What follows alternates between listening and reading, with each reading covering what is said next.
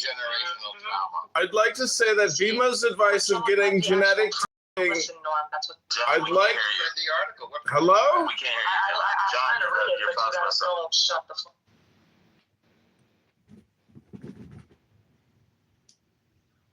Yes, but turn the volume down if you worry that the noise is interrupting your reading. If you can't concentrate. That is true. Well, I mean, how could you listen? Or you could just leave the app and go read it and come back. You keep saying no one has the proof. Click on the link. You read the article. Click on the link. Then close the Clubhouse app. Okay. Go read So it. this is how it works. When a person experiences intense stress or trauma, certain genes related to stress response can be chemically modified. For example, through DNA, methylation.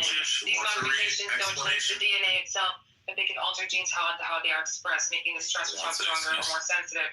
Research suggests that these epigenetics changes can be passed down from mother to a child, especially during pregnancy. For example, if a mother experiences severe trauma or chronic stress while pregnant, the developing baby can inherit changes in stress response genes. Doesn't mean the child experiences the trauma directly, but it can make them more sensitive to stress or anxiety later in life.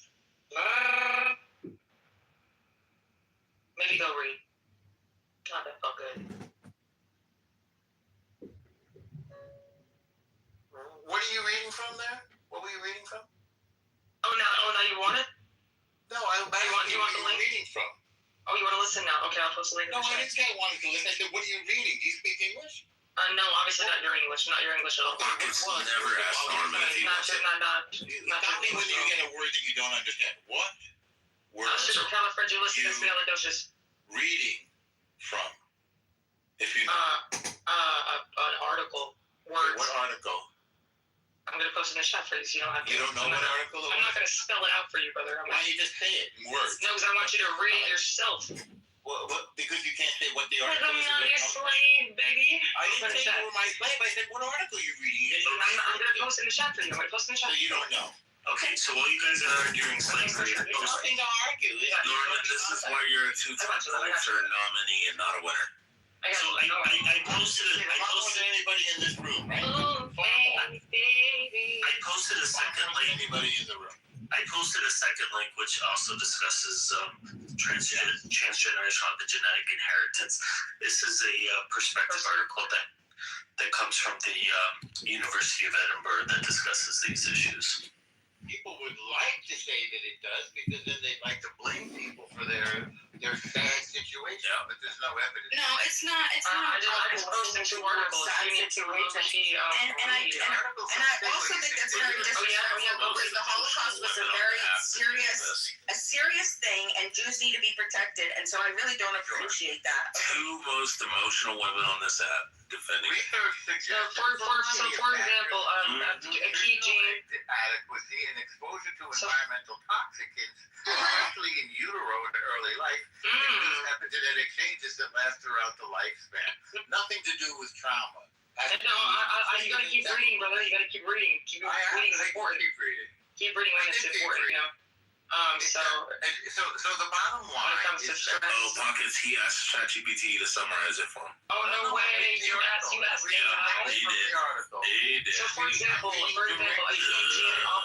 a key gene often studied is the NR3C1, which controls how the body responds to cortisol. Trauma can increase methylation on this gene, which can make the stress response more reactive. Babies exposed to these changes may be born with a heightened sensitivity to stress, anxiety, or mood disorders. That is the NR3C1. NR3C1. Again, that is an NR3C1, in case you want to say nothing. The gene, stupid. NR3C1 is the actual gene. Yeah, so you're saying that the gene is changed by stress? That is. I said the you don't listen. Not the gene. Often studied is NR3C1, which controls how the body responds to cortisol. Trauma can increase methylation on this gene. This is what we call epigenetics, right? Which can make the stress response more reactive. That sentence is the epigenetics of the gene, the NR3C1. I really think we're critically thinking here, right? We're breaking it just a little bit, right? Like you got rid of the process of the epigenetics was happening, the sentence. There are hundreds of sad articles. Please, transgenerational impact. None. And it's right there in black and white. Just read the article you posted.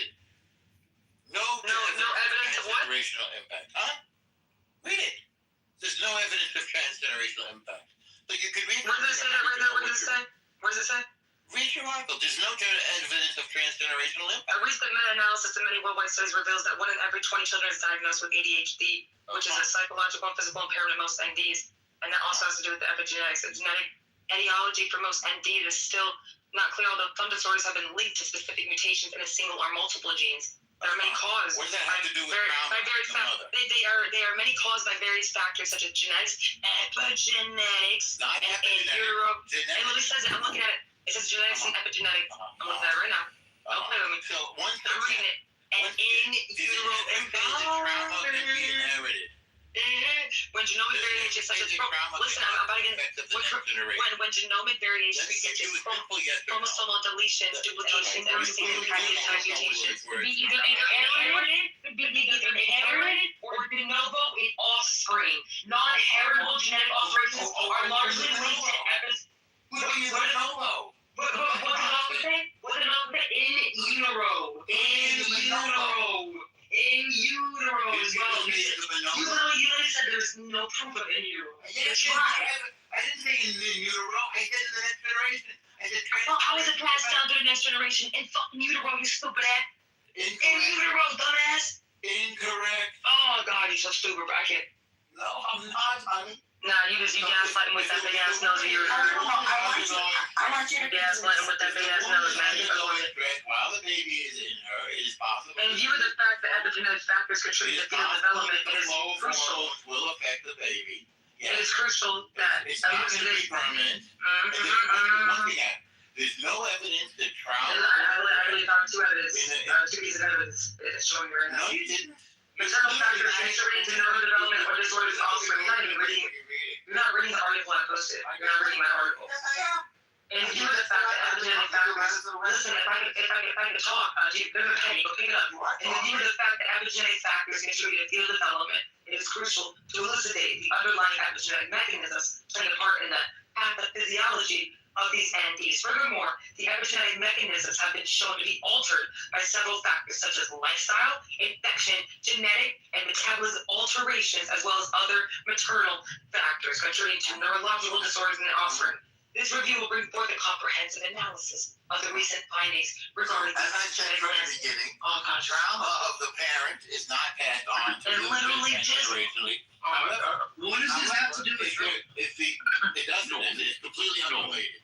someone However, that looks so much like a it's only about babies and kids? stress or trauma while she's carrying the baby, yes, that can have an effect. fetal development is known to be infected with pregnant mothers exposed to various factors such as malnutrition,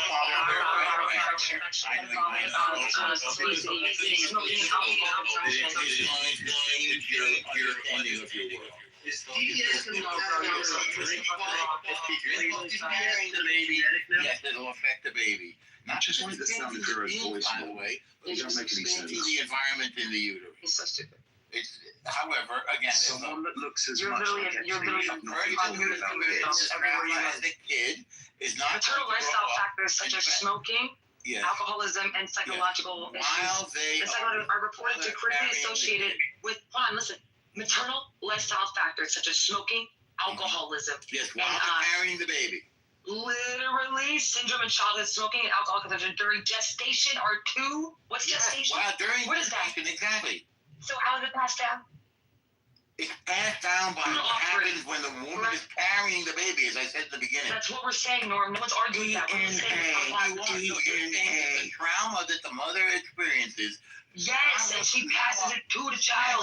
Not while she's carrying the baby. Has some. No, I never said it. I said it was while she was pregnant. Still, we was talking about utero. This is what we've been talking about the whole time, but you don't know what we're talking about. We're I- talking about intergenerational trauma, which is. We're talking about passing it down to the children, bro. Yes, that's correct. So if the To your parents, genes. if the parents experienced trauma and they weren't pregnant or they weren't even together, that's not going to do it. That's not the claim, stupid. That's the argument. That wasn't That's Beamer's what they mean claim. by intergenerational trauma, stupid. Yeah. But Beamer was talking about in utero. He was talking about the fetus. Beamer, were you talking about in utero? Because I swear to God, you were talking about in utero. You were talking about the baby. I was talking about if the woman As undergoes being stress. Prenatal Carrying the baby, Thank you, and they Beamer, because that's the only You common added that after the fact. sense. That's the only common sense reason it can No, that's what come down. That's not epigenetic. I'm not saying that after the fact. That's what the study. Ayla, I'm not responding to you. I'm not engaging with you. I don't respect you. Shut up. common sense reason Thank for God. epigenetics to be So passed down. what the mother eats, what the mother drinks, of course affects the baby. If she undergoes We've been trauma, agreeing with each other this whole fucking time. I hate No, you. not at all. I hate You didn't know you. what we were discussing. You were talking about I something hate that we weren't discussing. I really do. You Bima was talking about the completely baby. refuted. You didn't Bima understand was what we were talking about the talking baby. Bima was talking about the fetus. No, Bima Bima was talking about the baby. intergenerational No, trauma. Bima He was was talking about the talking baby. about being in the Holocaust affecting the next generation. In and of itself, Yes, how would that's it not affect the next generation, Yes, Marvel? That's right. But how? Not gonna change Oh, the you're talking about. I don't know. Studies were done because the women were pregnant. And that's exactly the repeated. Yes, and that's exactly the repeated study that I'm talking about. The Syrian families. Baby, of course, right? it affects the baby.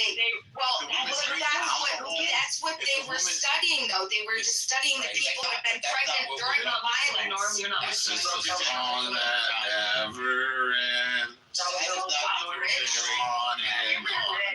friend. I will pay you to get rid of it. Hey, If you guys want to take my, if you guys want to take my, hold on. If you guys want to take my, let me get my fake mic. Norman, shut the fuck up. Hold on. We've had Let me get my fake mic. babies. Since Norman, If shut the fuck up. the mother takes heroin, the baby's growing heroin. If the mother's an alcoholic, that affects the baby. Nobody argues about that. No. Oh, and we are Nobody lift off. argues Can you hear me? We are lift off. Can you hear me? So Bima was literally talking about the women who were pregnant No, during you the was not. Holocaust and how they.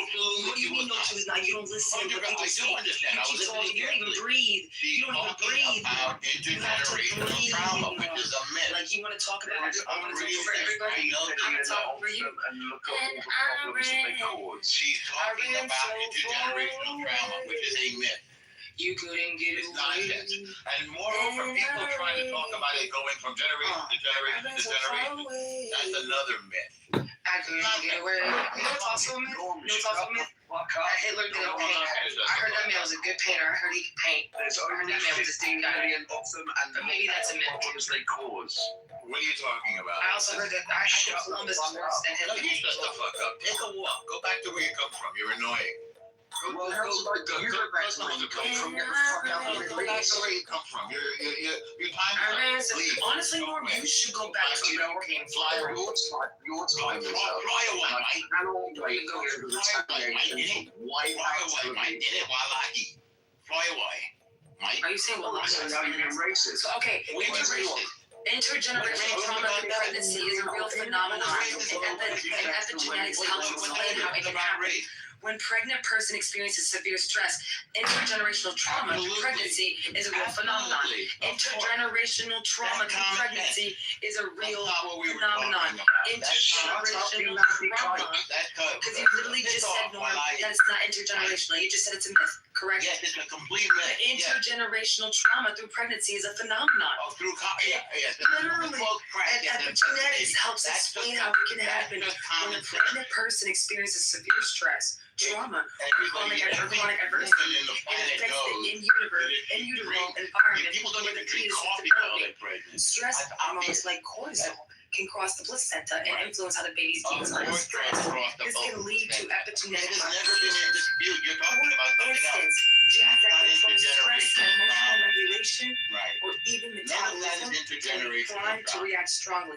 So that is You're considered reading the wrong study. intergenerational trauma. You're reading the wrong study. No, I'm reading the exact study that You know what you're talking you about. literally post your stats, post your links. I will tell you. Where's your links? Post your links right now. You got to post your links. Intergenerational trauma is a Post theory your that links. when something bad happens to somebody, they pass it on to their kid, not when they're pregnant.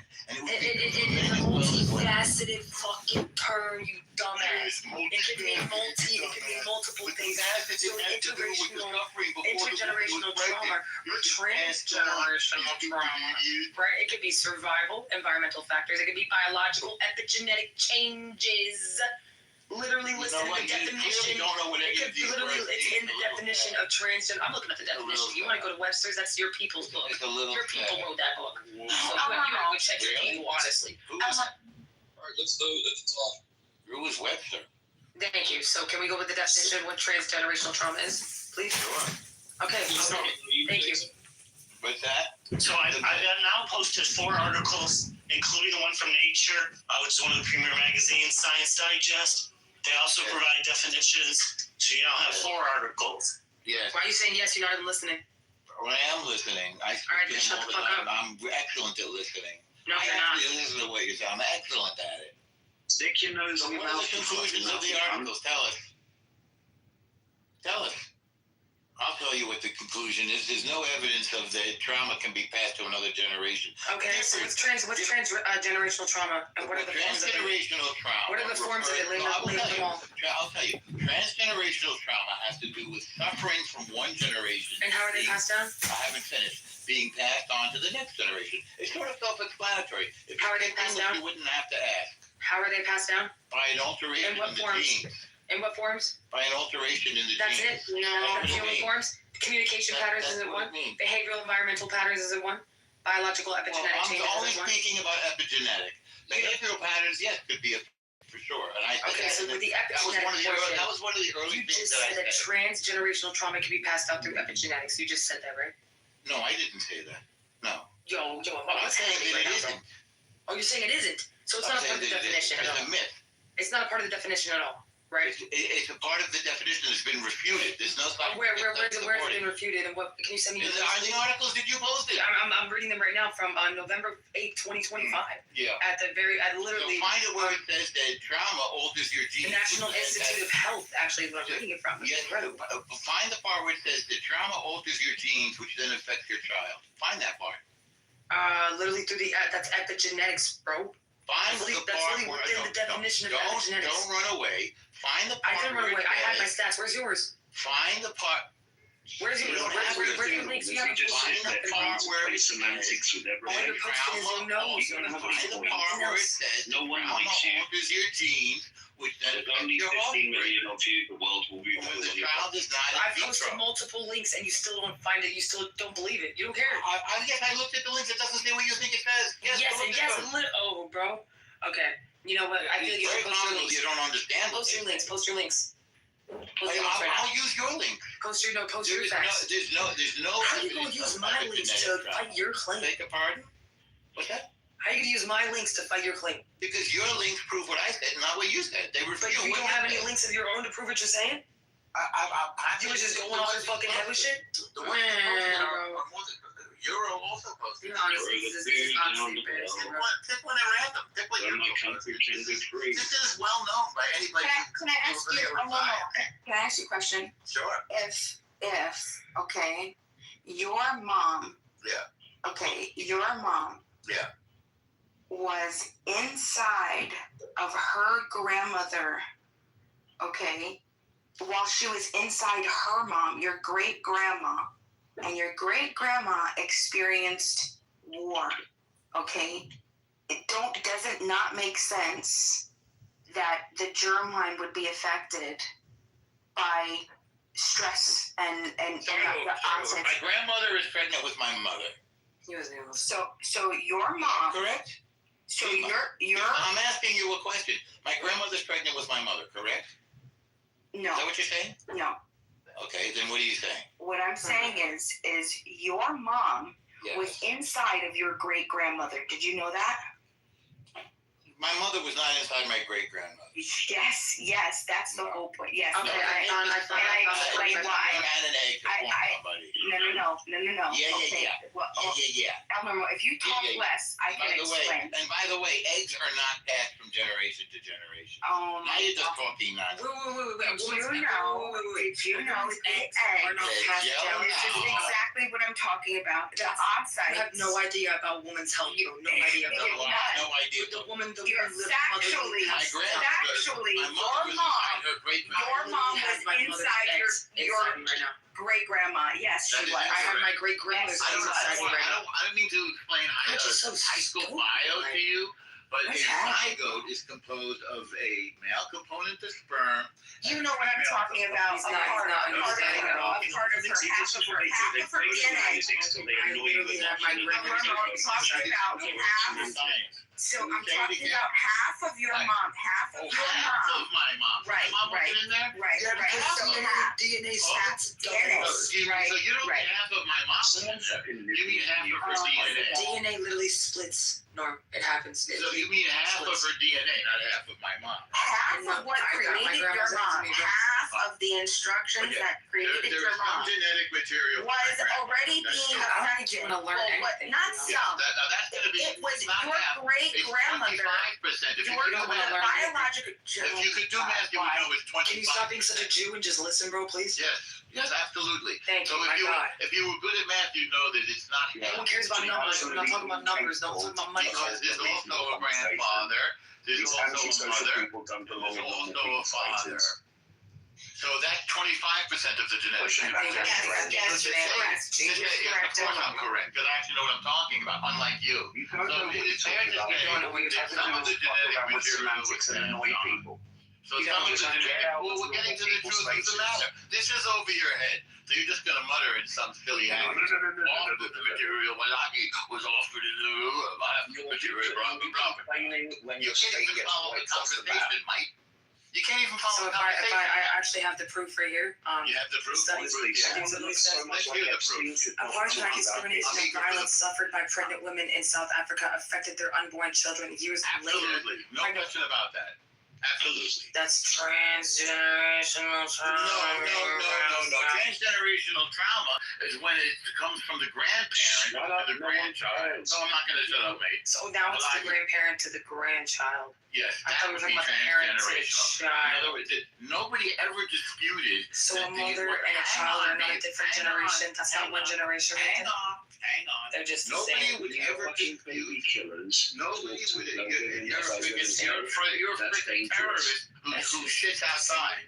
You're an outside There's defecator. only But let's not 15 go into million that. of you. Yeah, Once no, you're it's, watching I know, baby killing and you can't deal with us. Traumatic The rest of you experiences overwhelmed. the individual Never experiences Nobody would ever dispute Pop. can be inherited by their children. Hang on. Research No has one shown would that ever, one children react to their parents' at anxiety one at a cues. time, no one would dispute Get back on the that train. when the mother dreamed How of is one intergenerational trauma transmitted? One way is that people who have experienced significant trauma now I'm may be going to more likely respond to to you. diminish attachment No one skills. from the beginning, and I said this, Show that children raised by parents no with one would ever responsible adverse dispute childhood that what happened to the mother affected the We needed to leave parent. That's common sense. Every mother knows this. You don't need science for that. That's never been in dispute. That's not epigenetic Shut trauma. up, Epstein. No, fuck you. Epigenetic trauma is when it affects Shut up, genes Jeffrey. and it affects future generations. It's, for example, used to explain the bad effects of slavery. Though they'll say that 5 generations after slavery, people are suffering from the effects of slavery. And that, my friend, is bullshit. That's what we're talking about.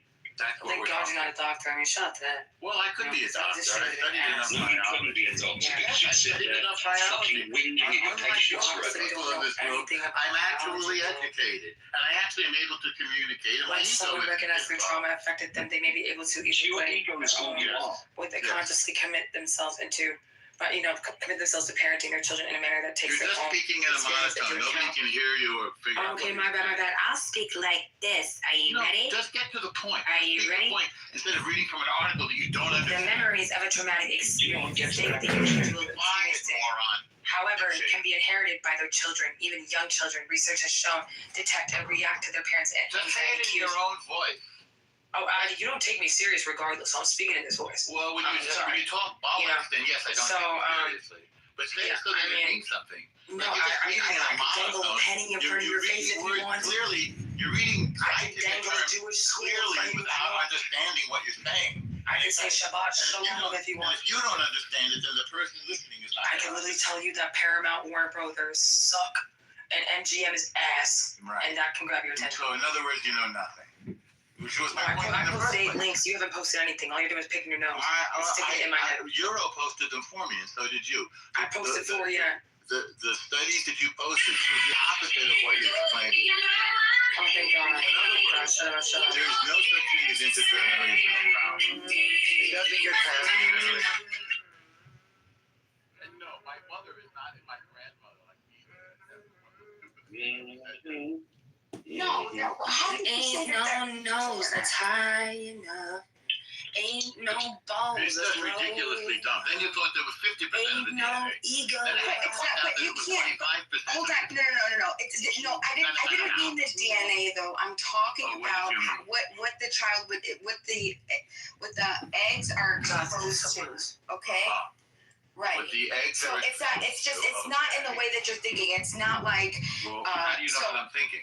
well because you explained when I said that your mom was inside of your grandmother. You're like, well, she only She clearly inherits is not 25%, right? of the DNA. Okay, Uh-huh. so Which is yeah, bad. really is in child gets 50% of the DNA from their parents, right? So 25, then yeah, 50 from a 25% parent. comes from each From the grandparent. grandparent. That's right. a quarter that's Oh, But it's that's just not. for 5 But minutes that with was no not. mess. Right, I know, but that's not what I'm saying. I'm But saying. you didn't study it for 5 minutes. Yeah, And I didn't but study it what I'm for saying more than is 5 minutes. that talk to it himself. wasn't about how much of the grandmother's DNA ends up Okay. inside of your mom. It was Okay. about whether the Okay. future egg lineage was physically Yeah. present during the grandmother's He's not pregnancy. That's not really Okay. the question. The question is No, how that's is it what we're affected by talking trauma? about. The question So is how is it affected by trauma? in females, our the answer eggs is that it is are not formed affected during by trauma. fetal life. Okay. Yeah. Okay, so that's why So that's retarded. why I mentioned that your mom was inside your grandma. What does that have to do with this conversation? Oh my What are you god. talking about? That's the Just let him whole. talk to himself. Because of the So germline. That's so how. that That's how. is not These affected are the by studies. These are trauma. specifically the studies. No, these are No, the. This nobody is what studies the it. Nobody studies the the Holocaust study, the Syrian study of the 3 generations of Syrians. Yeah. That was just yes. Yeah, and what did they Yes. find? Grandma. What do you mean? What did they find? What did they find? What's the conclusion? You read a study. Studies have conclusions. You want me to read it? Yeah, I could read the conclusion. You don't remember? I'll You read can summarize it. I don't want you to read it out loud. Just tell me what the conclusion is. The conclusion is that transgenerational trauma exists. I'll That's bet the you way. $10 right now. If transgenerational trauma doesn't exist, then you lot can Yeah. shut the fuck up about the Holocaust. No, that's not true. Holocaust had other effects besides epigenetic. Then you can shut the fuck up about something you know nothing about. You ignorant twit. So again, Just shut the it's fuck not up. going to. It's We can not have going the next to. one. I know it took you a while to think of one, didn't it? It's not going to affect their DNA. It will affect behavior. It's not going to take long. I'm It not will saying that affect it affects. behavior I keep saying it culture. doesn't affect the DNA. I Okay, keep then it's saying not that it doesn't epigenetic. affect the That's why DNA. it has the word genetic in it. It's not Oh my genetic. God! It's because it's another layer. Epigenetic is. I keep explaining that the genes aren't affected. The genes aren't affected. It's how they methylate. It's the chemical tags that are put on them. The That does instructions not on go how. generation on to what? generation. Yeah. Okay. What do you think epigenetics is? That's what we're studying. Yes, That's exactly why what they're it's explaining. That's exactly right. what they're It's what I'm explaining. refuting. It's literally what I'm refuting. Just once again, scientifically, there is no evidence of epigenetic transmission of trauma. That's all I said from the very beginning. Now, again, if the woman is carrying the baby in her belly, of course, what she eats and drinks, if she has a trauma, if she's frightened, if she's stressed, if she's on crack, which has happened a lot in New York City, if she's an alcoholic, of course that'll affect the health of the child. If she smokes, if she drinks caffeine, all of that will affect the kid. But that's not what we're talking about. We're talking about stress that the grandmother endured having an effect on the grandchild genetically, and that ain't going to happen. So the grandchildren of Chernobyl have no effect. Well, now you're talking about radiation. Radiation does affect DNA. That's the a different point that you story. just made. You No, absolutely hypocrite. well, we're not That's the talking point about. that you We're just not made. talking about radiation. the DNA with radiation. That's a very different story. We're talking about haven't seen the study. DNA. I haven't seen the study of the grandchildren of Chernobyl. I imagine there might be some, but it's possible. you've That just would be lost worth the point. looking into. No, I haven't lost the point. We're adding lost new the factors. point. We're adding You're new speaking factors. for an ignorant. We're adding a new influence. Radiation affects the body Yeah, no, in ways you know nothing about else. everything because you Nothing else affects the body like That's all you ever radiation. do. There's nothing You else like explain your rights, radiation. You annoy everybody and you fuck around and overtalk everyone. You Well, cannot no, be that's not true. civil I just tell you in the truth. society. I can tell Every you the single truth. room that you're in, Yeah, you are I know nothing but an annoyance. Okay, you can go to a different room if this is not You're your not- case. Nobody will give Well, a shit. I tell you what, We'll forget about You it can go before to you're a even different on. place and get In the fact, fuck I've out of the already police. forgotten about it. Baby filling You're us that's up. how forgettable you are. Notice how you added nothing to this conversation. What do you want to I say think about I pointed out that you're a hypocrite and that you Well, just I'm not a semantics. hypocrite. No, That's I'm all not a you have hypocrite. to. You did. No, it's Just fucking science here. Hey, did you want to speak on the topic? Only to say that Tuna shouldn't overtalk Norm like that. It's that Tuna should leave. Wait, what? I was saying that Tuna should leave because he overspoke Norm on the topic. He introduced something about radiation, and it had nothing to do with the conversation. And then once he came on that, he just started saying that there's From something grandmother to Norm's point. And so I think that Tuna should leave, and I think Norm should stay, given Tuna's request for Norm to leave. So well, just because you're offended doesn't make you right. Well, you didn't add anything. I'm sorry, Tuna. We were talking about DNA inherited from the grandmother to the grandchild. Yeah, I understand it was here and for this It conversation. doesn't make her wrong, and it doesn't make you right either. But it does show that you didn't understand the conversation. Which means contributing is going to be very difficult for you. You haven't been slapped enough. You honestly, you haven't been slapped enough. That's why you behave in this Well, you should try it. If you want to do that, you should try it. Just make sure you say your prayers before, because it'll be the last thing you ever do. But I invite you to try it. It would be pleasurable. It would be a lot of fun. You should try it. And that'll be the last Moderator. The last thing you do will be my face. Moderator, this is Chicago. I would like 60 seconds to talk about genetics, if I may. You can go to heaven dreaming of my face. Put me in the queue, Moderator Matt. Yeah, let's let Kitover give this statement. Go ahead. So there's a great movie that came out. You can try to stop me. My face will be the last thing you ever see. There's a Go great to heaven dreaming of my face. There's a great movie that came out years ago called Gattaca. If you've never seen it, you should watch it because it's about genetically modified humans and how they have special access to the off-world civilization. But Ethan Hawke, the actor, has a powerful will, and so he challenges his genetically modified brother, kind of in the same way like Danny DeVito and Arnold Schwarzenegger when Danny DeVito's like, you're telling me that I'm the shit genetics? I'm the shit DNA? And Arnold Schwarzenegger's like, yes, you are the shit DNA. So what I'm trying to say is, that's all in the movies. Now, Bima earlier brought up and said, I think everybody should get genetically tested. Oh, wow. So the health insurance company can bill another $1 billion. Great advice, Bima. So what I'm trying to say is there's a lot of bullshit when it comes to genetics and gene therapy. You actually pay for it out of pocket. It's pretty cheap, and you only have to do it once in your lifetime because that doesn't change. So it's about a $300. Okay, everybody pay for it out of pocket then. What I'm trying to tell you is there's a lot of bullshit when it comes to genetic therapies and fraud doctors and bullshit artists that want to tell you gene therapies can prolong your life. The truth is, if you make it to 100, you're really fucking lucky. And if you want to make it to 101 and spend $1 million at my clinic in Mexico City and do some gene therapy, woo, I'll take your fucking money. I'll give it to me. Give me your $1 million so you can live another 365 days, multiply that by 24 hours, and give me your $1 million.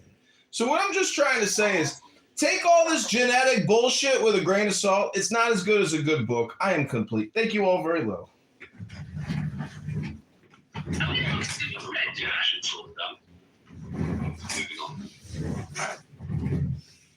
Well, we could talk about how children become trans because women become whacked out from propaganda, but I don't have any trans children. Does anybody here have any trans children? Well,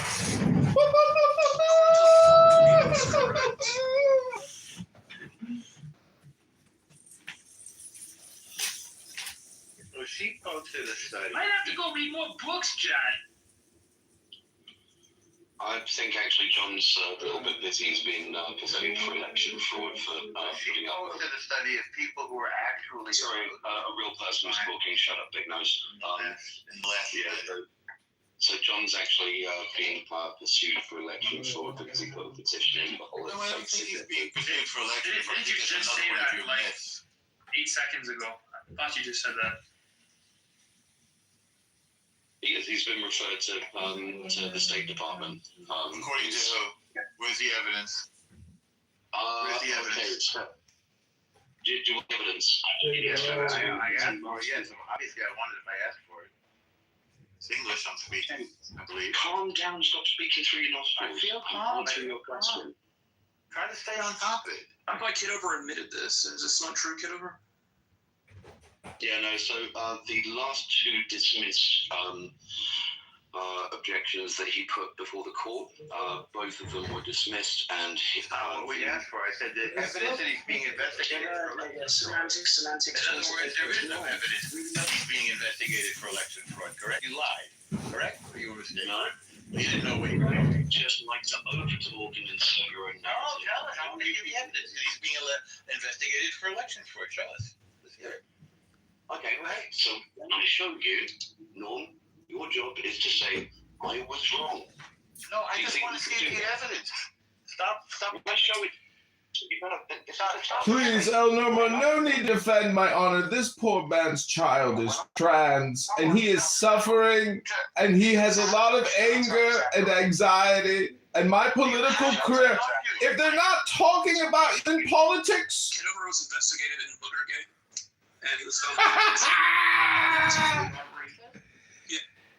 it was a robust booger.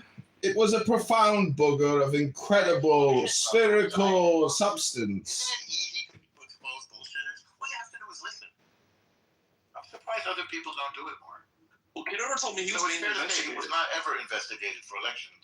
I was investigated for wiping a booger on my shirt, though, El Normo. So are you going to apologize now, Lincoln? You kept it up there. I was using it as a rag. The shirt had reached its And you limits. didn't even wash your shirt because of that. Your shirt reached its limits. My shirt had reached its limits.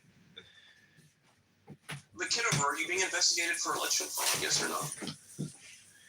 No, absolutely not. That's just slander, and I accuse my opponent of committing fraud 1,000 times, and he created $20 trillion in debt.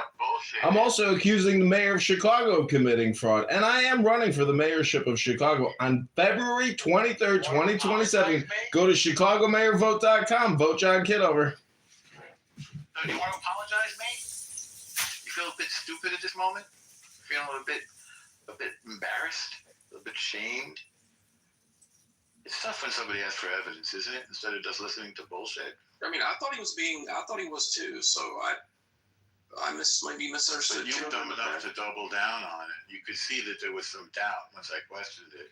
No, Kitover told me this, so I was just taking him at his own word. Kitover told you that he was being investigated for election fraud. Yes. Did you tell him that, Kitover? Kitover. Kitover. Did you tell him that, Kitover?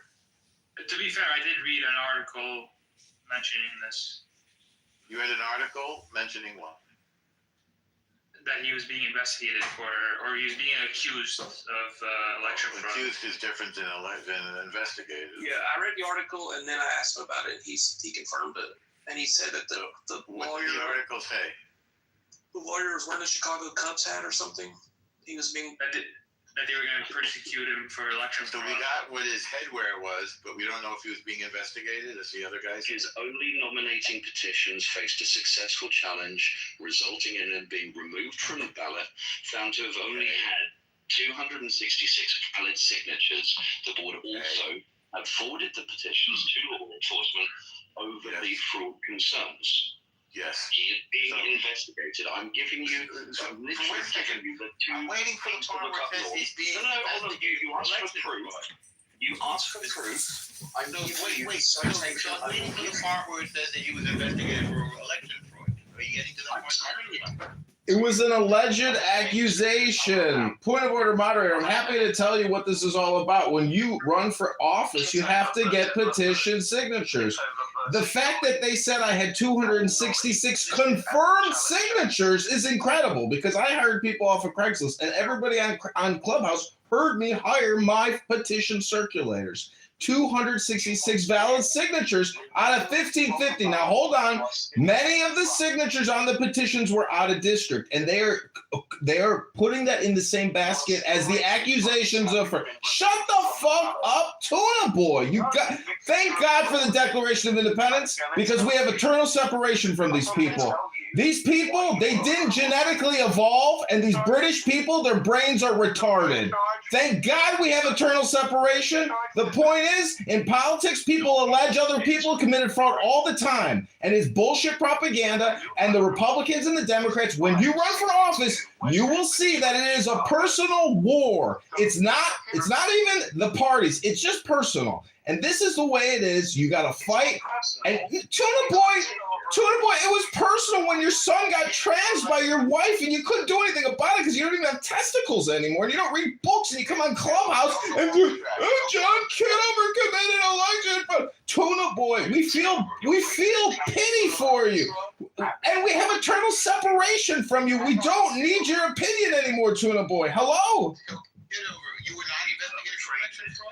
No, a big fat journalist with a huge herpes sore on his fucking front lip put out a little blurb to discredit me, and that's all it is. No Attorney General. Pam Bondi's not investigating John Kitover, I assure you. Do you think Pam Bondi, John Kitover's on her calendar? Because if I am, that'd be a fucking miracle, wouldn't it? He was investigated for election fraud. Well, I'm asking him. I'll take my apology. Were you investigated for election fraud, John? No, absolutely not. It's a blurb on a fat piece of shit's website with a herpes sore on his lip named Finston. It's on an Illinois website. That's it. It's a little blurb on a website. That's it. That's all it is. It's discrediting. It's fake news. It's missing. No. John Kitover never committed election fraud. John Kitover paid his employees. John Kitover. No. How many times do I have to tell you? No. Even if you're investigated, it doesn't mean that you actually did it. I mean, you weren't investigated, you weren't charged with it? Not investigated, never charged. It's a blurb. It's fake news on a fat piece of shit's website with a herpes sore on his lip. Did anybody from the election commission come and talk to you? No, absolutely not. I worked with them hand in hand. I met the chairman of the entire Illinois State Board of Election Committee on the elevator. These people are appointed, and in my opinion, you can't even trust them. Hello? So did they investigate? Hello. No, El Normo. No. How many times are you going to ask, El Normo? Did No. they investigate you, John? No. Okay, so is there any ambiguity You about bring that? money or good news? No, people are just here repeating what they read when they Google my name. It's on Illinois, but it's just slander defamation. And I've already filed a lawsuit against the attorney that put out the fake news. They're trying to smear my name as if I am just mere cream cheese on a matzah. Did you appear in court for this matter or any related? No, but when you get challenged and you challenge your opponents, you go to a quasi-election court. Not many people have ever been to one. You would go to one if you've ever run, but has anyone here else ever run for committee person, congressperson, senator, or mayor? Hello? Okay, last question. Did you consider eating the booger before wiping it? Of course not, but I did actually observe its robustness. It was very vigorous. It was perfectly spherical, very gelatinous, and it was white. And it was a profound booger, and I'm sure you've enjoyed that booger video. The truth is, when I record Clubhouse, sometimes I have to sacrifice a shirt because I wore it for 3 days because Sarah, the Iranian, is screaming so loud, I can't draw my ears away from the migraine. Dude, you worked it on your shirt for 3 days. Dude, you even had it on when you put on your robe. You put on your whole robe, and it was still.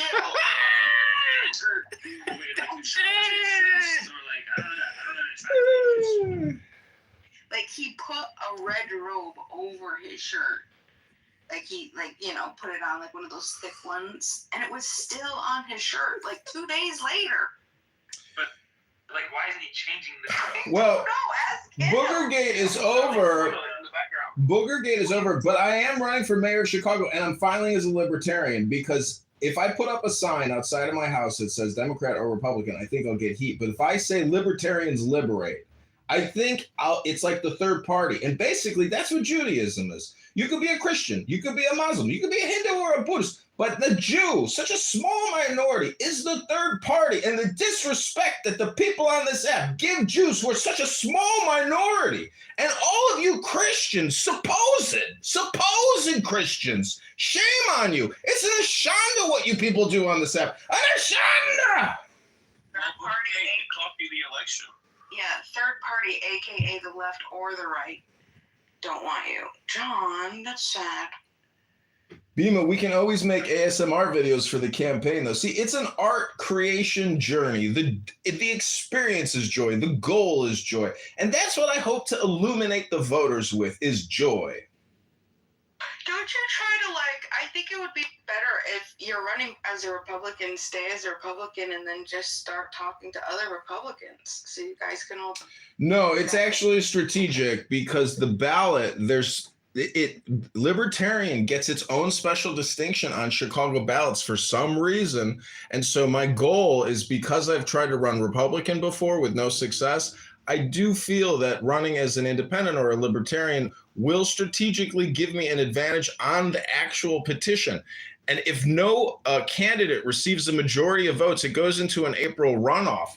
So the whole thing is strategic. And I think by doing it this way, if I can get through the challenge on the signatures, I need 15,000 signatures. It's a lot of signatures, but I'm pretty sure that I can get it done. So if I can get on the ballot, it'll be amazing, because that's a national headline. And Chicago mayoralship is going to be one of the most followed political campaigns in the country. So having my name, in the starlight and getting on that ballot will be a big boost for John Kitover, Politics Incorporated. I know, they just like something out for his millions. Well, if a dog could do it, you could do it. You're elected can do it. You can do it. This guy at the park the other day, he yelled at me. He's like, "Hey, neighbor!" I was like, "Jesus, is that how you greet a neighbor?" And I was like, "Well, at least your dog looks happy."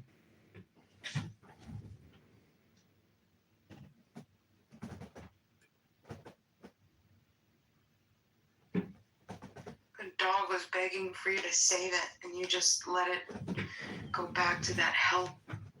Kind of like your ex-boyfriend who closed up those legs when you were like, "If I had a dog and needed to borrow $5,000, would you give it to me to save the dog?" And he's like, "Fuck no, bitch."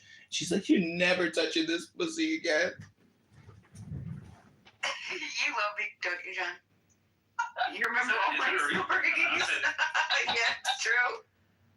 Holy fuck. The true story. I mean, how old would the dog have to be? I had just gotten her, but I was trying to date this guy. He was just, we had such great sexual chemistry, and I wanted to test. We weren't dating yet, so it wasn't a boyfriend yet, but that was what gave the ultimate indicator. I mean, that's kind of a tough spot to put someone in. So this is what happened. So we were seeing each other, not dating though. It was kind of like a friends with benefits thing, and it was kind of like getting heated, and I was just like, where is this going to go? I know he really likes me. So I had asked him, because one of our visits, he was very loving, and he would always fill up my gas tank, make sure that everything was all set. And so one time the receipt from his pocket from the ATM fell out into the car, and I picked it up and I looked at it, and it tells you how much you have in your account, and it was quite a few bucks, and we were younger at the time, and so I was very impressed. I said, I didn't know that he had this money. So then I asked him as a test. I said, hey, look, it wasn't that day. It was, like a week later. I said, hey, look, would you let me borrow, like $5,000 if I ever needed it? And he said, well, what would you need it for? And I said, well, I have my girl, and, emergency surgery, you have to pay up front, before you have the surgery. I don't believe in credit cards and all that other type of stuff. So I was just like, would you lend me to me? He said, absolutely not. He's like, not for a dog.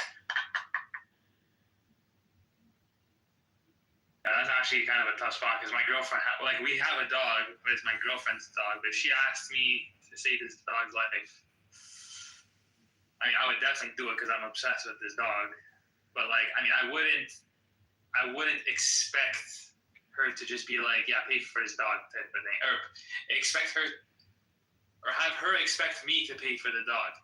Yeah, no, and that makes sense. I wasn't asking him to pay I just wanted to see if he would. Bima, we get the point, but do you think if you abuse a dog, do you think there's generational trauma to the puppies? Hello? Yes. Why did you change your vote? You changed your vote to I don't know. I didn't. What's the vote? I can't see it on my club deck. It still says that I'm green. Did it change? Shows me you're orange or peach. Really? Let me look. I'll take a screenshot right now. Maybe I have to. What are you guys voting for?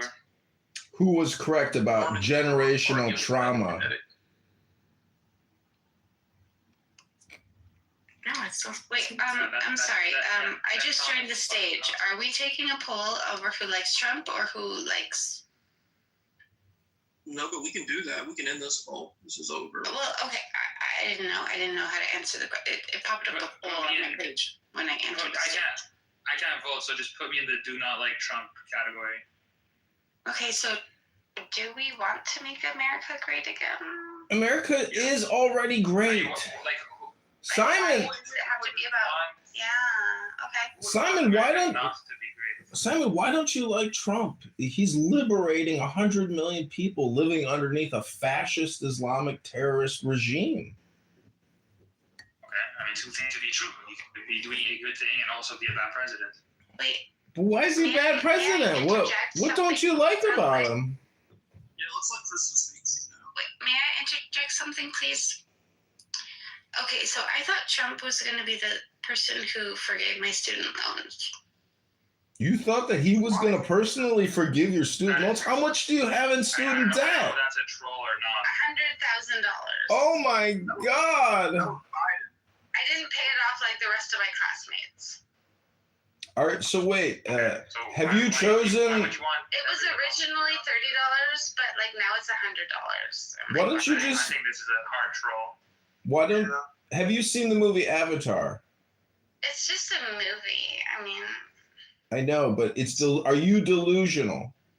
Wait, have you? Okay, so basically, like the new one is the water. What's wrong with you? I don't know. This sounds like the woman version of Brock. No. Oh my God! Wait, are you guys friends with Brock? I'm sorry, did I meet you? Oh my God, I love Brock. What your replacement? Are you drunk? Okay, so, well, I'm one of those people. I'm like the 4% who didn't graduate. Oh no! And you accumulated all that debt. You didn't even get your degree. Yeah, so now I owe like $100,000. Damn! So you went to Clown Uni. So what are you doing? How are you earning? Are you working? Class, but like you're my best friend. Are you working though? Do you have a job? Yeah, I have a job, but my car's too old, so I can't work.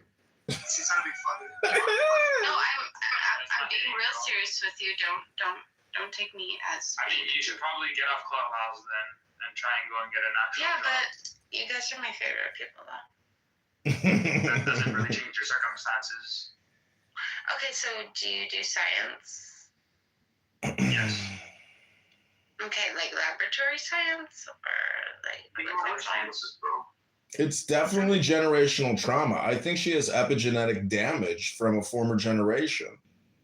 Wait, hold on. How did you read that? Well, we were discussing that before you came in the room when you thought we were all talking about Trump, but we were actually talking about genetic damage, aka retardation.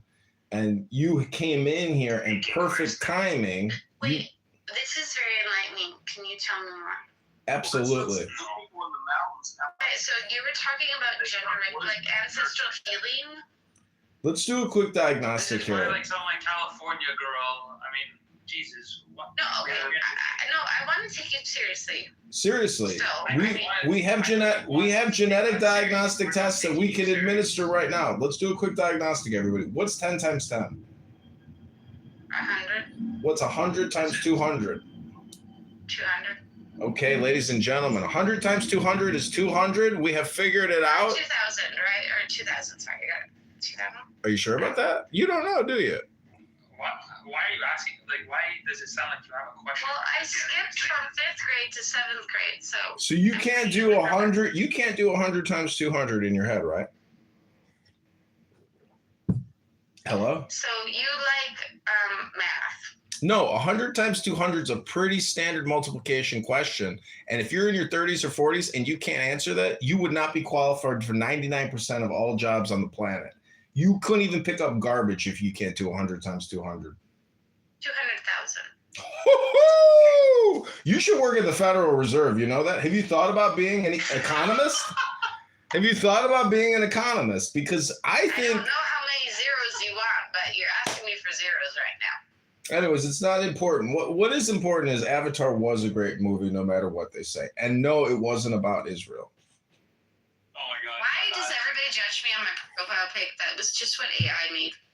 The answer is 20,000. It pains me that you couldn't get that. I mean, to be fair, the people at the Federal Reserve probably would not be able to answer that as well. So, John is. Let's test Bima's diagnostic here. Bima, what's 100 times 300? Come on, 300. Come on. What's 100 times 300, Bima? Quickly, tell us. 100 times 300. Bima? See, that's the epigenetic damage we're talking about, ladies and gentlemen. That's generational trauma. 300,000. Come on. She can't do mathematics. She can't do simple multiplication. What was your ACT or SAT score, Bima? Hello, are you there? Are you watering the begonias? Well, anyways, all we're trying to do in this room, ladies and gentlemen, is make America great again on behalf of Donald Trump, our glorious orange MAGA one. The man who's liberating 100 million slaves from despots, from radical Shia 12ers. God only knows what that is, but they must have some crazy cultish type behavior.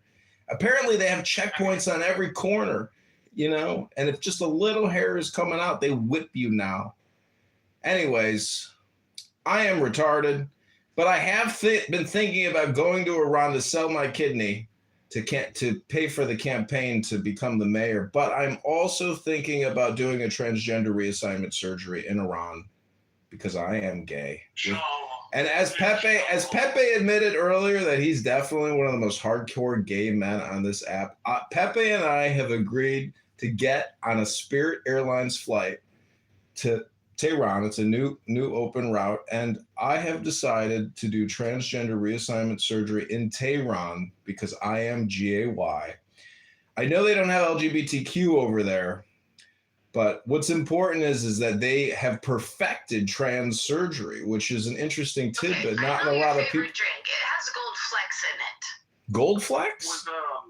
Was Tuna's child transitioned against his will? Is that what I'm reading in the chat? Yes, unfortunately and sadly, he couldn't stop I really it. hope not. Yes. I really hope not. His wife is one of those crazy British women who are so woke and left. She decided to trans the child to Tuna's dismay. It's all the person on stage right now. It's all about your cat. All over the place, John. You're gross. You are spewing like you just came over my chest. Ooh. Oh my god. That's a pearl necklace. Oh, and on an avatar? Ooh, that's exotic. Do you hear him? Who said I was being sloppy over here? Talking about tuna? Talking about tuna? You're sloppy, messy fuck up. You're sloppy, messy fuck. A guy that goes around by the name Tuna Fish? You think he's not open to, and he's got a big mouth on him and he talks all kinds of. Somebody's chest right now. Ooh. Shit. Let me get a baby wipe. Let me get a baby wipe. I don't even think that's sexy. Let me get a baby wipe. Now she's wanting it. I don't get this. Do you guys want to keep going with this, or? No. I'm sorry, but he's speaking politics when he's really talking about his dick. So we never have Ooh. Okay, I have a question for you, Simon. Yeah. It's an ethical question. I'm gonna give you a quick storyline. It's about 3 minutes. Pay attention, okay?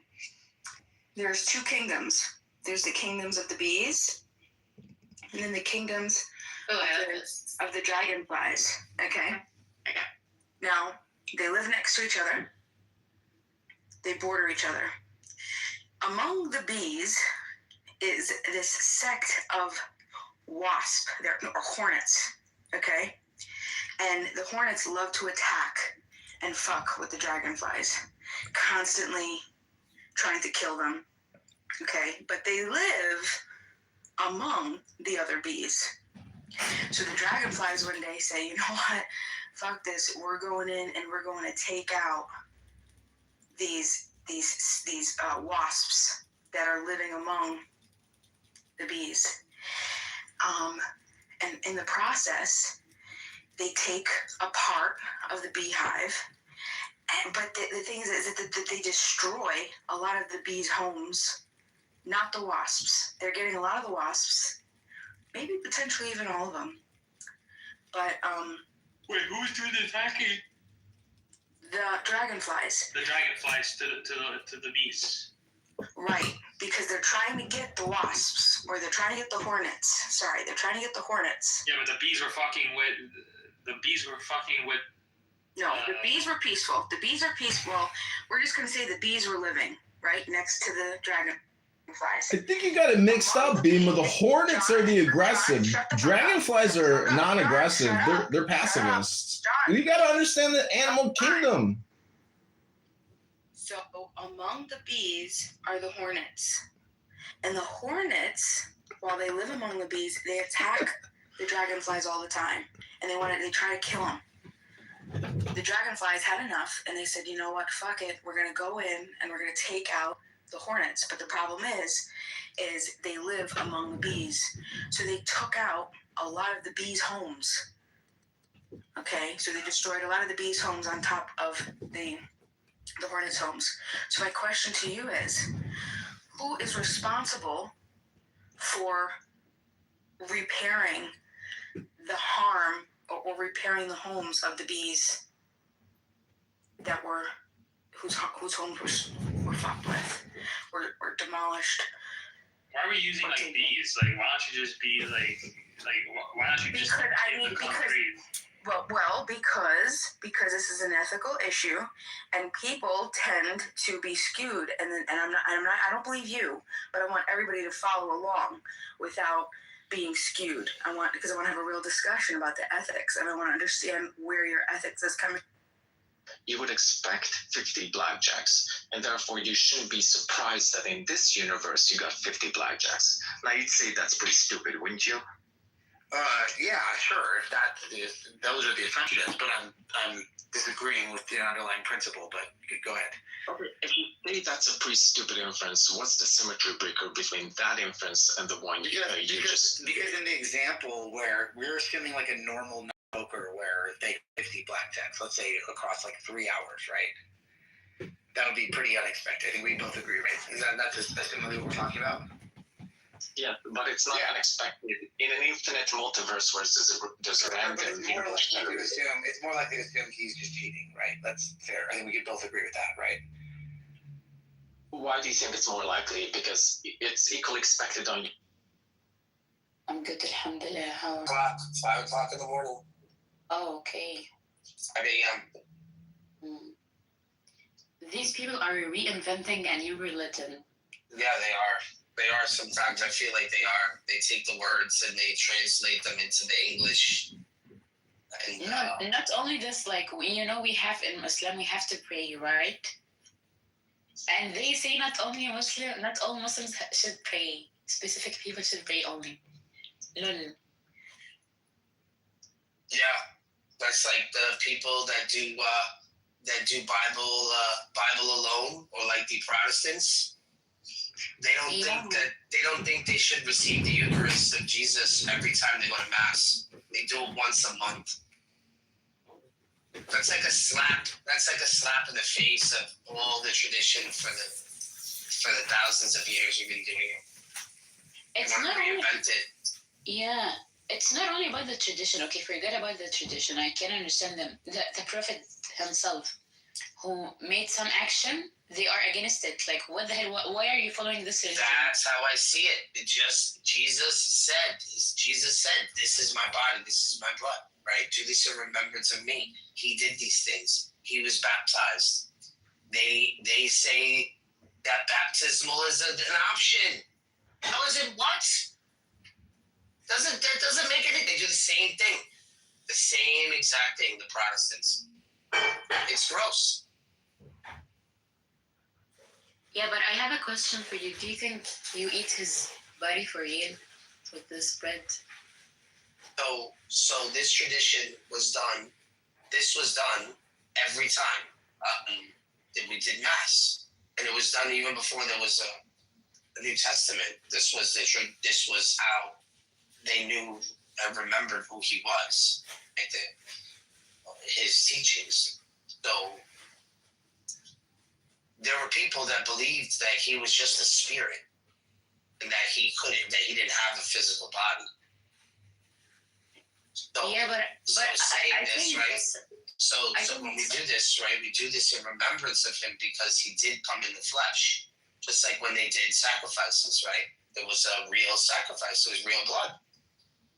So we say that in this prayer that we're not like re-sacrificing him.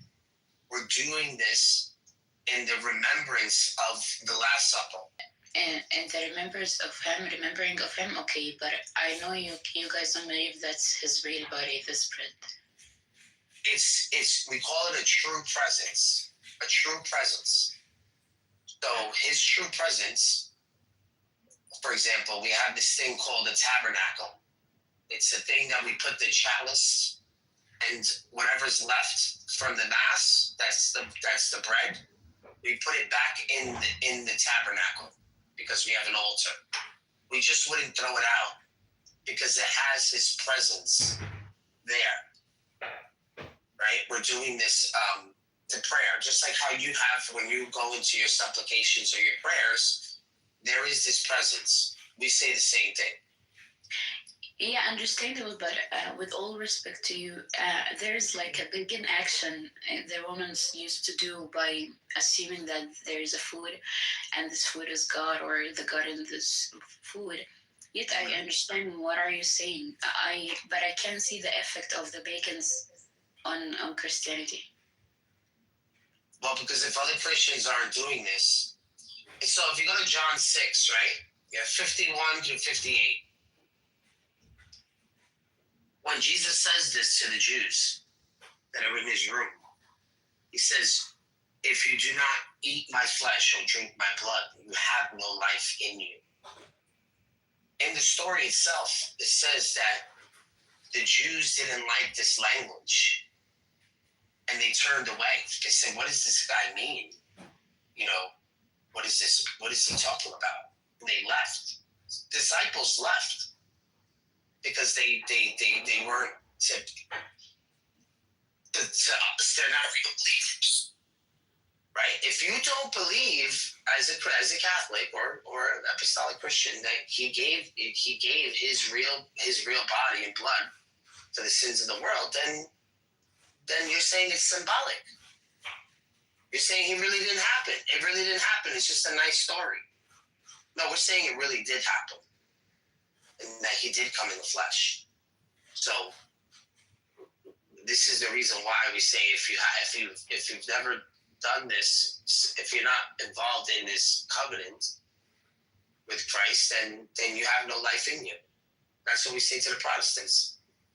How could you all of a sudden say, oh, well, this is not important anymore, and we'll choose to do it once a month? Well, then who's doing it? Is a priest doing it? No, they have some pastor doing it. Do they have an altar? Do they have a tabernacle? No, because there's no presence. There's no true presence still. We say to them, they're just doing it wrong. They're ignorant. So we believe in a true presence. Does it literally change? But am I going to tell you that it's a spiritual thing? No, it's not a spiritual thing. It's a real thing. But I'm eating a piece of bread. I'm drinking a sip of wine, just like the disciples did when he said it to them, because they didn't eat real flesh, they didn't drink real blood. But when he was on the cross, that was real. And it's only until then they understood what he was saying. Because it's only Mary Magdalene, his mother, and I think 2 disciples at the cross. They all left. They all scattered. You saying all the disciples left him? They said, when you strike the shepherd, the sheep shall scatter. Yes. They left because they were scared they were going to get killed. So he He was says alone? this to Peter. Well, no, he wasn't. He was there with his mother and 2 other disciples. Oh, Silvus and Peter? No, Peter left. Peter was told that he would deny Christ before the crow goes off in the morning time. And when he attended the crucifixion, they started asking him, "Aren't you that Nazarene? You sound like them. Don't you follow Christ or follow this group of people?" And he was like, "No." And they kept asking him until he yelled, and he said no, and he ran away. Yeah, Jesus said that to him. Yeah. So, according to your books, his mom, Mary, witnessed his crucifixion. Yeah, because he tells John to take care of his mother. No, I'm saying like your book says she witnessed, or because It's John. It was a robust John. figure. It's in John.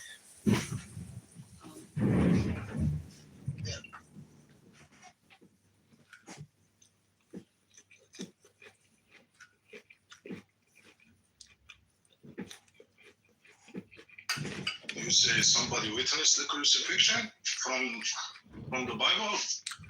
Yeah. Who? Like, can you quote me the verse? Yeah, it's in John. John. Yeah, I'll get it for you. Give me 1 second. Because the farthest that I know, like nobody witnessed, but like they say the Holy Spirit informed them, and the people who said they witnessed wasn't there at the moment.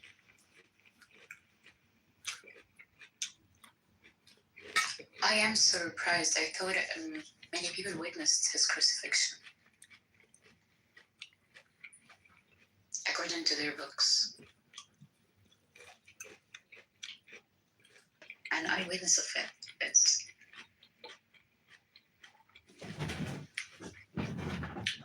Yeah, but it's not a miracle that a man was put to death. The miracle is that he was resurrected and people saw him as a spirit, as some type of transformation. That's the miracle, not his murder.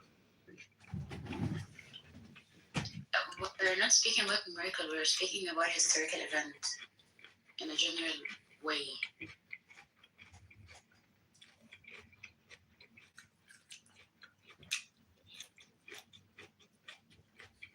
And if I'm not mistaken, I heard that there's biblical verses, not only Jesus who have been resurrected, many with him have been resurrected, right? Chicago, if I'm not mistaken.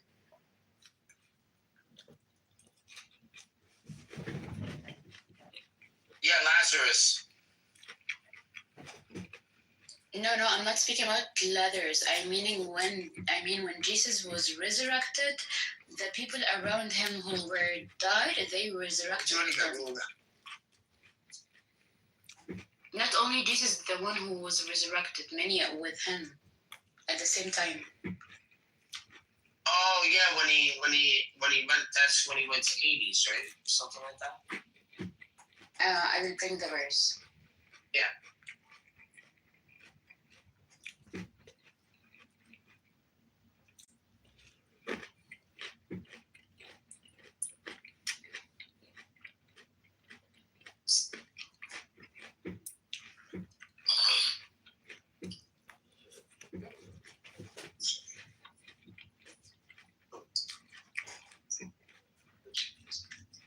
So.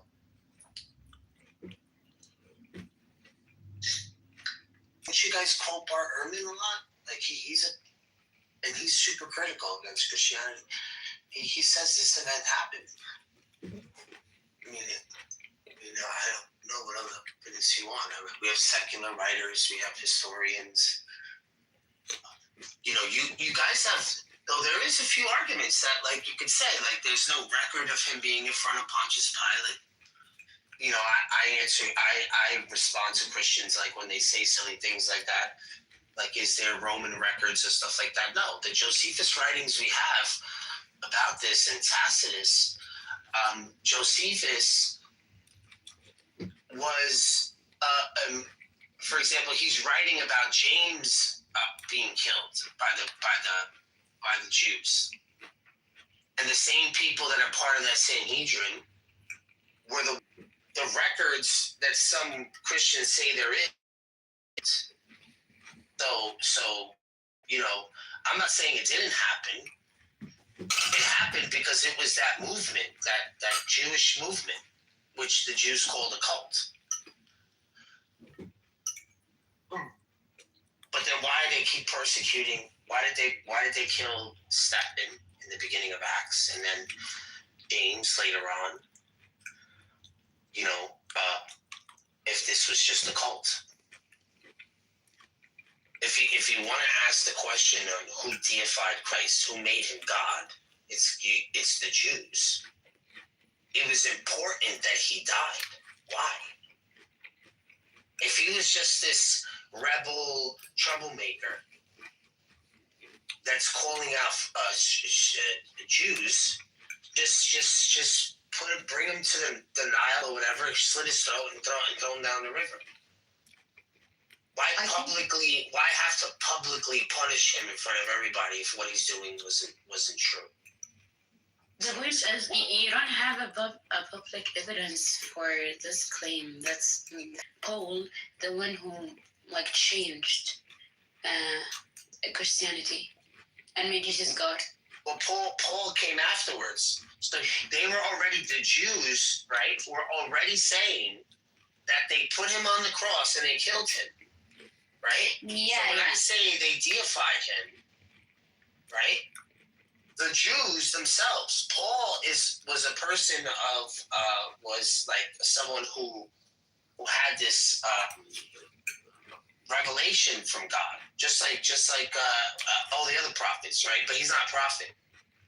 And when he met up with the disciples, they were telling him what he was saying was true. So it's not like he made up. They're talking to the disciples. You know. No, actually, when I was reading some biblical verses or studying Bible, I found that Peter and Cephas had a huge disagreement with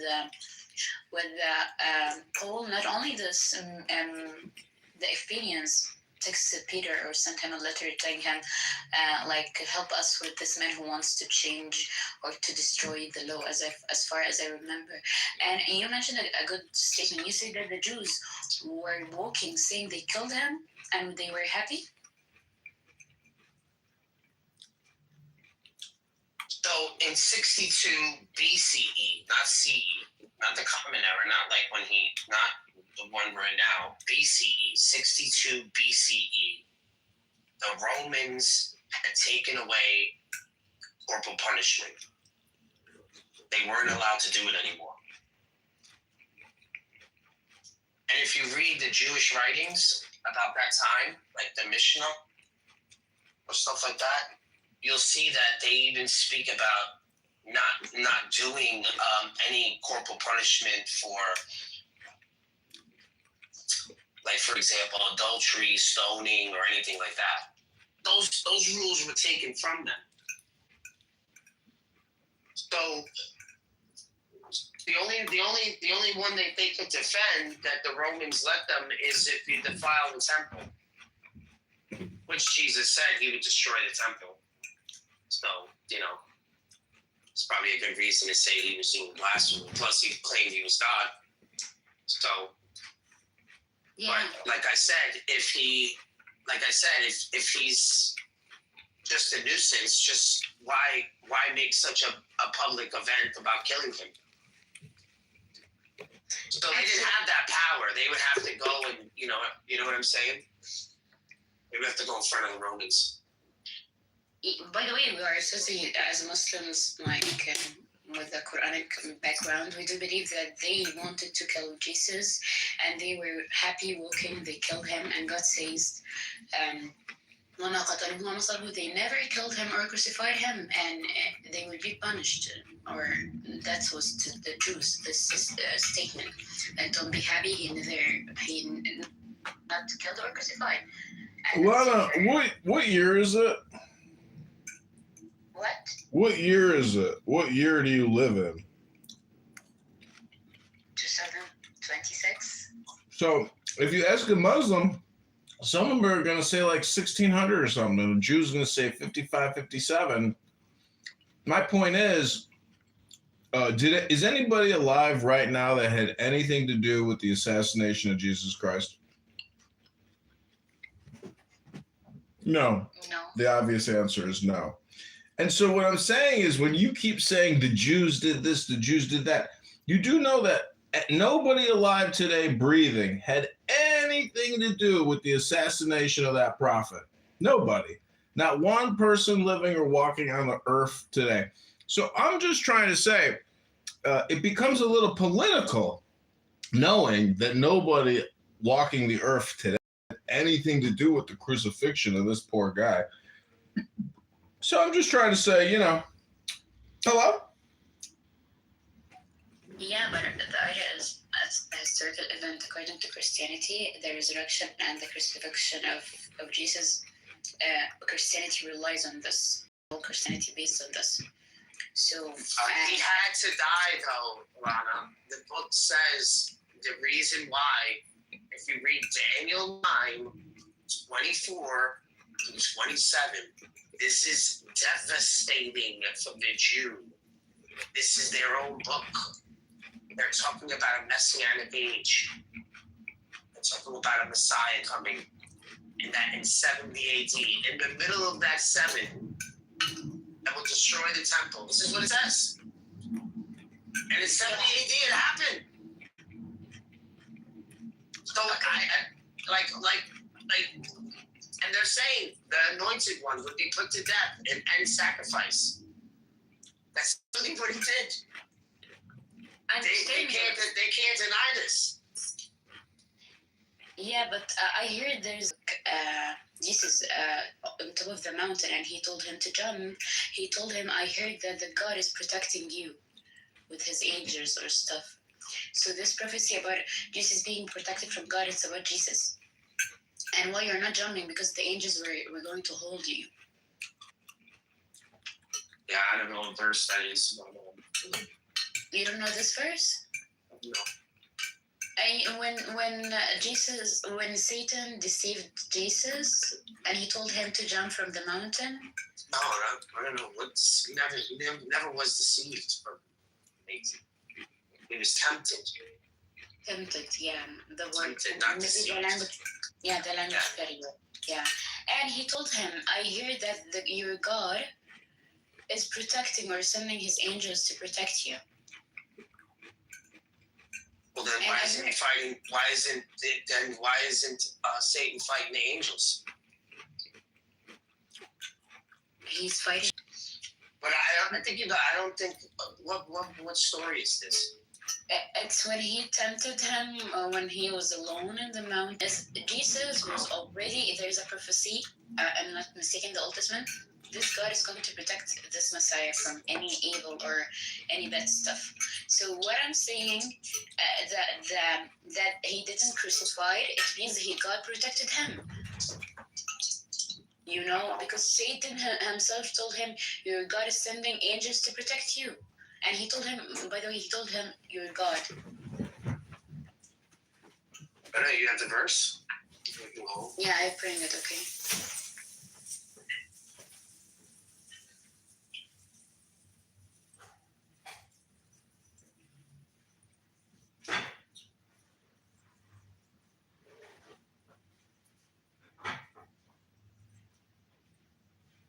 You want to hear something funny? You know that girl? You know the girl Saxton? Yeah. She's married to a Muslim man, right? But she's like Bible alone. She's not Catholic, so she's always getting on us and calling us pagan and this, that, and the other, right? Yeah. So in the beginning, she was against it. She's like, oh, you guys shouldn't do that, this, and the other. Now, adopta. Una loca, man. Ya le pasa con ella, man. What's up with this woman? She's crazy.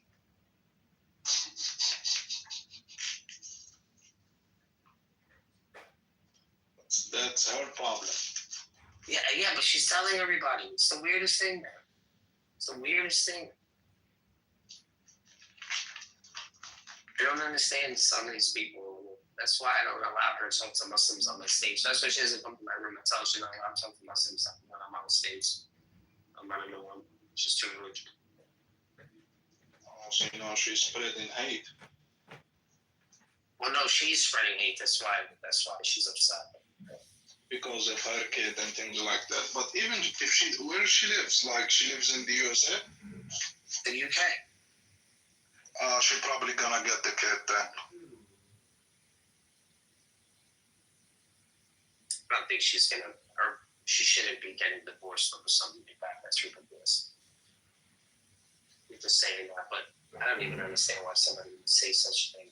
Such a silly thing to say, right? Yeah, of course she isn't, like she shouldn't, but like the laws like give her the permission to do so. But if she doing so, I think the Canadian government give the kid to the woman.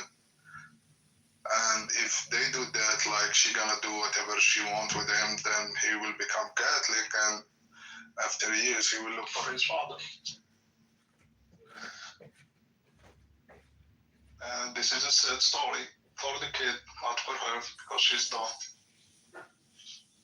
Well, if the man is a good man and he's providing for his family, why get divorced? That is something so small, right? If she wanted to get the kid baptized, she would just take it one day and do it on her own. Like she was not going to get a big deal about it. But it kind of sends a message how things will go like along the way. Like if you disagree with this point, then you will disagree with the farther point. So she's trying to make a stand. So she wanna raise her son like, I don't know. Does it make a difference at this age whether he's baptized or not? I don't think it does. It doesn't. No, for the kid it doesn't, because he is not known and he doesn't care, to be honest. Feed me, change my diaper. That's it for his kid. That's it. Exactly. Yeah. For the kid it doesn't matter, but for her it matters.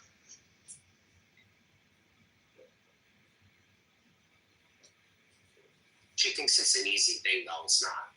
They need godparents, they clap and stuff. You can't just go there and say, oh, I'm going to get him baptized. It's a little bit of a process.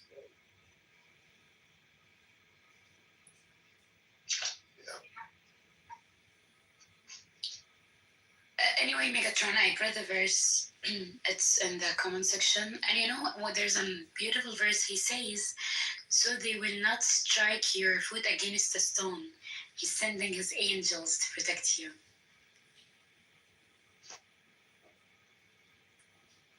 And actually, he's quoting Psalm, if I'm not mistaken, the Old Testament. The one that I'm speaking about. So God is, in his prophecy, saying this Messiah, not a stone will harm him. Oh, so this is verse from the Bible?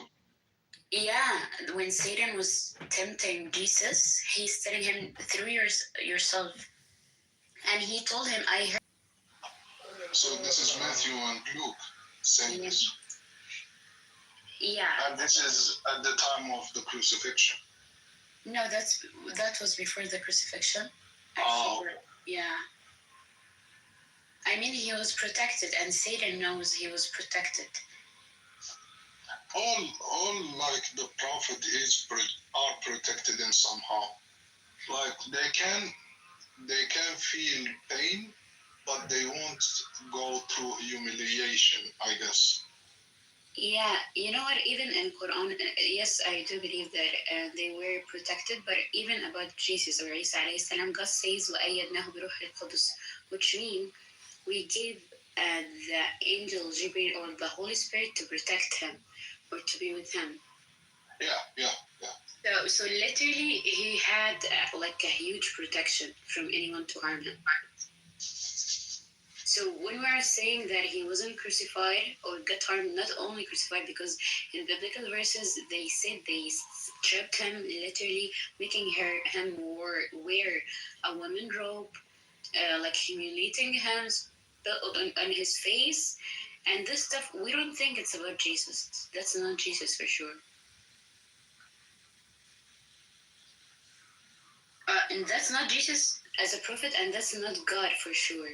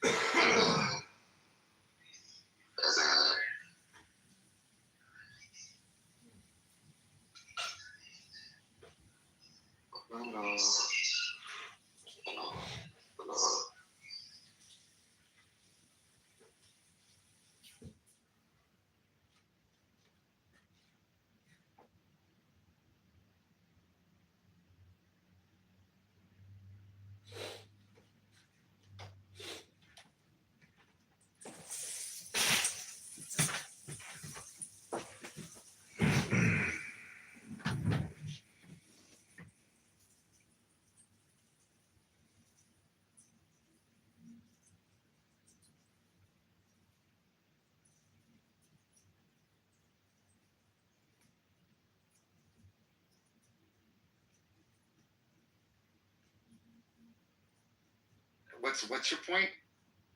Do facts actually relate to each other in reality? Or if they don't, can they explain each other? Yes or no?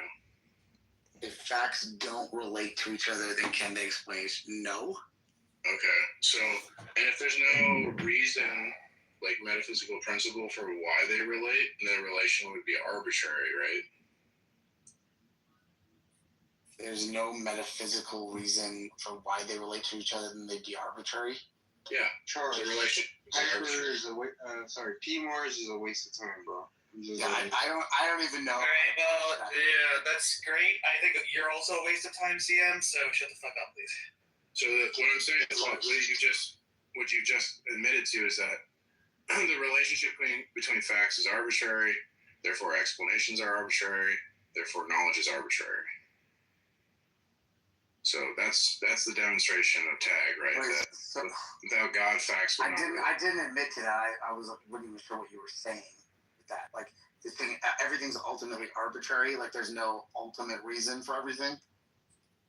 Facts don't cohere and conform to a unified structure of epistemology and ontology. I mean, they may. I don't know. Well, they either do or they're fragmented. Or facts connected or fragmented. They may, like you were saying, they may ultimately connect to a universal structure. They may not. I don't know. What do you mean you don't know? We can assume if they don't connect, then knowledge is impossible. If they do connect, then knowledge is possible, and you don't know. What's the argument for that? That knowledge is impossible. Well, I just gave it that if the relationship between the facts is arbitrary. Why do you need, wait, but if there's a factual relation, why do you need to know the ultimate starting point? Like, for example, the farmers back in the day didn't need to know that water was H2O to understand that it was important to drink. It's just you need to know the ultimate chemical composition or where water came from to understand the relation water had to the plant in our bodies. So Okay, no, I but- reject that argument. I reject that argument to understand the ultimate foundation. Right, that's just some precept nonsense that you're parroting into our talking points. Right? You can understand a causal link down the chain without understanding the ultimate, like the start of the cause. Yeah, I'm not arguing that the farmer has to like know something, right? I'm arguing that like this has to exist in reality. Hey, Mark, you know there are people on deserted islands shit who've never even heard of God, they have no concept of God. Okay, and they still understand how to fucking farm and how to get on with their lives, right? And they have no idea what the ultimate foundation of everything is. They don't even think about that shit, and they still operate with logic.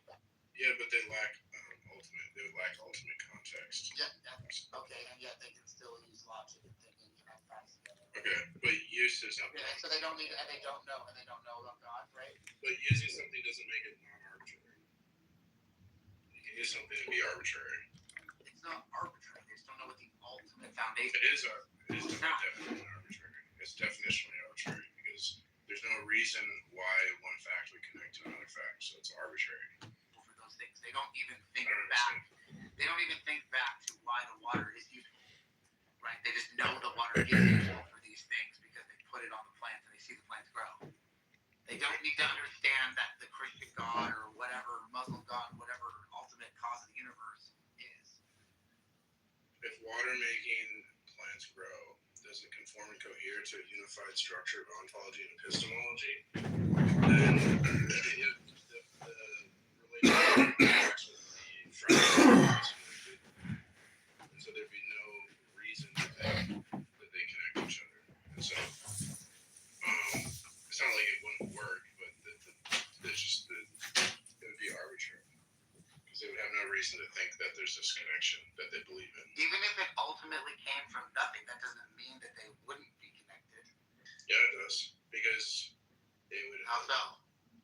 Because they would ultimately be like fragmented facts. What's the argument for that? It's just definitional. It's like if they're either ultimately. No, perhaps out of nothingness, water was created and plants were created. But it's a unified Logically description. possible. But you're describing unity, but not describing the unifier. Why does there have to be a unifier? Maybe things just naturally just have unity. Like if your God, T-Mars, if your God exists, he naturally, as at the start of the universe, has all of these things programmed in him. Logic, understanding, right?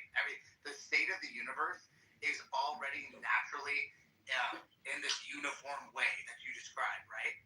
So you can just remove the mind, remove the God, and just take this uniformity, the very uniformity that exists in your God, right, at the start of the universe. So either way, we both believe that the universe is natural and ordered and things are connected, right? You just have one extra character added at the beginning with the mind. And I'm saying the nature that you're ascribing to him, right, is just how nature works, minus the mind, minus the intentionality. Okay, but all you're doing the same uniformity. Okay, but then when we start, there's a starting point in our epistemology. There's going to be entailments. So it's like you can't start on a plane that's flying to New York City and get off in Tokyo. And that's what you're doing, like in philosophical sense. You want to start with like human reason, but then you want to deny like hard solipsism without a defeater. So that's kind of the problem, is you're just denying like the commitments, what you're committed to in your starting point. I have no idea how that was addressed in what I said.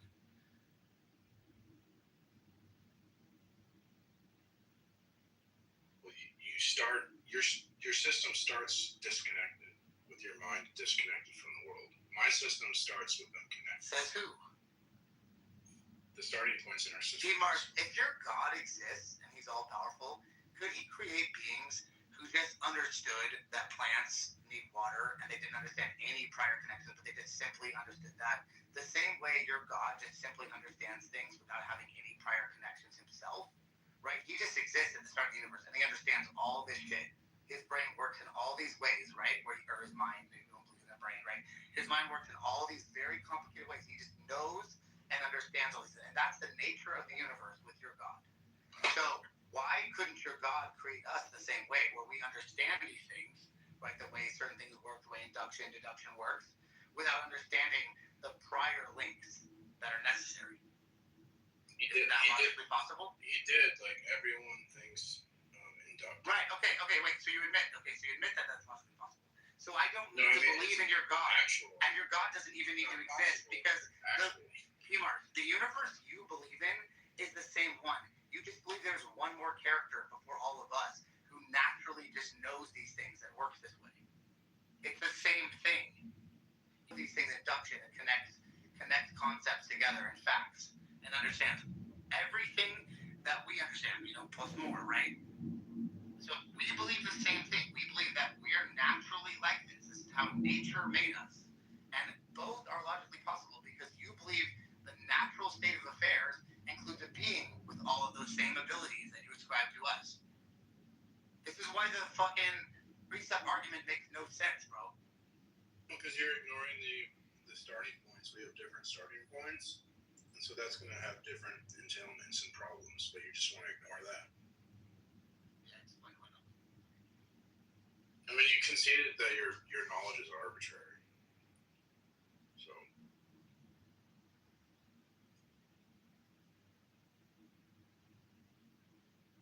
Knowledge is arbitrary. That's hilarious. Well, it isn't. If that is not meaningless, I don't know what is. If knowledge isn't grounded, it's arbitrary. Right? So, are we allowed? When you ground, you're grounding.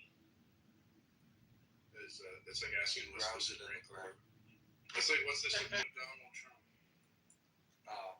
No, that's not the point. Donald Trump. If you say everything needs a ground, then what do you ground your grounding? Yeah. You don't say everything needs a president, so that a president needs a president. You don't say that.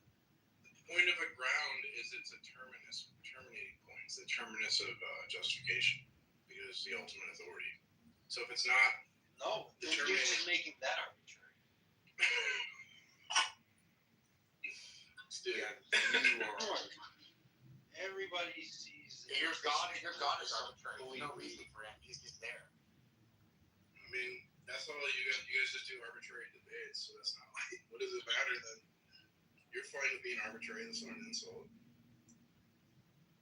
You said knowledge is arbitrary, or our knowledge is arbitrary.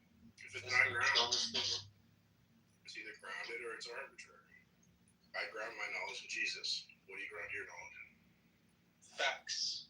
Facts. So your knowledge is arbitrary. It's the opposite of arbitrary. It's grounded in facts. That's arbitrary. How is grounding knowledge in Jesus is arbitrary? No, because Jesus provides a reason for like why we do things, because he's like a concrete. No, he doesn't, because definitions for these two words. These are big words. Deep definitions for these. Like so. Tell me the difference between grounded knowledge and arbitrary knowledge. Grounded One of knowledge. them he mentions Jesus. If your knowledge is grounded, then facts would cohere and conform to a unified structure of ontology and epistemology. If your facts are ungrounded, they would be fragmented, disconnected. Okay. Tell me if you agree or disagree with the following definition that I'm giving. The definition that I think is grounded knowledge is belief that is supported by reasons, evidence, or reliable method. So logic, observation, or what we consider reality. So that would be my definition of grounded knowledge. Arbitrary knowledge or arbitrary belief is something accepted without a sufficient reason, or where the reason given is random, irrelevant, or interchangeable. So it lacks all connection to evidence or logic. It can be different with no loss of justification. There's no way to defend it over an alternative. Do you agree or disagree with the following definition I gave? Your definition doesn't include like metaphysical arbitrariness. It's just it's focusing on epistemic arbitrariness. So I would. I would include metaphysical arbitrary. Those words are too big for me. I'm kind of like on Andrew's side of things, you know, like.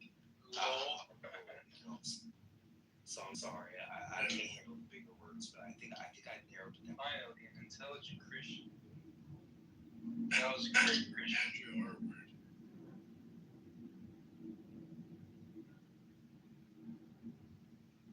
See, I might do pretty well on that, right?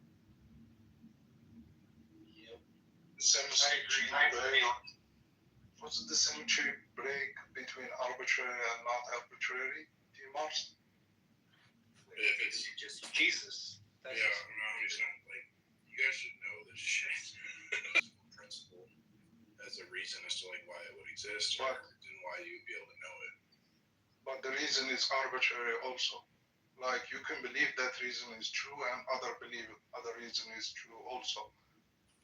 So the reason that you make is like are your parents cousins? The simple test is to ask this question. What makes this belief this one instead of a different one?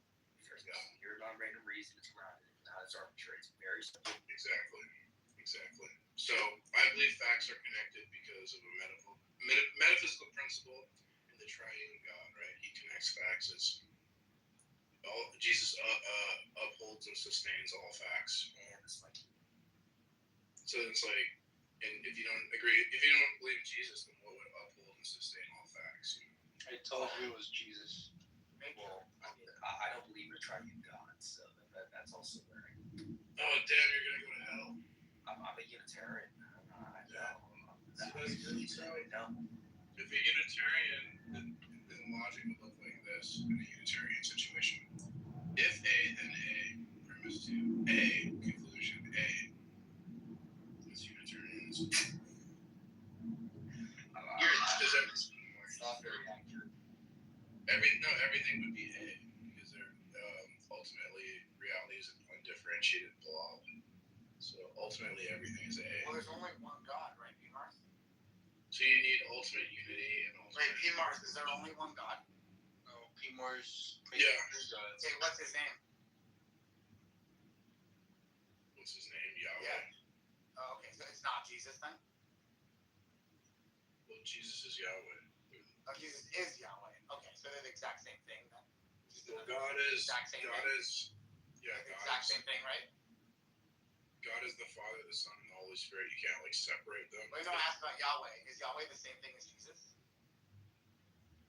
Yahweh is Jesus, the Father, and the Holy Spirit. That's Yahweh. Oh, okay. Yahweh is Jesus. So Yahweh is the exact same thing. I think you're forgetting one. You're forgetting that, like, oh, we'll get to the third one. Yeah, we'll get to the third one. They love your fucking Jesus. Well, it's a false. We'll get to the third one. Let's just look at these two. So Yahweh is Jesus. They're the exact same person. They're different people. It's a false either or, right? So it's a both and. P-Mars, did Yahweh get nailed to a cross? Yeah, did the Father die on the cross? You know, it'd be a miracle if Did the die on the cross, P-Mars? the precept script showed that. Did the Father die on the cross, P-Mars? What you're saying is arbitrary. Christian answer. Yeah, did the Father Here, die I'll on the answer cross? for him. If you want to talk. No, right. Oh, so they're different because one of them died on the cross and one of them didn't. So they're not the same thing. Yeah, but you're arbitrary, so it doesn't matter. Right. You're right. None of this does matter. Thank you for admitting that they're different gods, P-Mars. Welcome to being a polytheist. Hey, lots of people are polytheists. It's okay. Look, Charles is evil. Dude, you just be joining Charles and seeing out, bro. I mean, it's unless you want to become a Unitarian like me. Why are you bullying me? Is it because I read? What's reading? Exactly. Watch TV. What you reading for? You got TVs now. P-Mars, I expected better from you on the Trinity debate, honestly. You didn't even give me the three persons, one being, and all the other bullshit. Yeah, like the monarchical, like. Yeah, oh no. Well, they share one essence. So really what God is essence. Come on, you didn't give me any of these bullshit arguments. Well, no. He couldn't even get past the level 1 argument. He just scooped. He just fucking scooped.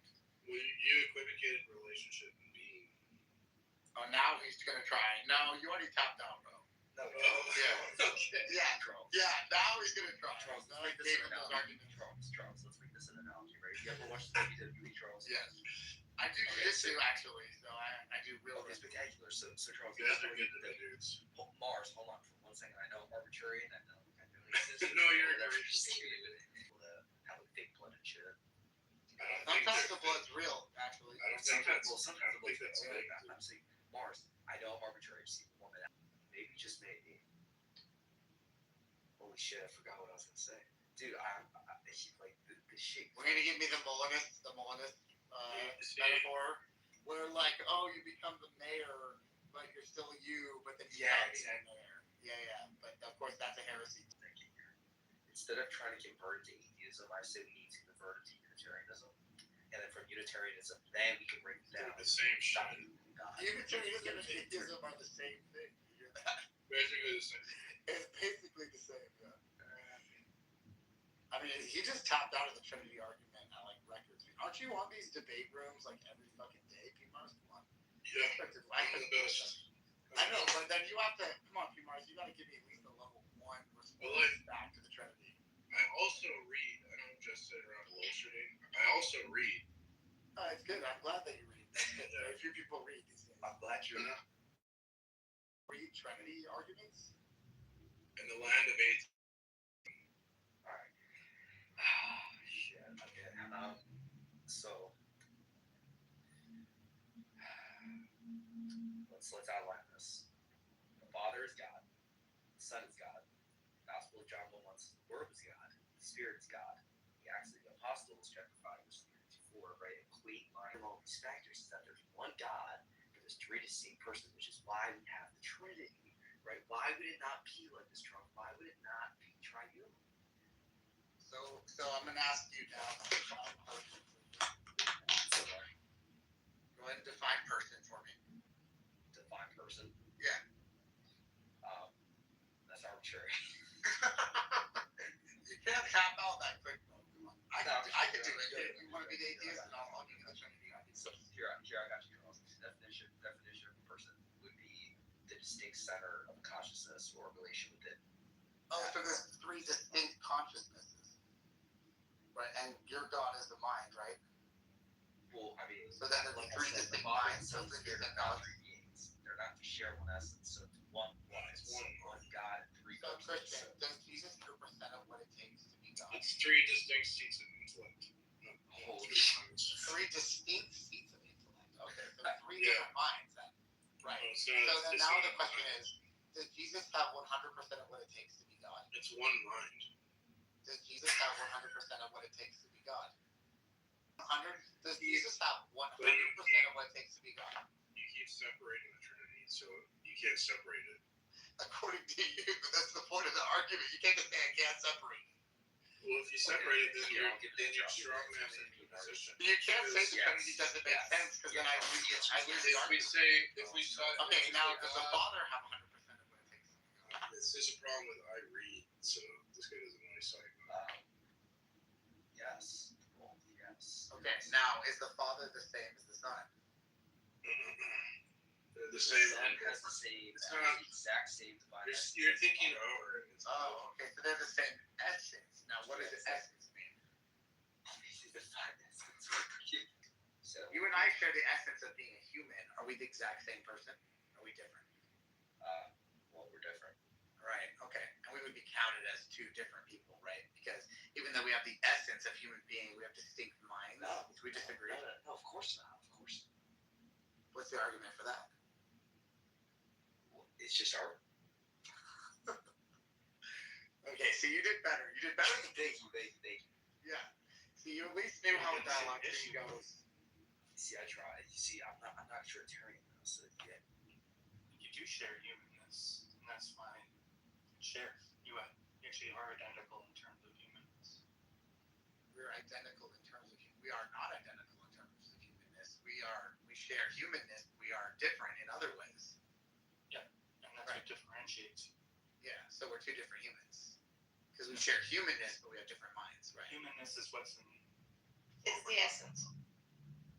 Yeah. So you each of them And are they're different in terms of persons for various different Yeah, reasons. so you have three gods. The Trinitarians are going to agree with that. Yes, you That's why have three there's different gods. persons. Well, actually, either they're gonna agree, they're gonna say it's arbitrary. God is anything uncreated. It's a signature. You know what they could do? A good move that they could make? They could just say the essence itself is God. But then, of course, you wouldn't have God being a mind, right? And stuff. I mean, Yeah, exactly. Then they have to like get rid of. Obviously, the essence is God.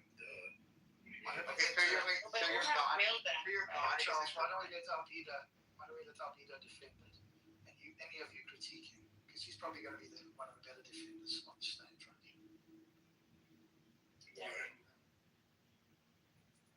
So, Alpida, do you want to defend us so we can all listen? And Charles and Marcus and Christian and whoever else can challenge the notion that you. It's either incoherent or it's blasphemous. Yeah, Well, there's blasphemous is like a much weaker claim. Yeah, there's ways to make Yeah, it. but I think typically that, Charles. Okay, but that's what. Okay, if you concede that, then the blasphemous thing is a weaker claim, right? Because typically this thing, I'm not saying for you specifically, but typically people want to claim that this is somehow incoherent.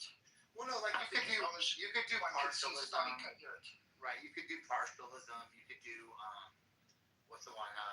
Monism, right? There's ways to make it what make he sense. does. But let's see what Alpida does. Yeah. But then, yeah, I think if you're going to retreat to, which is fine, one can, I guess, that is blasphemous, that's going to be a weaker claim against the Christian, and it's incoherent. So I don't know if Alpida Well, wants to it's incoherent. It's incoherent given that they view. I forget the term. Well, Charles, can I give you a better term to use? How could you call it blasphemy? Logically inconsistent Oh, it's given sort of that they defined. believe partialism. Whatever words you're going to use. What's the other term? Monism, partialism, monism, and what's the third one? I'm trying to remember. I'll go against Christian. What's the third one? Modalism. Modalism. Yes. Yeah. Go ahead, Given Alpida, that, why don't you defend your view? Tell us what yours is. Usually take the North Pole road to identity. Or just explain to everybody, because I don't remember what that is. The Father is like, this is sort of an analogous, but the Father is like a big G God, the persons are like little G gods. They share in the same substance God, but the Father has like a particular relation that the other two don't have, and that's aseity, and that's what differentiates the kind of title that's used for the Father.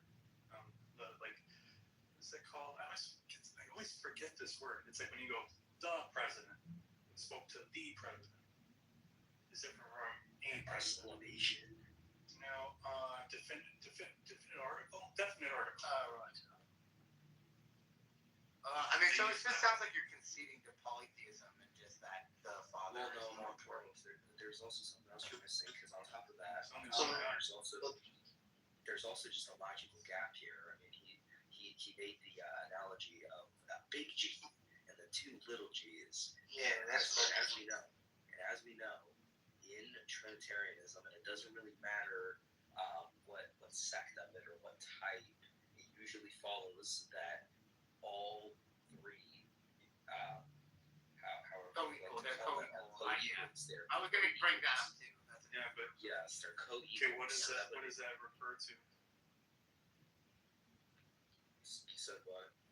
Like, do you think we are equal? Do I think me and you are equal? Yeah. Absolutely. In what way? Because certainly you don't think that we're equal in every, like you don't think we're equal in strength. Probably, right? Well, I mean, obviously the constants will vary amongst one another. Right. But you do think in some cases we might be equal, in other cases we're not. And yet you might still say, yeah, we're equal. Because what you're denoting there is something very specific. Well, continue. Mm-hmm. And because the doctrine doesn't tell you what in specific, you can denote basically anything you want. I think really what's mattering here is the general kind of divinity. So when you say Jesus and the Holy Spirit are little G gods, can you explain further what you mean by little G gods? The only difference here is that they don't have a state. And define a deity for me again. I've heard the term before. Lack of dependence. Okay, so Jesus and the Holy Spirit are dependent upon Father. Yeah. Okay, so they lack what it would mean to be fully God without the Father? Correct. No. Also. Why? Why? They're dependent on something.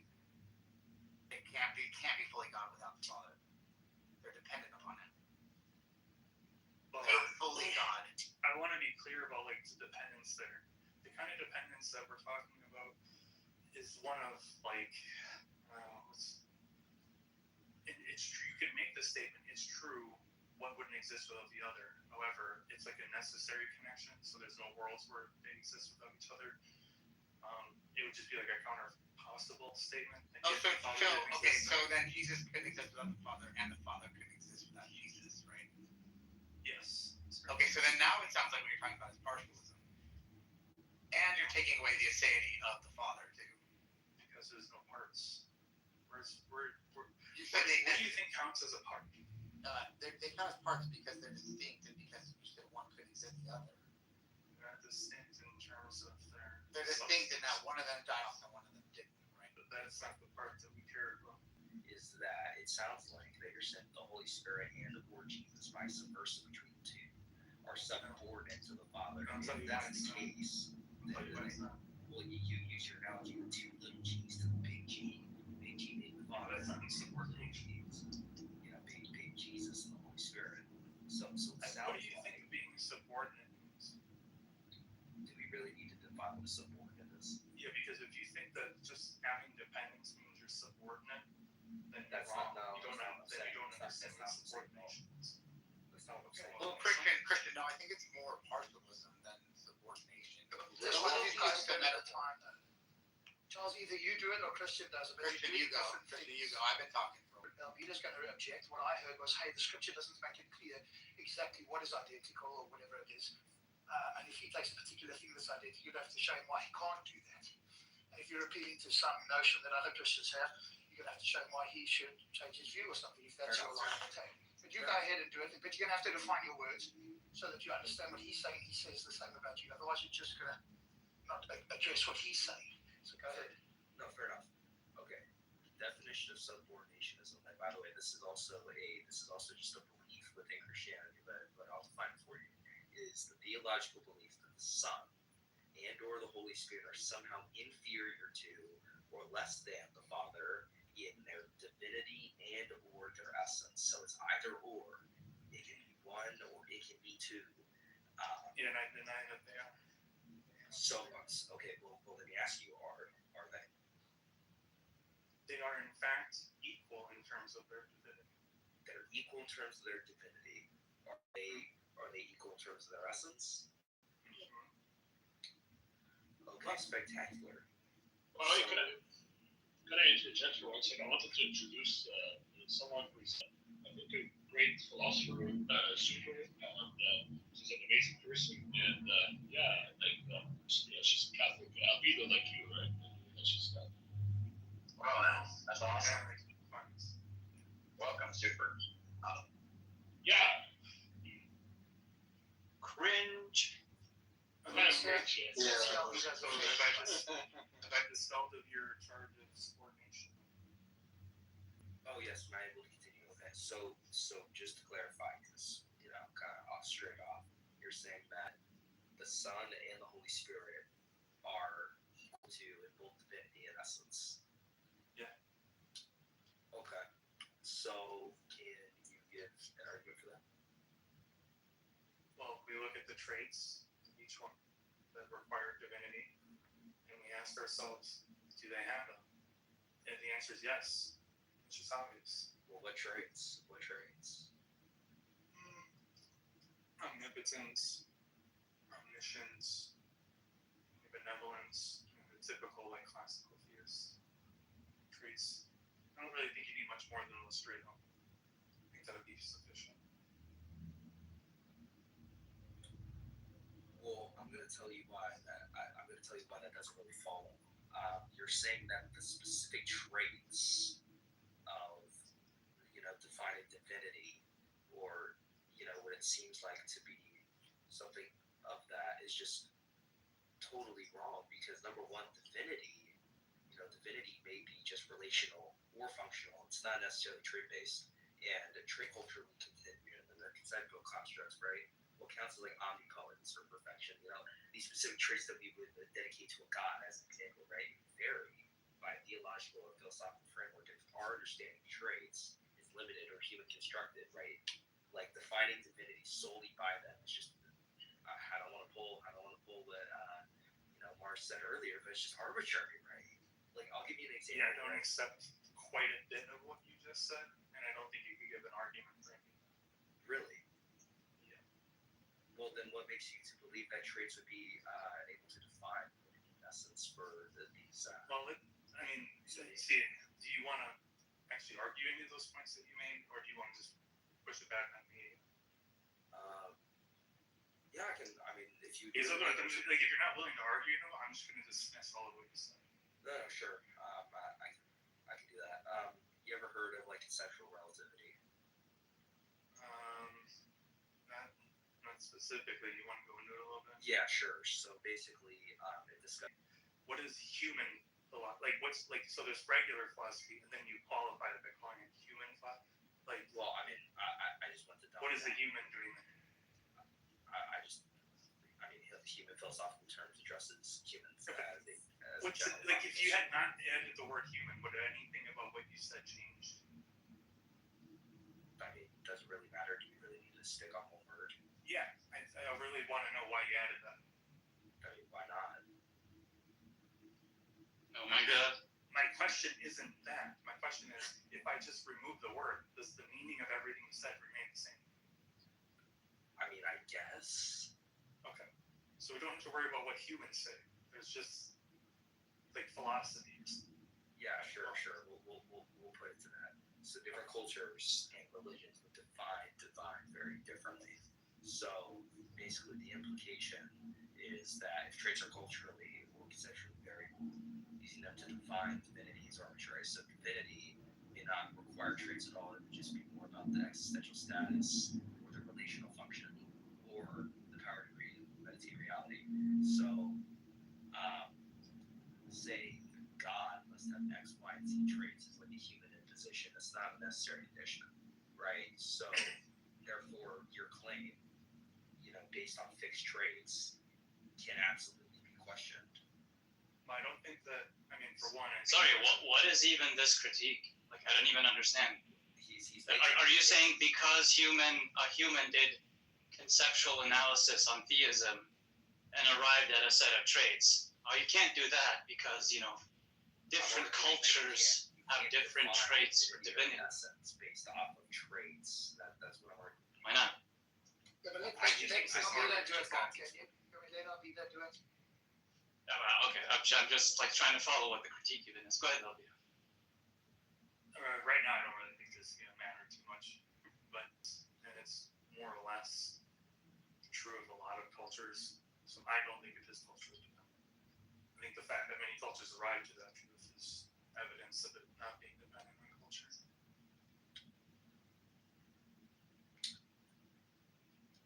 Well, I can also give another argument, but we don't have to stick on this, like too long. Like I'm just. I don't think it's going to change a lot. Like the question, like even if it is relative to my culture or my theology or something, that doesn't make it less true. Is within that context, it is true. We can move on. Basing it off of traits, kind of insane. Yeah, but Christian, you haven't offered he's giving you a battle. Are you conceding that you don't have a critique against his monarchalism? I mean, there's no other. I mean, I just gave a critique and dismissed it as well. You just sort of wanted to move on. I'm an independent observer, right? I don't think Christianity is true. But you didn't critique it in any way that I would, you made a good point there. I'll put us in trouble. In fact, he responded to you. And you said, let's move on. I mean, that seems like you conceding that you don't have any objections against monarchalism. Do you want to do but like even the critique itself is like, well, you can't define it like this because different cultures have different ideas about divinity. So what? Maybe you could give like different cultures have different ideas about logic and ethics. Does that mean that we can't say that, hey, what I mean by ethics is this, because different cultures have different understandings? I was just diving into conceptual relativity. I mean, and the implications of it. I mean, Yeah, but- That's all I'm saying. It's just basing off of the ideal that he brought. No, but did you hear what I just said? Yeah, Okay. So do you think it makes sense to critique someone's understanding of ethics by saying, well, you can't define ethics that way because multiple cultures have defined ethics in different ways? that's Like, not do you what think I that's said. a? That's not what I said. That is what you said. That's not what I said at all. Okay. So just to be clear, your point wasn't that, well, here's an obstacle to defining divinity in this way, and it is rooted in this like cultural relativism, this like idea that, well, different cultures are going to have different understandings about what divinity is. Was that not your point? So this is what I did. Was that not your point? Well, let me break down what I did. What I did. Well, can was you I answer yes or no? I first brought up conceptual relativity. No, but did I give you an accurate statement? A statement of what? Did I give you an accurate steel man? Of what? Of your point, dumbass. You didn't. I thought I did. I thought. I mean, are you done with that, Christian? Or? Yeah. But Yikes. let me just check something, Christian, because it doesn't seem to me like you even, the term was you used. Is that supposed to be a rebuttal against monoculism that Almeida should not give up monoculism?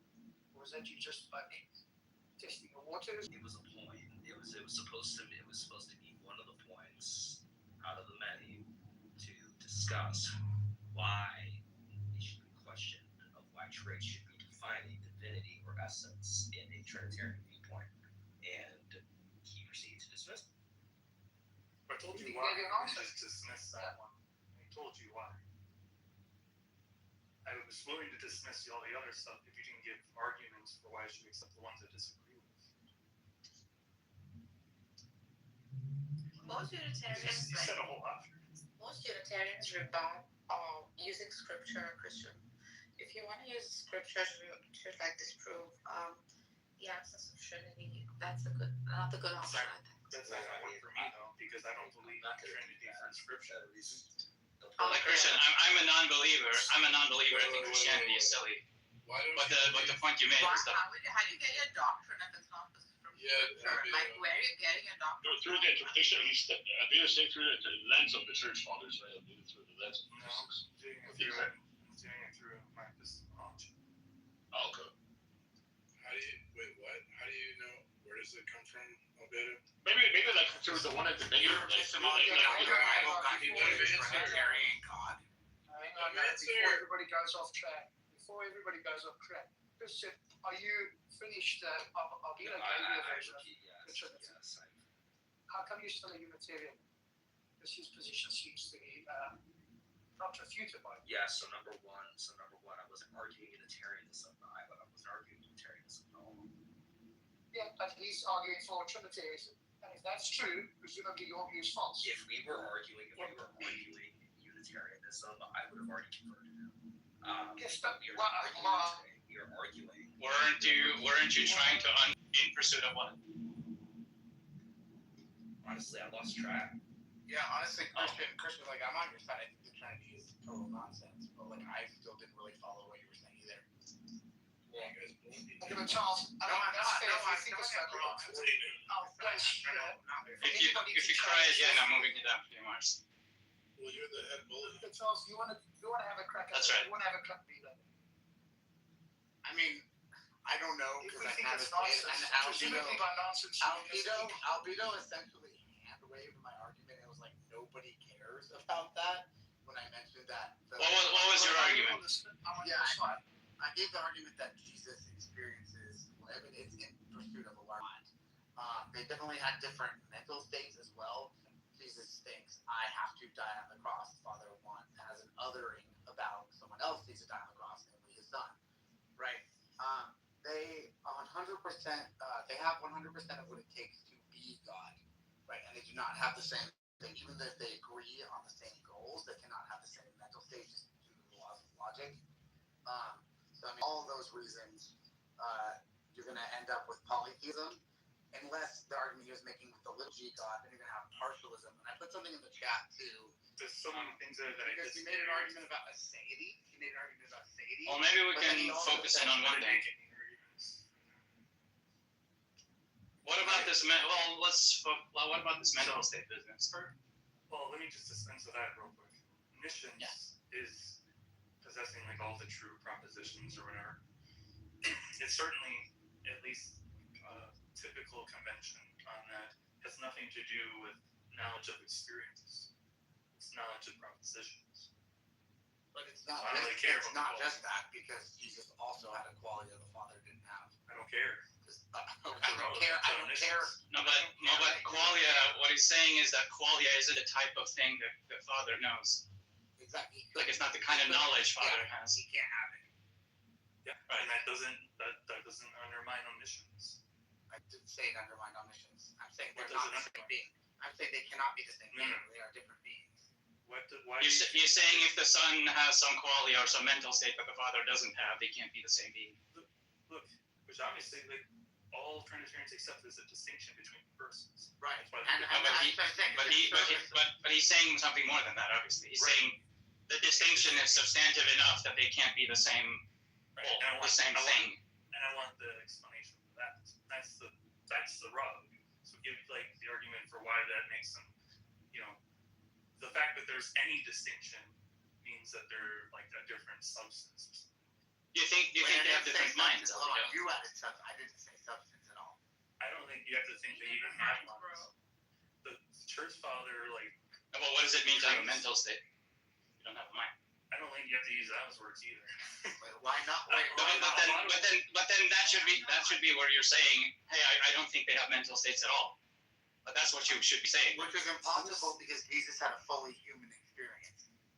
Then that's in your book. I mean, right now, you can what I'm deny the saying is Bible if you want. what the creeds demand of a Trinitarian does not include Origins, bro. Although, oftentimes when we talk about like we're in 2026, we have lots of concepts that we are going to want to implant on there. When we talk about persons, almost always we think of persons of having minds. And so when we think of Jesus or the Father, we think of having a mind. You just don't have to be committed to that to be a Trinitarian. Right. Well, okay, then let me just ask. Oh, sure, but Go ahead. I agree with that. Just saying what this guy is providing is something more than that. He's like not just saying here are some violations that you can't hold, or here's some commitments you have to hold. He's saying, well, here's a conceptual analysis of the Trinity. And like it doesn't work to just say, well, that's the Church Father said this about being a Trinitarian. That doesn't seem novel. Yeah, and in fact, like I would use the Bible itself. Here, I'll read it out. You want to say that the fact that they have different qualia is obviously a distinction. But you want to say it's a relevant enough distinction that they're separate beings. And where's the argument for that? Yeah, so the qualia of experience, and not just a qualia of experience, but also a qualia of experience for a human being, because Jesus is fully human. The fact that they have two different qualias means they're two different beings. Yeah, because qualia is something experienced by a being. Yeah, we agree that no. Look, it is agreed on that there is a being there that they both reside in. God, the substance God. They both do. It's the same one though. You're trying to say no, it's two different ones. Well, okay, if you want to make that argument, then that argument is like essentially the Cerberus argument when you're talking about partialism. You can make that move if you want, but that's just partialism. I don't know how it's partialism either. Because you said they share one being. So it's essentially the Cerberus analogy.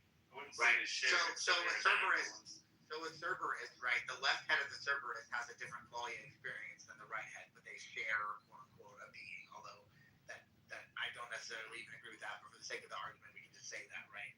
That's just going to be partialism. The left head of the Cerberus is still going to be. Look, you don't even know what a part is. Do you know what is denied when we talk about divine simplicity in terms of proper parthood? Yeah, you don't believe that. You believe it's all part of one.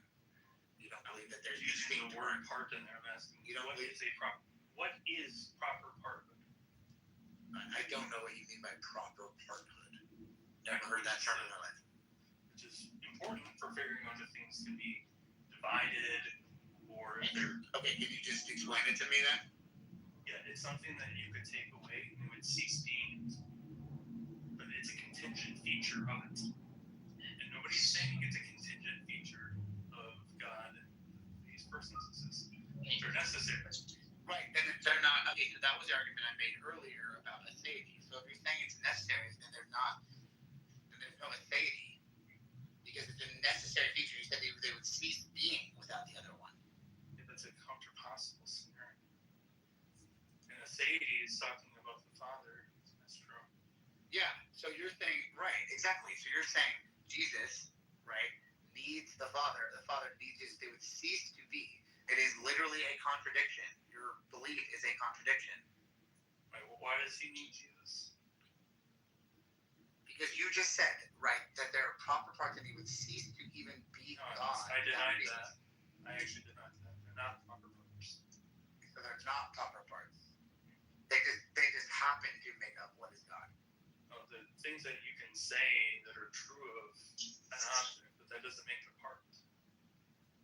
And yet they're connected, right? I don't know what connected means. Is that you said earlier that that the Father needs Jesus, that you can't envision one without the other. Maybe I'm wrong. Did you say that? So far as there's a relation between them, yeah. Only for the relation then? So the relation is not necessary. Look, the Father, it doesn't even make sense to talk about a Father without some kind of offspring, right? No, okay, forget the word Father. Let's just talk about Yahweh. But Charles, he was saying that Jesus are dependent upon the Father. It's okay, so in terms of like being a father, like you have to have like the progeny or. I think the word Father is getting us confused in the conversation. I'm just talking about Yahweh. I'm trying to about Yahweh. Okay, what does Yahweh just denote? Right. So okay. Do you believe that it's logically possible that we have Yahweh, right, just as the God of this universe, and there's no Jesus, and there's no Holy Spirit? Which logic? Logically possible. It doesn't entail a which one? Well, proper classical logic. I think logic is a subset of metaphysics. So I think that there can be many different worlds, metaphysical worlds, where there's different logics. Let me ask you, Charles, I want to bounce off that for a second. If you're asking me about worlds that are like subsistent to in logical relations, I can't really tell you about the order of like the way the world really could. Well, let me ask you, do you believe that Jesus is the Messiah? Yeah. Do you believe that the Father is God? Yeah. And do you also believe that the Holy Spirit is a symbol of God's power? Is a symbol of God's power? Yeah, can the Holy Spirit be a symbol of God's power? Doesn't seem fine. You said what? I said that seems fine. I guess like I don't know what you're baking. Okay, spectacular. So I don't know what you're baking into that. You're about to find out. So with those 3 points being considered, and with the question you just asked you, is it logically consistent or possible for there just to be, the Father's God and then the Jesus and all that? Why can't there, in a logical consistency? I know in the Unitarian views, like Jesus is the Messiah, but he's not God. The Holy Spirit's like a symbol of God's power, but the Holy Spirit's not God, but the Father is God. I mean, you have all what it can take to be a Unitarian instead of a Trinitarian right now, just based off of the 3 questions I just asked you.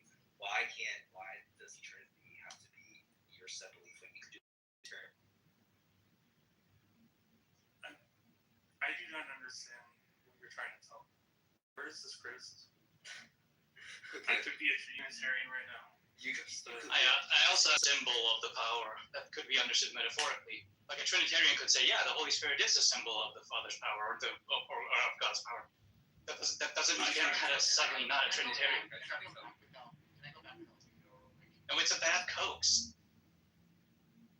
Because there are metaphorical understandings of those expressions that you can accept while maintaining that there are 3, there's a triune Godhead. Yeah, Charles, you can go ahead. Yeah, okay, so Albedo, you said that you believe that there are different potential logics. So do you believe that there's a possible universe where like A does not equal A? What scope are you asking that possible? I don't even know because I take logical possibilities to be that at all. I you asking me under like like classical logic? The biggest scope that I have? Yeah, like I mean, for me it would be classical logic, but I guess for you, That's not for me. okay. Biggest Well, scope that then I have is like there's just the Father, and there's no Jesus, there's no Holy Spirit. I can conceive of many things. And that includes that. Okay, I don't know why you answered that. Well, okay, well, fair enough. Okay, so then it's logically possible, right, that there's the Father and or not Father, sorry, there's Yahweh, and there's no Jesus, and there's no Holy Spirit. The Yahweh contains everything needed to have, metaphysics, ground of knowledge, all that, right? If your argument be like logically possible, it's not going to do you very good. Possible world that like trivialism is true. So yeah. So the Father. Okay. So the Father, Yahweh. You take the Father. Oh my God. Yahweh has everything needed to be fully God. And then what we find ourselves in this universe in is a universe where, in addition to that, there is Jesus and there is the Holy Spirit, and He doesn't need them, right? He doesn't need them in what sense? In a logical sense, like to be fully God. Do you remember what I said to you? Like, you don't have to go through this if like you're. I already think there's a lot of metaphysically possible world where trivialism is true. Like that world is going to say every single thing you could ever muster to say is true. Okay. And false at the same time. Everything. Well, okay. Then if you believe in true contradictions, then no, I don't. Well, you just said you believe. You just said you believe. You just said you believe. I know you believe it's possible that there's a world where something's both false and true at the same time. Yeah, but that doesn't mean we live in that world. Well, if you believe that's even possible at all, then I can understand why you believe in the Trinity. I don't think you're operating from different understandings of possible worlds.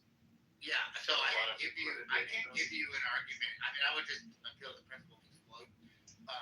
I can't give you an argument against the Trinity where you're not able to just appeal to something like that. I don't think explosion happens in this world. I think we happen to be in a world where LEM by valence is false. LEM probably dispensing of it, although I don't. Yeah, so I mean, I don't know what that's how you believe this world operates, and we can just discuss this world with logical possibility and the laws of logic, right? I mean, I don't. It seems like you're afraid. It seems like you're afraid to be like trapped in a corner, and you're appealing to this like. Yeah. I'm literally telling you my commitments, and you refuse to let me say them. I agree with Charles. I'm trying to trap myself right now. Although I will say that the principle of explosion will apply here. That's going to be where the end of our dialectic is. I mean, you've essentially denied logic. I don't. Do you hear what I said? Do you hear my response? Yeah, it didn't address what I said at all. Fact is both true and false. Then the principle of explosion will apply because you can say that we're in the world where that's not true, but then guess what? That can also be false at the same time. No, so the Trinity is incoherent. Because that's two different modalities. No, it can't. By your light, that's possible. It's a different modality. So we're not holding fixed the same modality because if we're switching between logics, we're switching between what counts as a possible world. Yeah, and my point is that if you deny classical logic is what governs every possible world, right? Even when we discuss possibility, we use the phrase possibility.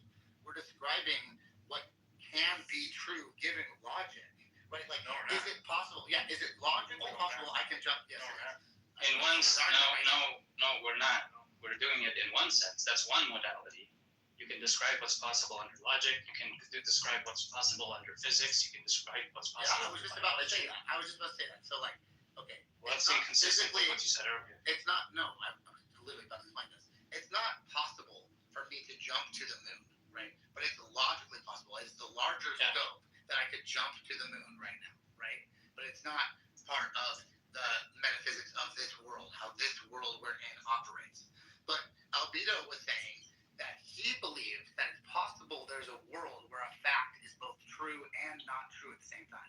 And what I'm saying is if that's possible at all, right, when quote unquote using the phrase possible, when you say and at the all, principle of explosion. I agree with that. We can fix what's the possible world what's an impossible world if we fix that? The trivialism world. Okay? That world's impossible. I agree with that too. But when you just give me, is it possible, or we don't fix any specific facts, and I'm able to like just kind of pick the ones I want, I can think metaphysical modality, I could think some other modality, anyone I want. Because you're not telling me what to specify as to what makes it even impossible. You're allowing me the freedom to choose. Obviously, when I say logically possible, I'm talking about the laws of logic. Do you accept that the laws of logic would apply in any given world, no matter what? When you say any given world, are you specifying a modality? Yeah, yes, classical logic. Yeah, yes, all of the possible worlds given classical logic are the worlds where classical logic applies. But what do you think? Do you think that there's a world where classical logic does not apply? Yes, there are metaphysical modality now. We're moving to a different modality. We're not talking about logic anymore. You understand that now. Listen to me very carefully. We're not talking about logic. We're talking about metaphysics. And in the metaphysical space, there are different logics that can be applied. And those are different. Those can be... Yes, so that employs the principle of explosion. If you think of whatever modality, I don't even care, that it's possible that logical contradictions are true, right? In any metaphysical world that you think could exist, then, I mean, the conversation ends there because you accept that contradiction to be true. And then, hey, look, then maybe the Trinity is true. I don't if we accept the logic. But you don't. You believe it's possible. You said that. When you say, I believe it's possible, what's the modality? It's in your view of metaphysics. Yeah, you believe that. You can't hold me to a specific logic at that point because right now I'm going to be specify the logic. Sure. And look, so you can't just wait. Before you move on, you're in the metaphysical modality and specify logic. You can't then hold me to a principle of explosion, right? Because that's a logical principle. Not to mention, you'd reject the law of excluded middle, so the principle of explosion wouldn't even, Well, right now we're not even into a logical space. It is true that I don't really. Well, right now I do by valence. LEM, I might. Yeah, here's what LEM is saying. Imagine there's a bunch of pocket universes that he thinks are logically, or in some way metaphysically possible, I should say. And some of these pocket universes, classical logic doesn't hold, but like paraconsistent logic holds. That's the way he thinks about it. Yeah. He doesn't say that those worlds exist, but that's the kind of logically, that's the kind of possible world. That's the kind of semantics he's using. No, I get it. Yeah. No, you don't get it. No, I do. Because you spent like the last 15 minutes arguing against it as though you didn't understand. No, his metaphysics is that there is a world, a potential world, according to his metaphysical possibility, that classical logic does not. That principle in those worlds. Yeah, okay. Right. So I guess. Right. Or in those worlds, they got rid of disjunction. Okay. That's fine. Yeah. Can you tell me how the principle of explosion works without bivalence? Go ahead. I have to even read up about it again. I don't remember, but it's getting late. But the point is, I feel like you're just dropping that. If someone's metaphysics accepts that logical contradictions exist, then I'm not going to have any argument against the Trinity for them. It's very unpersuasive to, I would say, the vast majority of people who hold that logical possibility is going to be governing over metaphysical possibility. But if you don't accept that, then, yeah, I mean, it's just a conversation dead end. Because showing a contradiction is a Here, let me give you the intuition pump for why I don't accept that. Charles, do you think that logic is like something in your mind, or is it like the world is the logic? Logic is the description for how the world operates. Okay, but is that like a mind thing, or is that the way the world is? Like, when we describe logic, it's just a linguistic for like how the world is. And do you think the world dictates the way your mind is, or that your mind dictates the way the world is? I wouldn't use that verbiage, but like the world. Maybe I'll just rephrase it. The world constrains the way that your mind could be. Yes. Okay, then you're closer to my position than your original position because you think that the world must come prior to any like systems of like language, and so if language is constrained by the world, then it can't be any bigger than the constraint of the world. So either it's the same space or the world space must be bigger. But No, you're both wrong. It's Any- whole. any given constraint is going to have to follow logic. Because even to describe it as a constraint or describe any of these things, right? Any point that you're making, right? The counter could just be true if you're not following logic. Look, So, I don't think you know what a logic means. You think you've got me like trapped in some specific point, right? But all of your points are relying on classical logic too. Like that your point means its point. Yes, it does. Do you think the words that you're saying mean the words that they're saying? Yeah, but what does that have to do with logic? Okay, so any argument that you're giving, right, that metaphysics is a bigger scope, is going to still follow logic. Look, Charles, what do you think it's required to be a logic? What counts as it being a logic? What counts as what being a logic? Like, why isn't the shampoo bottle a logic? Logic is not like a thing that's like physical in touch. No, I'm asking, what are the requirements to be counted as a logic? I don't even understand that question. Okay, you don't think English is math, right? Actually, in some ways it is. Okay, do you think that letter A is the same thing as number 1? No. Okay, because you have some idea that one of them is different and counts as something else rather than the other thing. Sure. Right, and I'm asking what makes something deriving truths, okay? Me just saying a proposition does not tell you about derivation. You do not need to derive anything, even if you can.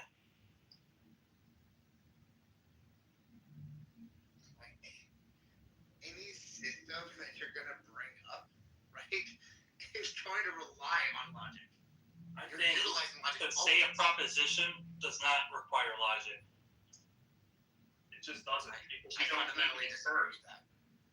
Okay, what's the inference? If I just say there is a car, like why do I need to infer? Because when you say there is a car, there are underlying assumptions like car is car, right?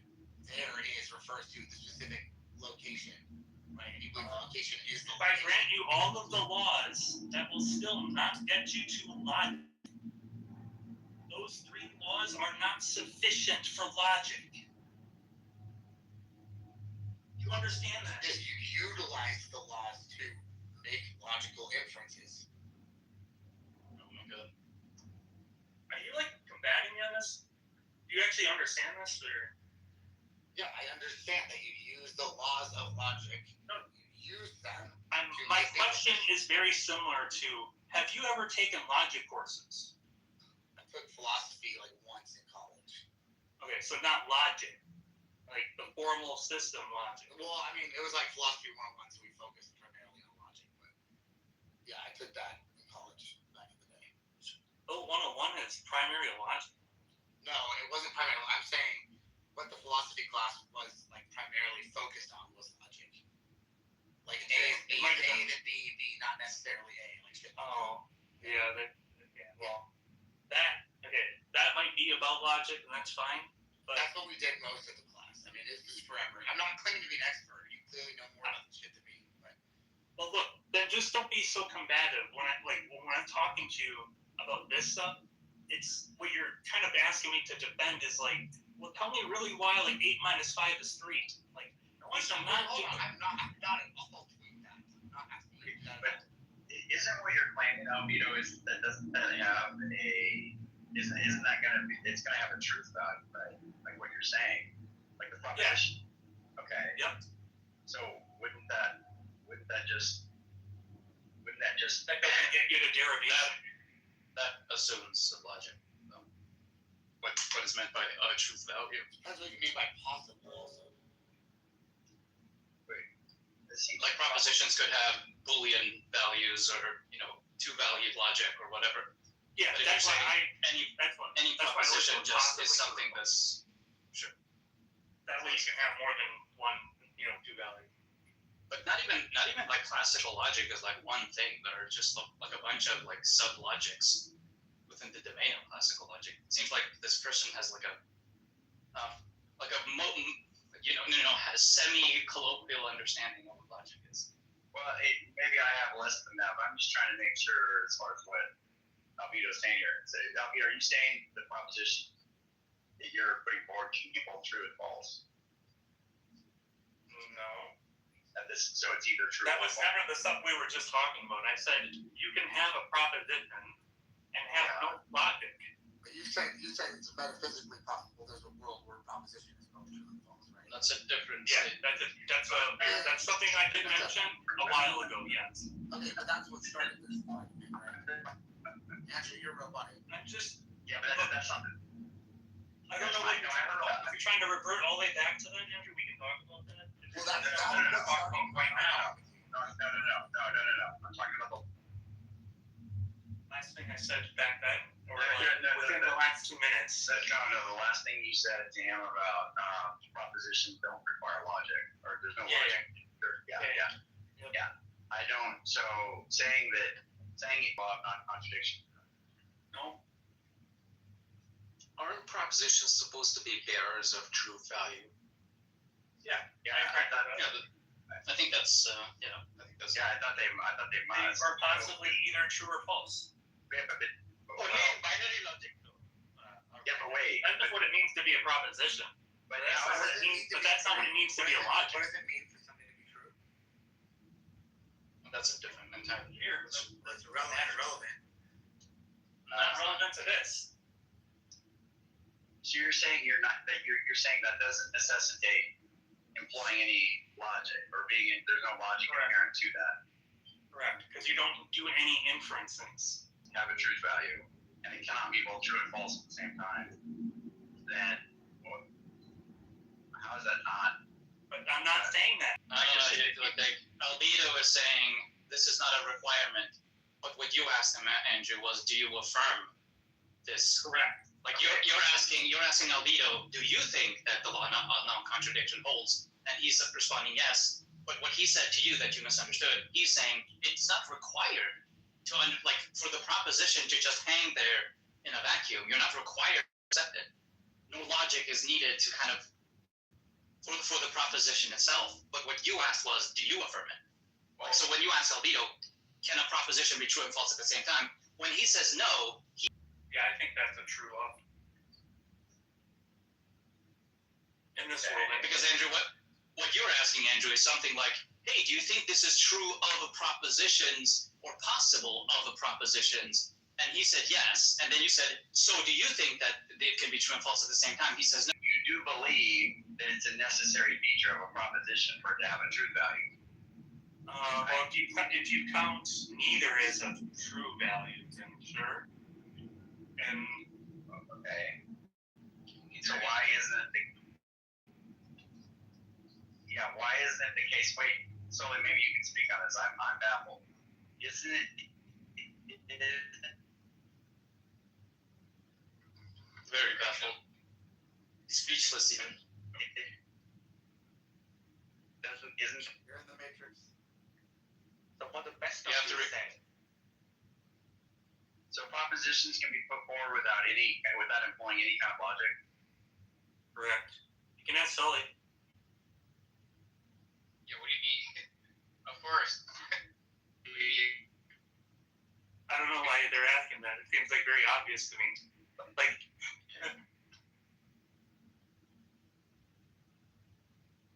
logic's just employ proposition. It's kind of like saying, Andrew, like, can you just put forth a number, like 34? And you're like, yes. And then you're asking, well, can I add to 34 so that it becomes 38? And then someone, I think that's like how the addition operator works. And you're like, oh, so do propositions require, these laws? It's like, think of the proposition as the number. You can just put forth the number, but the formalism, like the formal structure, that you then classical arithmetic to those numbers. Like you can use some other formalism, some other formal framework. But the number itself can just be put out there in the world. 36, okay. But what can you do with 36? Oh, that's where the formalism of, you have this arithmetic or that arithmetic, in classical arithmetic, you can't take the square root of a negative number, but in complex analysis, you can. I get what you're saying, but like from where this conversation started, I'm not sure how that relates to what we're talking about. Yeah, that's completely. Well, it was in the stuff like this, like the tangent comes in somewhere. There was probably some point that was disputed and some term that was not understood properly, and then you get into these tangents.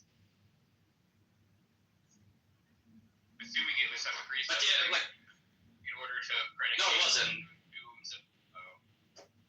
This No, all this kind of was stemmed like, from Sully because I said that metaphysical modality was broader than logical and they lost their minds.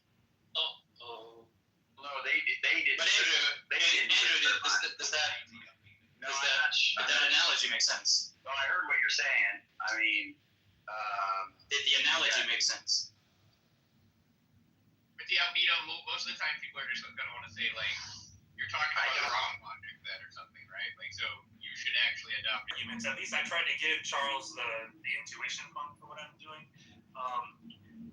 But like if people wanted to put forward why I should accept a particular one or something like that, like I'm open to that. So Andrew, did you get the analogy? Yeah, I got the analogy. I'm just not sure I agree with what being said. I mean, if albedo. No. But do you understand what is going on? Yes. Okay. If albedo is putting forward a proposition to Charles, and it's employing the law of identity and non-contradiction. Yeah, I don't think it is. It's just a proposition. Well, but you wait. Isn't it built into what it means to be a proposition that it must be either true or false? No. A proposition is fair. Yeah, that's possibly true. Being referenced. Okay, can fly the stairs? Let's only Sully. Yeah. A proposition has a truth value, right? Okay. A truth there, or it's capable of, or it's truth apt, maybe. Now, obviously, there are systems that have more than two truth values, right? Yeah, but he's not in. Well, okay. I do accept that. I don't accept that. Right? If I just have a proposition, you don't know whether I'm doing like fuzzy logical truth values, but they Right. But he's not putting that. If he's not telling it, well, that In seems this kind world, of. I think bivalence is false. In the actual world, I think bivalence is false. What's going on is like Andrew's talking about logic. Yeah, no, that's great, P-Mark. Yeah, absolutely. Andrew's talking about logic. Yeah, no, we got it. We all are. Yep. Exactly. No, you're not. Yes, we are. Yeah. Anyway, Andrew, what was the question you were going to ask? Well, I'm just saying. I mean, maybe it's not about propositions. Like, a lot of identity gets complicated because there's a couple different ways of thinking about it. But like, usually, like, when you see it in first order logic, it's saying like, for all x equals x, right? So x is not a proposition there. You need to study meta logic, Sully. Then you'll understand how Andrew's actually correct. there's something that seems wrong here with the way that dialectic went. It's meta-logical, Andrew. They don't understand meta-logic. At the end there, when Albedo said that, to the context in which Albedo said that, it feels like kind of like there's some hidden commitments there. It says like, this is the proposition I'm putting forward. Like, I don't think that's. No, but that's a different issue. Well, I'm kind of couching it. Yeah, go ahead. Do it, Charles. Yeah, he said he believes that it's a metaphysically possible world where facts are both true and false. That's what started this. So, like, I agree with Bob that putting out a proposition, just 34, right? Well, is 34 true or false? Well, there's no context, so like. 34 is not a proposition, bro. He used my analogy. Yes. No, that was. Bob, can you give an example of a proposition then that has no. The sky is blue. Oh, that has no truth value. No. It is a feature of propositions that they have truth values. But like, what kind of truth value? How many there are?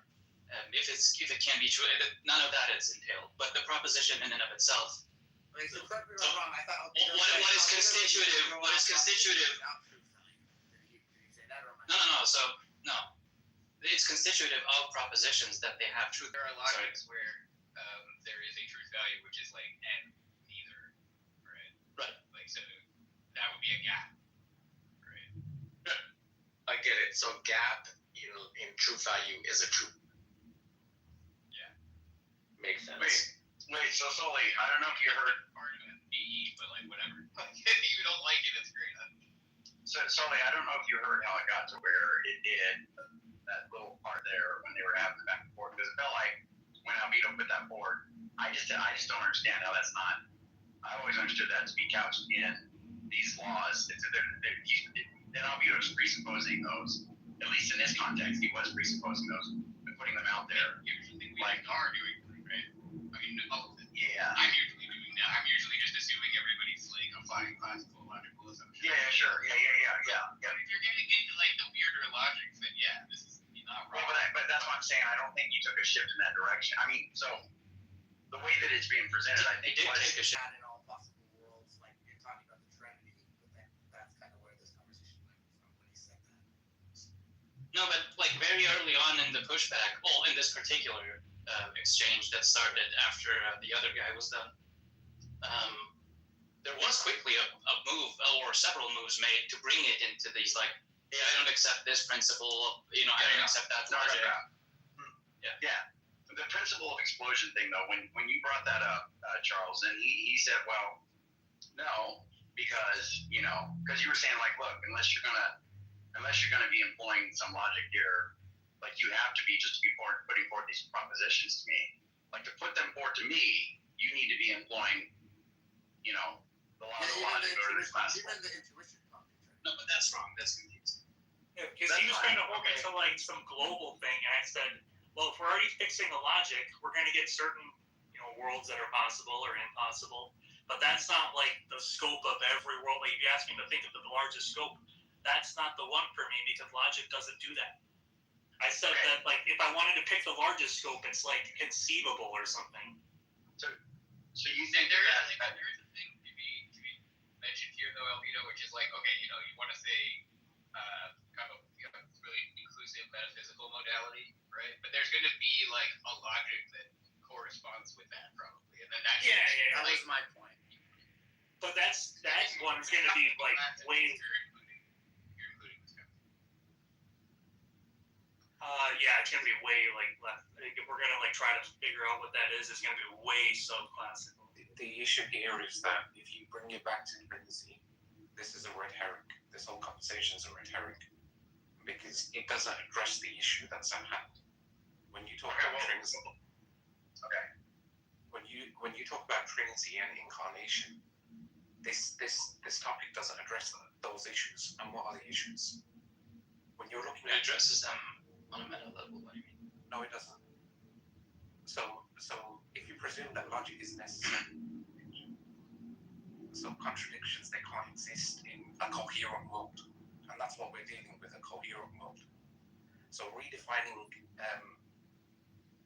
devices, this is undermining your claim anyway, which is a single being. So if we create, you're putting the cart like 2 kilometers before the horse, right? No. Are you a Muslim, Al? Yes, you are. I'm a Muslim, yeah. Yeah. I like El. Be nice to El. I like him. I like him too. I don't have any commitments like that. He sounds like a dumbass. But just because you can't address the issue, insulting just makes you look like a dumbass. What makes you think I can't address the issue? So you don't understand. I'm just saying you're confused about what the scope of this particular context is. No, I'm not. Yes, you are. No, I'm not. He's just trying to change it to something else. Yes, you are. Yes, you are. Can we just let El talk? Can we just let El give Yes, you are. You just don't understand. It's a complete topic shift about what we're talking about right now. Well, it was the original topic. I think we exhausted the possible worlds. Well, no, I wanted to say We're having a meta conversation about it. Like, what's wrong with that? I just wanted to. Meta conversations are hypothetical, and they're not. Okay, sorry, Albedo. That was strike 5,000 immediately. Meta conversations are hypothetical. So right? would You say but I'm not saying he's gonna say that stuff. Okay, you've entirely disqualified yourself from this combo, bro. we can create a fictional, constructed world, but we're dealing with Jesus here. That's the I mean, there are people like J.C. Beale who think that there's a Diolepian solution to the problem of the Trinity. He just thinks that it's a contradiction. Right. So if Albino says there's a metaphysically possible world where trivialism is true, and then Charles is like, well, just saying that to me, you're employing, just by you telling me that, that's holding things fixed, and you're employing this, you're trying to tell me that that's true, and it seems like are you saying that? So you're saying when you hear that, that's not employing, there's not like the background commitment to. If somebody is saying trivialism, they're obviously not talking about classical law, right? Because trivialism just violates a bunch of classical law. Yeah, just to be clear. No. He's saying this is what Albino said. There's a metaphysically possible world in which trivialism is true. And then I was sort of being a little good with that. I don't know which worlds are actually all the logics that are metaphysically possible outside of like maybe a handful. But like I was just throwing something out there. It was the first thing that came to mind. That's fine. I'm just trying to understand if this makes sense. So saying that there's a metaphysical world in which trivialism is true, saying that to Charles as though, hey, I'm putting this proposition forward to you, and you should accept this is, what I believe, and I'm putting this forward to you. Is that not relying on at least a couple laws, classical laws of logic? I mean, I don't understand. That was my point. Albino, my question to you is this: if we're talking about Jesus, Oh my God! let me Shut up! Yeah, be quiet. We can have the conversation. Sorry. Yeah, I was just asking you solely. Isn't there some, isn't that an implicit presupposition or whatever of laws of logic? At least, whatever classical laws of logic. I mean, wait, what is it that you're saying implicitly assumes the classical law? Because he's putting forward the proposition he's saying this is true, this is what I affirm. I'm saying there's a metaphysically possible world in which trivialism is true. And Charles said, well, look, even just telling me that, just by you putting that proposition forward, you are employing classical laws of logic. I mean, that's clearly wrong. So you're saying it's so albedo is not, there's not some identity going on there, there's not some law of non-contradiction. Really? No, there is not. When he says this is true. Yeah. You're saying this is true, no, it did not assume any of those things. They think that because one thing's true, that means like globally it must hold or something. That's what law is supposed to say. It's this half. Okay, even just like if you understand what a glut is, logic. The idea is like a glut is what a Diolepian says exists, right? Where there's some proposition that's both true and false, right? So if they just go up to you and say, well, hey, it's true, right? That doesn't mean that they're, assuming not a contradiction, right? Because it's true and false. No, but he doesn't, I know, but albedo doesn't think it's true and false, right? No, I understand. It doesn't assume with what albedo is saying.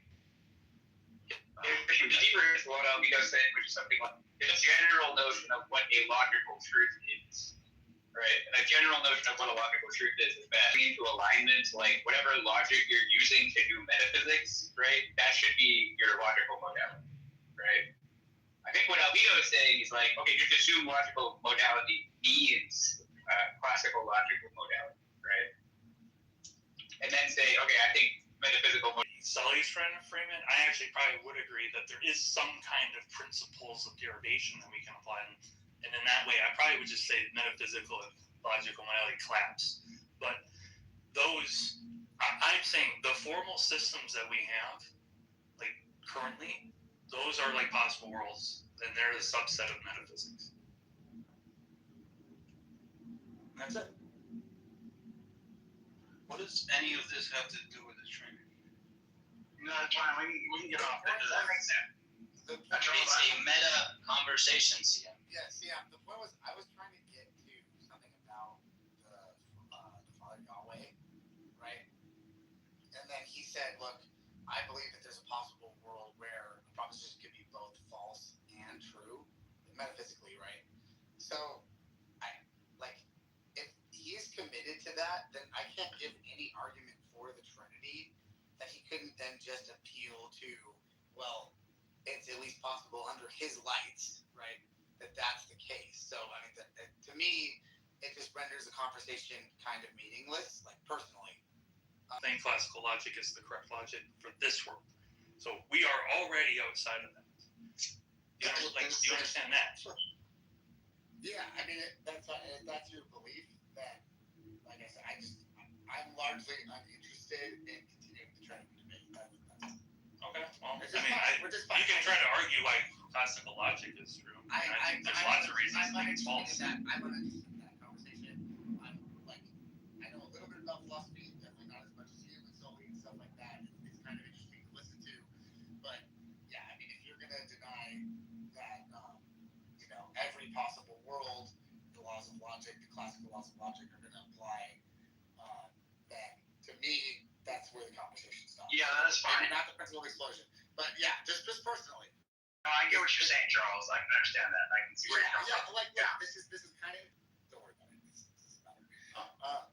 I'll say this. I think that if the goal is to defend the Trinity to laymen's or even somewhat well-educated people, but who aren't very well versed in philosophy, that making that claim as kind of a way that felt a little bit to me, and I don't mean this with any disrespect, kind of as a way to escape continuing where that was going, then I think that's not going to do a lot of defending the Trinity to most people, including to Christian Andrew here.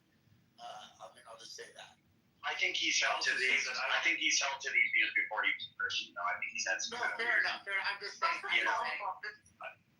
I also don't think I can assume classical logic, and I don't think there's any contradiction. I don't think I need to do any of that stuff. Well, wait. If we're asking about my actual beliefs, then yeah. Yeah, which laws do you think? What about? I'm just curious. We can go right back to wherever you guys want to go. It's fine. Why do I reject? No. But what do you think? You said there's plenty of. You're lagging. I think you're trying to say there's plenty of stuff. I can't hear Andrew. Andrew, are you there? You're lagging. Andrew, you're lagging. He's trying to come back. Just wait. Andrew, you there? I can't hear you. Okay. Be good. I am. Can you hear me now? Yes. Okay, Leslie, can you tell me? I can hear you talk about, but can you tell me what about the real world, the actual world, just that you think the classical laws don't apply, and why you think it's clearly false? Yeah, I think that vague predicates, you have to give up classical logic. Pretty sure. Classical logic's a little bit of a fuzzy concept in itself, but I'm pretty sure if you give up bivalence, you are already subclassical. I might be wrong. Yeah, that's right. Wait, but so you agree that you can make? I'm not sure about that, but yeah, those ones are kind of strange. But obviously, you get to LEM being false, you definitely are subclassical. Well, what about the non-contradiction? I accept non-contradiction. I do. Oh, I hope so. What about identity? that's why I was confused as to what this other person he kept bringing up explosion, and I didn't understand. Well, what about identity? Well, I mean, in propositional logic, I don't even think identity is even wrong, but sure. That's correct. Generally, yes. If you're talking about first order logic, x equals x, sure. Even stripped down first order logic doesn't have to equal that. There's first order logic with identity is when you get the equal stuff. And it's funny because Tomaszewski made this point when he was debating Danny about the Trinity, which was kind of funny. Danny messed that up real bad. Yeah, he did. So, but you think that the Trinity is consistent with classical logic, right? Yeah, I think that there are a few different consistent your best bet if you're gonna go with classic Kitover. Danny did. Oh, sorry. Danny did how in that debate? Sorry, I just didn't hear it now. What did you say? I thought you did pretty bad, but Chris Kovacic is like a legit ass philosopher, so it's not like it's, okay. Yeah. I see. Why would you do that? You got all your answers, Andrew? Yeah, I'm good. Thank you. Sorry, I was cut out. Yeah. So can we go back to the Trinity being logically, at least in classical logic? Let's look at I think so. I really believe that. Where is the Trinity? I mean, Sully has written in the chat that it can be possible. There you go. Trinity is still. But how is it like using modalism or something? Like what are the ways to Look, relativity, the kind of identity that you apply even in classical logic is not built into classical logic. You get like Leibnizian identity, and so you can use relative identity. Yeah, so there's absolute identity, and then there's relative identity, where identity is relativized to a sortal predicate. So like the idea is like you can have a sortal predicate between x and y. You can have one apple, right? There are cases where x and y count as the same f but different g's, and this is like the formal structure that's used for relative identity. So you can think of it like this: like with relative identity, you're putting a little predicate letter above the equal sign. Okay, so it's not just like these two things are absolutely identical. It's these two things are identical relative to a sortal predicate. Work that you have to do further from there, but it does resolve like the formal contradiction at least. Without so falling. you mean like father is equal to, and on top of the equal it put G and son. So basically father and son are the transitivity. Yeah. Okay. Because its transitivity is assuming that argument is absolute identity. That's correct. Yeah. Give me an example of like relative identity, Sandy. Your people. So like Nadia is the same person as she was 5 minutes ago. So you have. Yeah, like that's what we're doing is like personal identity. He's cutting off. You're laying all of it. Sully or There. So that guess was the same person 5 minutes ago. Yeah, most people want to think like the personal identity. Maybe it does change, but like there might be like I am. But I think Congress wants like an analogy. But that's a different thing, right? So Yeah. She wants to. Give me the apple and don't use that. Give me an Same apple and person in different times. Yeah, but it's they hold the same age. They look about. That's easy. Like an example, a classic example of relative identity, which I really like the analogy that's used is like the material hydromorphism, microarray small over microarray solves the problem material constitution. Sorry. Yeah, that one good. Yeah. So like there's this problem in metaphysics, problem material constitution, which asks like the relationship between an object and the thing that it's made out of, right? And obviously there's a distinction between the object and the thing that it's made out of, but we don't want to enumerate those as two things, as absolute identity relations would dictate for us to do, right? And it doesn't seem to fit our intuition, right? Like if you have a wooden table that's made out of wood, we don't want to say there's the table and the wood there. These are two objects, right? We want to say that's one and the same object. So you apply relative identity there. You say like the wood and the wooden table are one and the same sort of predicate, same one but distinct, things, right? They're counted as one material object, or the lump of clay in the statue. The idea is just they're the same of one thing but a different of another. That's correct. Yeah. So if you have one lump of clay, Nargis, you can make it into one figure, right? And then you can smoosh it together. You're dealing with the same exact atoms, and you can make another figure. Correct. So in one sense, it's the same thing because it's the same atoms. But in another sense, they're different things because they're different images, like they're different figures. That's the kind of idea. Now, like, this is absolutely true what Bob says. I think, like, microarray takes it a little bit further because, like, the problem with just leaving it at that is that it can result in, like, modalism, right? You just have these different times, right? Microarray expands the view a bit by saying, no, you can have multiple distinct hylomorphic compounds at the same time simultaneously, like with the pillar in the statue. Let's say, like you have the lump of clay, you form it into like a pillar and a statue simultaneously for one and the same clay, right? Microarray here takes it a little bit further than the traditional Aristotelian view, where he says, well, then we would count these as two hylomorphic compounds, the pillar and the statue, but they're counted as one material object, even though these are two distinct isomorphic compounds. So that you would have a real distinction between the two isomorphic compounds. They're fully the clay sortal, right? Each one, but they're not counted as two clay objects, but one clay object, because they're made out of the same lump of clay, like Paul was saying. From there, you just apply that analogy to the Trinity. The divine essence plays the role of matter, the persons play the role of isomorphic compounds, and there you go. That just, for me, that's like my favorite model of the Trinity, by the way. But the Father has aseity, right? How are you sure that the Father has aseity, right? Yeah, this depends on the model. Like, there are Trinitarians who say, like, the Father is absolutely identical to the essence, and, like, the person, that's, like, the monarchical view, I think. I know that view. Yeah. I don't take that view. I think the view that the three persons are relatively identical to the essence. So Why the essence don't you take the monarchical model? Yeah. Sorry? Why don't you take the monarchical model? Oh, like, there's many issues with it. I think, like, it is tritheistic, but I think, like, LB can, like, explain it further. You want to escape for the Trinity. I think it really results in tritheism. Sorry? I said you can't escape relative identity. It will result in tritheism. Relative identity does not result in tritheism, I don't think, right? Because you will have the lack of. Oh yeah, the lack of. Yeah, but I think, like, the way monarchical Trinitarians are going to say it's monotheistic is by saying there's one source, right? There's this Father, that's the ultimate source for these two other beings, right? The Son and the Spirit.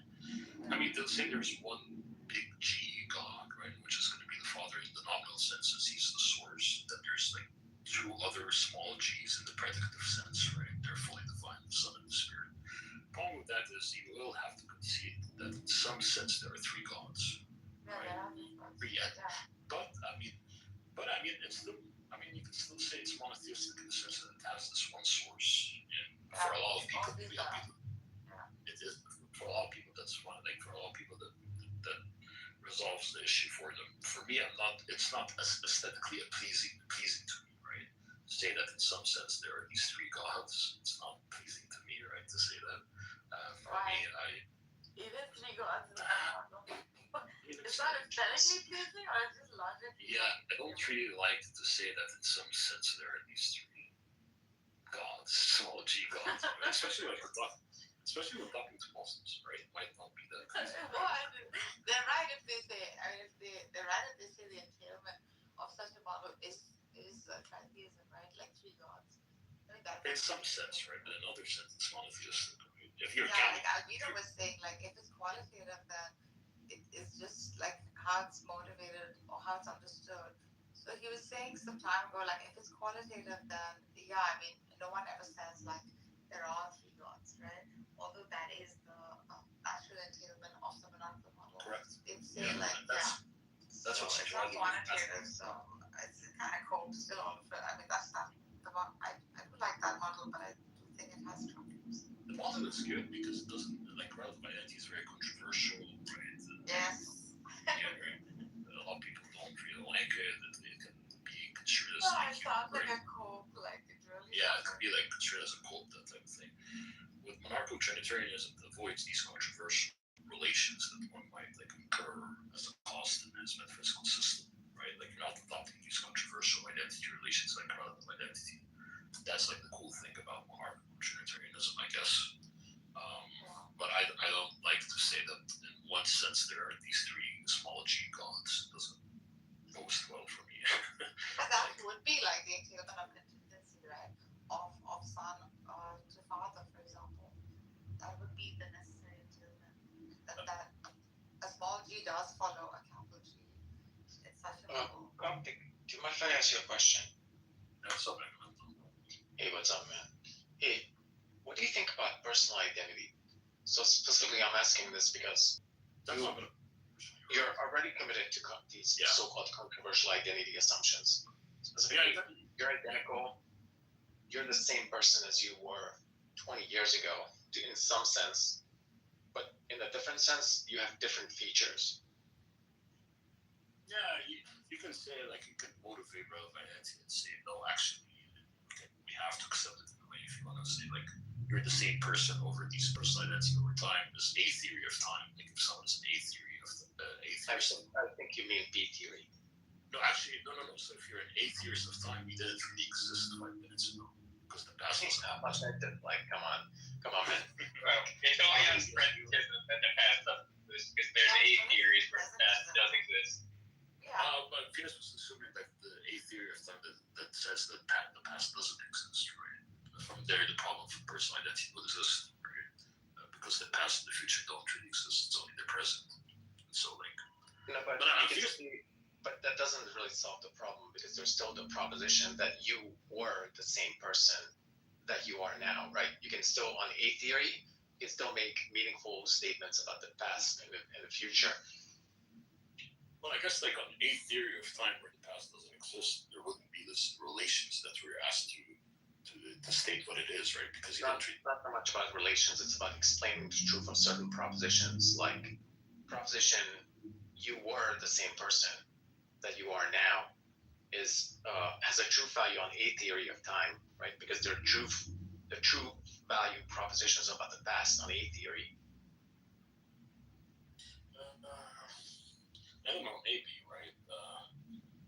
Yeah, but I do agree with you. Like generally, right? Like this is a problem, right? Personal identity through time. I don't think the solution would be actually certain people adopt perdurance theories, as in you exist as person stages, but these person stages are just like parts of you. Yeah, they're not like the entire person is composed of person like parts. Yeah, I don't like this. And that's like a really bizarre view on my I mean, these other answers like, there's like a billion Agamemnon throughout these different time intervals, or there are these billion parts of this one person. It doesn't seem to fit my intuitions about this, right? And there's like the time worm. There's the time worm version where you're just like that's the endurance account. Sorry, thank you. Well, there's different interpretations of that. There's endurantism too, and there's basically once you're talking about time worms, then you can treat part and whole relations separately. So, okay, yeah, sure. Why you always do that stuff? Worms or person stages, perdurance accounts, which seem equally problematic.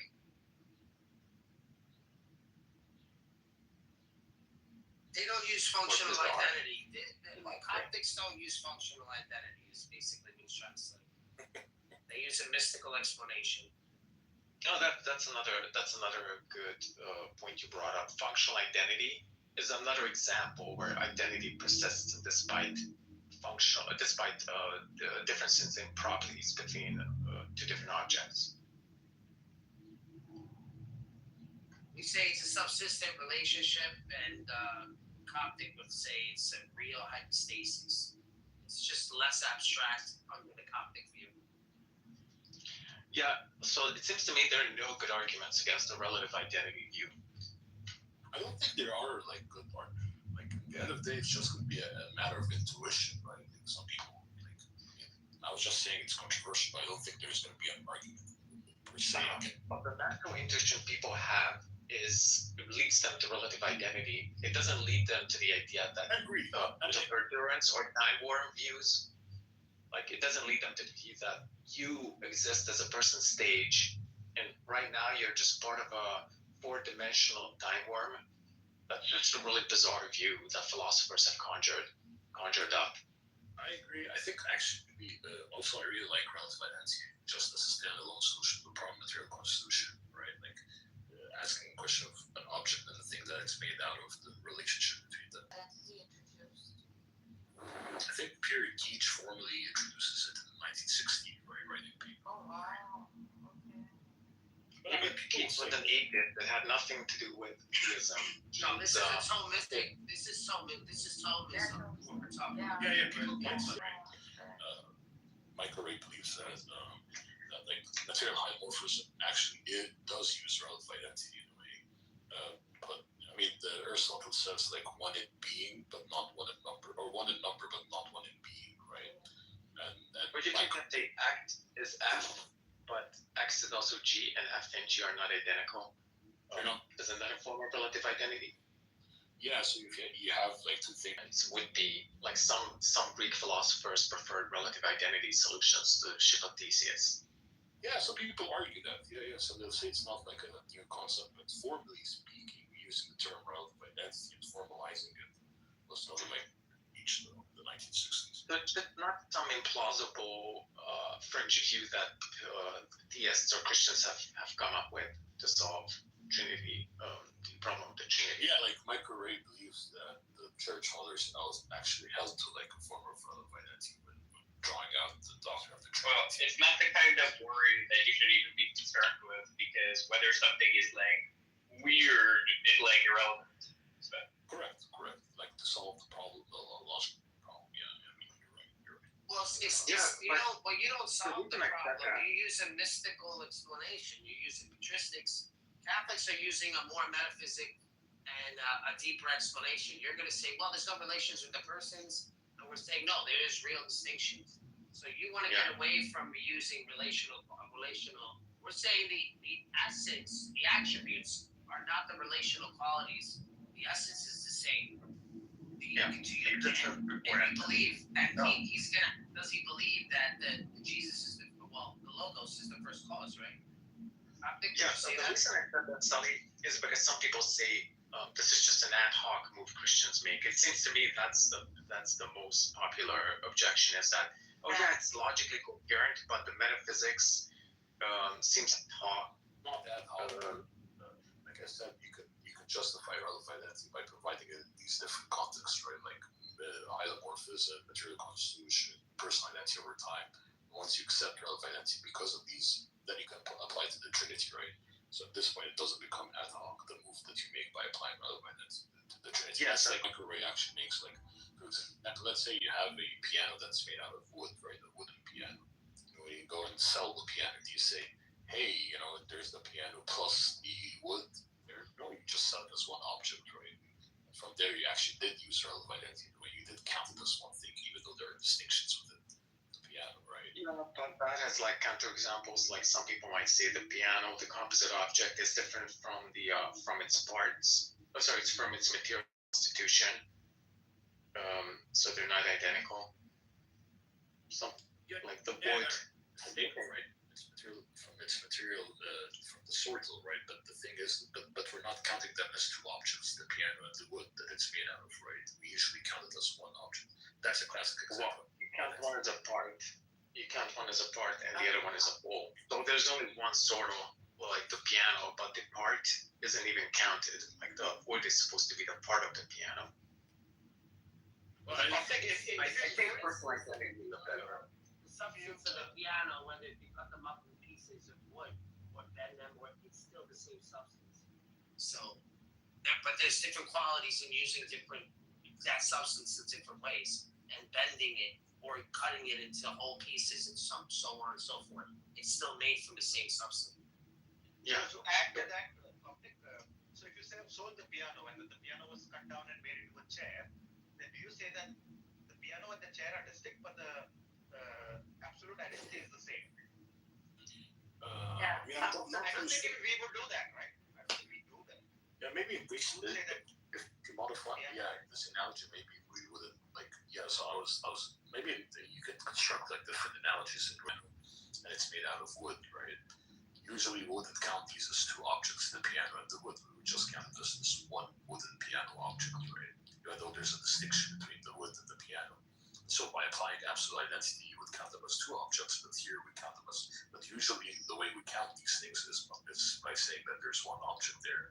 That would be an analogy of relative identity, because we are acknowledging there's a distinction, but we're not counting them as two objects, as what absolute identity relations dictate for us to do. And from there, we are actually accounting by relative identity, as Michael Ray suggests. And we do that often with many different other types of scenarios. When it comes to material constitution and stuff. Like, for example, if you have your hand and you fold it into a fist, right?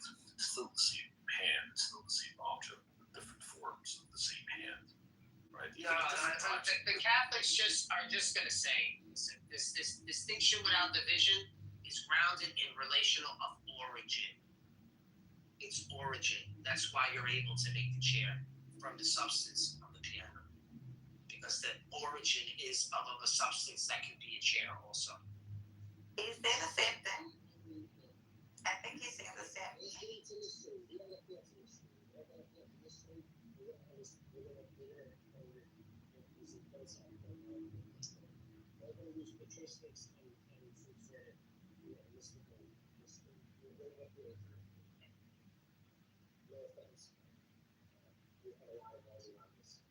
I hear you.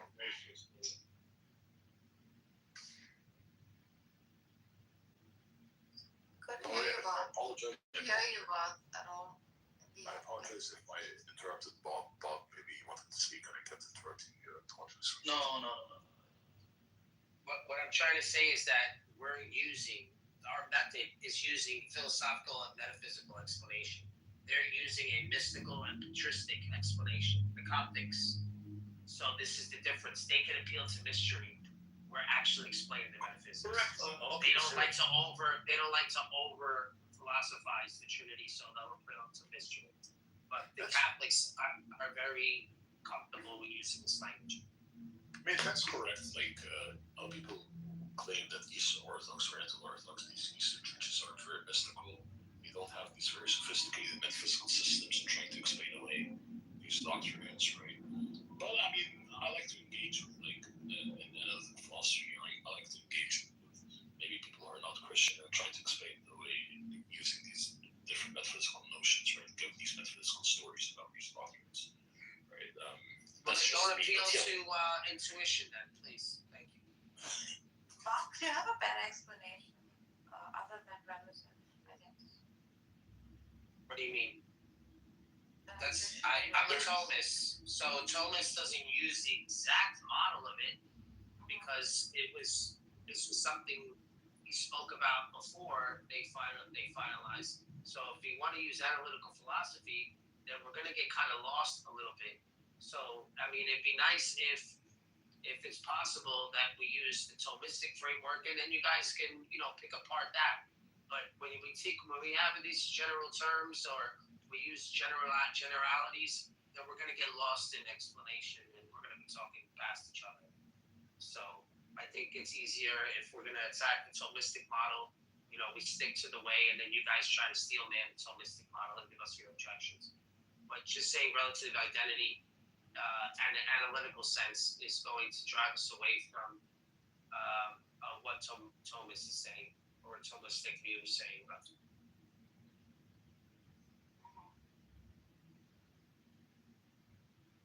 So let's use the metaphysical baggage that the Thomists are using, and then argue from there. Yeah, that's fair enough. Yeah, but that rarely happens because Thomas Thomas Aquinas has so much.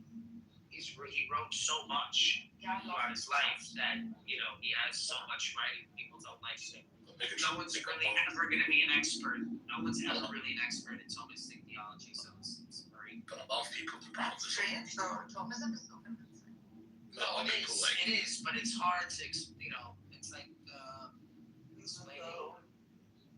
I guess like all people would say, especially philosophers, that Thomism is like there's a lot of gibberish and unintelligibility, right? Venus makes that argument, like Venus. Right, Bob? Yeah. That's complete nonsense. Well, that could be an argument that you could bring up. That can be an argument that you bring up, but first you would have to steel man Thomistic view, and then demonstrate why it's gibberish.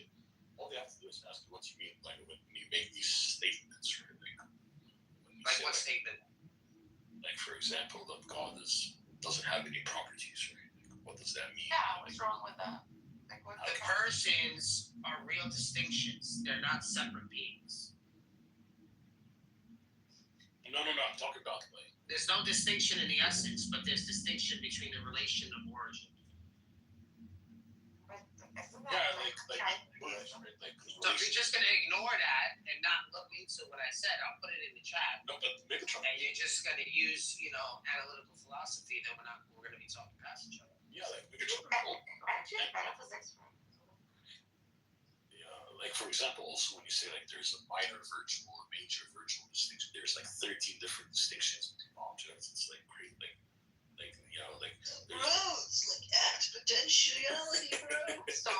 I think First of all, I don't think potentiality should be a way for us to explain God. So I'm not. Maybe you guys are used to talking Muslims. They use that word, but I don't use that word. It's the worst. It's the worst. Well, neither thing do for the an Thomists because they don't think God has potentiality. God cannot have potentiality because it's an actualized being.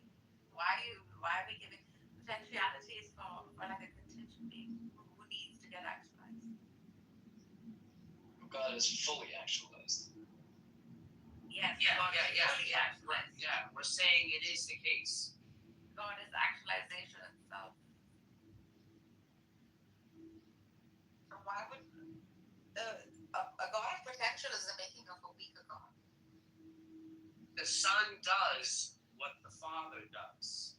If you want, I can pull up the verse. I'm just using. I'm kind of like summarizing the verse, but Son is what the Father does. Is hindsight for what the Father did, what the Son does. There we go. Look at this cat. I guess, Bob. I guess if we say anything, I guess you could say it like that and just ruin every conversation. I mean, that's possible too. That's allowed. That is possible. That's by the way, people. John 5:19. So right, I'll explain it. It says the Son can do nothing for himself, but only what he sees the Father do. Or whatever the Father does, the Son does likewise. That's John 5:19. These have deep metaphysical meanings. Framework of the Trinity. Very deep. Yeah, Bob. I guess if you're not interested in the conversation, we could switch it. You could change the conversation. Let's just change the conversation. I guess. No, we don't have to change the conversation. It's very deep.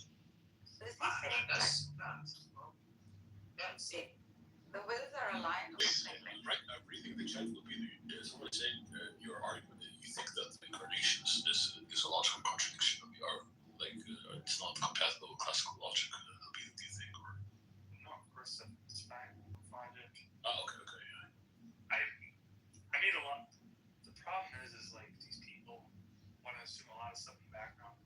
Yeah. And I said some things in response to what he was saying, even if maybe part of it was indirect. I said he was trying to put forward as like if he shows something is logically possible, that means he's ruled out like the actual world.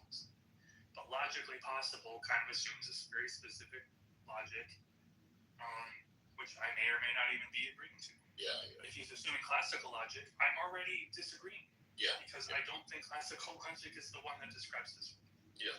You have a lot of these idiots crying bitches in the side chat. This universe or this world that somehow that vindicates classical logic. Real world and therefore classical logic. Classical logic is what we deal with in the real world, Sully. Anyway, pair consistency is like Sally's most favorite, I think. Alternative logic. In the real world, bro. Yeah, in the real world, let's talk about pair consistent logic. But even with the Trinity, even aside beyond that, his argument was like, if I can show a difference between the Father and the Son, that means they're different beings. Don't people realize? He was just calling out like distinction in person was albedo. That's what. Yeah. So it was an intuitive response. It was like, wow, distinct persons, distinct gods. Yeah, but that's the right. And if he's just saying, because my feels. Allahu Akbar. Bro, it's not even a long time. What's wrong with you, bro? Yeah, what's wrong? La ilaha illallah Muhammadur Rasulullah. Some kind of troll. Yeah. So, but yeah, I mean, if he wants to make the argument that distinction there for different being, I kept asking. I asked him twice. Did you tell him about relative identity? Well, I did say that No, first. the meta-logic aspects of it. I'm like, well, The moment you why say do you have such strong persons, opinions? Like, I don't understand what's wrong. Nah, with well, the minute you say three distinct persons, like his first response, anyone's first response would be wow, three gods. Like Well, then they shouldn't engage. I'm making like why would you be really committed to something and also say, but I don't really know much about this stuff. It's like, oh, you're wrong. You're really wrong. But I don't really know this really. Like, you know more. Like he said, like you know way more than me about this topic. But also, you're really, really wrong. You're like, I'm just, okay. It's just listen. If a Muslim is objecting against the Trinity, it's not because what's there's really something naked. about it. It's something about it that they want it to be true, right? There's something about that. Well, it sounds like a Muslim objection when we keep saying to you, no, the persons are not beings. It was an atheist guy. Charles was having this argument with. L is the one making comments in the chat. Oh, L. No, L is someone who just kept wanting to change the topic and wasn't allowed to. But he can come up. I invited him back up to make the argument if he wants to. I think this is the reason why, like, engaging in Trinity. Come the doors out. He's the talking about whether the Trinity is possible and like other possible worlds and other universes. Here we go. That wasn't the topic of the mess. Anyway, L, you can make the argument if you want to. Yeah. What? What I wanted to do was bring it back to the actual topic of the Yeah. That's what I wanted to do. So that's No, not that's fine. That's No, not it was changing the topic from what we were talking about that. What happened was Albedo pointed at something shiny and you all jumped Oh my on god. to realize otherwise. Yes, there was a tangent about something they disagreed on. Yeah. So you were in fact changing the current topic. Relevant to the Thank you. Now you say that, but nobody agrees with you and nobody cares. So you just make the argument. Thank you for That's agreeing good. with me. I really like him. He's a good. Yo, I He's a fucking feel retard. whether the Trinity is possible in some other universe with other logics, who the fuck cares? Exactly. That's not what was said, you fucking retard. Exactly. And the reality is Albedo. Even Nargis understood, even Andrew understood. No, they didn't. Which is why they raised questions and then completely folded. He had questions. He wasn't tracking. He was like, well, he wondered a bunch of stuff. And then he didn't really like object to the responses he was given. How is he the one tracking? Fucking moron. Yeah, I You're just like have quite a few 34 is a questions. proposition. Get the fuck out of here. Let's just like, fuck you. So my question to you, Albedo, is this: if we're talking about Christianity, whether traditional or any variant, because you might have a variant understanding of Christianity, which type of logic does it appeal to? We can just use classical logic because I don't think it's going to be inconsistent. Yeah. So isn't if you word the proposition correctly, then it's not inconsistent with classical logic. But the reason why I ask this question is, if you look at fuzzy logic or consistent logic, no Christian would use them, because what it does is it tolerates things like contradiction and mystery. And that's also a Christian who does, but he's obviously a minority. I agree with you. Yeah. So using shiny objects in far distance and letting these guys jump on it doesn't actually address the issue. So we're dealing with classical logic. Why? Because it's this world. And Christianity appeals to classical logic. And that you have is incarnation of Jesus. I disagree, but I think this world doesn't appeal to classical logic.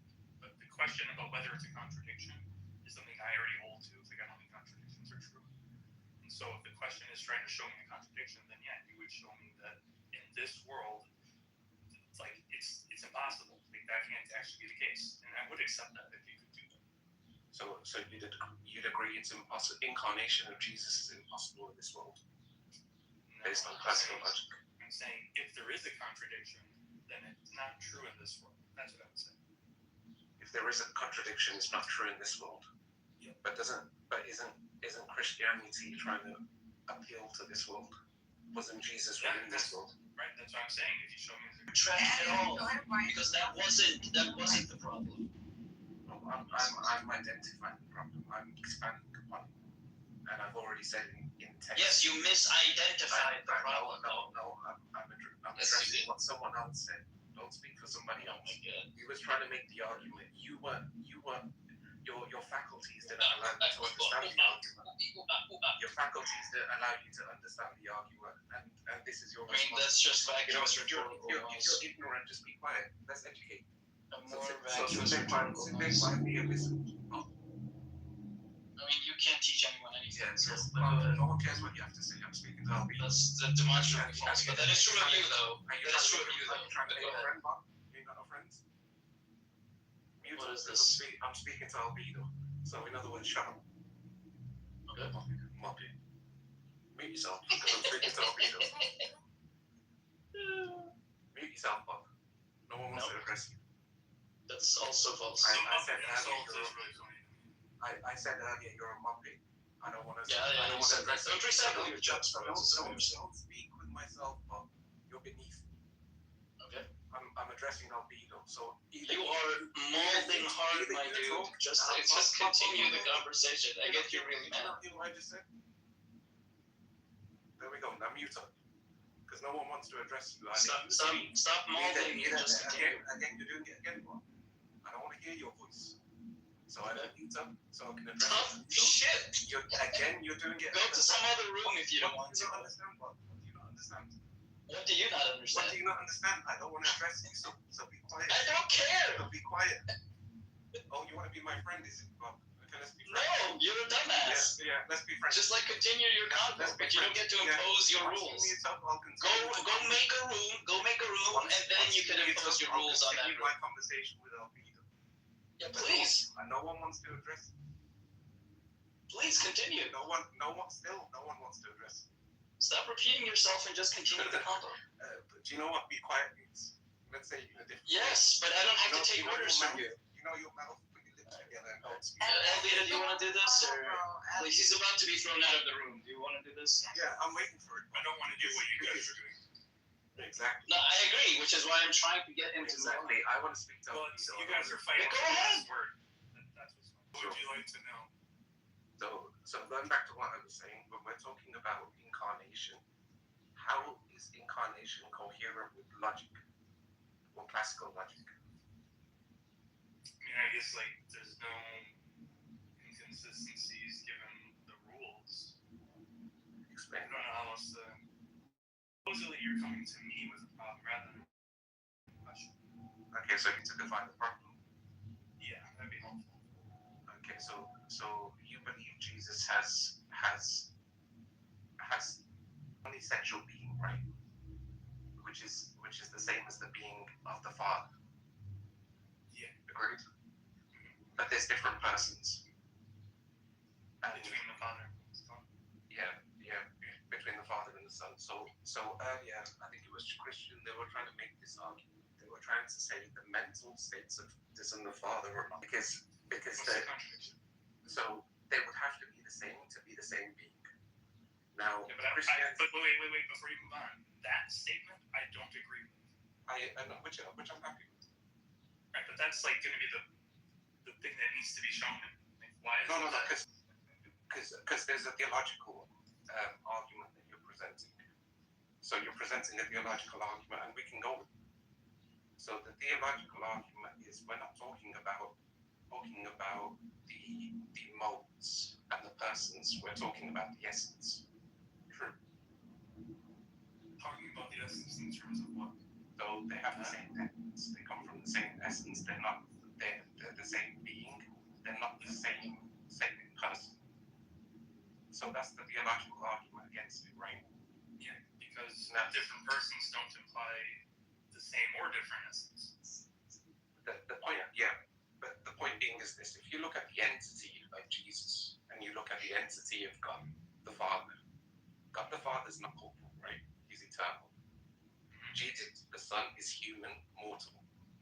He has ignorance, he has pain. So the physical states differ, the mental states differ, the experience differs. Yeah, but why were you saying that the work here? I'm just saying the essence is just, we'll just say the three armies, just to make it easier. Yeah. If you think that there's more, we can talk about that. They're relevant. But, No, that's fine. Okay. So all these other things about like one went through pain and one didn't is kind of relevant. Yeah, so the Father and Son are the same being in essence, but the distinct in personhood, right? This is what your claim is. Yeah. Okay. So there's issues with this. So first of all, what you're doing is you're redefining identity. So if we talk about logic and identity, it requires sameness and properties. Yeah, I agree. But that doesn't tell us if we're talking about absolute or within a context. Say that again, sorry. Like when we say X is the same as Y, that doesn't tell us if we're talking about just some of X and some of Y, or all of X and all of Y. Sometimes we just mean it within a context. I'll explain the context here. I have the same car as you. Identity one again. It's like I am the same person I was yesterday. There's so many. Like if I just But say like I have the I'm same not car as you, absolutely identical because there's differences between me today and me yesterday, right? just think about this for a moment, and obviously this will be kind of just the ambiguity of the language, but just for now, work with it. If I say I have the same car as you, does that mean that we actually just drive the literal same object, or is it that we both possess the same kind of car? You know, because the language of same doesn't denote anything in specific. It just talks about similarities between and other things. Right? Yeah, but when we talk about same divine essence, see what you're doing is you're risking semantics here. Well, you're appealing to semantics. Calling two beings with radically different properties the same, you're stretching the ordinary meaning of identity here. I'm just not talking about the entire object. This is why the personal identity over time is the way to do this. Because, you know, you're not the same in terms of all your properties as you were yesterday, right? Some of your properties are different. That doesn't work either. Are you saying God was different yesterday than he is today? Obviously, that's not what I'm saying, Steve. That's exactly what I'm saying. You could imply that. It's the farthest thing from what But this isn't the strongest argument anyway. So let's just talk. The point is this. There is a common sense usage of identity, right? Which doesn't mean that you share all the same properties, right? No, in ordering logic, identity requires sameness of properties. Listen to what I'm saying. There is an ordinary usage of identity, as in, like, I'm the same person I was yesterday, which doesn't involve all the properties being the same, right?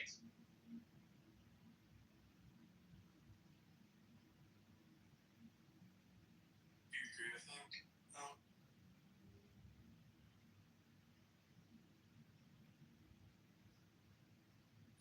If you said something I didn't hear.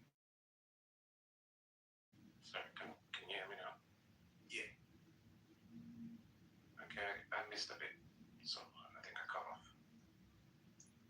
Saying there's no usage of identity where not all the properties have to be the same, right? Because, like, I'm identical to who I was yesterday, right? I'm the same person, right? But the point is that I don't share all the same properties as the person yesterday, right? Some change between then and now, right? I mean, okay, we can do the specifics. Like, if you want to do the absolute identity, we'll just do it by, like, properties. We won't do it by, like, names of things. No, I'd rather go on to the other points. Okay. But what I would say is, if you look at I think it's Leibniz's law.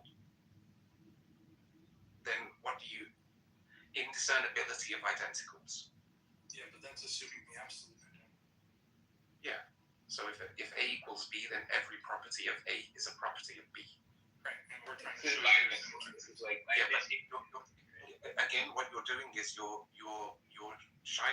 throwing a shiny object in the air and saying, look at that, we're dealing with God here. We are dealing with that. And I'm saying you're trying to hold. Why are you so fucking dishonest? He's saying you're holding to immutability in God. Like, how do you show immutability? That's what he's saying. He's just asserting you must use this type of identity. That's just asserting we must use this because real world, because real. I'm giving him an example from the real world, from ordinary language, right? I'm giving him an example, and he's just brushing it aside. No, you're not understanding what I'm saying. He's granting it that he's just saying because it's God, immutability continuity about change. Yes. Yeah, you need to explain that to me. Well, he didn't mention me. Okay, let's move on to because this isn't the strongest argument, and I don't really want to, place my flag on this argument. The issue that I have more so is with incarnation itself, because it's paradoxical. So if the Son's fully human and he's fully divine, You think like one is mortal and one's not mortal or something? they're mutually contradictory properties in the same respect. Yeah, and there is a resolution to this that I was kind of opposed to at first, but maybe it seems okay. I think that this is like the thing I have the bigger problem with, well, especially between the two, but of all the things I think are more problematic with Christianity, I think this is one of them. If I were to like put stock down on something, but we don't have to say that like the essential. It seems like the story shows otherwise. Like conditionally, it seems like Adam and Eve could have been immortal if they hadn't, done anything wrong. Then they would have eaten from the tree of life indefinitely, and that means they're just not mortal. But some people would just say the essence of a human. You're right. The essence of a human. Yeah. The essence of a human is like to be like a rational being or something, and the essence of God is to be like the three omnis, maybe also to be rational too, but kind of further. Also, I believe that like a lot of philosophers, like Strongly, for example, make the move by saying like, oh, like even though we're all mortal, all human beings, it's not like an essential property. They call it like a common property that's found within all of us, right? But it's not essential to be like mortal. And they'll say that that's just a human common part, but it's not essential for you to be considered a human being, as Adam was human beings before the fall, and they did not possess that property, right? Like, So because we're dealing with being, right? Kind of being simultaneously know all things and be ignorant at the same time. No. And that's the incarnation paradox, or one aspect of it. Okay, so you think Jesus is both omniscient and not omniscient? Well, that's what Christianity asserts. I don't think. No. I would say that almost every one of us will deny that. It's not what we say, bro. The human nature of Jesus. When we talk about the human nature of Jesus, are you saying that the human nature of Jesus? Natures don't know things. The human nature of Jesus, because this is why I went through it to begin with. I said to you, from mental properties, was Jesus limited in knowledge? Well, limited is like probably going to be a dubious word there, because if you take the kenosis approach, they're going to say he emptied himself willingly. But what emptying there, I don't think means no longer is omniscient. It's more like chosen limitations to access. Yeah, but it doesn't. Explaining what it is doesn't change anything. Okay, well then we would just say he's always omniscient. I mean, that's really going to be the crux of it. Is like he's never not omniscient. Okay, let's look at it from a physical, because this is kind of wording for the sake of it. Because we established this at the start. I said, God the Father is non-corporal, right, and he's eternal. Yeah. Jesus has a human body and he's mortal. Yeah. So that's not the same between the two, right? Their physical states differ. And we spoke about mental properties. God the Father is omniscient, immutable. And I think I said Jesus is limited. He has experience of growth. He has a level of ignorance, and he went through pain. So the mental needs are different as well. And then we spoke about experience, right? Yeah. Impassable versus passable. So we've established that already. And this is what leads to the paradox.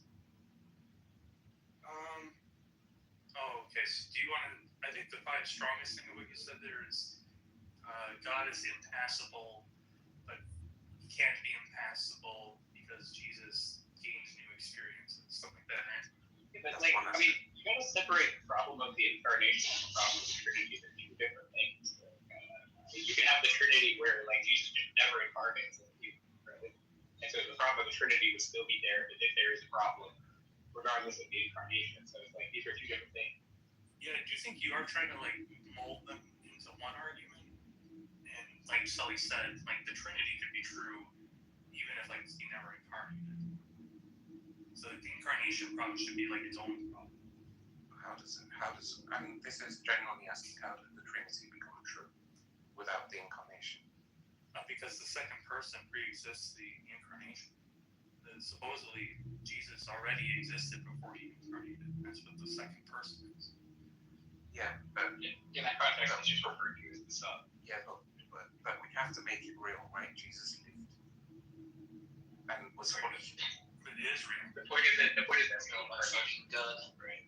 Yeah. And there is a separate sort of line of argument between incarnation. What I'm saying, so is you can't take it out of the context of Christianity.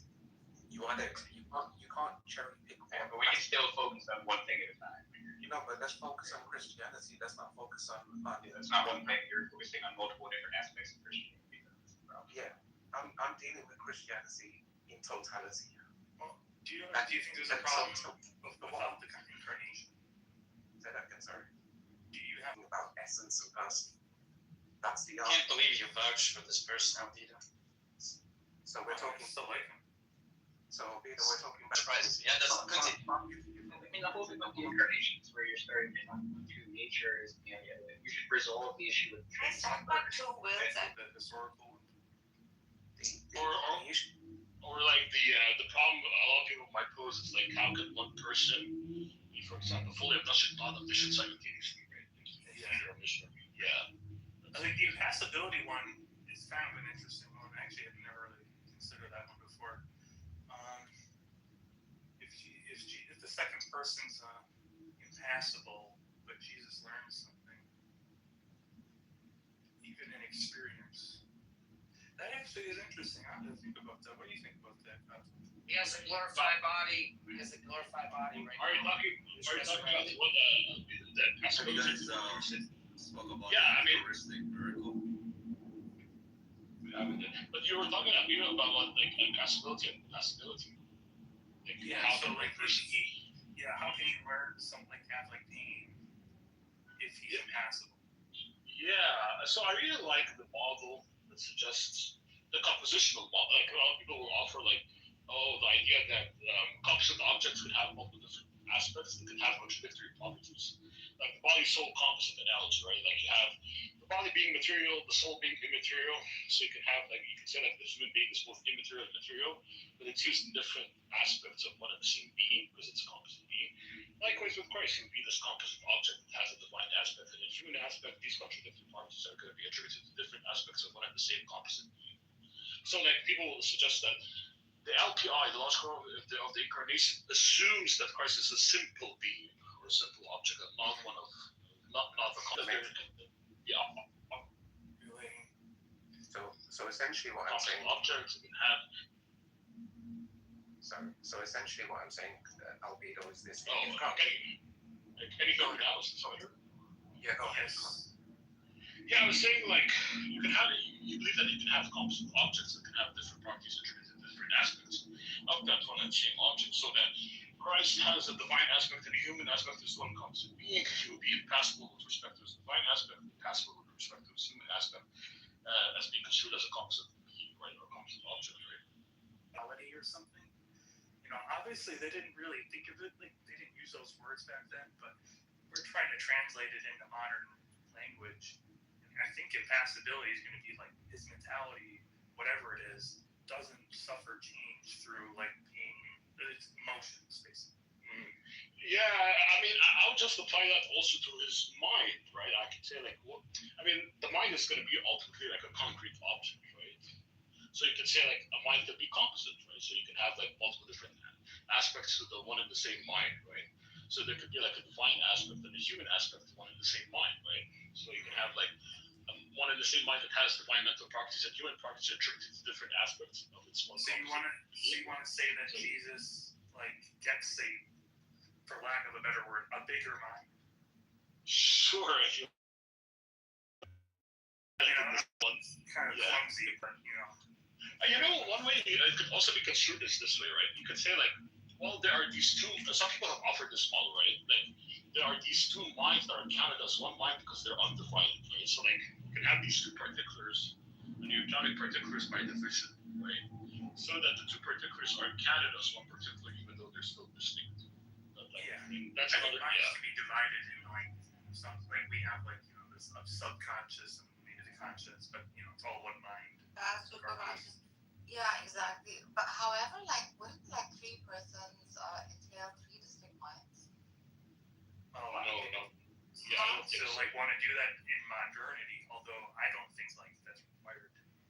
Like super consciousness, subconscious, and the conscious. Maybe like that. Maybe you're explaining it like that. Like one mind, but like three different states. I mean, this is where it gets weird because in my model of the K2, which I take like the hylomorphic model, right, where you have these three hylomorphs, one in the same divine essence, I would just say, yeah, you have three hylomorphs, one in the same divine mind, you have the three hylomorphs, one in the same divine will, you have three, you just apply it to all these different layers so that, yeah, each person have a mind, they're distinct from each other, but they're counted as one mind, right? So that, like you have these three forms, one in the same mind, you can say, right? The three modes of subsistence, one in the same mind. So yeah, each person would possess the mind, they're distinct, but they're not counted as three minds, but one mind. The same logic with like gods, counting gods, right? The same logic you're applying here, you would apply to like the divine mind or the divine will. You will still get this one God. Yeah. Do you want to say that like each person has its own mind, but also God has a single mind too?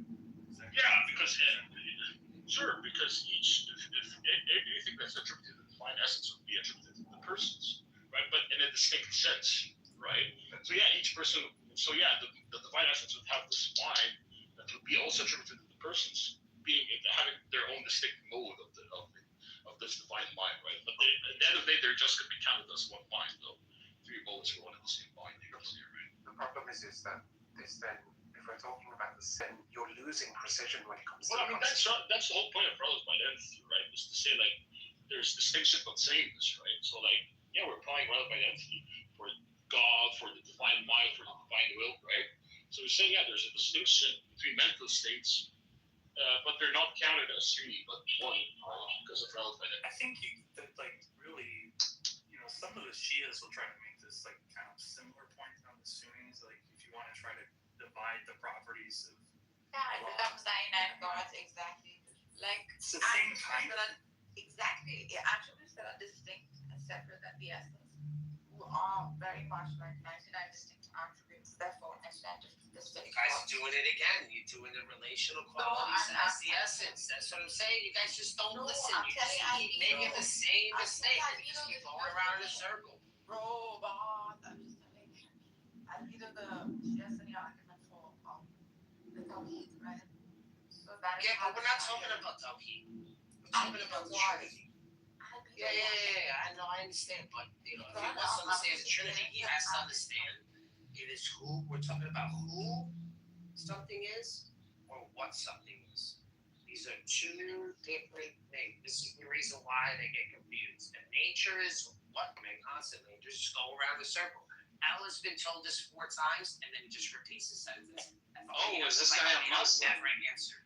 Like he mentioned once. What something is.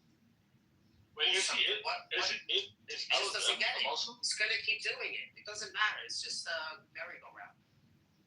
You actually don't know what you're talking about. Of course. And then you can say that too. Yeah, that's another thing. You have no idea what you're talking about. We were having a conversation. Again, I'll repeat it.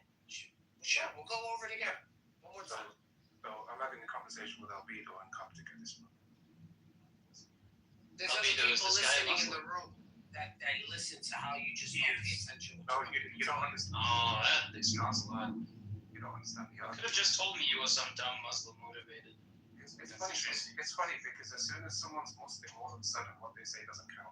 That's the nature of this room. No, it just explains why you're dumb. No, never mind. Go ahead. Who's making the Muslim mark? Are you being mean to us? No one. Yeah, exactly. Exactly. So You're just not tracking what I'm saying. So we need to no. Go back to talk to Albedo. I wasn't talking to you. You just I don't know why you're talking to me. I wasn't talking to you. Yeah, be quiet, Chef. I was having a conversation. I'm just saying that's why you're dumb. Because you're still speaking. It makes sense. No one cares what you have to say. Be quiet. You don't think Muslims have a reason to reject Trinity, though? Of course, but I'm not making an argument from a Muslim standpoint. So if you notice what I said, and I was very specific. That's not a claim. Be quiet. There's specific arguments that I'm making here. What I'm saying is Trinity. It doesn't follow order of religion to believe that there can't be a Trinity. So it seems that there's some kind of religious motivation. So are you a vision about what? You have a motivation as to why you wouldn't accept Trinity. Yes, but I'm not the one who's making the arguments against the Trinity, retard. No, it's not the same. It's not the same. I'm not the one making the anti-Trinitarian arguments, you fucking dumbass. So how could I be motivated in that direction? Fucking moron. I'm not making anti-Trinitarian arguments. Even if that was what argument? Bob L. The degree to which you are motivated by the Quranic verses, disagreeing with the Trinity and not having a son, that's a significantly stronger motivation. Yet I am defending Albedo's arguments. So how could I be motivated in that direction? You fucking monkey. You absolute ape retard. Embarrassing. Be quiet. No one cares. Yeah, I think. Look, I understand your question, bro. Everyone's motivated by something. It's just the point isn't specific. It's not that crazy for them to say that, oh, you're Muslim. That's why you're hating on the Trinity. Because you guys, bro, like no matter what anyone says, you guys just say the same thing. Oh, it doesn't make sense. They all come in here and they all have the same bottom of the barrel script. How could this sound? Why is it God? It's a logical problem. It boils down to do you think that I feel like one reason why I don't believe in the Trinity is because it's not explicitly laid out in the Bible. It's one of the things you have to do like exegesis to discover. You would think that like important metaphysical truths about the nature of the divine is that it's like a centered thing would be kind of like spelled out explicitly. And do you have a theory for why it is kind of like this thing that requires exegesis? And also, like, the same argument could be made by, like, Unitarian Christians as well. It's not necessarily that. Yes, in the beginning, the word was God, and the word became flesh. So yes, it's spelled out explicitly. Sorry. That wasn't said until the New Testament. In Psalms 33:6, it says that there was the Lord and His Word and His breath, all of which were creating. So there's the three which are distinct from each other, all of which are identified as the Creator, which Isaiah says is Yahweh alone. Yeah, so for me, like the way I look at it, even if I concede to you, right, that there is, like, yes, there is no verse that says, oh, there are these three, one time personal being, right, and three hypostases. I agree with that, right, but for me, I actually don't believe that there is a concept called the plain reading of the text, right? You're always going to have to appeal to some interpretive tradition when it comes to like these religious scriptures, right? And so for me, yeah, I will depend on like patristics, church fathers, and the way they look at these verses, if they interpret those verses. And for me, I like the argument I would make then is for like apostolic Christianity, right? Roman Catholicism, Eastern Orthodoxy, right? As to why they're the true form of Christianity, right? I mean, the way my justification for Christianity would be like providing arguments for Christianity, then providing arguments for apostolic. And from there, we could trust like patristic sources when it comes to laying out the doctrine, retracting their lenses of looking through the scriptures, right? But you're right, like this can be a problem, by the way, for Protestants, right? Who would say, yeah, we're not going to accept church fathers at all. Bro, like imagine like Maimonides' model for like the monotheistic God, right? Whilst like scripture, especially the Old Testament, is like a fully anthropomorphic God if read quite literally. So yeah, I think these doctrines. Yeah, so like. The problem then also becomes exactly the problem is like, you know, with the biblical way of interpreting verses, a lot of times you find fathers saying, "Oh, this verse is figurative, this verse is literal," and you never really know what the scriptures are trying to get at, except through some interpretive tradition, right, that lays it out very clearly and explicitly, like what we saw in the ecumenical councils that were led by the church fathers, right? So this is where I would make an appeal to patristics. I would say, yeah, I think I would be justified in appealing to patristics, laying out the clarity that's found in the authors.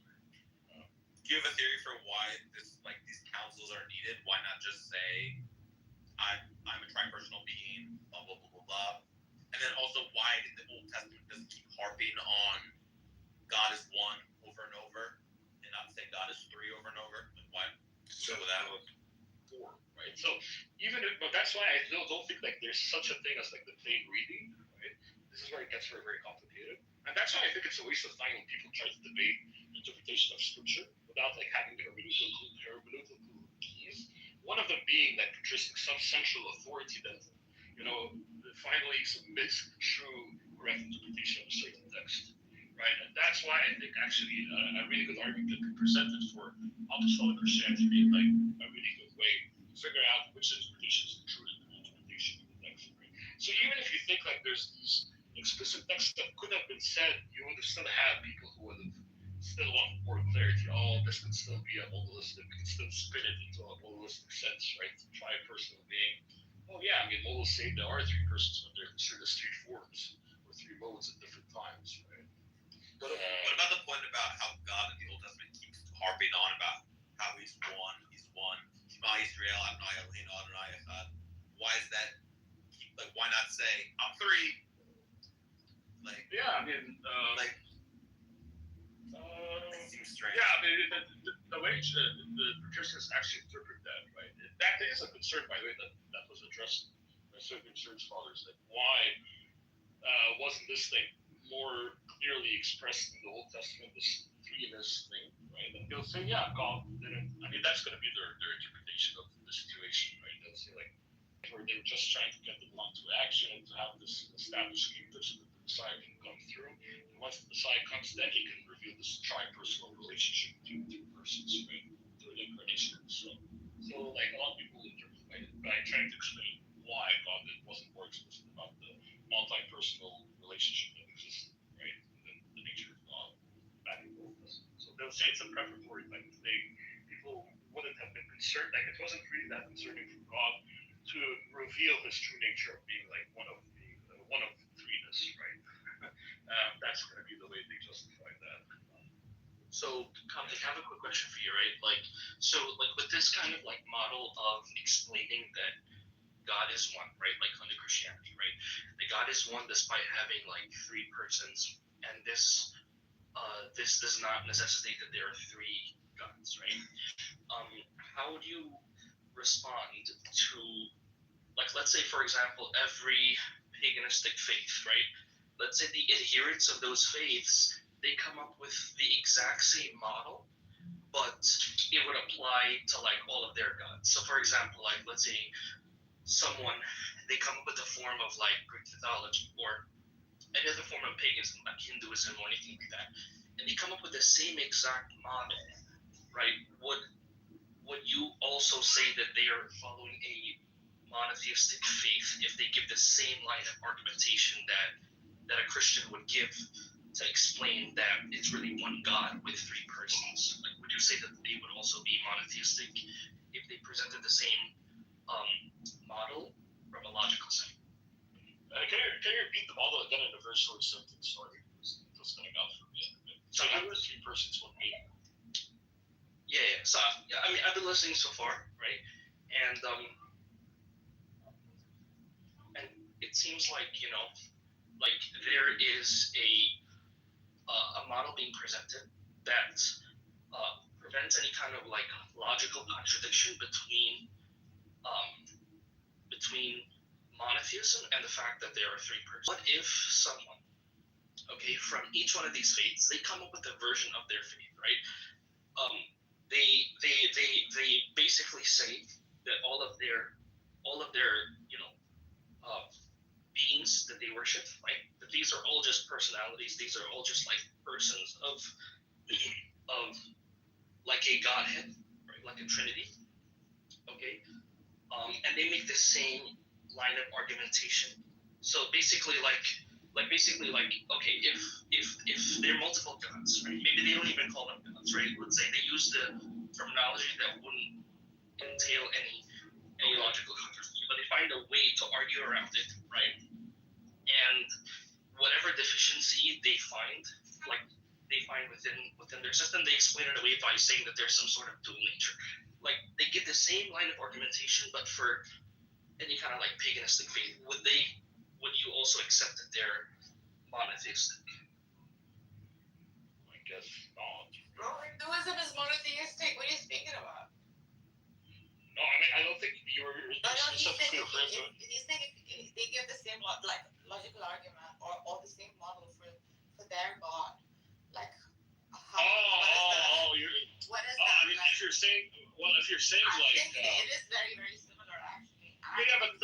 but that's not focused. Yeah, but that's not focused on Hinduism. So like he wants to say the general model to justify monotheism, the way that like so far you guys have been presenting, like some of you guys have been presenting to explain that there's a monotheism. You know, it's not a trinity, right? But it's like a billion of different persons, but they make the same argument that it's like one God. Would you also say that would be monotheistic? Absolutely, yeah. So like, so for me, like the symmetry breaker, I can say between the Trinity and polytheism, right, is one of division, right? The three persons are on, right? Each one was in a different. I mean, if you want to use spatial terms, right, in a different space or what have you, right? They were all divided, and so yeah, I mean, then you have multiple divine beings. There are multiple divine existences because they're divided, right? But in the Trinity, you have this unity between the three persons. They share the same divine essence. And the model that I like, that I shared, is like having multiple distinct hydromorphic compounds rather than the same material source, being counted as one material object at the end of the day, right? So the divine essence, you would have this three persons sharing one and the same divine essence, all that being counted as one divine object because they're undivided, right? And so yeah, that's going to be the huge symmetry breaker. So, but if you want to say, oh, there's like these billion persons that shared one and the same divine essence and they're undivided, yeah, then I would count them as one object. And yeah, that would be monotheism, according to my standard of monotheism. No, I definitely see what you're saying. That's just modalism. That's just modalism, bro. That's it. It still qualifies as monotheism because it's just different. Like Brahma, Shiva, and Vishnu, like are the creator, the sustainer, and the destroyer, right? So these are basically like attributes of the same Brahman or the monad, the one. So it's not very different from Christianity and even Islam. If you want to sort of see God's attributes as like just calling them different names, but they all share one essence with Brahman. So I don't know. This would be I don't know if you take to Islam or not, but this would also be true for us.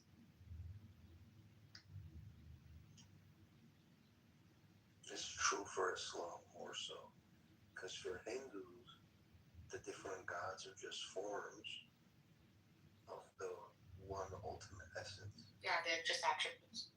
But no, they're not just attributes. They are just attributes. They're not just like each one, like Lakshmi, Vishnu, like Lakshmi, the goddess of wealth, etc., etc. They just didn't have language then. So yeah, they depict it pictorially because there's such thing as like definitive language. You refuse to accept the fact we're talking about the relational qualities, and you guys don't listen, and you keep saying attributes. They want to sneak in their metaphysics from what I guess the Sahaba has explained, because Muhammad didn't go into any of that explanations. So whatever it is what it is, right? Just strong on it. And they'll continue to do it. As many times as you say, they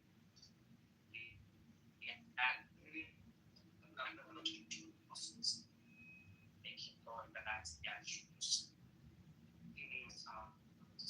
Such people.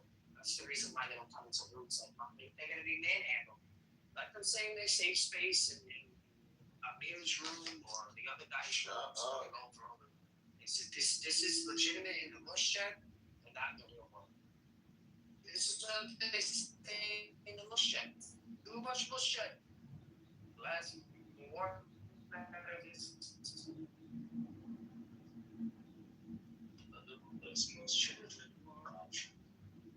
Dude, what is Mushak? Bot. He means that that's just. Oh, that's shit. What shit? Yeah. Ultron. Your Android is there. I have another follow-up question, right? Do you think that basically any system of paganism can be formulated into monotheism through this line of argumentation? So do you think, from a Christian perspective, right? From a Christian perspective, you believe in the fact that the devil can whisper and the devil can mislead people and all of that kind of stuff. So how do you feel, with the fact that pretty much any pagan can sort of come up with a system to argue against you? They'll say that you claim to be a monotheist. How you know that's not what? That sounds exactly like what Muhammad did. I mean, how so? Say what you said again. No, I'm saying, right? You can have any pagan, right, that has a system of their pagan belief, right? They could come up with a model, okay, that logically, right, the same model that has been used to say that Christianity is a monotheistic religion, right? While there are three persons, they're co-equal and all of that stuff, right? If the same model is used to say that there's one God, right? I'm saying that pretty much any kind to basically argue that they're also monotheistic. So it almost becomes way to justify any kind of But I've already answered that, right? So for example, Zach, right? Let's use an analogy there. Let's say you have a lump of clay and you form it into both the pillar and the statue, so that the pillar and the statue are considered two forms, one of the same lump of clay. Right? The lump of clay is concrete, by the way. It's not this abstract person. It's considered as being control. Right? That's not found in these polytheistic, the earlier polytheistic systems, right? So Zeus and Apollo, right, were not two isomorphic compounds of one and the same essence, this concrete thing that they were sharing, right? Both were separated, both were divided, right? They weren't sharing the same concrete essence, right? Or concrete, what scholastics will call concrete universals or tropes. They can be also considered as tropes, right? They weren't sharing that. The way it's traditionally conceived that these polytheistic systems, the universal was abstract, right? You can say that they were members of one and the same abstract universal, but the essence itself wasn't this concrete thing that was shared by these different persons. So they weren't these different forms of one and the same being, right? One and the same existence. They were multiple divine existences or multiple divine beings. Zeus and Apollo, as an example. Yeah, I understand. Now, if you want to then say, well, they can, reconstruct the model, right, by saying Zeus and Apollo share, the same concrete trope, right, so that they're one divine being, then sure, but that's not the way it's been traditionally conceived, these different polytheistic systems, right? No, absolutely, yeah. It may not be done traditionally, right, but, look, the thing is, there are multiple different kinds of groups that claim to be following. This could possibly, I think, make monotheism something that could just be argued away with any kind of pagan system. I just think that it could undermine monotheism. No, but he just gave you the argument against that. So specifically, Zeus and Apollo are supposed to be distinct physical entities. They're not the same substance, but Christianism, Jesus and the Father are supposed to be the same substance. Yeah, traditionally. But, look, the thing is, you within different Christian denominations, people that, like I said, there are Unitarian Christians, right? We're not talking views. No, of course, mainstream, right? So I'm not saying kind of paganism. They would basically find a way to formulate some model that would entail monotheism in the same exact. Yeah, but you're presupposing Christianity's paganism, and that's really dishonest. No. So you can spin this and you can repeat yourself 100 times. You're basically calling Christians pagans. No. I mean, look, I understand that you have a model, right? But I'm wondering how do you it almost seems like if that model is true and it is monotheism, then systems that are paganism, that even Christianly make it sense that it's I mean, they're monotheism allowed on the to call us pagans over and over again. They're not attraction to like they don't want to be monotheists. The model entails monotheism because they all share in Hinduism all gods and goddesses. In the pantheon share one essence with the Brahman. Similarly, the same with Christianity, where there's three, and the triune. With Islam, like in your case, for example, if these attributes are distinct, right, than the essence, then you're having the same problem. So you might want to like work on Tawheed a little bit before asking this question. There are many models for Tawheed. Yeah, I mean, I would disagree with you. I'm not interested in having that kind of discussion right now. Yeah, well, anyway, so you're like a polytheist. Look, I definitely understand that. I just think you're a polytheist. Yeah, I mean, look, I think that your whole. Offense, bro. No offense. Yeah, I mean, it doesn't matter to me what you think. I just think that whole discussion of, I mean, that argumentation has been made. Like all the only monotheists, like you think, oh wow, because you think Allah is quantitatively one. That's what you think. It's like a number one. Look, whatever. I was just curious to see how you guys would answer that. I mean, look, I just asked a simple question. You guys give your answer. I appreciate that. To be honest, you're not giving any substantive critiques. You're just saying, well, you can formulate monotheism in a way in which there's no Trinity. Instead, there are four people who are one God, or there's five people who are one God. Okay, so what follows from that? I mean, I think it undermines monotheism, and I think that almost anything can be any like paganistic belief can be logically justified to say logical paradox. There's no logical contradiction in Christian monotheism. I don't think you want to say that. I mean, look, for the sake of the Christianity can be logically consistent. Then there can be other systems which can be logically consistent. So what? Look, I mean, I was just curious to see how you'd answer that question. I'm not trying to make a case that I didn't make that claim. It's not an interesting critique. I can concede there are other systems which can be logically consistent. So what follows from that? Nothing. I was just curious how you'd answer that. That's it.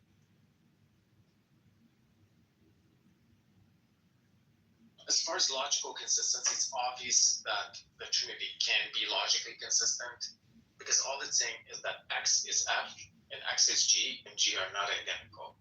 And we have you are the same person as you were 2 years ago, but you're not exactly identical to the same person because some of your features change. Or you can take a piece of clay, and a piece of clay, you can form it into a statue, you can form it into a column. The statue and the column are not the same thing.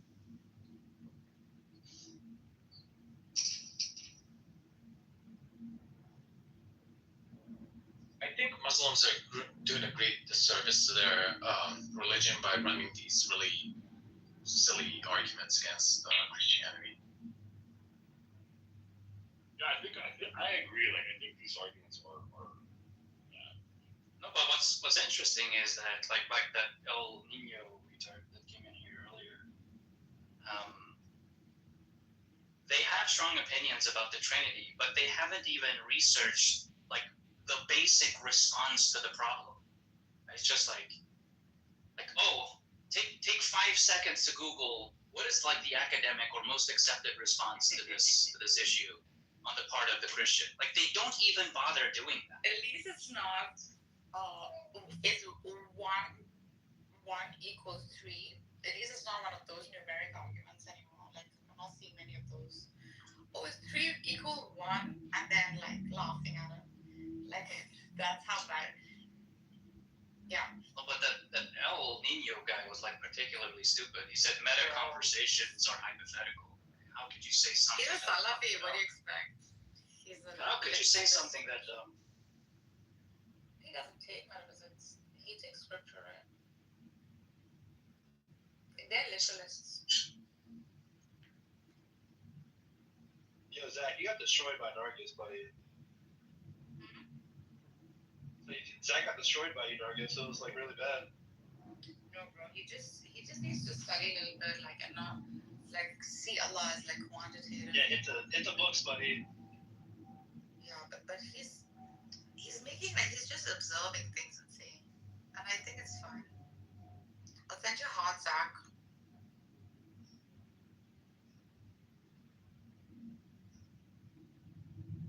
Yeah, I mean, exactly. Like what Bob was saying, you can easily search what Christian philosophers have said about positions, right?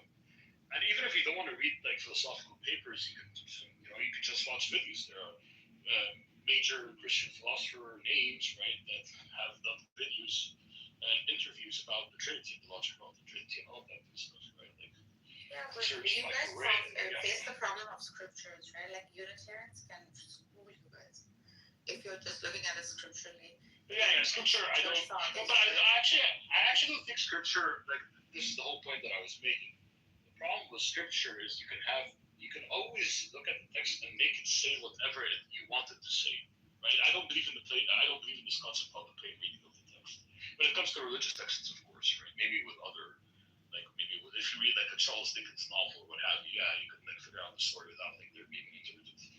Yeah, but then Mark's like in the text where he's like, I know Coptic, but then again, like he's going to do a plain reading like.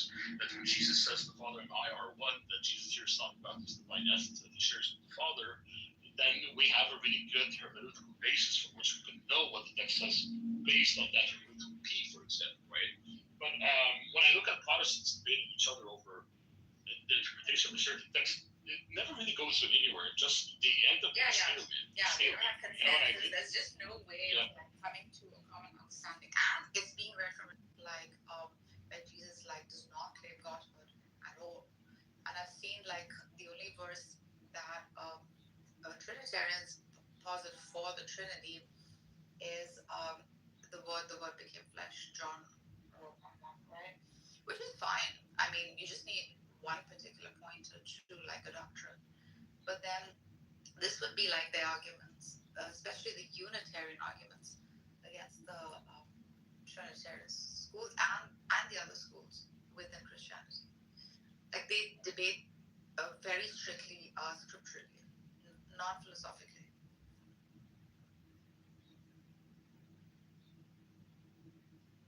Sam, you want to say something funny? I think I see. Yeah, so I think that the meaning of a text is just the person who wrote down the text, what their goals were to communicate. And so a lot of times people, they have this thing of like there's no true interpretation of the text, it's all just different interpretations. But I think that there is in fact a correct interpretation, which is what whoever wrote it was trying to say. And I think oftentimes it isn't that hard to know what they were trying to say as long as you like read the Bible as books rather than reading them as like a lot of people trying to read the Bible as like a Ouija board where they take like this part from this part, this part from this part, as opposed to like taking a whole like the book of Matthew. You just read that as a single book. I think you can just like kind of see what Matthew was trying to say. I guess you disagree with that, but that's how I see it.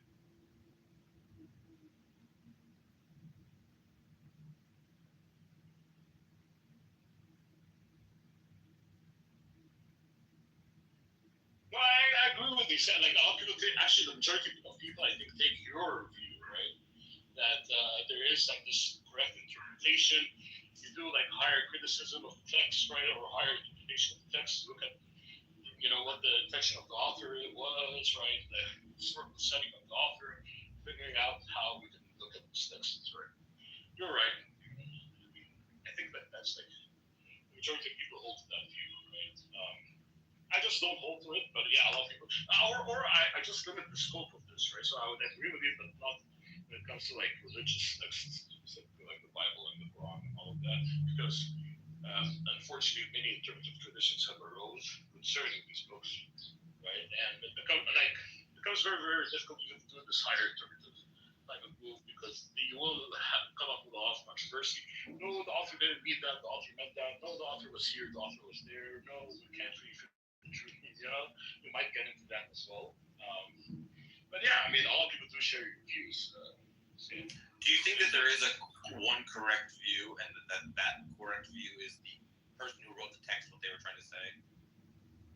I do believe that there is a correct view, but from my Christian standpoint, it's not going to be per se what the author meant. It's going to be like of course it's going to be what the author meant, right? But the way, what God intended, and that's going to be revealed through the authority of the church that He laid out according to apostolic Christianity on how they view the situation, right?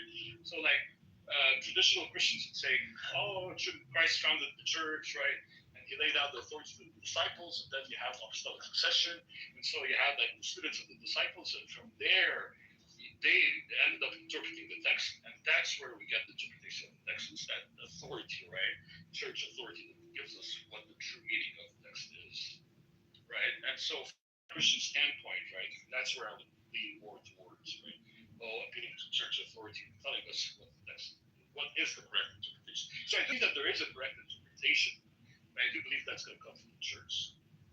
But the only way that can be right from the church, I mean, would be that whoever is doing the interpretation must necessarily be infallible, because if you're like correct. Yeah, apostolic Christianity does say like these ecumenical councils are infallible, right? But they appeal to so they are considered infallible. That's correct. So that they're considered as divine authority here on earth.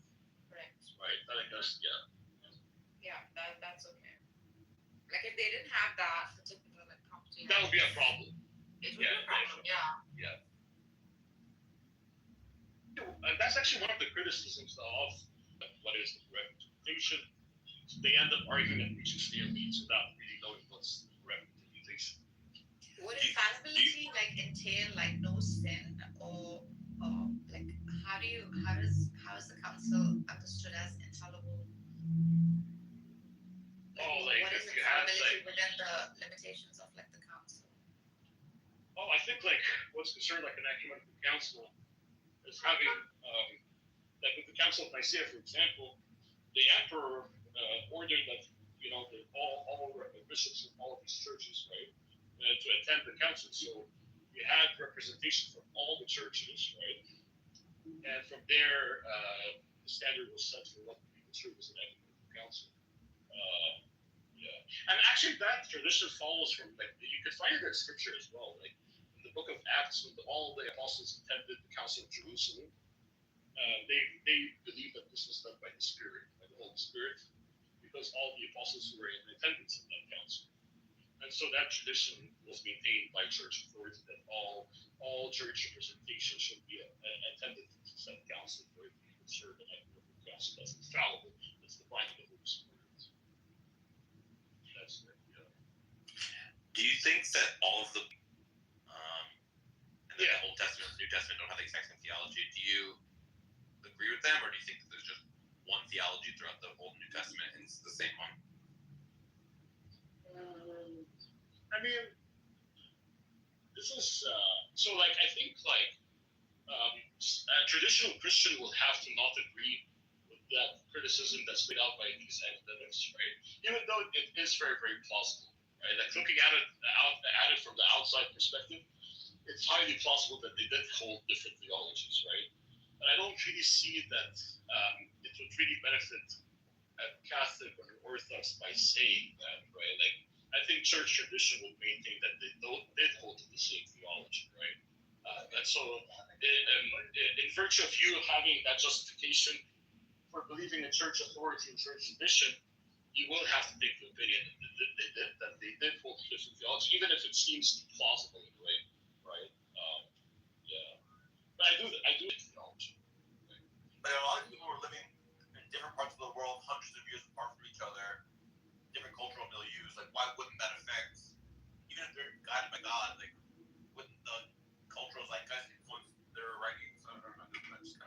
right. And that's like the same arguments that these secular academics are making, right? You're absolutely right. I think they're very good arguments. I think they're highly plausible, right? Arguments. It makes sense, right? They were living in different times, different regions.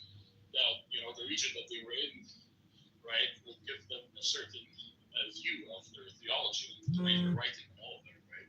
I agree. Yeah. But of course, I can't say that as an Orthodox or a Catholic Christian, right? It's very much who very much has this strict adherence to church authority and church tradition, right?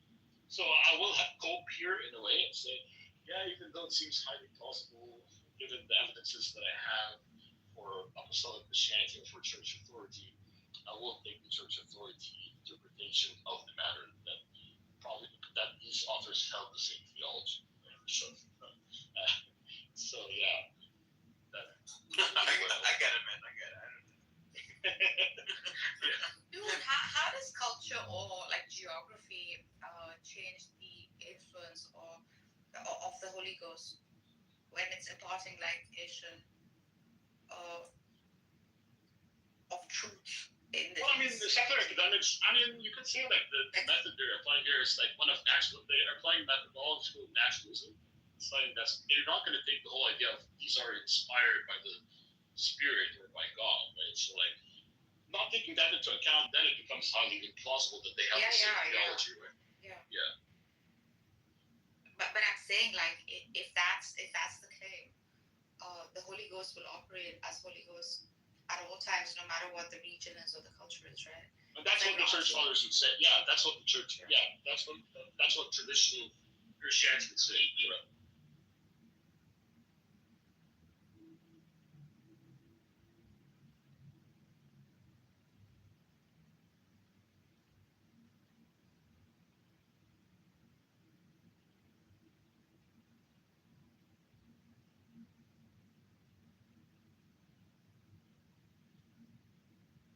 But maybe like Douglas was saying, whereas I would not use that in figuring out what the theology says in the Bible, right? I would have that prior background belief, right? That this is like infallible by God, written by people who are inspired by the Holy Spirit, that type of thing.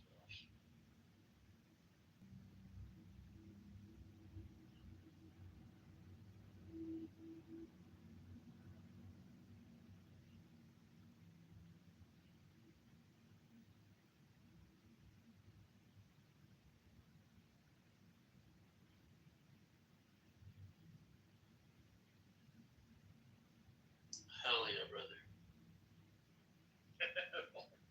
Everyone should follow this.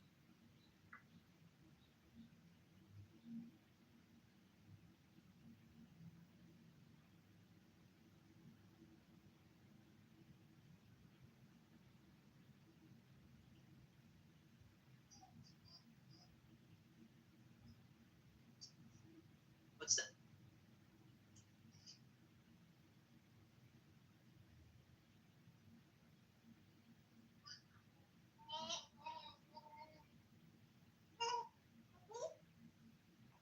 That's right.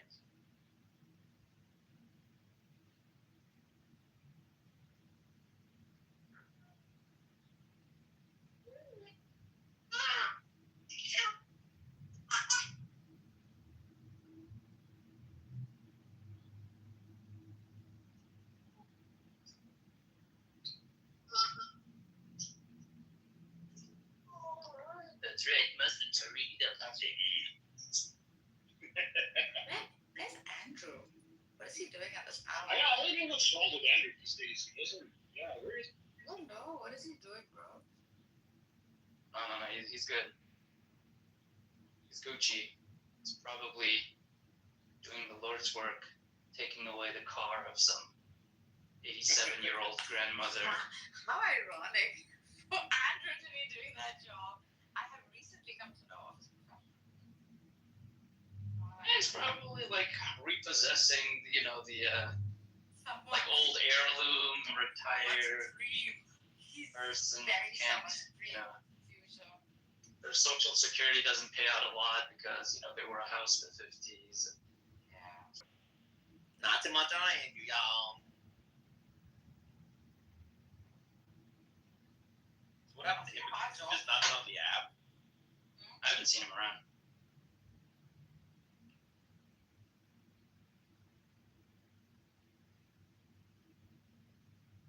I have not seen him around. Around. Emotheus. Oh. Yeah, he's on Discord. This is true. He is on Discord.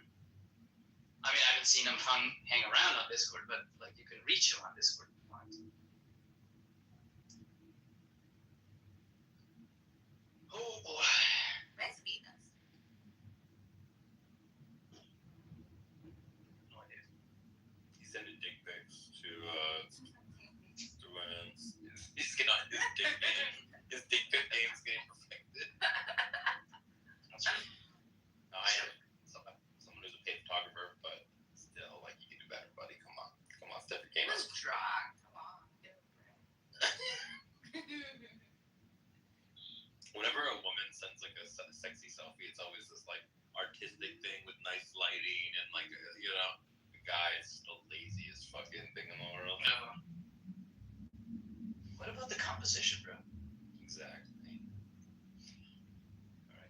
I should specialize in taking really good dick pics for men, so that they can.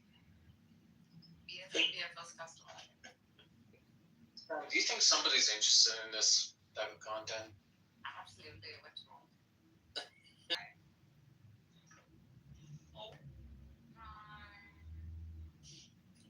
Bob, what makes you the Trinity? The Trinity specifically? Yeah. I mean, I've staked a few issues. They're not so much contradictions. I don't think the contradiction problems go very far.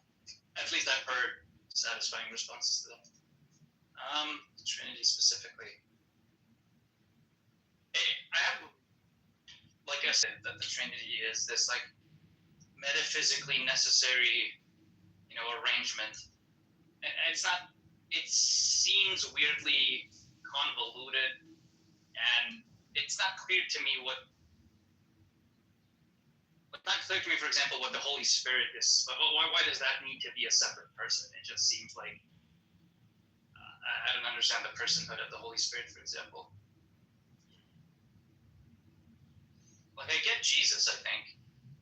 Like you could say the Father is one person, and God took human nature, and there's something about human nature that requires a different perspective, one that couldn't have just simply been gained by the one person. But the Father has certain qualities that the Son doesn't have. And there's something gained, or something new gained, or some different perspective had. So I understand why there needs to be two persons. That makes sense to me. Like the incarnation couldn't have been done getting all that it needed to get just having one person. But I don't get the Holy Spirit. I don't get like the I don't get the like God on earth. Like it's I get God on earth, but I don't think it's efficient as a system. Rather than like a criteria that cannot be met by a human, such as God, to emulate. So it's less like a debunking of the Trinity and more like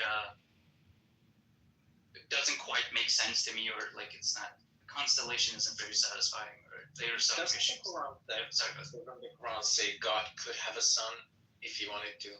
That's rhetoric, I think. Rhetorical. What? Rhetorical? Okay. It's like saying God cannot have a son. I think that's how they mean it. I think what says in the Quran explicitly says, how could I have a son? Something like that. How could God have a son if that's not what it does to me? So when the Quran says God could have a son if he wanted to, that's rhetorical for saying God didn't have a son. Okay, got it. Yeah, like how could I completely agree with Bob. The Holy Spirit seems completely contrived for like numerological reasons. 100%. Math is the problem. These guys are numerology.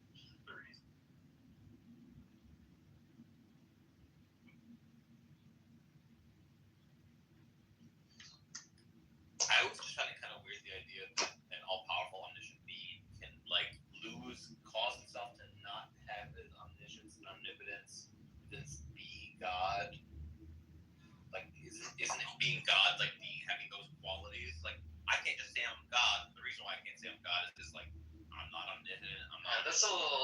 That's tricky business, isn't it? No, but it's justified in a way, like they say that because God loves so much, He can limit himself. But yeah, that wouldn't define. But it wasn't single God then. It would Because something that I've always thought was like kind of interesting is so omniscience, knowing all true prophecies, whatever.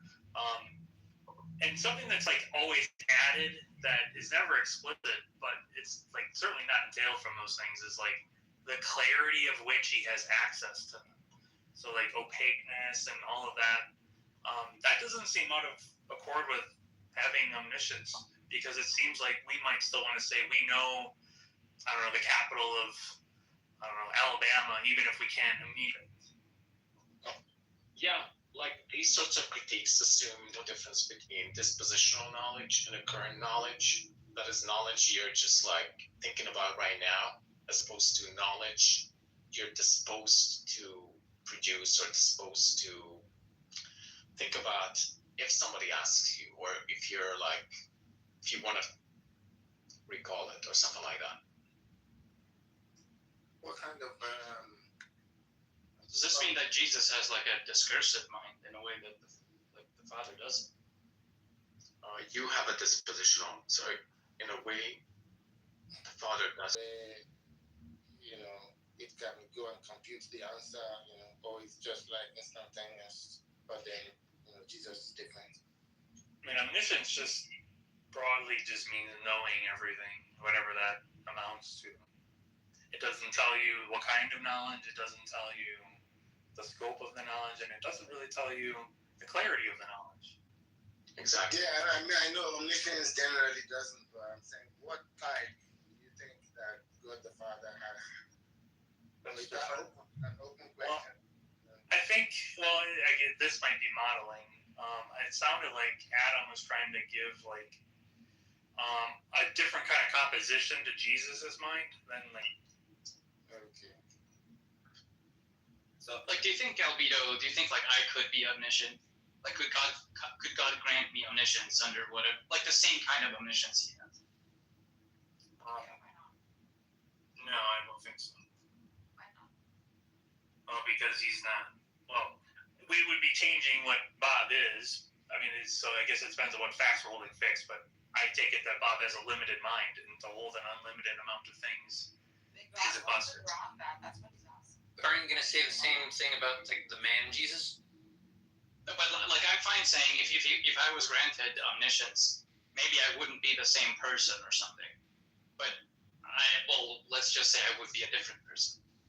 But could he do that? Yeah. Like, could he make another being that's omniscient? Yeah, but not omnipresent. Yeah. Yeah, why not? I don't. The thing I'm trying to figure out with this. Sorry, you answer first.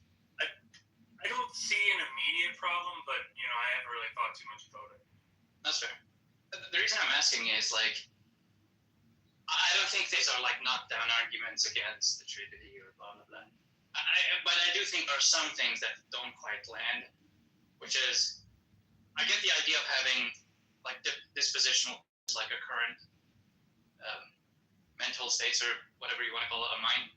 That kind of makes sense to me. Like there are a bunch of stuff I know that I'm not immediately recollecting. Like they're not apparent to me right now. But I'm thinking about like having that limited kind of having limited knowledge in that sense allows me to have like discursive thoughts. Reason about things. Do this and that. I don't quite grasp the like on-off mode. I can choose to, because I don't think like there's a sense in which it doesn't make sense to me to choose to not know those things, but not in this like dispositional sense. In some other, it has to be in some other sense, right? It's not like we're saying, well, God, Jesus knows everything. He's just not currently thinking about them. Like that's not what we mean, right? No, I don't think. That's not what do you mean? It almost has to be like repressed in some way. That's the only way it would make sense to me. Right. there is some way in which Jesus is like through some act of volition using his whatever causal powers are necessary. I don't know. Right, blocks himself off from that knowledge. And he's saying, like, even if I wanted to right now, I couldn't know this if I didn't flip this other switch. Which is, it's also kind of weird. I mean, I don't know if there's going to be like a very satisfying answer to that. Maybe not. Just because, like, imagine you have some subset. Right, but it's like, think about what that would mean. Like, okay, so you have some subset of knowledge that you're making opaque to yourself. And so, but you could unmake that. You could make it transparent, but then you like, do you know which propositions those are? Like, it's weird to think about. It's unintuitive. Oh, right. You just cast the reverse spell. Right. Maybe a systemic access spell. That's right. The spell knows what propositions need to be unlocked. No, that's right. All those are held in the Father's mind, but yeah. It's like a ray. Become not a god? Is it metaphysically possible for Jesus to be like, okay, I'm using my magical powers, now I'm just a guy. I'm no longer a god guy, I'm just guy.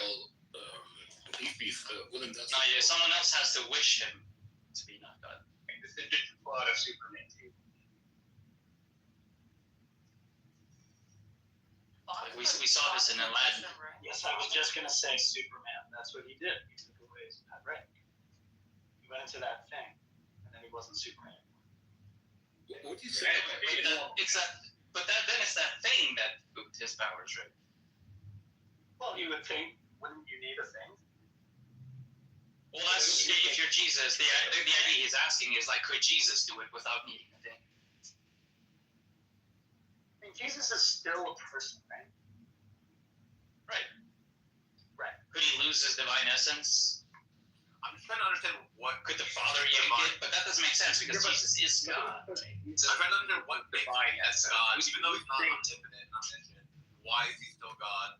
Which could actually think Jesus loses his divine essence?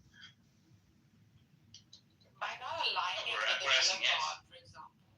Yeah, the view is that Jesus is both fully divine and fully human, so the Christians don't think he loses his divine essence.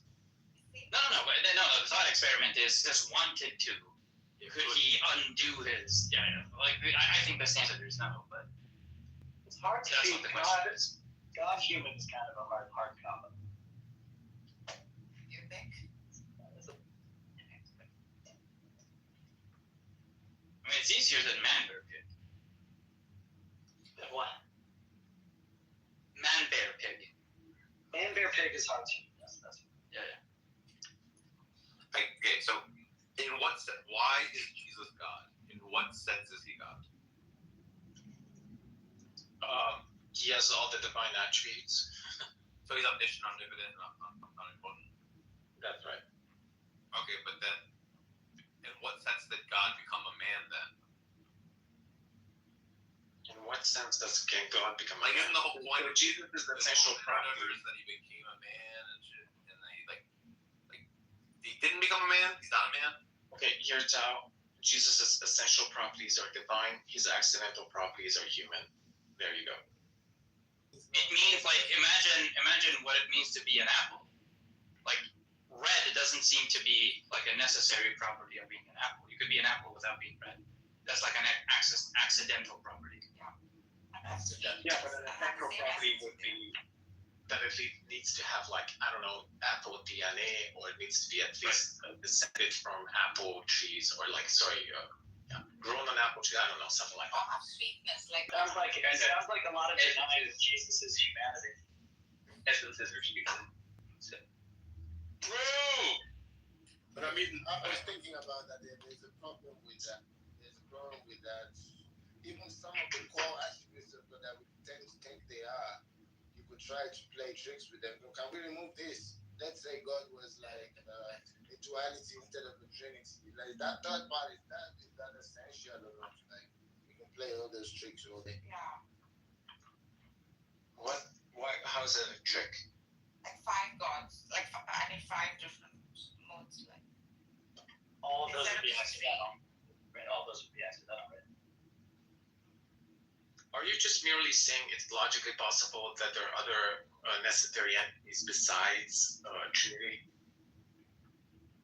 Yeah, But yeah, that was just an example. I'm not meaning to attack the Trinity, but this idea of when we query this, you just say it's an accidental property. I can't put my finger on it, but it's not very satisfactory. That human beings generally have. Okay, but yeah, I forgot where we were coming from. What was this an answer to? Something happened and then you said accidental. Sam was asking, right? So I'm just understanding in what sense is Jesus God, and then could he lose that? Like, what makes it that he has that property? You know? Like, and then they're saying that he's just omnipotent, omniscient, and all that stuff. And then I'm like, okay, well then, in what sense did he become a human? He's like this fucking guy that can just. I'm a human, and I think it's essential to me being a human is that I'm not omnipotent and all that stuff. And then so I don't have the ability to just manipulate reality at will. Well, yeah, this is kind of the question: is like, are the essences incompatible? Right. So, is there anything that's essential to being a human is in conflict with something that's being essential to being God? Yeah. The easiest resolution is to just say no. Like, there are going to be like incompatibilities between both. Yeah. But do you think that that's right? Is that your view, Solon? I mean, I'm an anti-essentialist, so like whatever people want to stipulate about these essences, I really don't care. It's all just nonsense. It's all just gibberish. Okay. Phenomenology forever. Would you say beef? Like, I wanted to ask you, beef maybe more than anything else. Do you think like the story of Jesus is a beautiful one, like God? Yes. Yeah. That's it. Yeah. Beef, I have an example for you. I want to get your thoughts on this. Imagine you have a fingernail, and you lose that fingernail. Now, do you think you're still the same person? Yeah. Okay, is that an accidental? So presumably you'd say that's an accidental feature of you, right? Sure. But you would say that's a part of you. Yeah.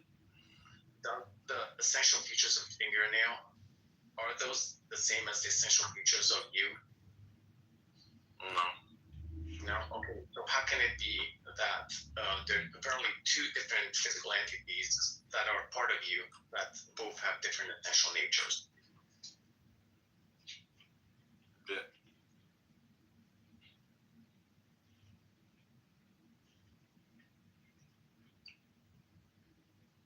It's because essentialism is down. Okay. You can make sense of persistence without essentialism, but that's a separate issue. Like, as soon as you say something persists, like something persists to time or something like that, you'd have to say that. What if things don't persist? Right. So that's just What if things are impermanent?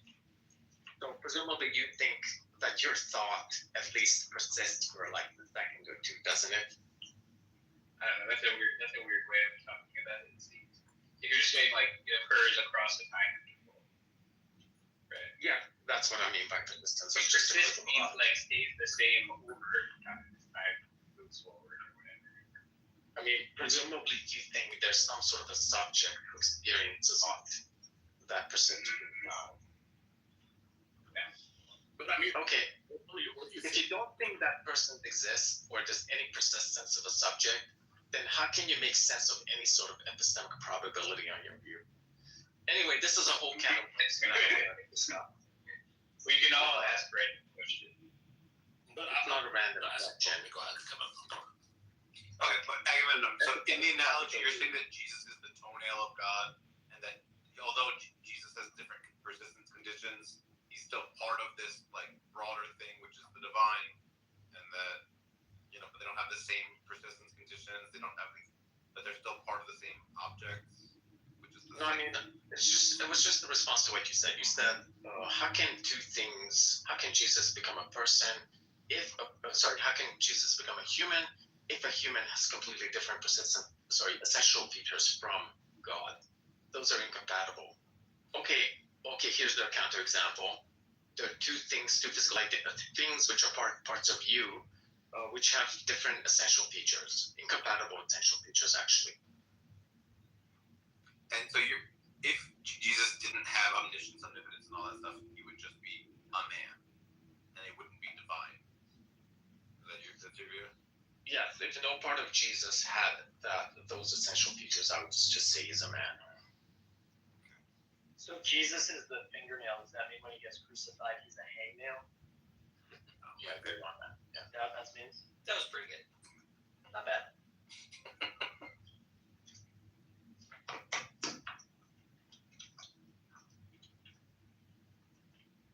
I think that the story of Jesus is a better story if he loses omniscience and omnipotence, because then the fear he feels, the danger he's in, is real danger, real fear. If you just know that he can do that, but it's like not the right thing to do, right? So he like restrains. Yeah, that he chooses.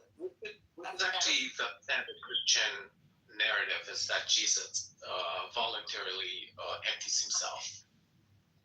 Check this out that came to mind. I don't know if it's too simple, but is there a range of things that God could become? You said, well, he became a human, and that human part, that's just accidental.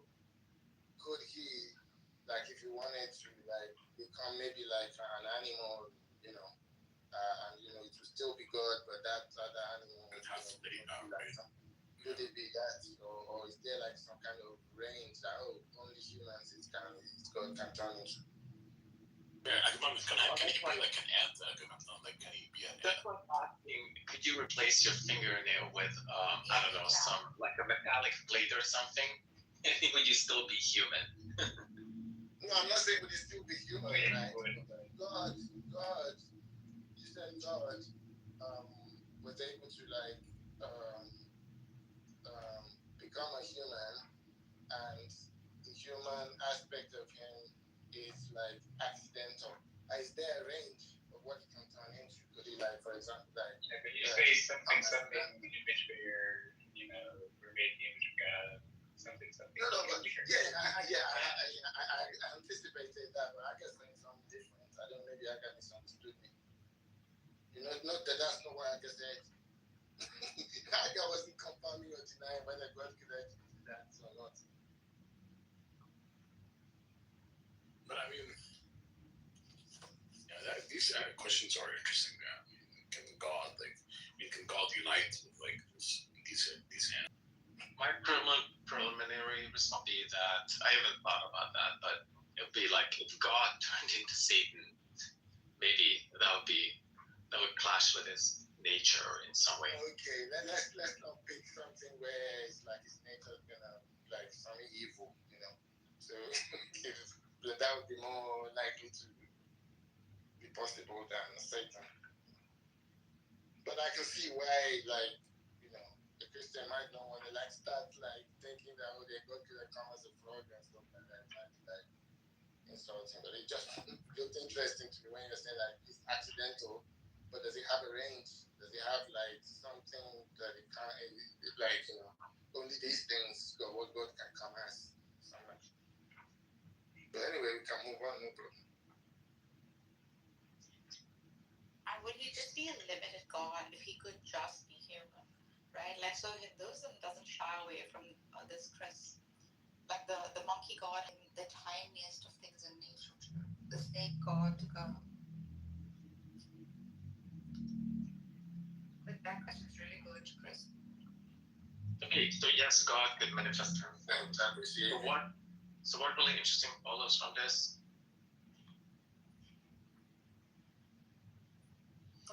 Well, I don't know. I think it's the idea that God could become a frog kind of changes. Like, okay, that's kind of strange that God is like a divine frog that somehow is omnipotent but still a frog somehow. No, but you get the idea that you can combine two different entities with different essential natures into one entity, right? It's only strange if you think that God becoming a frog means that the entity itself loses its all of the divine properties, but that's not the Christian view. I mean, that's that you hear like composite objects. You can have, like a body and a soul forming this one composite human being, right? Would have these body essential properties, maybe soul essential properties, but they compose this one human being, right? That's fully a body, fully a soul, essentially a body, essentially a soul. But they're one and the same composite object, right? And they can even have contradictory properties, but they're assigned to different aspects, right? Like the body aspect, the soul aspect, with the body being material, the soul being immaterial, right? But they're referring to different aspects of one and the same composite object. And I think like the analogy can be served here with Christ, right? Like Christ is this composite object, right? Composite person, composite being that has a divine aspect and a human aspect, right? With that, like, what do you think of that before? Do you think Jesus is omnipotent and omniscient and all that stuff? Yeah, and with regards to his divine aspect, he would be omnipotent, not with respect to his human and his one composite being, right? But wait, when you say with regards to his aspect, like if Jesus just were to meet Jesus, he could just like turn me into a banana. Correct. If he wanted to. Yeah. Okay. And then I guess what's weird is that like the divinity and the humanity, right? So like there are these two aspects or parts of his one composite being, right? The divine aspect or part can do that, but not his human aspect or human part. You don't have to adopt this composite. You can just it even works on non-reductive dualism. Yeah. You said it. Yeah. Mental state, which is non-physical, and then you have a physical body, and that like the two are somehow connected through psychophysical laws. Yeah. I know your model. So yeah. That can. I think that can also work. What makes Jesus and God part of one composite object? Like, suppose you didn't have the view that Jesus was omnipotent and omniscient. He was just a man, but he was part of this composite object where part of me and God, me and the Father, Yeah, this is where it gets a little bit interesting. So, like, when it comes to material objects, this can be easy, right? If they share the same spatial location.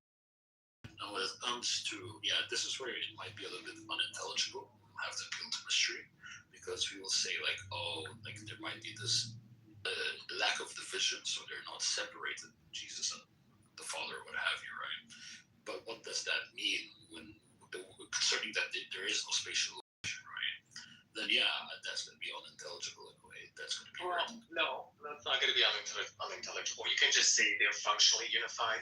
So there's you don't have to to a spatial location to unify physical objects. You can say two physical objects or two material entities are identical, just in case they're functionally unified. Like for instance, you could being is genetic locus or piece of DNA is one gene, just in case it's functionally unified. Maybe I did. All right, I didn't maybe think about it this way, this functional unity.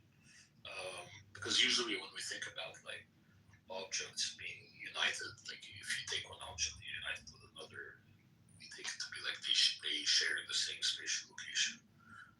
All right, what do you think makes a gene a gene? I mean, depending. So, like, if you have like a gene for eye color, for example,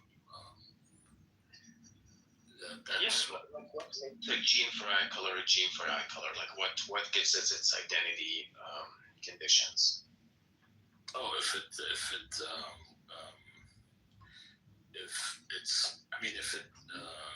what do they call it? If it when it becomes like a phenotype, when it gets activated and it triggers the eye color type in the individual, right? Maybe. So you want to say like this functional thing, right? You want to bring it back. Spoiler.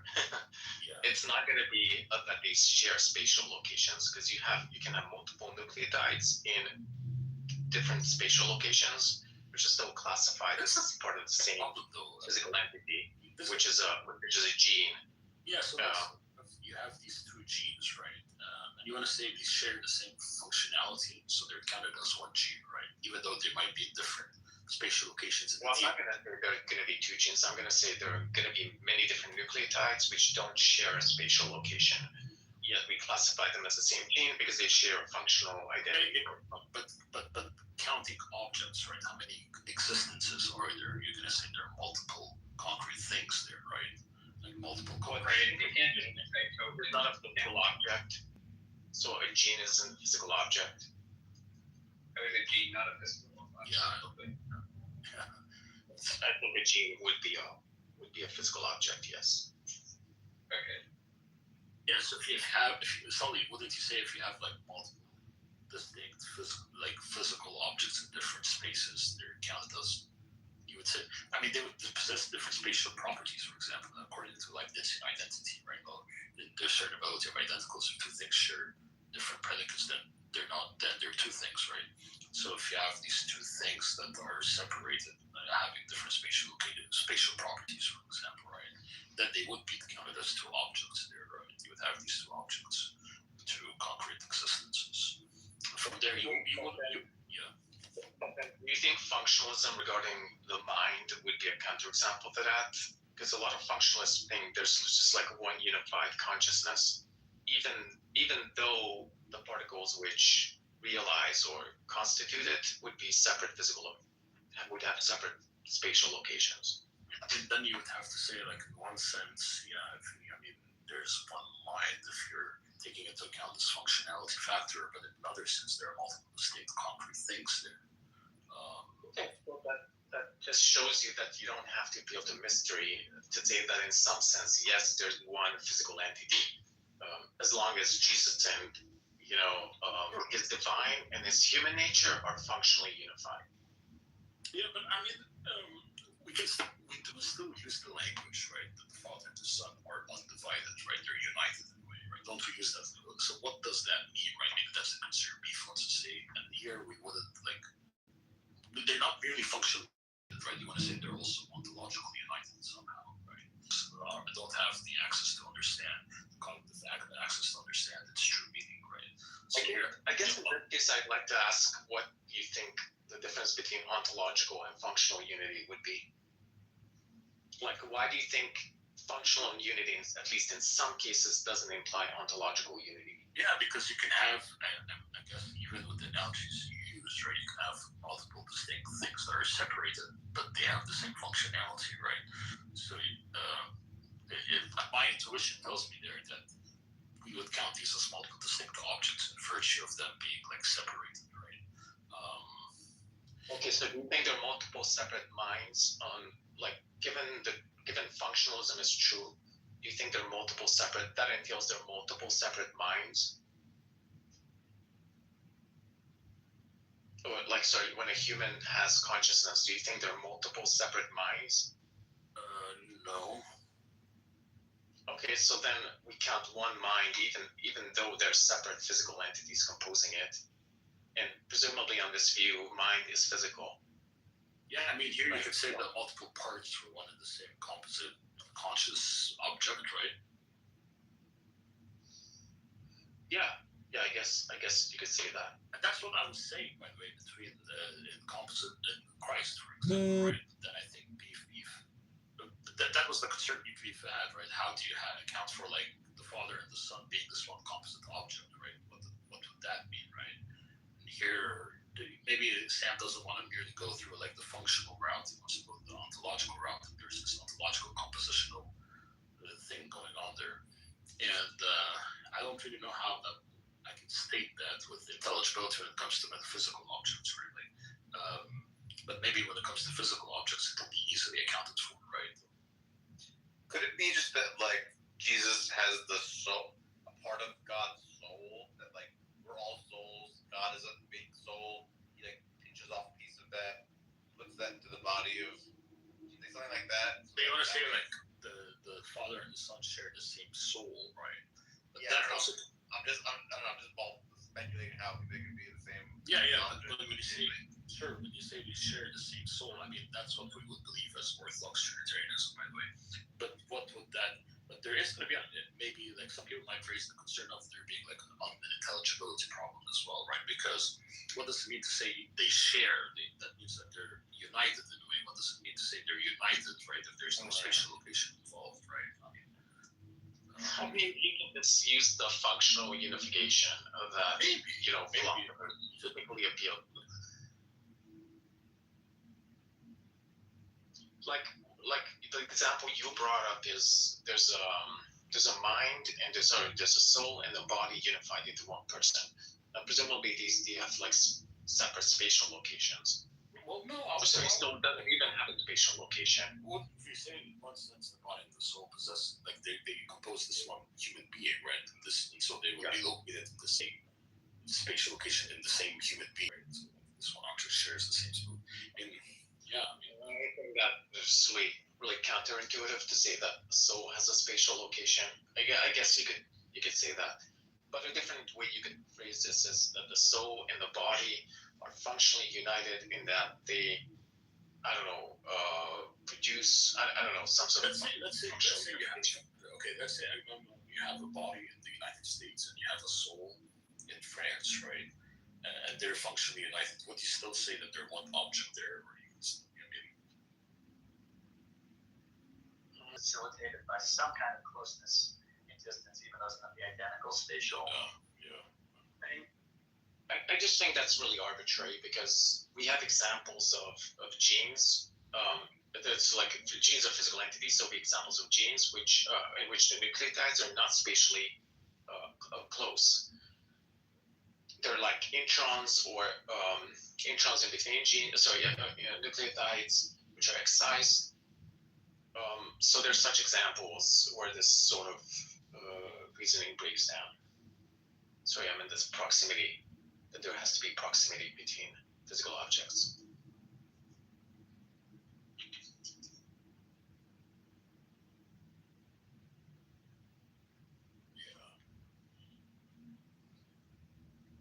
And by the way, people can take the view like you're right. Like you can take like functional unity and stuff, this other spatial location type of thing. And some people take like the view of divine spatiality. God is in space, right? God is spatially located, right? That space is not merely a physical concept, but a metaphysical concept, sort of like time. Like God entering time, like what Craig would hold to. Some people would go further and say God also enters into space. So from there, I think you can make sense of a lot of these, right? If you don't want to only hold to like functional unity, like from there you can say that the Father and the Son actually do share the same spatial location. But that's like very, very not like optically pleasing for a lot of individuals, especially like classical theists, right? So might be also like a lot of other issues, like philosophical issues being raised there.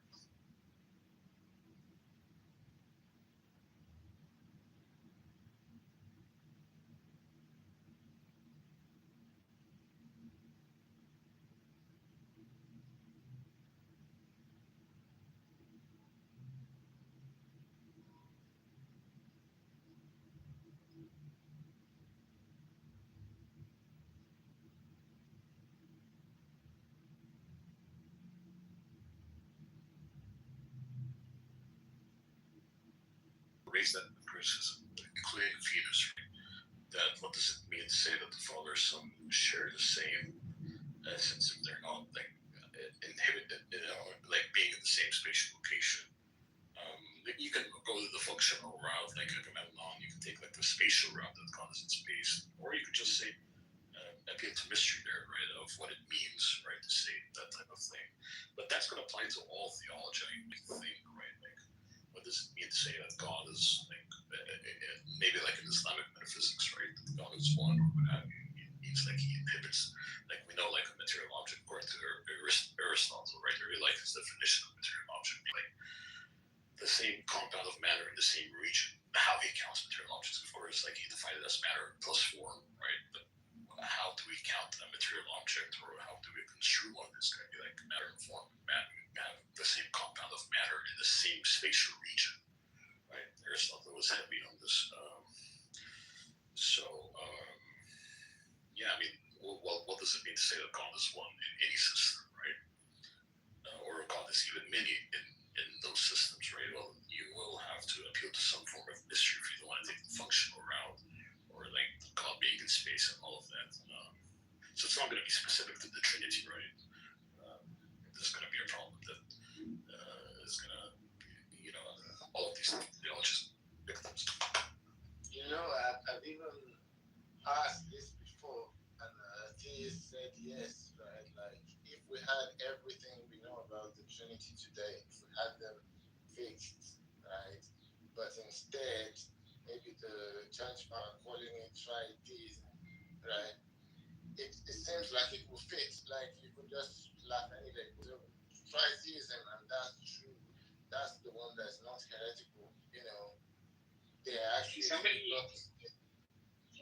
fucking remove legalist and he's just like being fucking. Oh, I just realized. Oh, sorry. Yeah, okay. Let's take care of this.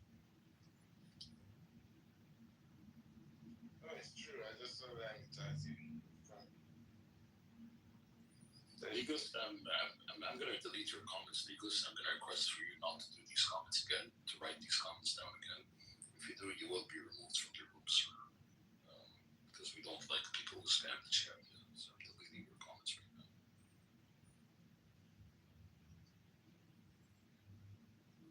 So you get what I'm saying? Like, if the Christian doctrine was actually tritheism, what would you be forced to change? You need to change anything, you know, or change much, if at all. If maybe actually the church doctrine was actually tritheism, yeah. Yeah. Well, then it becomes a problem because the Trinity is tritheistic. If that can be a defeater for Christianity, because Christianity assumes, I mean, the scriptures are very clear that there's one God. Even Jesus says that, right? That there's one God. He repeats the Shema Israel, right? I think you could just do the same thing you're doing now in reverse, saying that, oh, there's some kind of like type of identity in which God is one, but tritheism is true. You know, the same thing that's happening in reverse now. You just do the same thing in the other direction. You know that this actually occurred in a way where there was someone in the 6th century by the name of John Philoponus who said that there are these three divine particulars, right? But there's this one universal, and it's like this abstract universal, sort of like how we traditionally conceive of like of a human species or a human universal. It's like sort of this abstract thing, right? You have these multiple human beings. Someone called John Philoponus, right, who actually came with the Kalam argument, by the way, that he was inspired from, right? He basically said the same thing about the Trinity, where he said, oh, you have these three divine beings that are one in this abstract universal, just like human beings, right? And he did say that the Trinity is one God because of that, right? What you were alluding to there, Chris, right? The problem is that the Church Fathers didn't anathematize him as being a tritheist, right? He said, no, this is like tritheism. They said, yeah, that's like... Yeah, I know how history developed was they were going towards like Trinity but one God. Well, I'm just thinking that we could have all the same scriptures and we could have a different history where the Church Fathers wanted to model it as tritheism. And you could just deploy the same arguments in the same. Once you find places in the Bible where it's saying God is one, you just say, oh, that's just in a different sense. You know, it's in the other direction. Yeah. I see, yes. Yeah. Three gods, right? So a lot of people hold to that, right? For me, it's not optically pleasing. I don't want to say, like, in some sense, there are three gods, right? A non-Christian or a Muslim, for example, right? Where they always accuse us of polytheism and tell them, hey, you know, you're right, in some sense, there are these three gods, right? But then again, it looks like there's scriptural backing for that. You know, when it says, like, begat, you know, like, the father begat the son. Like, there's, like, some notion where the father is the source, and it's, like, a little different from the other two. You know, you're absolutely correct, by the way. This is an issue that has to be dealt with people who don't want to hold to monarchical Trinitarianism. And it has been laid out by monarchical Trinitarians, right? Like, if the Father begets the Son, you know, this is a really good point. I still hold to the view that persons are relatively identical to the essence. including the Father. The Father is not absolutely identical. Being relatively identical to the essence, we could say like the Son and the Spirit still proceed from the Father, even though the Father is not absolutely identical to the essence, that type of thing. So we can still maintain like logical priority between the Father and the other persons, even though the Father is not absolutely identical to the divine essence, and that divine essence is still logically prior to the Father in a way. So you could say like, yeah, you have the divine essence that's logically prior to the Father, and then the Father being logically prior to the other persons. Yeah.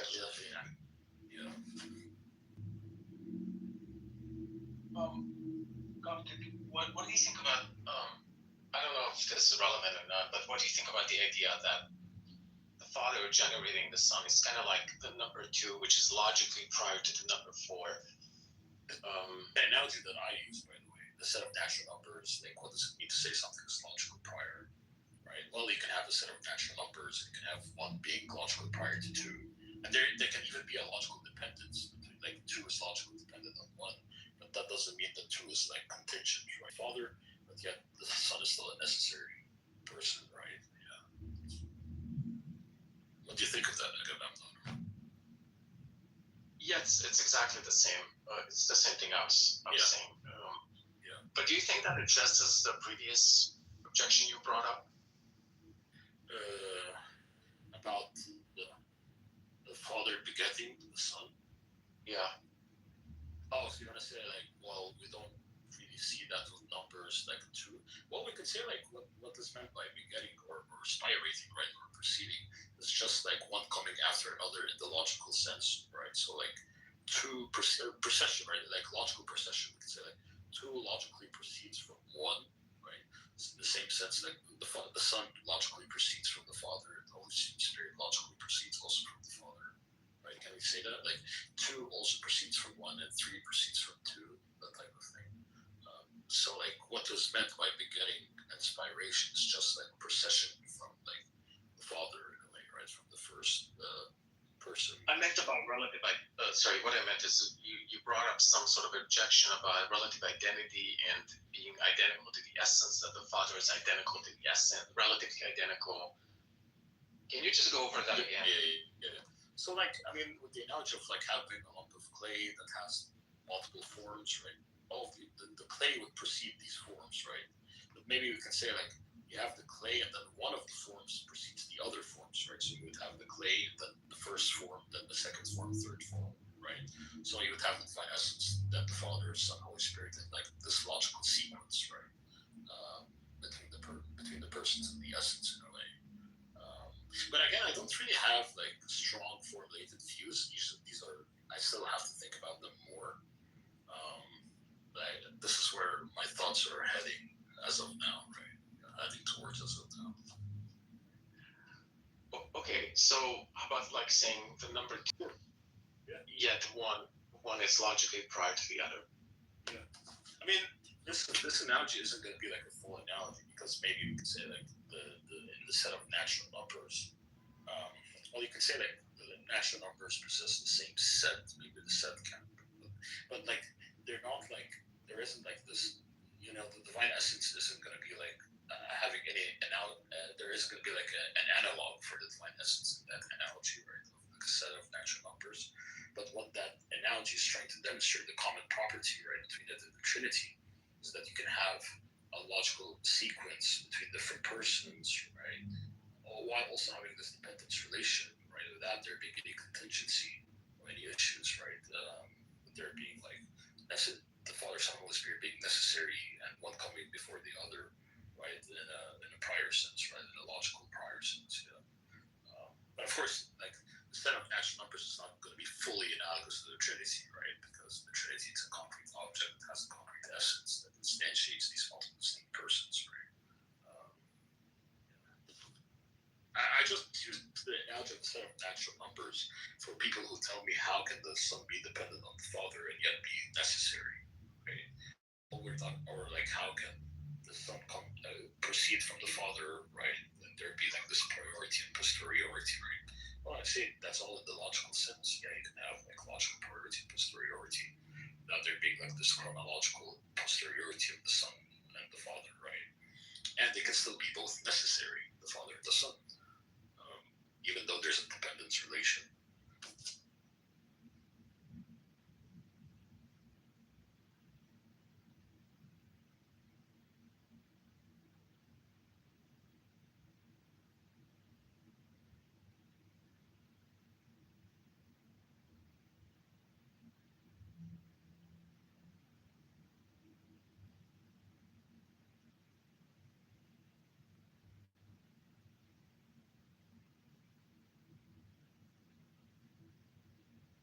I mean, there aren't many moves that people can make, like with the Trinity. Like, you don't even have to be, like, I mean, you can always incur a constant appeal to, even though you don't need to.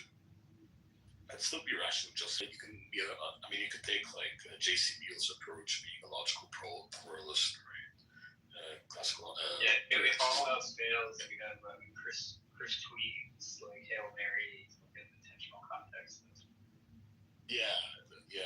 Actually, the Venus. Did you see Venus's recent discussion with himself? Yeah.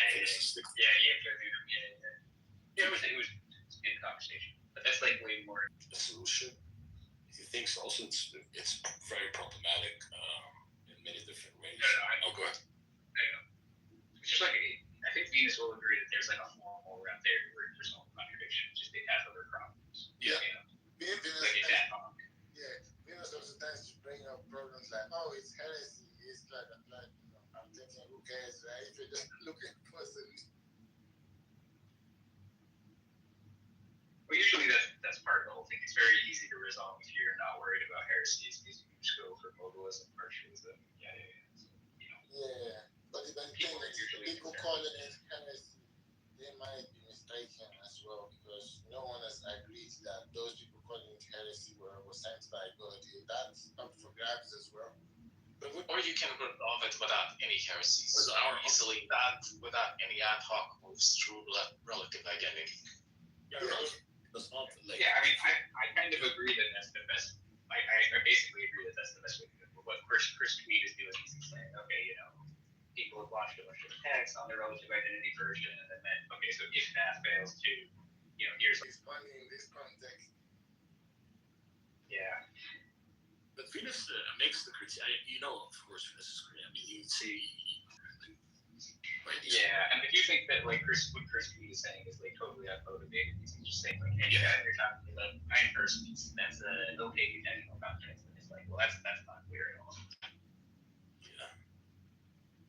But yeah, sorry, I get that the appeal of doing it that way. That if you don't want to do like minimal contention, right, you try to like make it not be a heresy, right? So that's like maybe like more parsimonious, right? Even though you could take the route that you don't care, if you find a solution that doesn't have the heresy problem, there'll be more. Relative identity doesn't have the heresy problem, but Coptic, what do you mean you can use it for any argument? The critique is supposed to be that the Trinity is supposed to be logically contradictory or somehow metaphysically contradictory, or some sort of incoherence. Not the big context. And then when you demonstrate that without any ad hoc rules, you can make it logically consistent. That's the critique. A critique is supposed to be what? No, I was talking about like Christopher Tweed's big context move that he does. Yeah, it's something entirely different. Yeah, it's entirely different.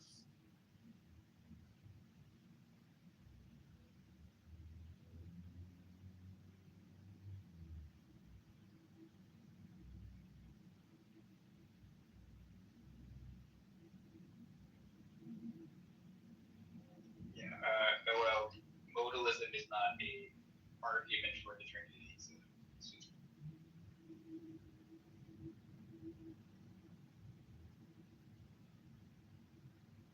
What's going on, guys?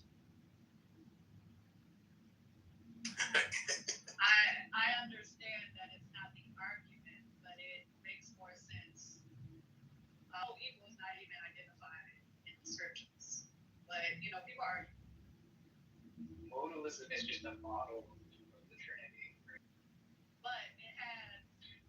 When I first was introduced to the Trinity, it was through modalism, and that makes sense. But after the co-equal, co-eternal, co-this, and reading it just doesn't align with the scriptures. But I guess the philosophy with the Trinity, you have to bend all types of definitions. It's already established what you want it to be, and then you have to force the scriptures to make it. So, but it's interesting to listen to. I mean, I don't really understand what you're doing there. I mean, if people just want to say like he doesn't explicitly say the Bible. Okay. So what? Who cares? Say that again, so. I'm just like the Trinity is not explicitly described in the Bible. So what? Well, that makes sense for you, but the argument is Christians believe that it is explicitly explained in the Bible. Not only that, if you don't believe in that, you're not a Christian. So that's why there's so many arguments within Christianity regarding the church. But I understand why you believe that makes sense. I mean, it's basically something where it's like, sure, I've never heard anybody dispute the fact that the Bible doesn't just come right out and say it, right? I think everybody agrees that doesn't do that. I guess it depends on what clubhouse you're in. But what I agree with what you're saying. It doesn't come out right out and say. I agree with that. But other people will not necessarily say the same. Because they make it a self-image issue. Well, I mean, the thing is like, if you have like the priors of having like the belief that there's this church divinely, there's church authority that was divinely appointed, right, by Christ when he founded the church in the early first century, right, and that they basically have this authority that was handed something, right, being construed as like infallible doctrine, and yeah, that would be like the equivalent of it being stated in scripture. I've heard of that argument, but keep this in mind. You had the Israelites who had a direct connection to Moses while Moses was up in the mountains, getting the word from the Heavenly Father himself. And by the time they came down, after seeing all these miracles, they went astray. So, as with the telephone game, things can go astray. I just don't believe that what was taught in the scripture is being completely passed down as is without other people's interpretations. So I don't think that the church is the congregation of people. As far as the authority, the last authority was Christ. And so we don't need to, he's our Messiah, he is the mediator between us and the Father. Christ, where is our Christ? I mean, that's mine. Yeah, but like, let's say that the people, so you would say like, if you have like a congregation of believers, can they be wrong? Like, if let's say if all the believers like took on a certain doctrine to be true, can they be wrong if all the believers congregate? Yes, the scriptures show that. Like even in Revelations, it was speaking about a group of people who were Christians, who were. It starts with an N. I can't think of. But notice, I'm not saying a group of people. I'm saying all people, right? So if you had like 100% of Christians, right, in a certain century believed in a certain doctrine, right? So the people. So if the chosen, and when I say chosen, just for argument's sake, those in the Old Testament that were chosen by the Most High, right? They had the word directly from the prophets, as well as the angels and every other messenger that was sent to them, and they still got it wrong. You think Christians are not going to get it wrong? I have a question for you. Do you think like when the apostles congregated and formed the Council of Jerusalem, right, as stated in the book of Acts, they could have been wrong? Yeah, they were wrong when Christ was walking on earth. They didn't not individually. Not individually, right? But I meant congregating together in that council, which actually I think the book of Acts stated it was led by the Spirit. I think there's a verse that says that, right? Do you think like they could have been wrong in that council? I would have to read what you're reading. I'm not. Okay. I'm not going to argue. Yeah, that's right. Yeah. Wait, so this is where like so from Nicolation. That's what it is. Nicolations. So the church basically all congregate, right? If there was a dispute over a certain doctrine, the same similar style of tradition as the apostles would congregate, or figure out what the Spirit would tell them to do. And that was like the early church and how it was formed and how these ecumenical councils were formed, right? Following that tradition of the apostles. And I think that makes perfect sense that this is the way it should be, on how you can figure out what the correct interpretation of certain doctrines are in certain scriptures should be, right? How many people were exiled and killed over the tree? Like, if it was something that was taught from the beginning, which Christ didn't teach. There was something that was taught from the beginning. Why did people have to die? Why did what's his name? Uranus? He got smacked. Like, why all the opposition, all the documents regarding the opposition were burned? If it was such a doctrine that was taught that later generations, basically disagreeing, in certain matters, right? You have disputes arising, right? People not refusing to look at the clarity over a certain doctrine and bringing up disputes, and from there, if you want to resolve what I was claiming, if there's a dispute and you want to resolve this, right? That the church fathers took the style, the tradition of the apostles, what they did at the Council of Jerusalem, like all congregating and accepting, right, a certain doctrine, having that consensus being reached. And anyone who rejects that consensus was to be excommunicated from the church. Or executed. I'm not very sure if they executed anyone in there. Like, Arius was not executed. Nestorius was not executed. I don't think they executed the heretics. The emperor would exile the heretics, but I don't think they ever executed a heretic in the early first few centuries. Yeah, but even still, so the standard. But you're right. There was like an imperial force that enforced, right? These doctrines that arose from the ecumenical councils, right? So right. Yeah. So when Barnabas and Paul and what is the other disciples? When they had a dispute, they just turned away and went their separate ways, but they still preached the standard message. Well, that's the problem. Like, we all know Jesus died on the cross, rose on the third day.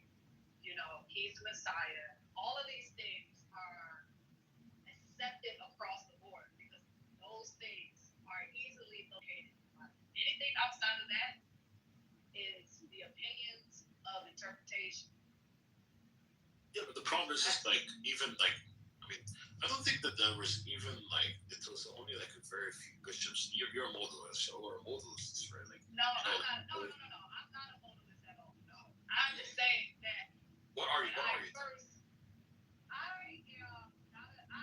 Right now. I'm not really anything. I'm just reading the scriptures and just. I know it's really hard. Come back home. I'm just learning. No. Come back. I would have to see the Trinity in the Bible. When I say Trinity, I'm not speaking like. You're right that there is no explicit verse that talks about the Trinity the way. Exactly. But the seven propositions. In the scripture, it says, "Do not add or take away." So because of that, I'm not going to add. So I'm just going to read the scripture, and I know people have. But the seven propositions, right? But the seven propositions that are usually stated about the Trinity, the Father being God, the Son is God, the Holy Spirit is God. They're not each other. There's one God, right? These seven promises, these seven statements regarding the Trinity, right? I think are explicitly stated in the New Testament, by the way. I think there are explicit verses that say that the Father is God, the Holy Spirit is God. They're not each other. I think there are explicit verses for that as well. That's not my art. I have issues with equal. I don't like that. Well, yeah, but these are going to be logical entailments, right? So if you have the Father and the Son being fully God, right? Yet they're one God and they're distinct, that they would in a sense, but you could maybe raise up a deductive argument that they would have to be co-equal in a way, right? But that's not what Christ says. So that's why I don't want to argue. I can't argue against Christ. Christ says, "My Father is greater than I." Christ said, "I go to your God, my God, your Father, my Father." So when the scripture says that, why am I going to argue with Christ if He's my Lord? And if that's the case, what would be the need for Christ to be and when I say the need, more so, why would He need to be the go-between if I'm just going straight to Yahweh anyways? To me, that just doesn't make sense. I wouldn't need a go-between if I'm going straight to Yahweh. No, that's fine. You can take that direction. But I think if you go straight to Yahweh and the scripture, you will find Jesus being fully God. Right? What verse says that? Philippians 2:6. Yeah, Philippians 2:6. Yeah, It says being in the form of God, which God meaning Elohim. It doesn't say being in the form. Read the whole thing. So God. Read the whole fucking thing. Read the whole thing. Oh my god. Serpent. No, you're skipping over the part that I'm talking about. You're talking about it. There you go. Equal with Yeah. that. They've never heard it before. So in the King James version, it says he didn't consider it robbery. And it's another version, maybe the ESV, that says he didn't think it was something to even grasp, which is a concept that he wouldn't even have the ability to do. That's what it says in a different version. So it's not necessarily saying that. Before, when I said that, you can have explicit verses and still people disagree over the interpretation of it. So that's why I do lose faith in the whole idea of there being such a thing as the plain reading of the text. But I mean, what I was saying is like, and by the way, what's interesting is that the verse that Sully brought up, right, it's called the Carmen Christi. It's a pre-Pauline creed. Actually, that would have been the belief of the disciples. Paul would have taken that from the disciples. It's like whatever a lot of academic scholars would say that the word of everything has a love in the form of God being equal to God. Very amazing, very incredible. Coptic. Christ asked Peter, "Who do you think I am?" He answered, "You're Messiah." He didn't say, "I think you're the Most High God Yahweh." He didn't say what, like, for you to say what the disciples believe. The disciples said, "I think you're Elias. I think you're such and such." There is like a lot of you can say scholars that hold to like what's called, and I don't know if you've heard of that, what's called the Messianic secrecy, right, or the secrecy of the Messiah, meaning that the Messiah did keep secret his identity being like the Messiah and also like God until the very end. So he didn't like reveal it. It was like a very gradual progressive revelation of who it really was. It did culminate at the end with the high priest, even after when it came to Pilate, right?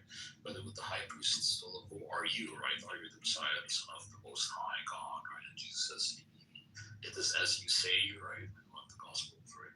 It's actually mentioned in all the Gospels, but in one of the Gospels says yes, and another Gospel says, "It is as you say, and you shall see the Son of Man coming from the clouds of heaven." Taking that from Daniel 7:13. Which a lot of people would say is a divine figure, right? That was mentioned in Daniel 7:13, and that's why. But even in Daniel describes two different entities. He describes. But they're both one. Incredible, yeah, because he says. Right, but I'm not taking anything away from Christ. But what I'm saying is that he has the Ancient of Days and the Son. So how are these one when he's describing two different? Yeah, I mean, these can be these can be two different persons that share one and the same essence, so they can be counted as one. I mean, when you say essence, what do you mean by essence? Like that has to be fun. I mean, maybe the simplest at the root of it, it's going to be like a concrete thing. Now, what is a concrete thing?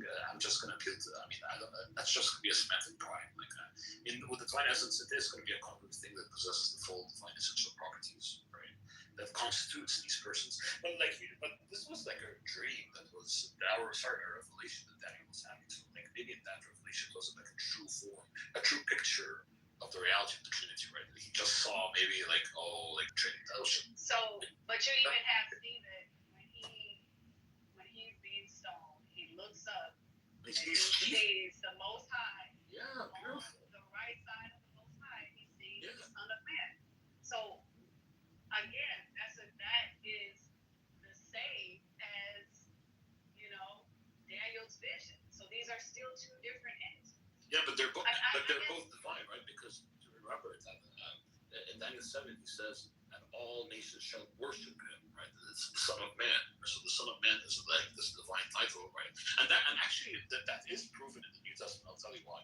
Because because after Jesus uttered those words, taking it from Daniel 7:13 and applying the Son of Man to himself, the high priests tore their clothes, saying, "What blasphemy have we heard?" Right? We need to hear, and like just claiming to be like the Messiah wasn't like considered blasphemous. It was claiming to be divine. It was considered blasphemous. And Right, so Messiahs that were sent. That's why when Jesus made those claims, after 64, Jesus was making a divine claim. I don't have a problem with Christ being divine. Oh, there you go. So, well, welcome. I don't have a problem with that. Thank you, sir. Oh, wow, I love that. I don't have a problem. I don't think he's Yahweh. Wait, what? I don't think he's Yahweh. You just said he's divine. He's God, I right? think there are many gods. Yeah. Many gods? I know, I guess. What's going on here? That's what the Bible says. That there are many gods. Oh, man. And many lords. But didn't I Jesus would say need that to should pull up the worship your... scripture. I would need to pull up the scripture, but it literally says there are many gods and many lords, and then they tell you who's the most high. And I would have to pull up the scripture. Because that makes sense. That if you look at, I mean, the Shema, right? The Shema, your Lord, your Lord, your God is one, right? Jesus. Correct. That's not what the Shema means. Oh, okay. I'm sorry. Yeah, we have The Shema, the Hebrew Bible is pretty. Does not indicate anything else.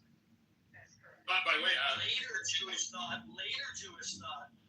has understood the Shema to mean single, only, right? But that's not the view of the Hebrew Bible.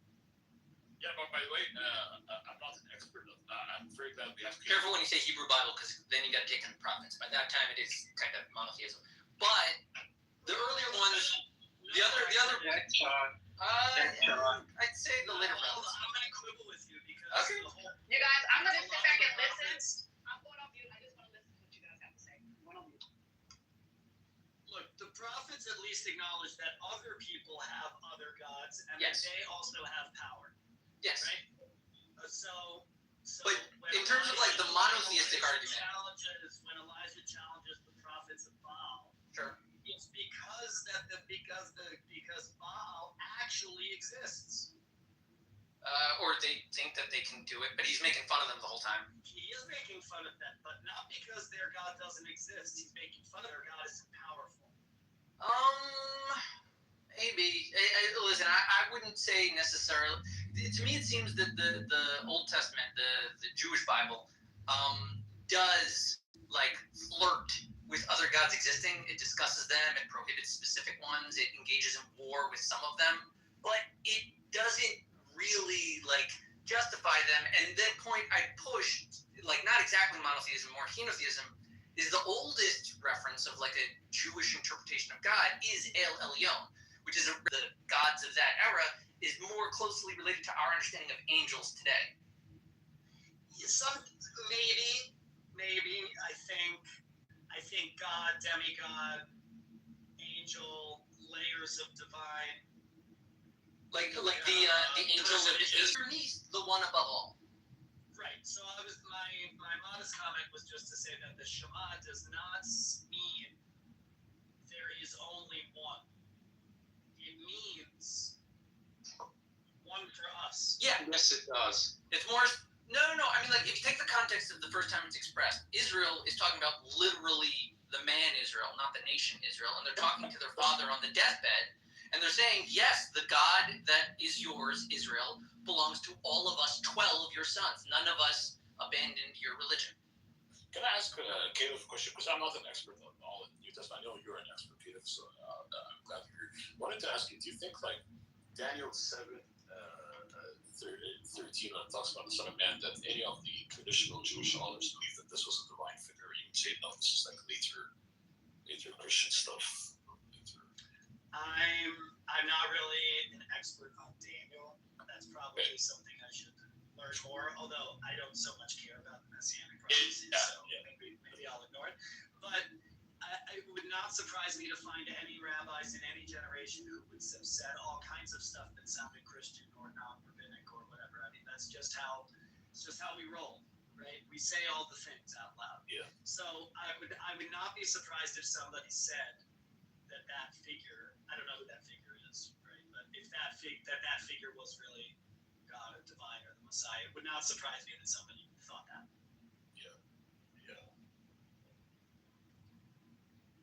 So you don't think, Caleb, that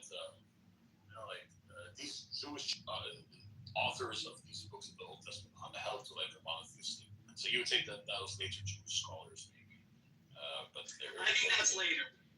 Okay, I think that's later. I don't think that, or I'll say it at least this way. The Hebrew Bible is not a univocal text. If you think it's an errant, it means you are probably then going to try to read it through in one voice, and it just doesn't. The data doesn't support that. The data supports multiple theologies present in the Hebrew Bible, some of which might have been strictly monotheistic, but a lot of them were certainly acknowledged presence and power of other gods, even though we say the Israelites are engaged in idolatry, which is to say they acknowledge the existence of other nearby gods. There was like a Beelzebub, Baalzebub over in the east. There was the Lebanese gods, and they referenced them, and that was Elisha's whole point. He's like, you shouldn't do that. You guys are a bunch of sluts. Stay with your husband, God. That's right. You're a bunch of sluts. Right. That's the way the prophet puts it. Yeah, that's it. It was very poetic. Now, you could try to argue, I think it would be tough to do, but if you wanted to argue something like, well, when the prophets were saying this, they didn't really mean that those were real gods, they just meant that other people considered them as real gods. And so right, it is the colloquial language of the time. That's the best way to say it. I think that would be the most ideal way to see it, especially if you want to kind of say that monotheism, resulted eventually or something like that. I think that would be a better way to just put it. Like there were neighboring gods such as these and these at the time. Yeah, that's why the way I mostly see it is that the Bible is like touching upon the existence of other gods. They reference them for like specific practices, Moloch, the whole fire jumping thing, Ovid, Doni.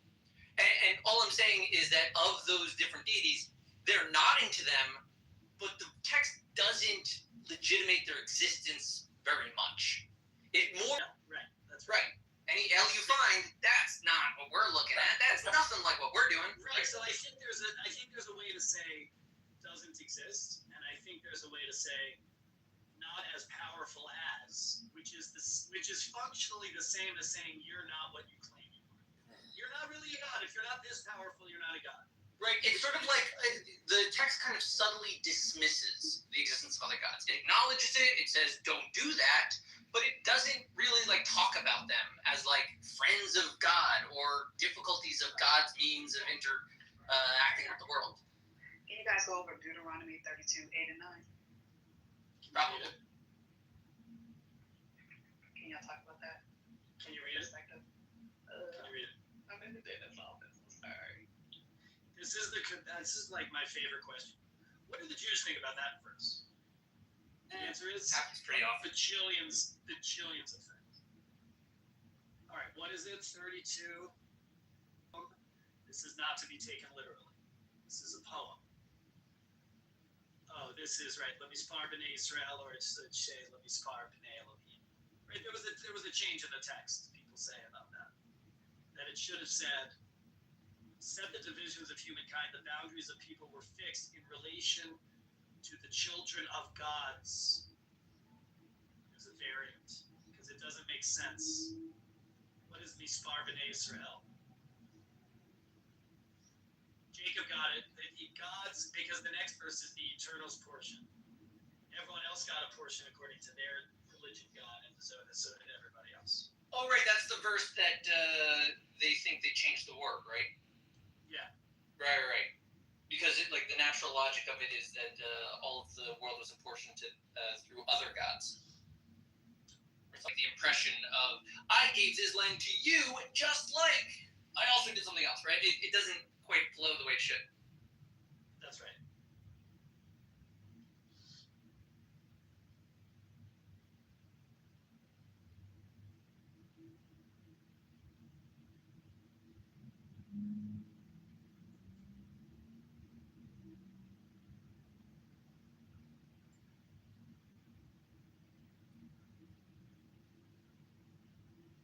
Like the Septuagint has the children of gods, and the Dead Sea Scrolls has sons of God. But the Masoretic doesn't. It only makes sense to, and that makes more sense when you read 8 and 9 together, because if Israel got their portion according to their God, all the other nations should have gotten their portion according to their God.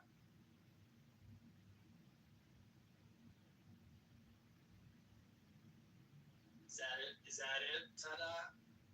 I feel like it's problematic that like the pagan gods are not denied like vehemently.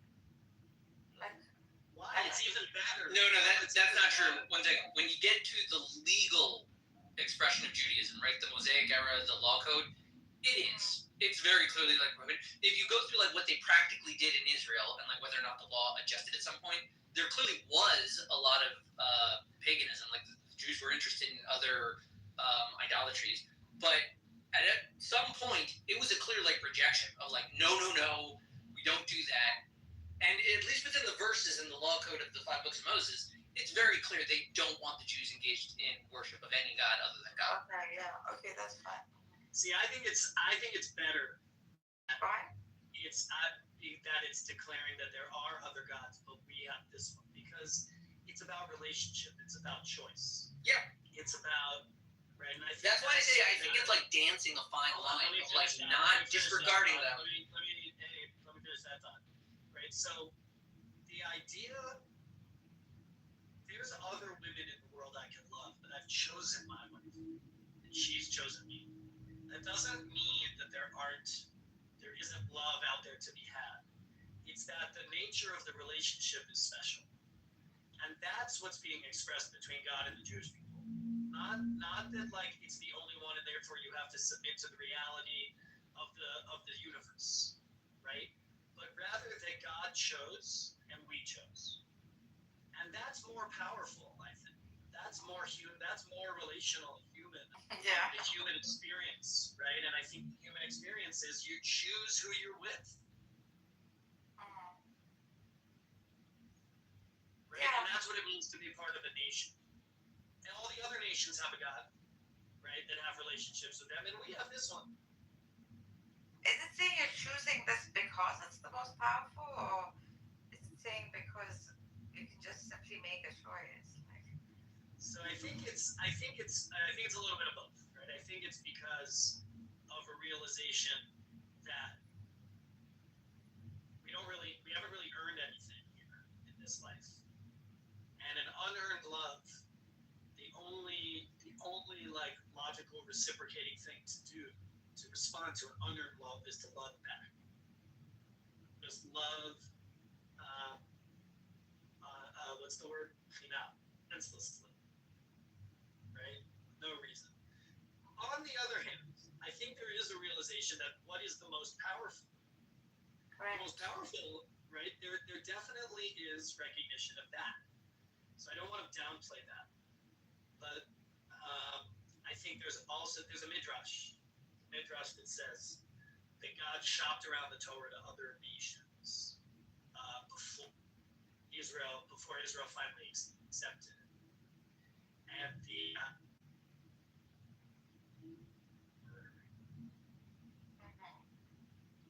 it used a couple of different nations, and they say, "Oh, we'll do it except for the pork thing." And then Israel, apart from all the other nations, doesn't even ask what's in it, and simply says, "We'll do it.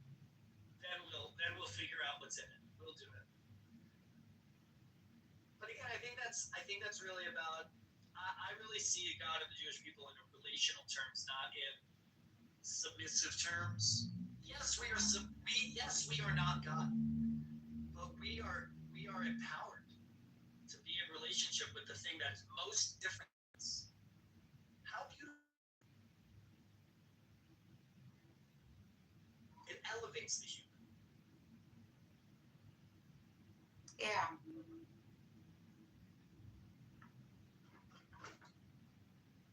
But yeah, we do say that it's like a medrash. There's no like, as historical basis for it, but we say that God shopped around the Torah to the other nations, and that they all rejected it for one law or another. Which, by the way, like, at least tracks. They must have zoned out there for a second. I just said. No, I heard you. I'm just saying it tracks culturally as to why the Jews have like a pat response every single time there's an objection to any of their laws. God already offered it. Of course you didn't accept the laws. That's the whole point. Correct. That's what I said. Yeah, that's why I said yesterday we are the choosing people, not less so that we are the chosen people. We are the choosing. Maybe we should make it more infinitive. We are the choice people. We're the choice people. Yeah. We're very pro-choice. That's actually true. Essentially, we are very, very pro-choice. But we're also pro-life. Contradictions abound. Classic Jewish problem. I think about that all the time. Like, does the Jewish position pro-choice or pro-life? It's like a bad lineage. I know, because we really are genuinely both, and we don't divide them. We are vehemently pro-life on everything. We break every law in the Torah in order to save life, and we also have legal definitions of what. Right? That also means the mother's life. That also means we have to know what is life. It also needs to know who's legally obligated, responsible. Right? Well, I mean, like, just look at literally, like, the first story. It centers around the creation of life and the result of choice. Right, yeah. Right? We wrap it all, like, from the essence of Judaism, we've always had pro-life and pro-choice in our ethos. Yep. I mean, the paradox somehow, like, you can see it repeat itself, like, in other schools as well, too. There seems to be, like, a complete acceptance and adherence to the paradox of life, right? Like you see it in all the Easterns and the Chinese and the whole yin yang and the Vitineta. So, do you know about the purity impurity in the temple, Nargis? Oh, I don't know. Okay, so there's a strict separation between ritual purity and ritual impurity. And some of the things that make you ritually impure are like contact with dead bodies or bugs or worms or other kinds of stuff, right? And what it does is, when you're in a state of ritual impurity, you can't access the rituals in the temple. If that is a place of total ritual purity, you have to go to a ritual bath to ameliorate the situation, etc. But I once heard it explained, what is so, the temple is the meeting place between purity and impurity. It is the life-death nexus. Right? It is the yin yang. It is the up down. Welcome to duality, unity again. Right? And they meet in the most holy place. They meet in the holiest place where God dwells. Just to say, to encounter God is to encounter the life-death nexus. That's why nobody sees God and lives. It's too much. Also, that is the point of death, from like the theological perspective, right? No man may see my face and live. When you're dead, you see my face. When you're dead. That's right. That's right. You have to show your face to me, but you don't get to see my face. Love that one. Are those a verse in the Quran? Yeah.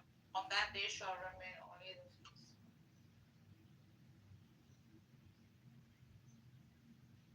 Pretty much. Believe it. Go to it.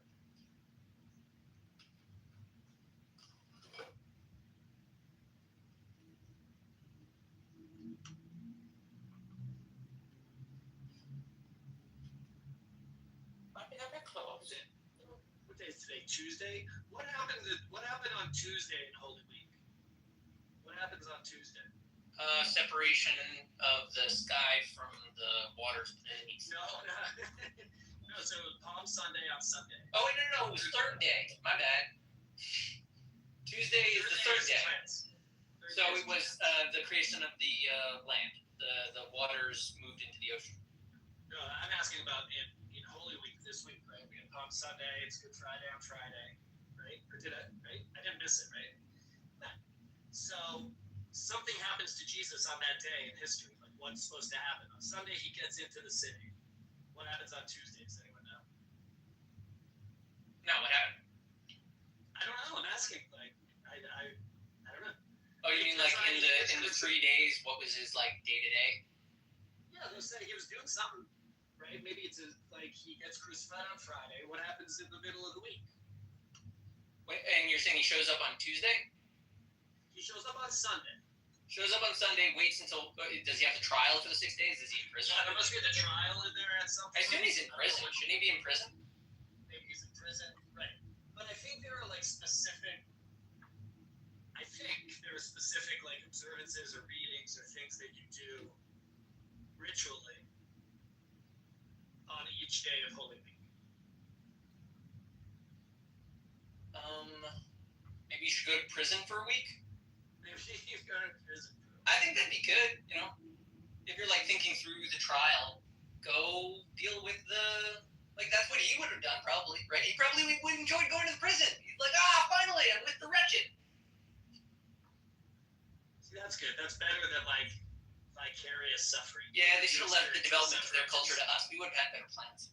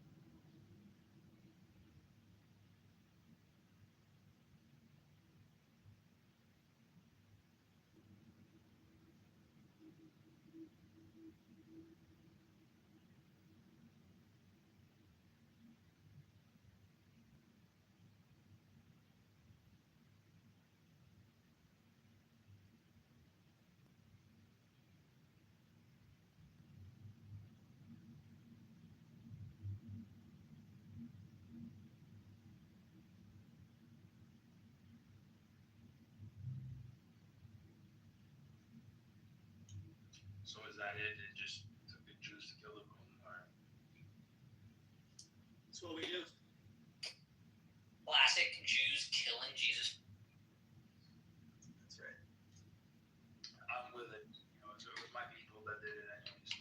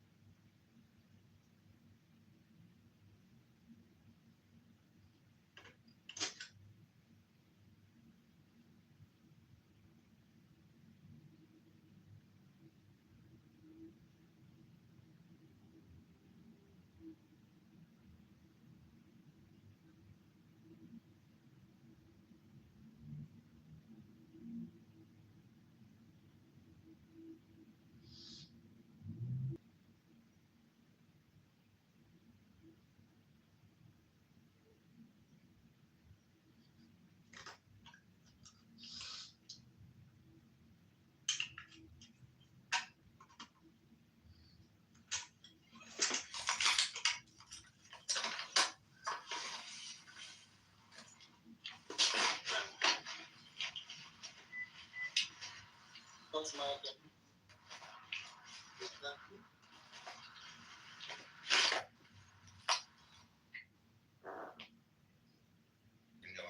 It is amazing to read them in chronological order. I've been getting all kinds of like wow, lots of wows, and I just well one of the best things is this. It's like most of John is on the last day. If you read it, if it's flowing again, it's a harmony of the Gospels, and the you know the last week, and then the last 2-3 days, and then the last 2 days, and I'm in the last 2 days right now, so it's like 1.5 days, whatever, and it's amazing. Right now he's well, he just finished. He just like rebuking all the religious folk, and now he's on the Mount of Olivet, and so he's wrapping up, and just to read the last words, last words of Jesus, right, before Passover, before he gets betrayed, before all that, and it just it's all amazing, all of Jesus, right? But it is he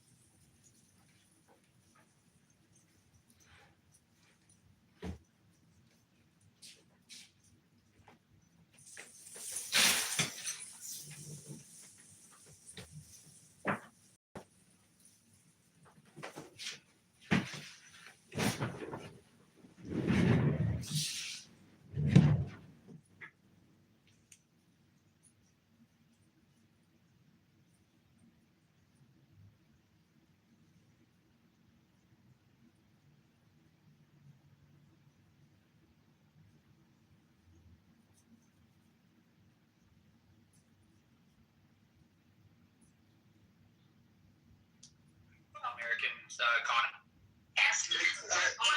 Zero. Guys, can I? Russia's gonna do? What is Russia gonna do? Can I jump in, please? Because That's on the answer and question it. Whoa, wait a minute. Hello. Yes, the money factors, it's set up like that.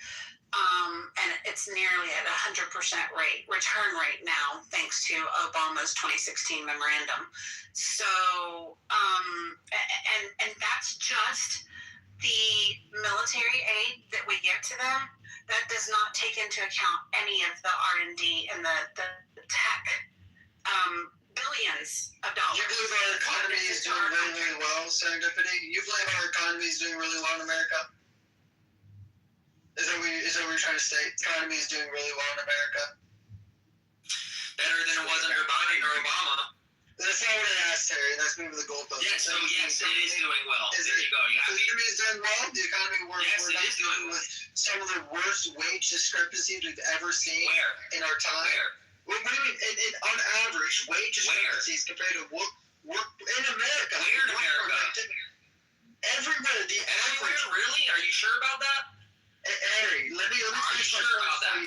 He has wage discrepancies. Approval, 33% approval right now. So what does that have to do with the economy? That doesn't matter. Wage discrepancies compared to work productivity is, again, Fortune just did a massive research analysis on this, and everyone should go read their article that they just did that shows that millennials and Gen Zs are producing much more than what they're making at the highest rate we've ever seen. So first, just wage discrepancies. And then on top of that, housing markets is the most inflated it's ever been. You can't buy a house if you're someone of a younger generation. If you do, you're going to go in extreme debt for it. You're not going to be able to pay off your house in 30 years like you used to be able to. So yeah, these things actually do matter. Our economy isn't doing well. And so you're saying that us reinvesting in our military industrial program, our industrial complex system is going to reinvest in the American people. And I say that we actually don't see that, right? When the housing crisis happened in 2008, you know what? Our military industrial complex, that just heightened. They gave another $1 trillion. So the idea that they are reinvesting our economy has been this bold-faced lie that you guys have just allowed to accept when our economy isn't doing well. And it hasn't been doing well for the last probably 40 years. You literally didn't bring any facts, nothing at all. So. I just told you. I'll post the article. So okay. Well, we're seeing the GDP growth around 2 to 2.5% for 2026, with some seeing it easing towards 1.8, 2.0 in later years, but right now it's at 2.5%. Unemployment's hovering around 4.3 to 4.5%. Up slightly from recent lows, but still near full employment levels historically.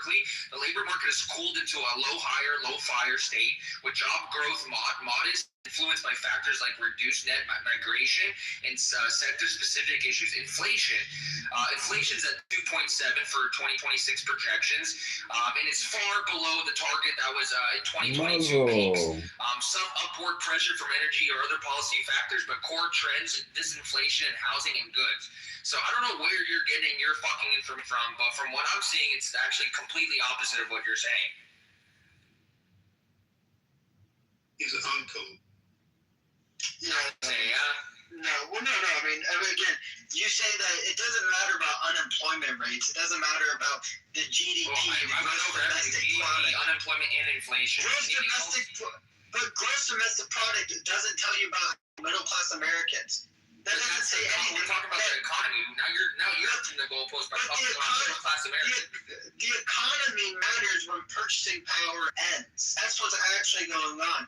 Is that you have the top 5%, the top 3%, even into the top 1% continue to get the largest purchasing power they've ever had. Well, again, middle-class America gets disappears almost completely because of this. And so you're looking at the economy going, look, GDP, the gross domestic product is up. It's always been up.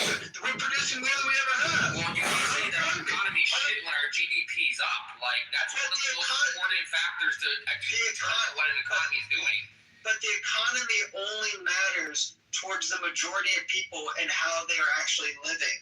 And that's the actual key issue, is that when, I think the last time I saw the statistics, like 80% of Americans can't afford a $1,000 emergency bill. Like, that's the actual problem. And for someone, I would assume that everyone knew this, and it's like for some reason, boomers and Gen X are like, they have like scales over their eyes, like that's not happening, it doesn't matter. And it's like, guys, let's not focus on Israel anymore. Let's not focus on the Middle East. Let's get out of that region. We have Venezuela. Let's keep Venezuela. I agree with that. And let's thank God you're not in politics or you're running our country, because our country would be shit if you were. You're right. Trump's doing a great job. Trump's doing a great job. You don't know shit world economics. Another Middle East war. I love it. Did he say no new? It's not even a war. Your president. If this is a war, then you're fucking mistaken. We're over a month in, it is nowhere near to being done. And we're most likely not true at all, actually. 14 days. Obviously, you're not paying attention. Do you want to bet money that trips to the ground? Do you want to bet money? I'll bet money on it. I mean, that's fine. You can bet whatever money you want to bet, but for you saying that nothing is happening is fucking it's from. Do you think the war's ending? Do you think the war's ending soon? Is that what we're trying to say? Yeah, it's gonna end. There's always an end to everything. So. But when is it going to end? Is it going to end now or in 5 years? Fucking magic 8-ball to tell me when it's gonna fucking end. Well, it matters when it ends because it matters to the U.S. taxpayer dollar, and it also matters. Yeah, is that what you were also saying during Ukraine, or all the money that we were sending to Ukraine? Yes. F Ukraine. I don't care about Ukraine. The thing is, this war has more influential over our economy than fucking Ukraine and Russia. No. If we actually yes, it does. To end our allyship, control the flow of oil to not make sure that our adversary China doesn't get their hands on whatever they want from Iran. It's big. It's very important. Yeah, if you're a supporter, you would realize that. Do you know the only reason why Iran hates us is because of our allyship with Israel for the last 55 years? That's not why they hate us. That's not true. Yes, that is true. No, that's not true. It's not because of Islam. It's not because of Saudi Arabia is fine with us. Hostage 400 days. So don't say it. Because we've been with Israel. They killed American troops back in the 80s, bro. Was that because of Israel? Yes, because we've been with Israel. Because of Israel. So they killed American troops in another country, then you're saying it's because of Israel. Tell me prior to 1948, when was Iran attacking us? Keegan, you're wrong. Iran got angry with the U.S. because long before any allyship with Israel, back in the late 40s, it might have been early 50s, we overthrew their democratically elected prime minister because he wasn't U.S. friendly. That's why Iranians don't like the U.S. That's where because he sided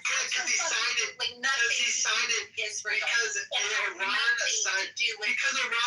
didn't side with the allies. I understand that. I understand that they didn't side. They didn't side. Always we're friends of the Russians, and that's from the beginning. Ali Khamenei was educated in Russia, so stop talking shit. Guys, you're just talking nonsense. When you're talking about Iran, and the things that they have for the American, that's not true. It's in the ideology of the Islamic Republic that they call US the big devil. They call it Shaitan Bozorg, the big devil, and they call Israel the small devil. So just so you know, and the big but you got to bring in the West mindset exactly towards the Middle East. Their core ideology that they have to be enemy with the U.S. I mean, that's why they hostage the U.S. Diplomats in Iran at the beginning of the revolution. That's why they have all these death to American from the beginning, because it's just an ideology, and in an ideological regime they have an enemy. That's the thing about the ideology. Israel is their enemy, and they hate. You gotta go back to Great Britain. You gotta go back to Great Britain and British Petroleum. You gotta go back to Russia. You gotta go back to the 1900s to put it in perspective. That whole area called Persia, that whole area. You could go back to Rome and Alexander if you want to go far enough back. You don't want to go that far back. But 1953, that people can't focus on that. 1948 is an important date also, when Israel posted up over there. The settling has been going on from that point until now. But Netanyahu would tell it, Iran will be called Israel one day if he has his way. So to say that they're not up against the whole Western powers, that whether it be Russia, Great Britain, or now America, or a combination thereof, to not understand that is to not really have a real conversation. You see how he was proven wrong and left the room. You see The that? European countries, they were Not here. join the war. Yeah, he's not here. He's The war European because countries, they said it's not their war, it's not their fight. Yeah, we know that, Mark. You're not telling us anything fucking new. Okay, come on the fucking mic and tell us something new. It's not why would they want to get bloody for no reason? Because of Donald Trump? Solely for Israel. Okay, you're retarded. Anyways, you see the guy's not in the room anymore because he got proven wrong and he No, didn't because want you to guys take. probably kicked him, and you guys are talking. No, you're just another retard that sounds just like him. That's saying that it's because of Israel. And we just told you why it's not because of Israel. You fucking idiot. No, You need us to explain it again for your dumbass? That's not why. I can prove it's not. Go ahead, prove it, because you know everything and we don't, right? You have the answer to it all. Let me clear that up, please. Go ahead, clear. So at first, Iran was literally America's ally. They used to house our CIA in their democratic regime until they wanted to nationalize their oil. The British pressured America to intervene, and that's why. And then we put in the Shah. The Shah gave us 40% of the oil. The Iranian people, civilians, they got mad and overthrew the Shah. So that's not That's the funniest shit. Oh my god. Does anybody on the stage right now want to respond to that? Yeah, I don't even respond to it. Those are facts. That's Iranian. Oh, I'm sorry. I definitely know. Mossadegh, the president was Mossadegh. He was our ally. He was the biggest ally in the Middle East for America. They housed the CIA for the region. Okay, any Iranian want to respond to that, Dana? Yeah, sure. I can take it over. Okay, so first of all, if you to understand the hatred for the American and the U.S., you have to go back to the revolution which happened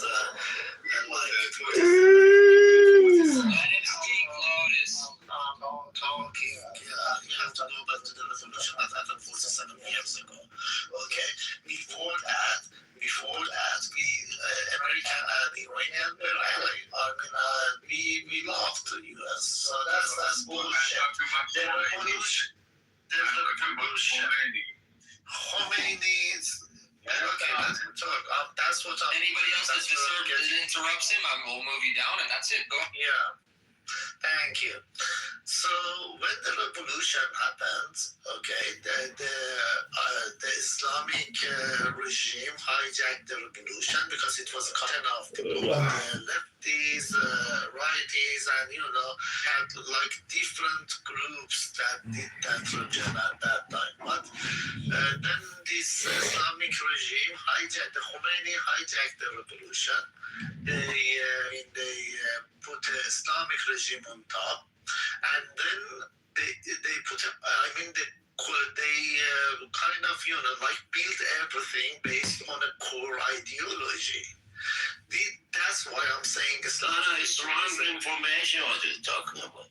Okay, well, don't come off the fucking mic until we tell you to, and if you do, you'll get moved down. So, plain and simple, I will get to you guys when it's your turn. We know how to take turns. This is not the Middle East. This is fucking America here, where most of us are in America. We have decorum in America. Go Google what decorum means, and then after that, maybe you'll understand how we run our rooms. Okay, are you done, Donna? Is that it, or you wanted to keep going? No, I just was going to say that the Islamic regime is an ideologic regime. The ideologic regime, they must have an enemy, okay? And that enemy from the beginning of the revolution was U.S.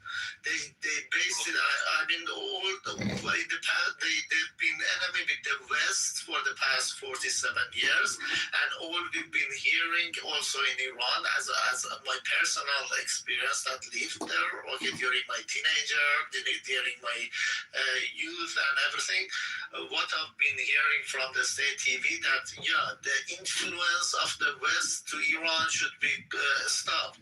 Their culture, the Western culture should not be, brought to Iran.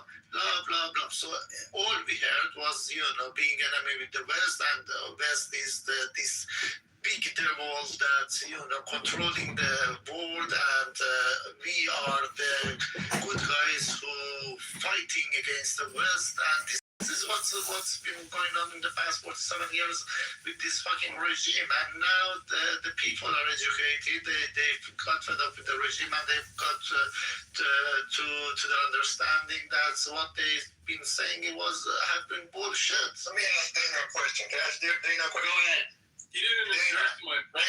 Dana, so you think the Iranian people were wrong in 79 to be upset, in 78 and prior to be upset with what was going on in their country? Is that what you're saying? Say that again. Do you think the people in 1979, when they did what they did in 97, and what led up to that, what the Shah was doing since he was put in there since 53, you think they were wrong? The Iranian people were wrong to feel that they should come against this authoritarian rule, that they were coming against the corruption, the Western influence, the economic inequality, the suppression of Islamic values? You're saying the Iranian people were wrong for revolting against what was being imposed on them in 1979? 100%. Yeah, they were wrong for that. So they should have just bowed down and became westernized at that time. They should have just said, well, to hell with it. Let's just forget about all of our Islamic tradition, history, what we're about. Just let the West come through here and do whatever they want to do. That's what you're saying? That's not true. That's the manipulation. What you think were right? Hold on. Yeah, here's the thing. Yeah, they were wrong. So what about it? Islam is so good. What should they have done? Islam is so good. Why don't they live in a Muslim country? Anyway, why don't you live in a Muslim country? I'm trying to understand what he said. I didn't hear what he said. Why don't you live in a Muslim country? Bro, because I live in a country that Muslims and Christians and whoever else What is contribute. Bro, we don't have enough time. We don't have enough time to list all these things. Bro, do you want an answer, or do you want to just hear it? One good thing about Islam. Okay, bro. Okay. Peace, bro. So order, structure is up there. I mean, you don't have enough time. You don't have enough willpower to want to hear all the good that Islam does, man. So, one thing that Islam is different than Christianity on, I'll tell you this. Islam is taught at the core of it, you must fight against a tyrant. You must. It's your duty to God to rebel against a tyrant that's on some straight BS taking advantage of children. It definitely is taught. It's taught because if you don't have resistance to people that come in the name of God, bro,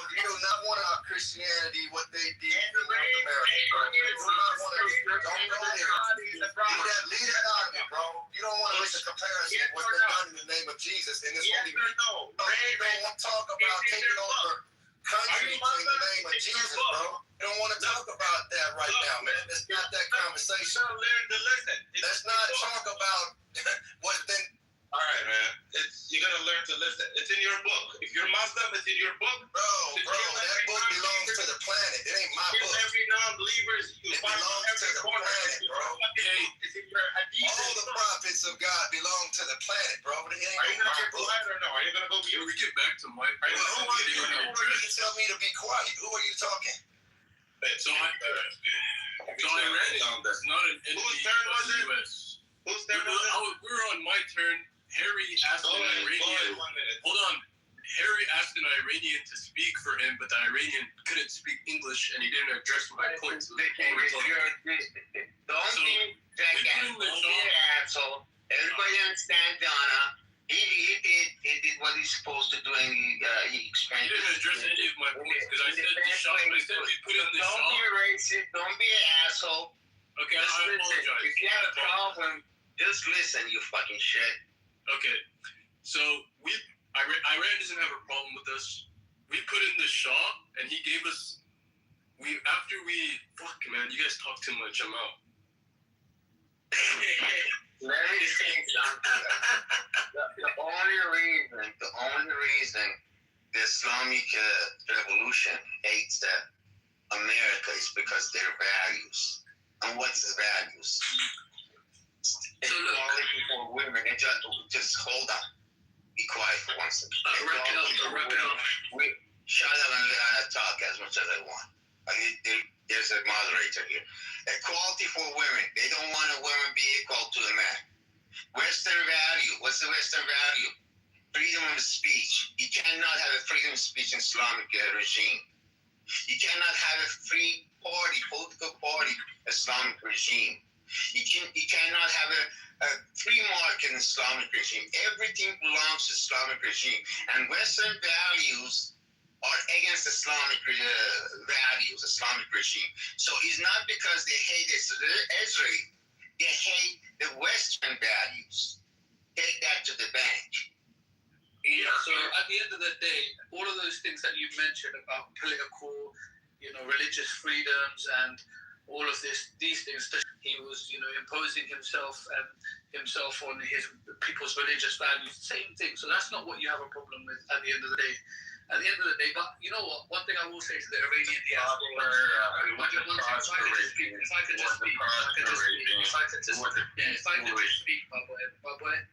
just speak, respectfully.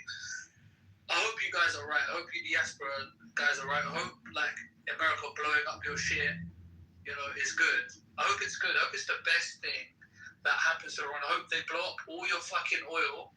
Blow up your grandma, blow up your fucking auntie, and then you guys wear bikinis. Guarantee you don't vote for any of this because at the end of the day, you're a fucking Muslim, and every Muslim fear this shit. Every Muslim fear when IRGC is gone and Islam is rejected by vast majority of Iranians, it's gonna open a gate to other nations who was occupied by you fucking piece of shit jihadists. Yeah, that's what you fucking. I'm not afraid. Don't get to interrupt me. Go fucking mute. You jihadist. Whose turn was it? It was my turn, bro. What the fuck? You were finished. But why are you scared, bro? I was scared of it. This guy is a fucking funny motherfucker. Who's next? Go ahead. Harry, if you're here, I gotta take a shower and shit. Yes, I got it. All right, you go. I got it. Can I talk?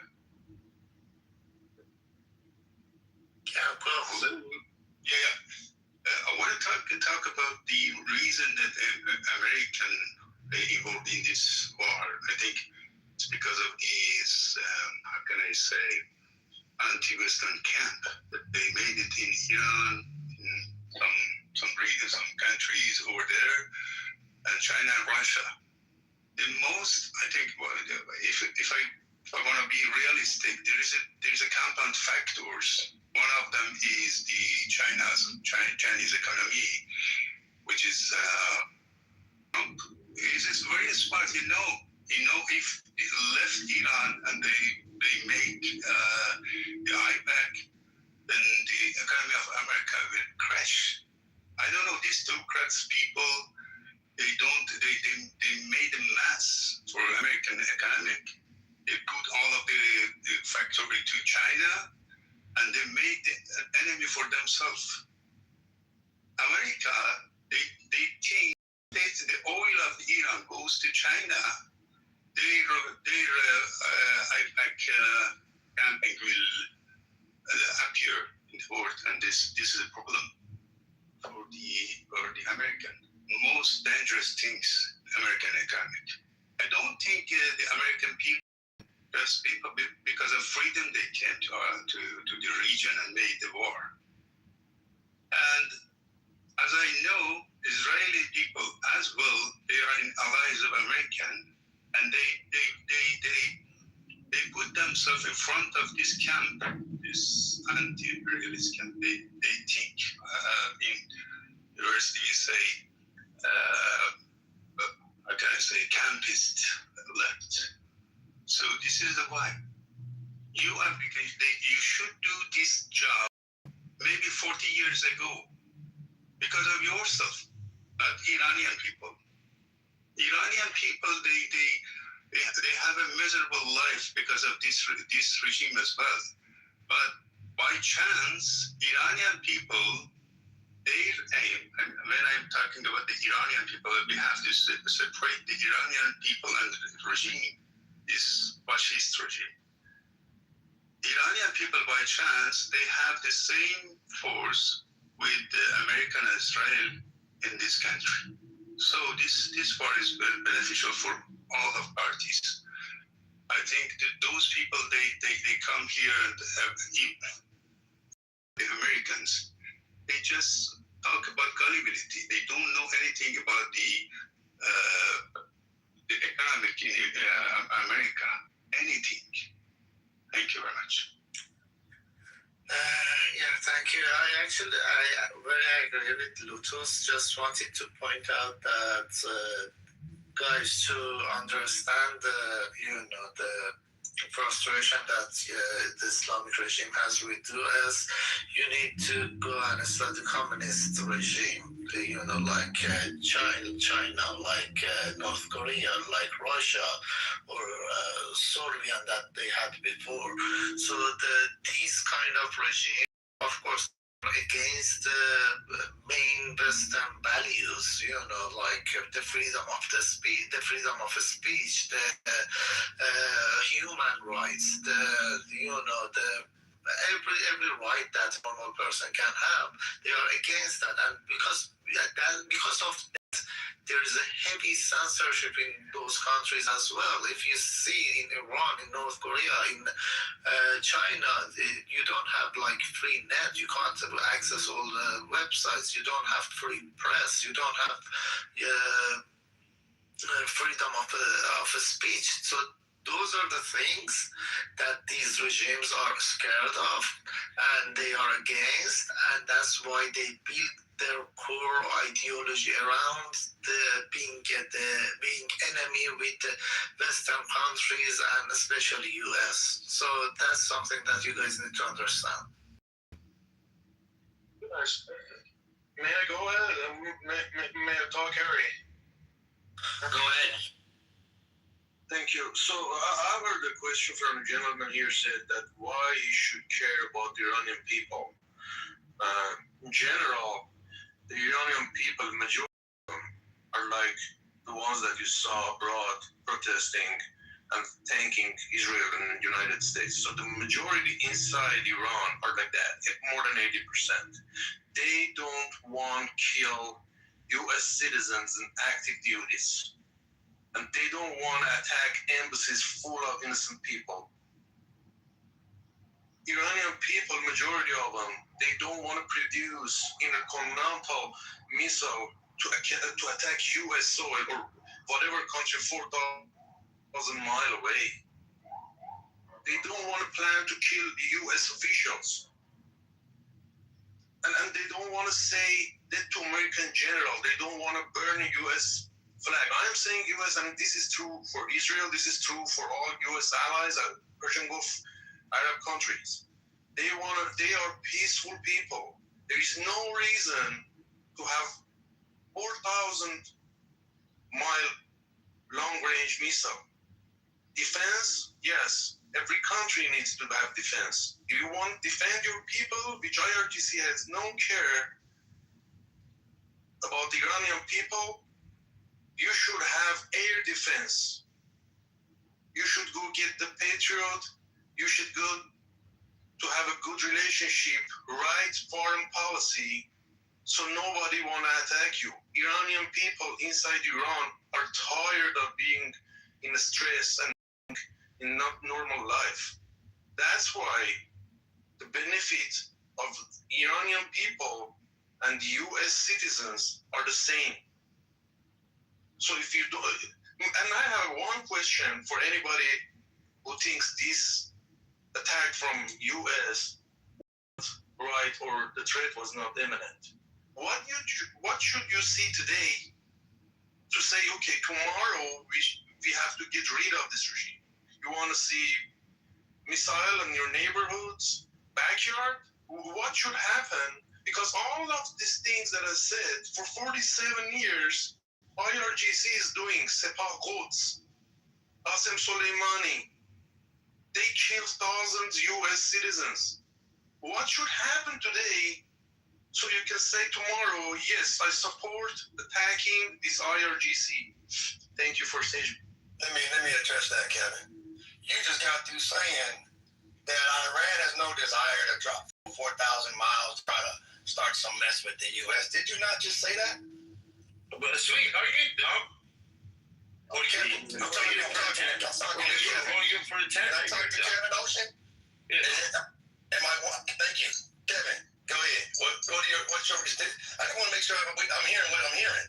Didn't you just say Iranians have no desire to go take out Americans, politicians, or American people? Didn't you just say that? Yes, I said Iranians who are against IRGC. Hold on, Kevin. He said, let Ocean translate your words. He said vast majority of Iranians don't want none of that bullshit. Yeah, that's what he said. So that's what I was dealing with. Yeah. So go ahead. So the government want it, but vast majority don't want it. Now that we've established that fact, that the majority don't want it, and I'm sure Kevin will recognize the government has never shown any, not only, like Kevin said, not only against the U.S. or Israel or any European power. They've never been developing this idea that we want to go attack all these Western powers. Like he said, the Iranian said, come on, bro. He said the Iranian people. Hold on, man. I'm addressing what Kevin. Let him finish. Go ahead, finish. Thank you. I'll answer after you. Let me finish, then you can answer. Yeah. Let me go. That's the whole point of this dialogue. And so to understand, the majority, you went on to say the Iranian people want Iranian government to go ahead and develop defenses to keep all this BS away from them against the onslaught of what they're up against, what's coming after them, the Iranian people want. So, but you draw the line apparently that they shouldn't have. The thing that seems like in the chat, Mike was talking about, the thing that seems to be the biggest deterrent for Israel or America or anybody acting a fool would be if they had the capabilities with Iran for nuclear activity. Then they would realize, we're going to have to talk to them. The same way that America talks to China. They don't like China. They don't like North Korea. But it's a thing called daytime. If Iran ever did have it, I want to see if you're still on that same thing of what Iran should do to defend themselves and not just get Patriot missiles and all of that stuff and an Iron Dome or something. To your logic, the thing that would bring daytime, the thing that would bring peace for all the Iranians is if they had the ability to neutralize the rest of whoever was coming at them, the same whoever has these nuclear engines could come and neutralize them if they decided to push that button. So that would be the very thing, according to your logic, that would neutralize it to where America then couldn't bully them anymore because they would realize, well, they could kill us as quickly and destroy this planet just as much as we can. And then that causes an automatic, let's have a conversation because the planet knows and the Iranians know and every citizen on the planet knows that the persons that instigate that nonsense destroy this whole planet for all of us in this geopolitical world. We haven't even seen that thrown into the mix yet, where nuclear bombs are flying now. And so this this is what it seems to me that the bully understands. If we let them get that capability, that for their own nuclear, taking care of the in-house, electricity, whatever they do with that, and they also enrich it to a point, now we have to talk to them like they're real human beings. Seems to me that the bully doesn't want to have to do that, doesn't want to respect them at all. And so therefore, you make it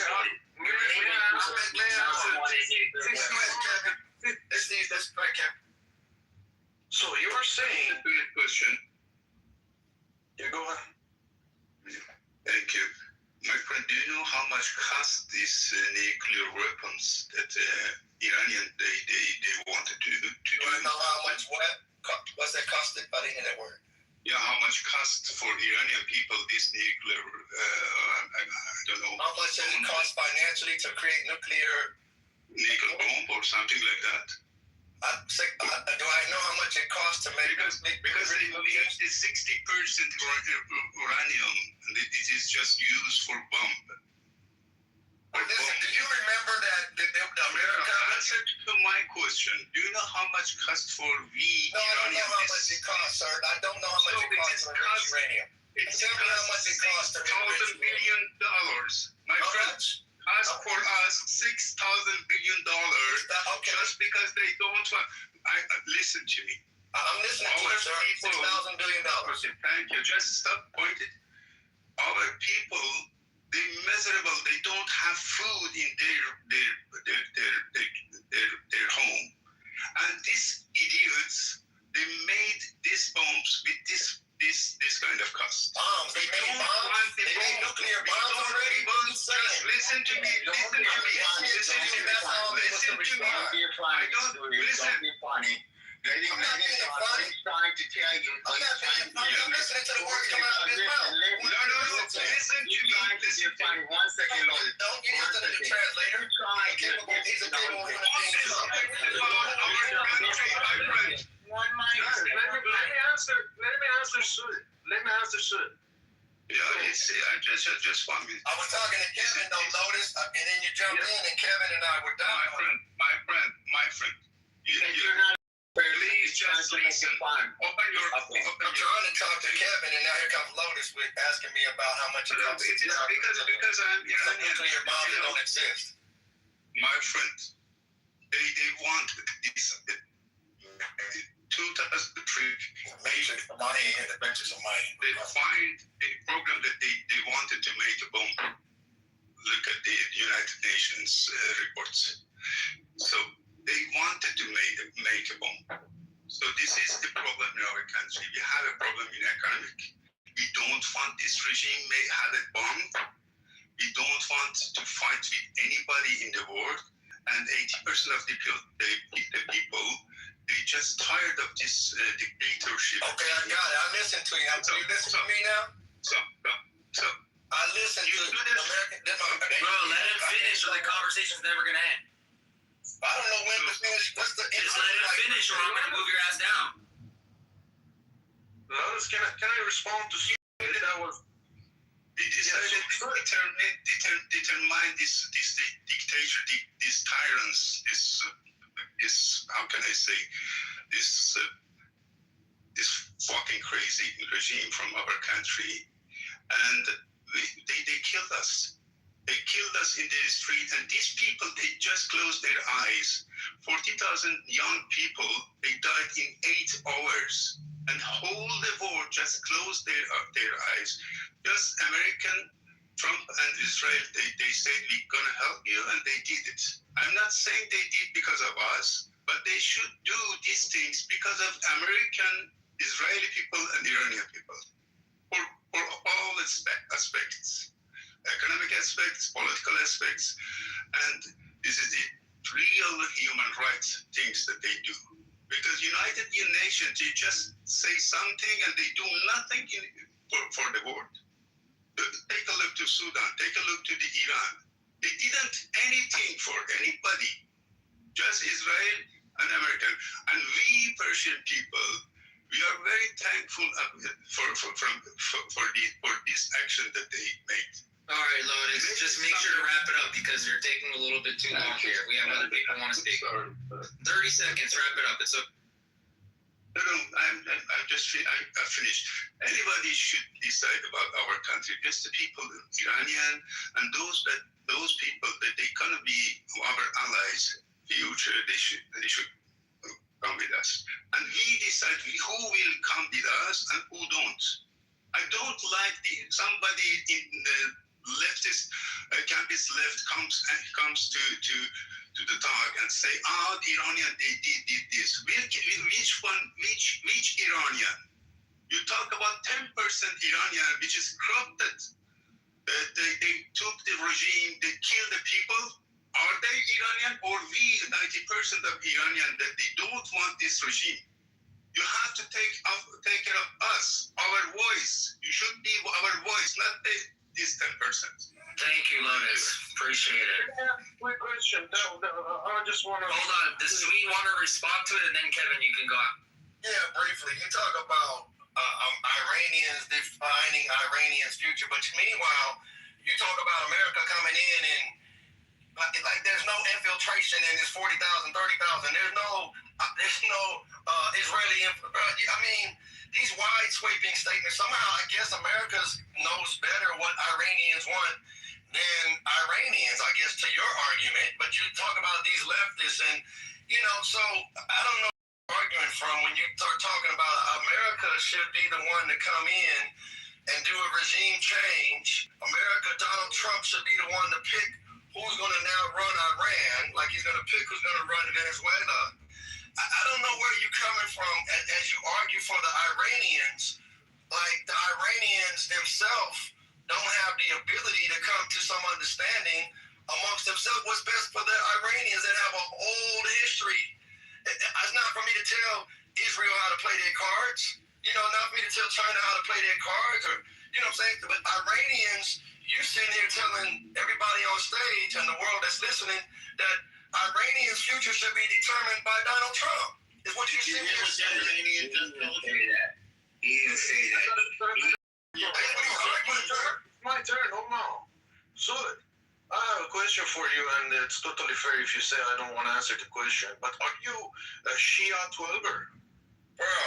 Bro, listen to Prophet Muhammad, bro. He wasn't no Shiite. I don't care about what Prophet. I know you don't care about Prophet Muhammad, but Prophet Muhammad wasn't no Sunni. He wasn't no Shiite. He wasn't no Mohammedan. He wasn't none of that. He was one submitting to do Allah's will, bro. I stand with Prophet Muhammad, bro. That's where I stand. So you don't understand. Got it. Let me continue. I got my answer. Okay. You answered my question. Next question. So you have no knowledge about the danger these extremist jihadist Shia 12ers who are governing Iran are posing to the world, and specifically to US. You have no idea what they want.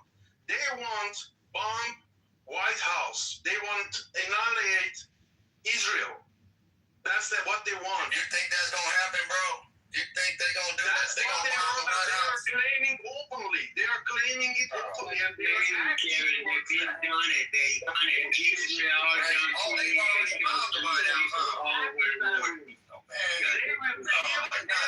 United citizen that they could. That they are openly claiming it. Iranian officials are saying we are going to. I'm sorry. 1 second. Talking pipe dreams. 1 second. Sorry, mate. Sorry. 1 second. I'm just gonna answer this guy. He called Lotus or whatever. First of all, if you are real, you have to put your real name there, and don't talk about 90%. I'm not because you're a killer. Don't talk about 90%. You're talking if to me. there is a 90%. Wait a minute. Just listen. If the Iranian government, they tried only 10%, you already lost. It's not 10%. You are a 90%, and you are not even the 10%. Not even the 9%. You're 90%. You have no courage to put your real name. Do you 90% want to kill United States citizens and Israelis? never claimed that. He never claimed that. Yeah. You can see other people. Kevin, You listen. are Listen to judgment, principle, man. You are not the person. Listen. Why you don't let us have a referendum in our country? Real name, even. Why you don't let us that we have a referendum in our country that you show me you are 90% of our country? Show me why you thought why your leader that is died and it is in the fridge. Because you don't have Don't let us to have a referendum. Because you don't know how to read. Because you don't never read any books. It doesn't mean you are right. There is no government in this world. You name it. The government referendum is on. They have it. But listen, I'm not talking to you because I'm not talking to you. Listen, just listen. I'm not talking to you because you are the loser. Which you sell your own people, your own government, your own country. With all respect, let's have a civil conversation. Civil government. Your own name first. Put your own identity first before you come and talk to the stage. You have no. You cannot put even your own name. So what? I'm not talking to you guys. I'm talking to people who listen to me. You're talking too much. Hold on one second. You guys are fucking. The fuck? Whose turn was it? I think Kevin was trying to ask me a question about the Shiites. Shiites will come back. Bibi, I'll be eating breakfast if you can, please. Oh, Bibi left. Go, Kevin, go. Okay, is the guy in our audience? I don't know. Okay, so my question is this for this jihadi, stupid extremist is this. Who are you talking to, bro? No, the guy that left, not you. Yeah, because you're asking a guy in the audience a question. Okay, go ahead. Yeah, my question would be this: does this sort of 90% of this IRGC that he claims that they are 90% of the population who support IRGC, do they want wipe out Israel from the earth? Because they have this timeline on the Palestine Square. Do they want to do that? If they don't, they want to do that, they are endangering my people inside Iran. Okay, I'll say this for the room's sake to get us back on track. Now the Strait of Hormuz and oil is shut down. Okay, bro, you want to focus it in on what you're talking about, man. The rest of the world wants to know, okay, look, you poked the bear now of America, Israel, whoever wants to take blame or point the finger at the other one or claim they did it. It's done. It's been poked, and now it's not done. There's 35,000 troops in one day, and then 1,000 troops another day, and then before that, 2,000. So all that's going over there now. This is what is happening. So as you want to hear the debate about Sunni and Shiite, meanwhile, the rest of the planet that's touched by oil and crude oil and Brent oil isn't affected now. And how that geopolitics of that plays out. While you still want to debate the rest of your life about Sunni and Shiite, the rest of the world is not on that page. Is being affected now. So maybe we can have a conversation on that. It's going to end very soon. That's great. It's only going to be 1 week, 2 weeks. But I get it, bro. But okay, in the meanwhile, while it's not ended, though, the rest of the world is paying attention on what's going to happen next and who gets a pass and who pays a tariff to Iran.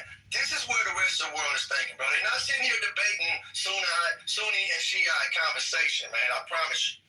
So. We are done about the Shia and Sunni. You want to talk about the Strait of Hormuz? Let's talk about Strait of Hormuz. I think that's more fruitful. What's going to happen next? Yeah. And what the negotiations going to happen next? This is what's going to happen next. Israel is going to be finished, and the Strait of Hormuz will be open. Okay, great. But that's not going to happen today, is it? Is that all going to happen today? No. Meanwhile, you're thinking about, God damn it. Meanwhile, you're thinking about, oh, you spent $20 extra on gas today because of this war. Fuck, my life is gonna finish. I'm gonna die. We thinking about our future, the future of America, and how good it's gonna be shit is over. We don't think about $20 extra that we pay on the fucking gas pump. $20 a gallon or $20 altogether, bro? I said whatever it is, $1,000 a month. What the fuck ever We're it is. talking about the dollar a month gasoline only, bro. It's temporary, and it's gonna be all good for the future of this I nation. understand Donald Trump's talking point. Yes. The except talking This is point. not Donald Trump talking point, bro. That is their talking point. It's gonna be temporary pain. That is their talking point. Are you educated or no? That is their talking. You don't think that's their talking point? That's not Donald Trump's talking point. Hold on. It's a pain. Do you have any idea about Middle East? The answer is he's not educated, so it's going to be very tough to get. Do you have any idea about Middle East? Okay. Have you been? Have you been in Middle East? Educate me on Donald Trump's talking point, normal. No. Why do you want to do that? Because you're educated. Because you're so educated. Oh, yeah, Forget about Donald Trump. That's smart. Forget about Trump and except Middle East. They are ineffectual partners in this conversation. Forget about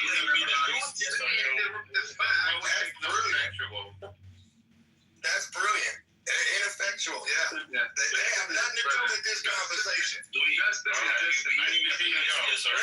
the United States of America. Do you want to close your eyes? What really do these terrorists in the Let me tell you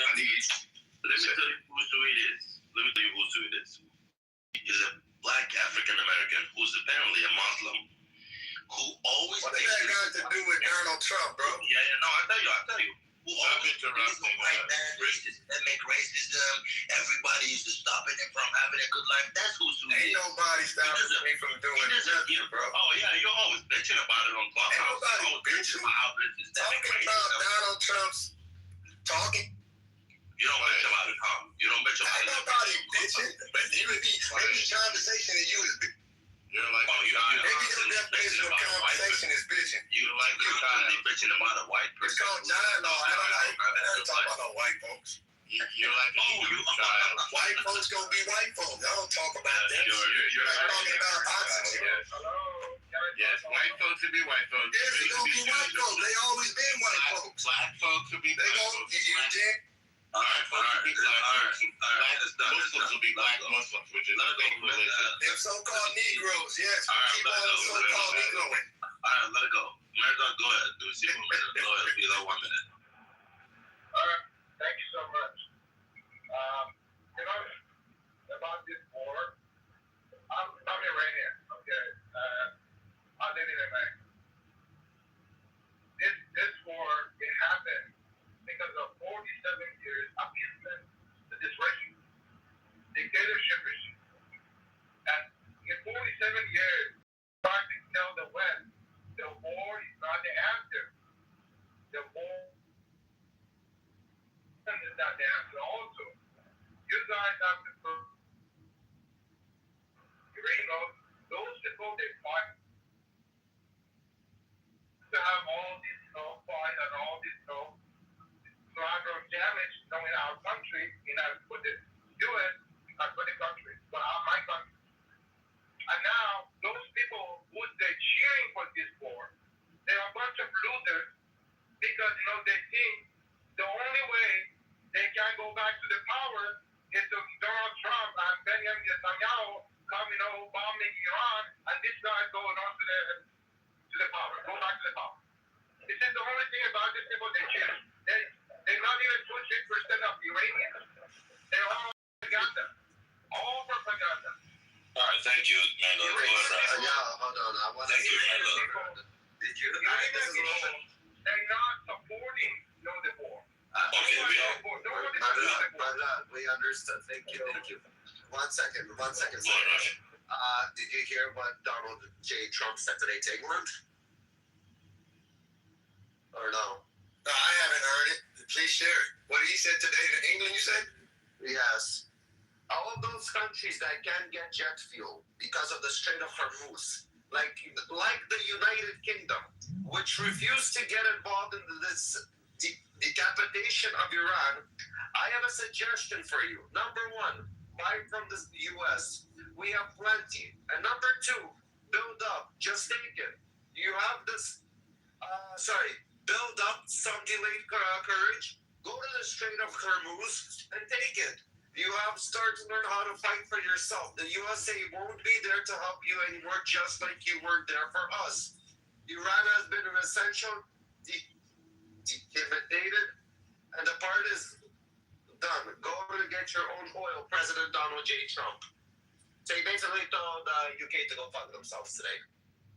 Facing war with this dictator regime right now is out face of this regime. And this rich man is defending this regime. This is the dictator right now. This is terrorize whole world, man. This regime, this face in Hormuz, it's showing what is this regime for the whole world.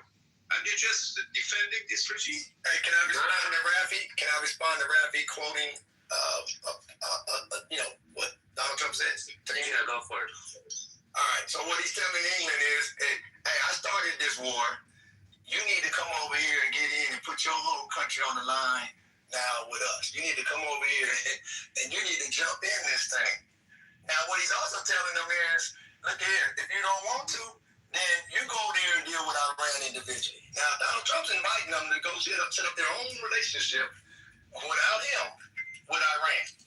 And Iran is the one controlling that whole street right now. China knows that. India knows that. Pakistan knows that. Japan definitely knows that.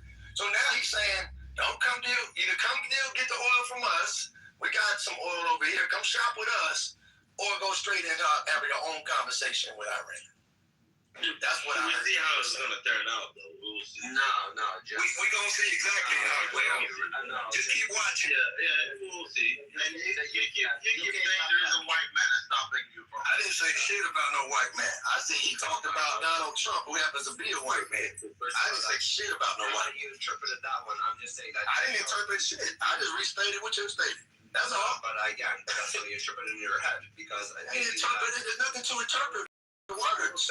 UK, but it's still between its legs. You know what it means? Because they're pussies. That's your interpretation. No, that's now we're talking about interpretation. No, because every country that got threatened by Iran that said you get involved, we're gonna do this and that. They are Hold on. If the UK and England had brain in their own, these motherfuckers would have let these jihadists in the country and rape their kids. But they should just listen to whatever Donald Trump say. They should follow whatever Donald Trump say. That has nothing to do with them. Yeah, that's what Donald Trump just said. He all of a sudden now he was a NATO player. Now he went on the backing of NATO. All of a sudden now he want to play nice with NATO. He didn't give a shit about NATO a couple days ago. But now all of a sudden Donald Trump said, hey man, you need to come help me. Aren't you all about freedom and human rights and all that? Aren't you all about that? Huh? What you talking about? We talking about Iranian human rights? What are you talking about? Sweet. I'm asking you a question. Aren't you about human rights, freedom, love, and all that? Aren't you all about that? My God, Iranians are not human beings? What are you saying? No. Answer my question. I just answered it, bro. How do you preach to a prophet who fucking fucked a 9-year-old? Oh. How do you preach to a prophet who was a pedophile? Come to 2026, bro. Come to present time, bro. This is how they come to present time. Come to present time, bro. That's what it is like. You stuck 1,400 years ago, man. If I go to Jeffrey Dahmer, what do you think I am? What do you think I would be? We're talking about Donald Trump, bro. Okay? And Benjamin Netanyahu, bro. We're talking about Jeffrey Dahmer, man. What are you doing, man? Nobody think about Jeffrey Dahmer. Your analogies are off. You might be talking about Bugs Bunny or something, man. And fucked her when she was 9. Nobody having that tired argument in 2026, man. Would you come to present time, please, bro? Folks are trying to pay these bills out here, man. Nobody talking about Jeffrey Dahmer. How do you preach to a I know what you're asking, and I'm telling you, man, you need to refocus your attention on some relevant shit, bro. This is one of the things they want to You're talking about 1,400 years ago, and now you're talking about Jeffrey Dahmer. Who's next, bro? You don't have any moral compass. You're just a fucking loser against human rights stuff, man. You But you're don't talking have about any taking moral over compass. countries, man. She talking You about think you do, but you don't. You know what? you don't know what I think, man. You should take on whatever you take on, man. You don't know me, bro. Muhammad was a fucking pedophile. Do you understand that? Whatever, man. Whatever. You don't have a moral Go compass. look in your own family, bro, before you start talking crazy. Bro, relax, man. Calm down. We talking about an international planet. You talking about Jeffrey Dahmer, bro. Listen to yourself, No, man. I'm talking about your prophet, the You one sound crazy, bro. preached to. I got one God, bro. I don't have no prophet. You talking crazy, man. Who's your God? Don't worry about it, man. You just keep Who's your breathing. God? Don't worry about it, man. Who's your God? Don't worry about it, man. Don't worry about it. You follow whatever you follow, okay? You will never, ever, in a million years, be able to have rational conversation. Okay, a million years. Jeffrey Dahmer, a million years. In a million years. Bro, you're not moving the needle on this planet at all, man. You're in a clubhouse yelling right now, bro. You're in a clubhouse yelling, man, about Jeffrey Dahmer. Listen to yourself, man. You man. How do you preach to Muhammad? Bro, you're silly, man. The world is trying to focus in. You're a prophet that you preach to. Bro, why don't you go get a job, man? You over in here yelling stupid stuff, man. Where is your moral compass? Man. Explain it. Where is it? Hey, man, you got a wife and children, man? What do you mean, hey, man? You got a wife and children? You got some grass to cut in the backyard or something, bro? Question. Bro, you're not my authority. You don't tell me what questions to answer. You don't run me. I'm sorry. Where is your moral compass? You don't have no power over me, man. Alright, you know why you're going raping kids? Because you're okay with fucking people. Because you're okay with all of that. And you don't have any moral compass, buddy. The fact that you preach to Muhammad proves that you don't have any fucking moral compass. If you had some, you would have understand the person who you fucking preaching to was a fucking pedophile. He killed countless fucking people by fucking swords and by force in order to make them convert to Islam. He's a pillager. In modern days, you would say he's a pillager. You're talking about 5 minutes and you use almost about 10 minutes for fucking. I really don't know what else you want to improve. First, he came with Iran. He talked about Iran, and now he say, I don't want to talk about Iran. I heard him in multiple rooms. He always talk about, in America, there's this systemic racism in America. Stop black people from doing what the fuck they're doing. Motherfucker, you fucking commit crime. Yeah, you fucking belong to jail. You piece of shit. If you're black, white, fucking yellow, brown, purple, fucking LGBTQAI, motherfucking two-spirit penguin, you fucking belong to prison if you commit crime, you dumb fuck.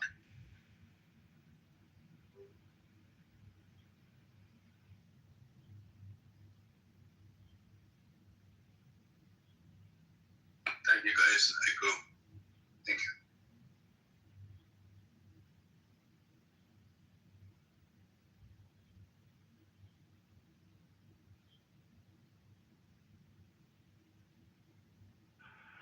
Alright, I'm just gonna say my last words and I'm gonna leave, guys. This war right now is the number one. It's a whole war right now happening. At this war, we don't know where it's going to come. Only gonna take. Nobody knows. Who's gonna be involved with it? Nobody knows. The only thing I know, maybe I'm wrong. The only thing I know. This war has the 3 corners. One corner is the USA, another corner is the Israel, and then Iranian regime. All these 3 corners, they want war. That's because of their own benefit. Iranian regime and they have the if you see now in the region, all these proxies, they're in Iraq, in Yemen, in Syria, in Palestine, Hamas, Hezbollah, all of those people, you don't just see it, they feed them with Iranian people. And they live for this. They're begging, USA and Israel to attack Iran. Because when in the war, they can no execution, they can shut up people, and they can do whatever they want to do. And nobody can. Yesterday or today, they execution 4 people already.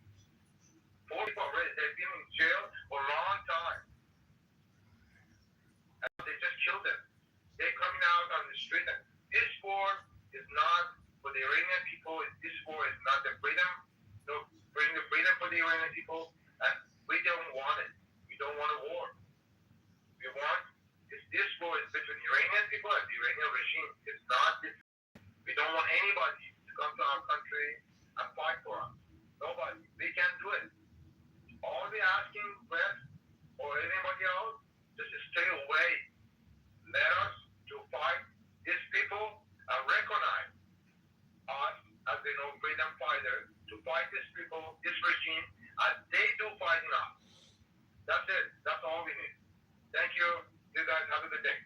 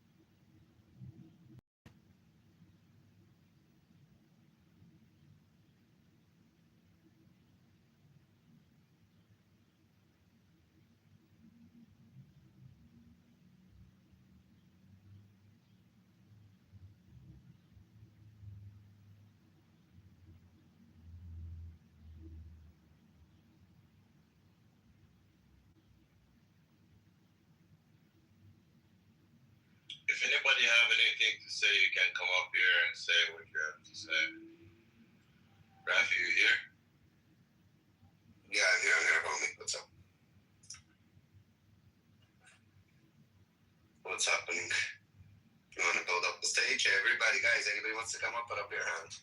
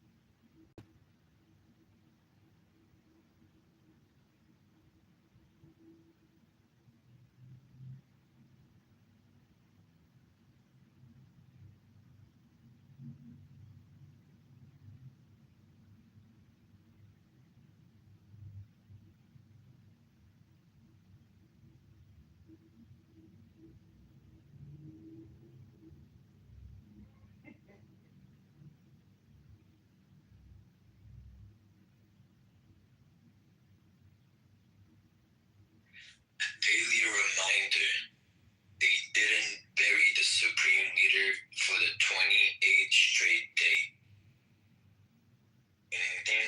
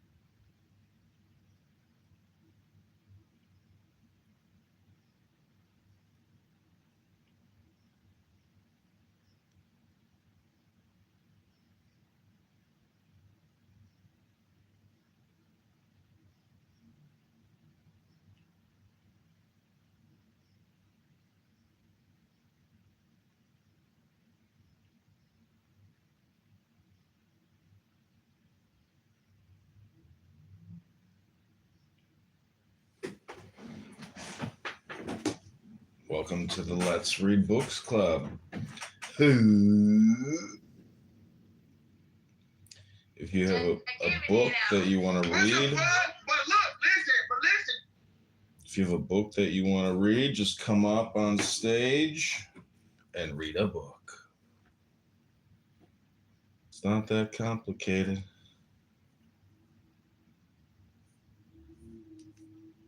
Apps or iPhone and stuff like that ask for permission if they can actually listen. Those are private. Those are private companies. That's different. They're private companies. I mean, they could do whatever. This company, Clubhouse, can do whatever. Clubhouse can take all of our conversation right now, decide if anyone's concerning, have someone go through the data, pick up algorithms that are of concern, and forward them to law enforcement. Law enforcement can decide. So are the people that are concerned about the Patriot Act worried about that as well? Yeah, the private-public partnership is a concern, of course. I mean, there's monitoring, that there's self-compliance that companies that have social media and, like this, I mean, use Clubhouse. I don't really know much about this, the owners of this. We used to, but Facebook does. Like Facebook has self-compliance and they review their data, allegedly. But again, they just, to the idea that the government can just spy on you for the hell of it, it doesn't work that way. There has to be some established reasonable suspicion to start an investigation. I think that a lot of people, if they don't know the specificity of what's actually happening, then we're running more on values that have no oxygen. It's really sad because, listen, guys, time is extremely short for all of us. I don't care if you live to be 100, it's still very short, right? But if we're going to live, especially here in America, we got to live with the 3 documents that we actually have right now. They haven't been changed, guys. Our Declaration of Independence, the Bill of Rights, and the supreme law of the land. It's not a person. It's the Constitution of the United States of America. Even if they don't follow it, guys, it's still the supreme law of the land. Okay? So that's where I come from. Ask a question? Sure. Yeah, I definitely disagree. I don't agree with you.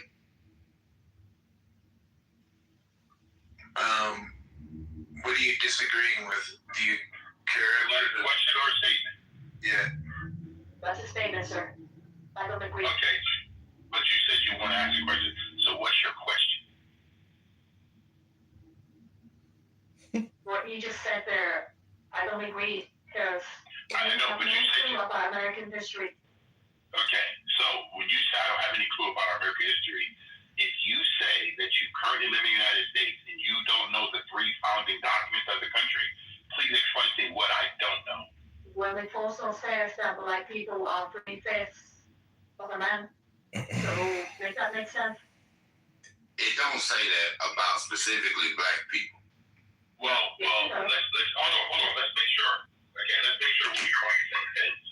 Could you guys please explain to me what has been, for any of us, legislated by Congress, ratified by the Senate, and signed by a president to prevent any American from doing anything? Please give me the law and the actual. I think the last one was the abolition of slavery. That was probably it. So you.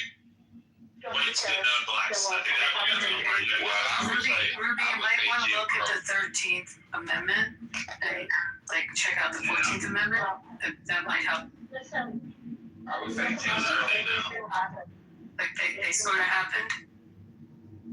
I would say Jim Crow. The Three-Fifths Clause did not mean that black people were not three-fifths. There was actually free people. There were actually free black men and women that existed in the states at that time. What the Three-Fifths Clause was there was because, so let me finish. I listened to you, right? I didn't interrupt you. So it had to do with, Rich, shut up. So this idea that the Three-Fifths Clause pertained only to enslaved people within the U.S. because the Southern Democrats, especially the top 10%, wanted the slaves to count as full representation for numbers in terms of bodies. So wait, I'm not done explaining this. In terms of representation, similar to what California wants to do with immigrants. They just want to import them, count the bodies, and say, hey, I need more congressional power. Okay. Now, when that was implemented, the agreement, which, no, you can wait till I'm done, and then you can speak. Because you're not listening to what I'm saying. You're just going with a stupid narrative, and I'm trying to educate you on what the Three-Fifths Clause really was. The Three-Fifths Clause pertained to voting and taxation rights within the South. And it was a compromise between northern states and D.C. and the southern states in proportionality to voting and taxation. Soon. So it had nothing to do with declaring a black man in America as Three-Fifths. You can wait till I am done because I'll interrupt you. He's a wise. That's enough. And that's my standard. I'm going to do it. I don't want to start the book club in about 10 minutes, but I'm going to go run this other phone downstairs so I can live stream that room. All right, awesome. What book are we reading today? I'm not sure yet. Hey, that link that I sent you to like that repository of like occult books. Mm-hmm. Holy crap, man! Like that's like almost like 1,800 PDF files of really hard to find books. Mm-hmm. It's fantastic. I sent her an email specifically trying to find that one book, Satanic Sex by whatever, Mm-hmm. and I couldn't find it. Ooh. You know, it'd be interesting. It's very hard to find. I could even find like no PDF formats or anything like that. Mm. Hopefully, I'll get a response from her.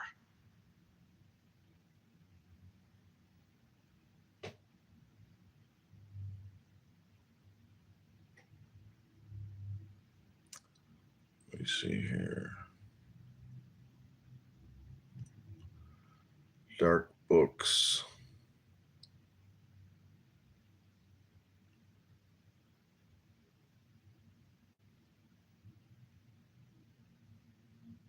Yeah, this is the email that I sent her. Request for assistance locating Satanic Sex by Arlene Fitzgerald. Thelema Apprentice Inquiry. Dear Christina Debs, I hope this message finds you well. My name is Chris, and I'm currently serving as an apprentice to a practicing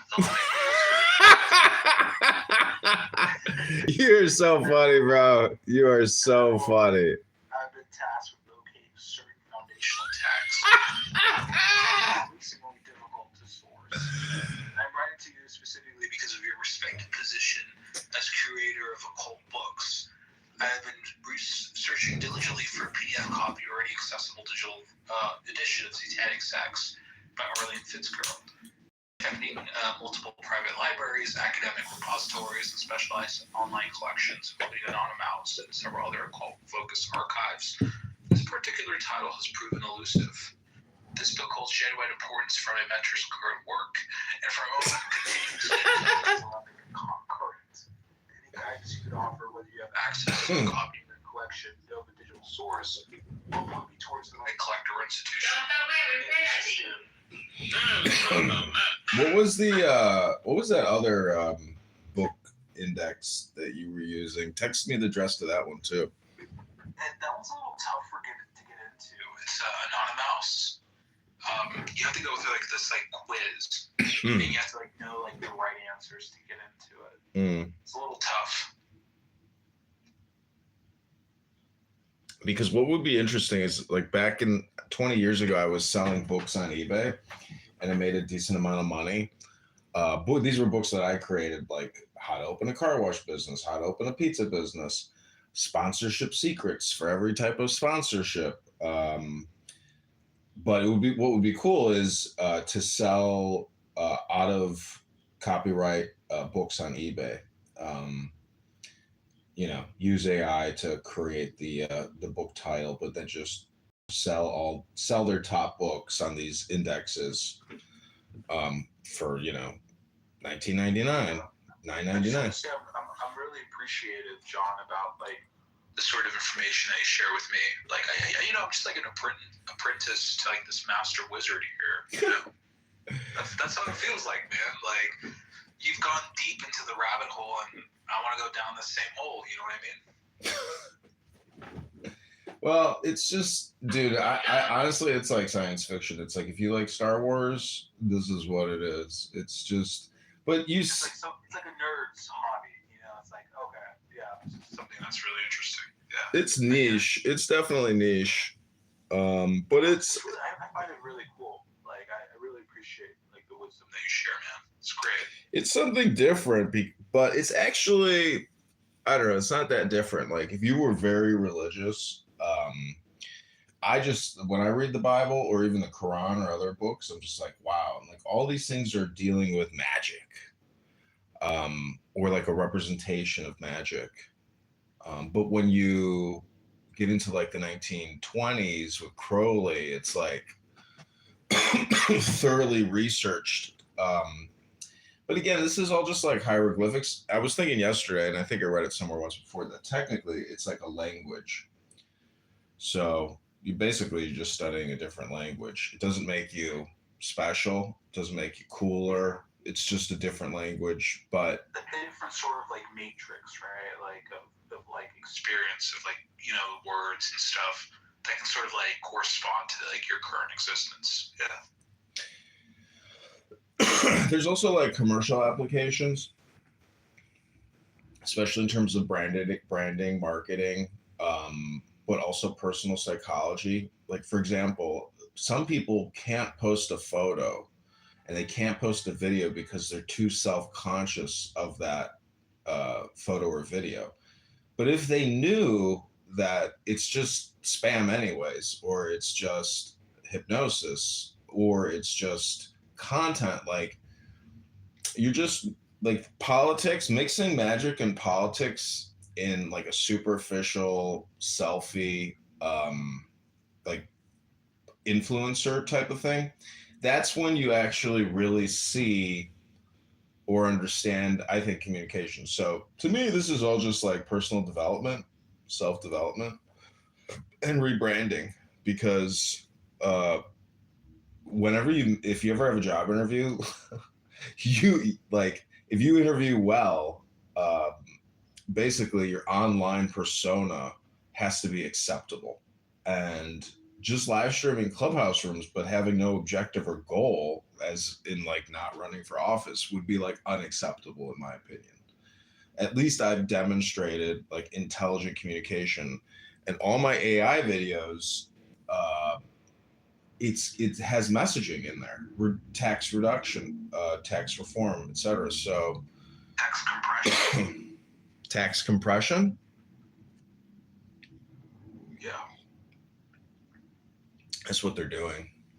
Taxes have gone up like 100% in the past 20 years for property taxes. Interesting idea that I've heard from you is like the past is just like a compression of like the now. That's everything that's led up to this present. No, the past would be a decompression of the now. Yeah. The now is a compression of the past and the future. And Watts says that it's like a boat with a trail behind it.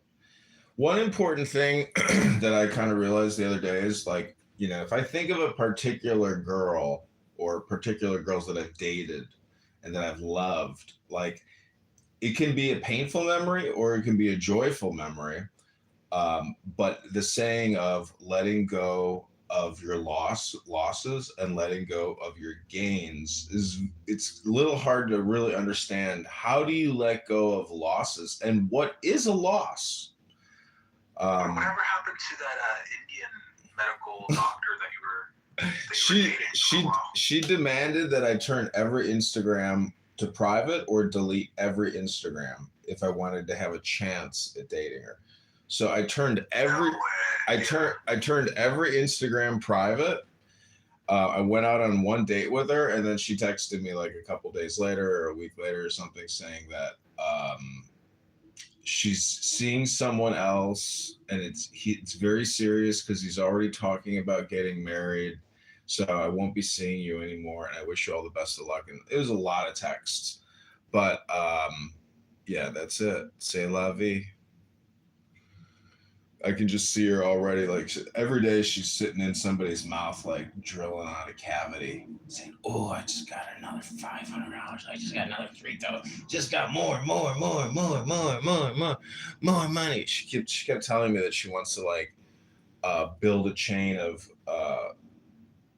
dental offices and then sell it to the biggest like hedge fund, dental operator out there. And I'm just like, good for you. But the thing is, if that's your goal, you're just building a package for an investor so you can cash out and like supposedly retire. But you have a long life to live. So I guess if you want to have kids and like stop working and never do any work again and just like sit at home and watch Netflix all day, and what I'm trying to tell you is that it's like I like dating, but to like move in with somebody, to live with somebody that like I like what I do, and my behavior, my filming activities, in my opinion, it takes a lot for somebody to wrap their head around it or to accept it, because they know that my behavior online is interrelated to the relationship and to also their image that themselves. And that's like it's like the book of Revelations has this thing called the book of life. Like everything that you ever done will be recorded. So that's like sort of like my acceptance of like all actions I ever do we're going to be immortalized, in time and space. So yeah, it doesn't matter if it's going to get recorded or not. It's going to get recorded eventually. Yeah. Do you know what the 60 by 1 by 60 rule is? I've never heard of it. No. I made it up yesterday. So get this. What is this theory? This is the theory. Your whole life is bitted up into 60 by 1 by 60 units, because you have 60 seconds in every minute, and you've got 60 minutes in every hour. So every second counts, and your life is technically just billions of minutes of seconds. We could try to, let me do a quick calculation to see how many seconds the average person lives. Have you ever seen that calendar that like notates how many weeks of your life you have left? I think so, yeah. Yeah. It's, okay, 2.25 or 2.5 billion seconds. 2.5 billion seconds is what. So make every second count. Every word you listen on this stupid app of some stupid person is that second that you will never get back, and you only have 2.5 billion of them. It's a little bit like that movie with Justin Timberlake where the currency is time to live. In time. Yeah, in time. Yeah. Hey, what's up, Abby? Hey, Abby. Let's read. This is the Let's Read Books Club. We haven't gotten to a book yet. We're kind of talking about how every average human has 2.5 billion seconds to live. And so therefore, when you come to a brain rot, toxic cesspool of an app like Clown House of people who don't know how to stop talking, well, there goes another second. Hello? Even a hello is a second of your life that you'll never get back. So if you listen to somebody say hello a million times, or you yourself say it a million times, well, there goes 1 million out of 2.5 billion. Bye. My wife, she's here with our little cat Mochi, listening into this really deep conversation. She never really speaks on Clubhouse, but she's always listening to me speak on here. And I'm three cans in deep on some beer, and I'm ready to get into some neurological programming. Honestly, Some NLP. Well, if you want to, can you read us the Tao Te Ching? Yeah, which chapter do you want me to start on? It doesn't matter. Just pick a number, your favorite number, and go to that page. All right, let's do 67. Okay, sounds good. Which number do you want, Ben? Which number? Okay. Can you hear my wife? Mm-hmm. Oh, okay. Oh yeah, my wife, she's from, so she speaks Mandarin fluently. Wow. Yeah, it's incredible. I've always wanted her to read Tao Te Ching in Chinese, but she's never said anything. You were so hesitant, man. You were so hesitant. She was so hesitant to do it. She's taking it out. Well, it's a magic book. The first 46. Okay. I have a physical hard copy. Let me go to the 4th floor. I'll be right back. Okay. I want to read it from the book itself rather than on a screen. Something that's really interesting. Yeah. It's niche. It's definitely niche.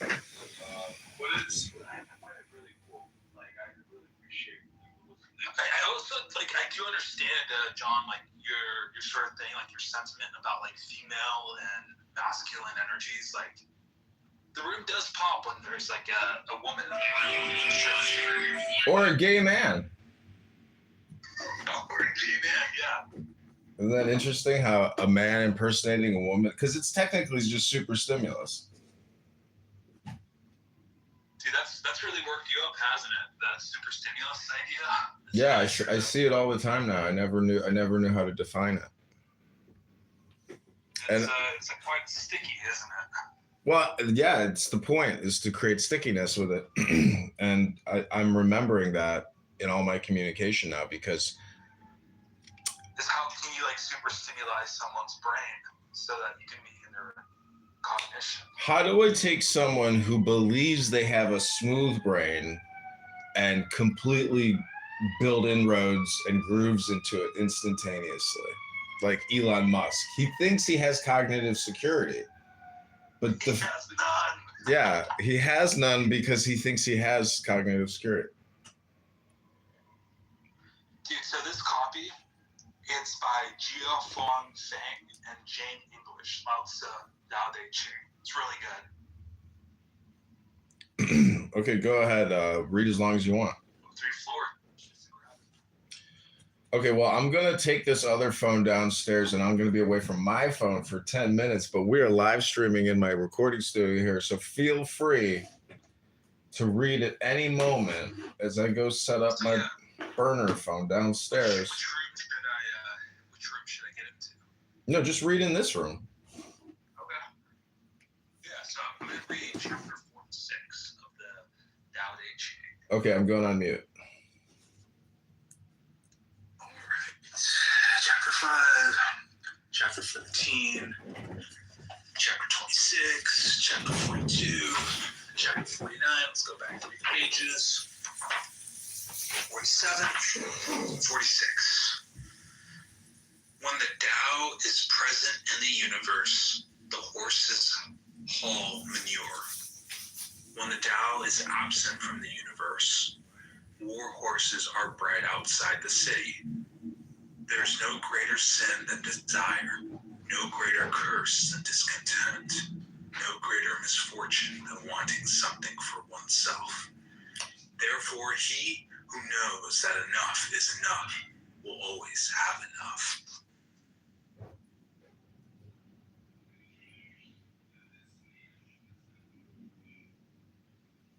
It's a really good translation of the Tao Te Ching.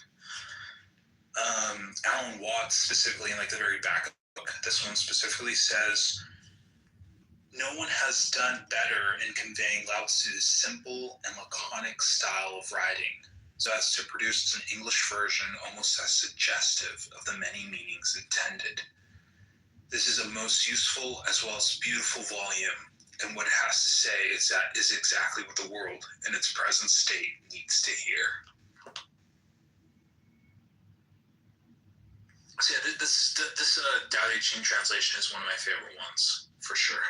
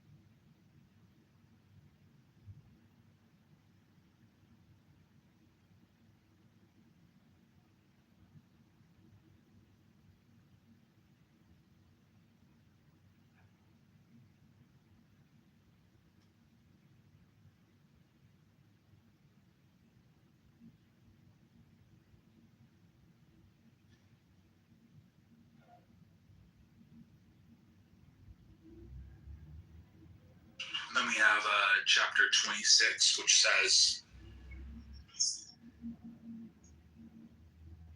"The heavy is the root of the light. The still is the master of the unrest. Therefore the sage traveling all day does not lose sight of his baggage. Though there are beautiful things to be seen, he remains unattached and calm. Why should the Lord of 10,000 chariots act lightly in public? To be light is to lose one's root. To be restless is to lose one's control." 25. Something mysteriously formed, born before heaven and earth, in the silence and the void, standing alone and unchanging, ever present and in motion. Perhaps it is the mother of 10,000 things. I do not know its name. Call it Tao. For a lack of a better word, I call it great. Being great, it flows. It flows far away. Having gone far away, it returns. Therefore, Tao is great. Heaven is great. Earth is great. The king is also great. These are the four great powers of the universe, and the king is one of them. Man follows the earth. Earth follows heaven. Heaven follows the Tao. Tao follows what is natural.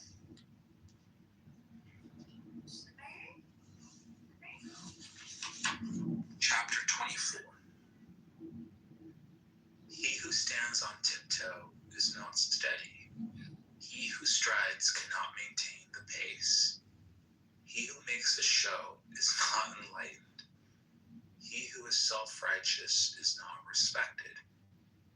He who boasts achieves nothing. He who brags will not endure.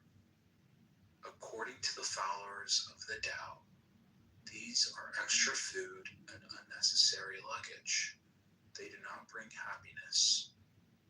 Therefore, followers of the Tao avoid them. 23. To talk little is natural. High winds do not last all morning. Heavy rain does not last all day. Why is this, heaven and earth? If heaven and earth cannot make things eternal, how is it possible for man? He who follows the Tao is at one with the Tao. He who is virtuous experiences virtue. He who loses the way feels lost. When you are at one with the Tao welcomes you. When you are at one with virtue, the virtue is always there. When you are at one with loss, the loss is experienced willingly. He who does not trust enough will not be trusted.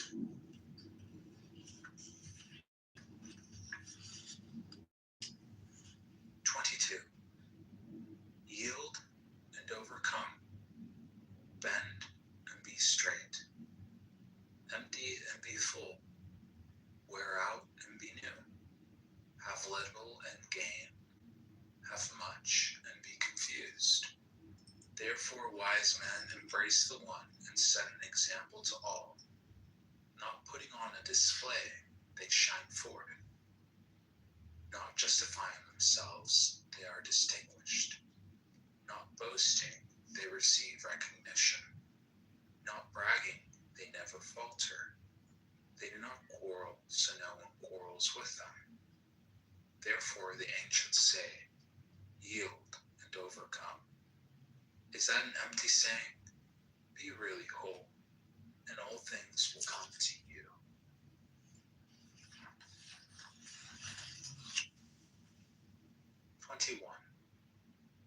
The greatest virtue is to follow Tao, and Tao alone. The Tao is elusive and intangible.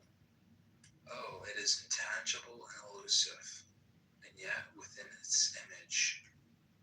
Oh, it is elusive and intangible, and yet within its form. Oh, it is dim and dark, and yet within its essence. This essence is very real, and therein lies faith. From the very beginning until now, its name has never been forgotten. Thus I perceive the creation. I do know the ways of creation because of this.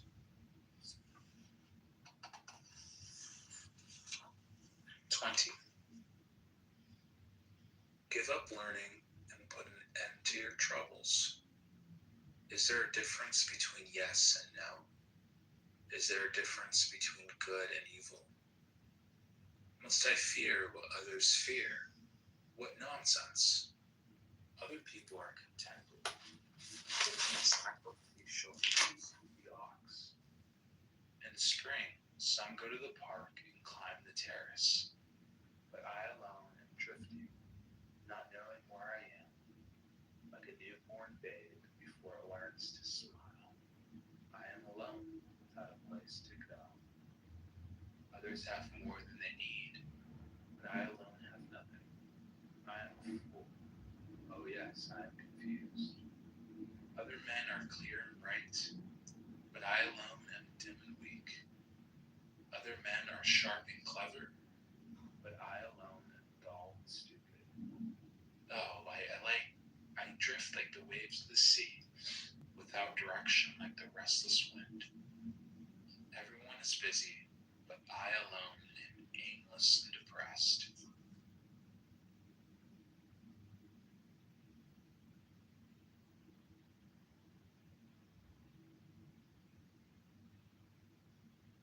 Oh, I think my mic was off that entire time.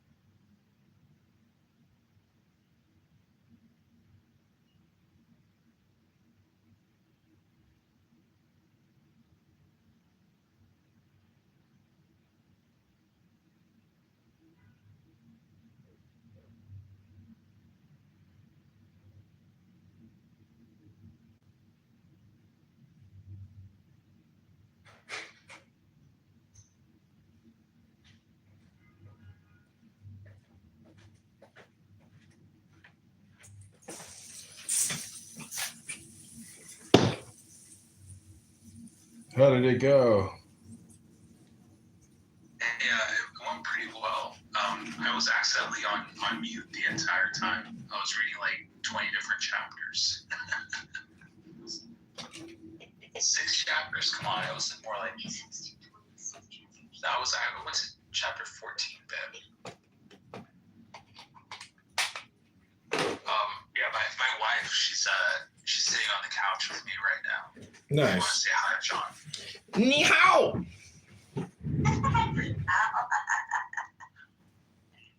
Is that like the only Chinese word you know? No, I know zirong. Shema is what in Chinese? 再说一次。Can you say one more time? I think it's the word is nature, zirong. 哦，自然。自然。然。Yeah, it's a little different. You know, you have that American accent. I've been trying to learn Mandarin for a long time now, and it's pretty tough, the intonations, you know? Well, I'm pretty good at impersonating, so I think I could do any language. It's just a question of, you can only, because I went to Jordan twice and I learned Arabic, but I just learned I bought a CD-ROM on expressions. And so if you can memorize 100 expressions, you can basically hypnotize and put a smile on anybody because they know you don't know the language, but they know you've memorized just a few expressions. So the sort of effort that you've put into, at least trying, their language. Yeah. Well, when I was in Thailand, I learned how to say, excuse me, I am pregnant and breastfeeding. And so I would say that to, taxi drivers. They'd look at me and start laughing. It's funny. I don't think you ever talked to my wife ever before, Have you? No, I don't think we've ever talked. Oh, she's now embarrassed. She's like, oh, no, I don't want to talk to surgeons. Okay, I understand. She has her own business to do. That's what she said. Well, we've all got, things we want to do, but every second counts. Every second. You got 60 seconds in a minute, 60 minutes in an hour, 24 hours in a day, 2.5 billion seconds in a lifetime. More like 16 hours in a day because you're sleeping for 8 hours. It's true. They say optimal sleep is 7.2, but I'm like, you know what? I think a solid 8. I think there's a spiritual. I've noticed that your sleeping patterns, you're getting up later and later every single time. Most of the time, you used to get up around 10 or 9 in the morning. You started recording. Mm-hmm. Now it's pushed back to 11. Now it's 12. Now it's around 1:30. I'm like, come on, where's my daily dopamine hit? Yeah, you're not getting it. Well, the thing is, it's all because of this war. The Sarah and the President Trump rooms pushed me into overtime status. So that's the shift in the schedules because the rooms go so late. But I'm slowly getting back on track. I've got many to-dos to do. But right now we're live streaming that Trump room downstairs on 4 YouTube accounts and a fake book account. And I think Monica's modding the room. And it's just so funny, when Monica mods a room, because you have to give her the space to be Monica, and people just this app gives them the opportunity, or someone who knows somebody like a Monica, to finally, get their jabs in with no repercussions. The archetype of that meme of the Karen. Yeah. Yeah. My dad has also recognized the Karen meme, and he's accused my mother and my sister of both being Karens. And I would say it's close, but my mom is on the right. She loves Donald Trump. And somebody in her neighborhood has all these Democrat, trans, rainbow signs up everything. And she walked by their house and she's like, I saw the homeowner the other day. I thought to myself, should I say something or should I not? Should I just say nothing? She's like, I said, fuck it. I finally saw her. I'm going to tell her what I think. She's like, you make our whole neighborhood look like shit. It's like that Ellen Watts saying where we're kind of all just monkeys, and the most depraved, vulgar thing that we can say is hey, it's our bowel movement,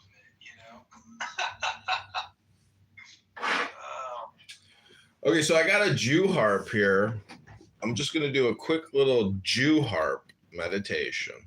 And then I'm going to go get some cables from my other room and come back. But this is just 60 seconds on a Jew harp.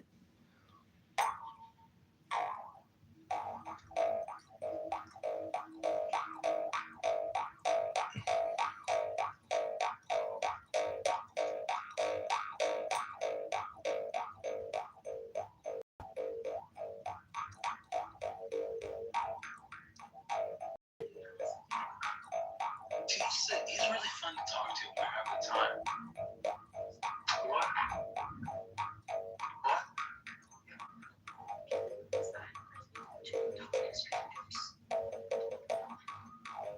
Well, how do you ever know anyone? They're all strangers until you start talking to them. I've known them for more than 2 years. Yeah, I'm not actually a stranger technically because I'm a socially public person. Yeah. Oh, I was on mute. My apologies.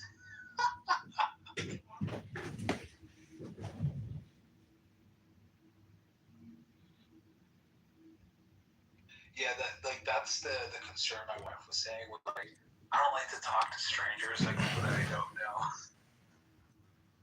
Yeah, it's annoying. I mean, but I'm not gonna like ask you questions like, "Tell me about yourself. How's your day going?"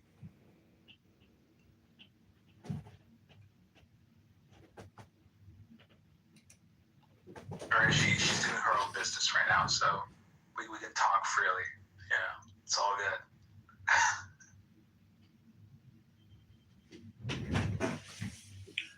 Okay, do you want to play any AI music from John Kitover? And I'll be right back. Yeah, for sure. I'll get that queued up. Give me a second.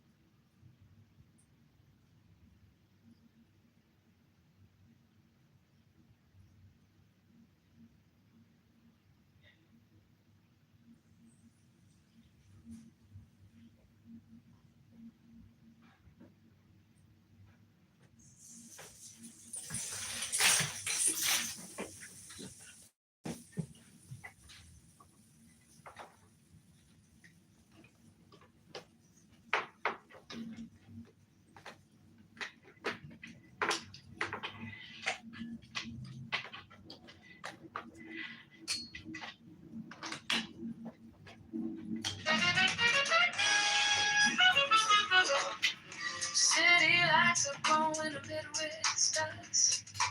Streets are humming low with a restless trust. Skyline cutting gold, lakefront shimmering slow. Dreaming of a better day, just let it go. Yeah.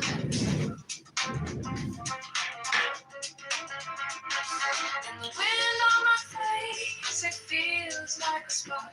Talking about a future that can light this dark. Got my 2 feet on this land.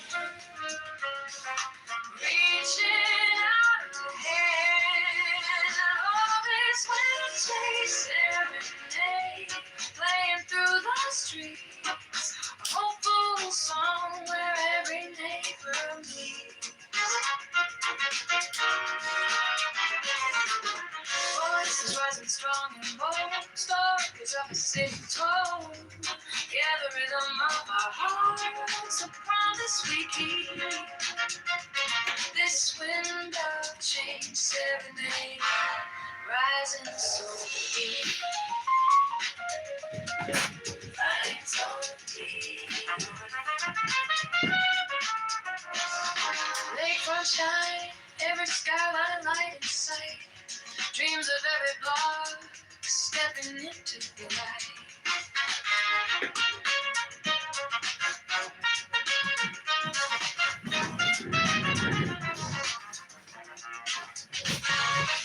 This moment's gold. time. Every single voice, a powerfully placed line, and the wind on the face. It feels like a spark talking about. Chris, do you still have a Sora on your phone? Because you can't actually download the app anymore. But I was wondering if you could cast me on your account in some videos. Just say John Kitover, Chicago mayor, cuts property taxes, cuts the water tax, cuts the sewer tax, cuts the sticker tax. But if you could cast me in some videos, like 3 a day or 1 a day, oh, what a blessing that would be. And I'm getting all set up here, and I'm gonna send you a picture of my new setup. I've brought in more phones. I built 2 tables, and now I'm like maximized for book reading distribution on YouTube at a very high level. This is like my Andy Warhol attempt at artistic mass distribution. Yeah, I've noticed that you were talking about it for like a while now, specifically in regards to having different content streams being, broadcasted on YouTube rather than just focusing on a singular one on Clubhouse. Yeah, you're not gonna believe how many phones I have set up now. It's like crazy. But is it like one per room? No, it's 3 phones. One channel stream for like whatever sort of like number of different broadcasts that you're going. Well, I took a break doing all the rooms, like Chillism and Politically Correct. I'll probably get back into that, but part of it is it's just like redundant. There's like no reason to continue recording all of it.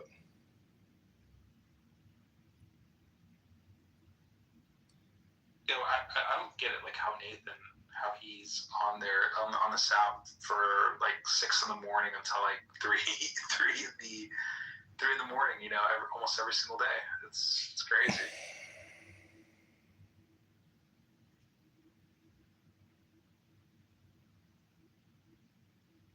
Like the only times I really get on this app is when like I have some like time off from work, and that's about it.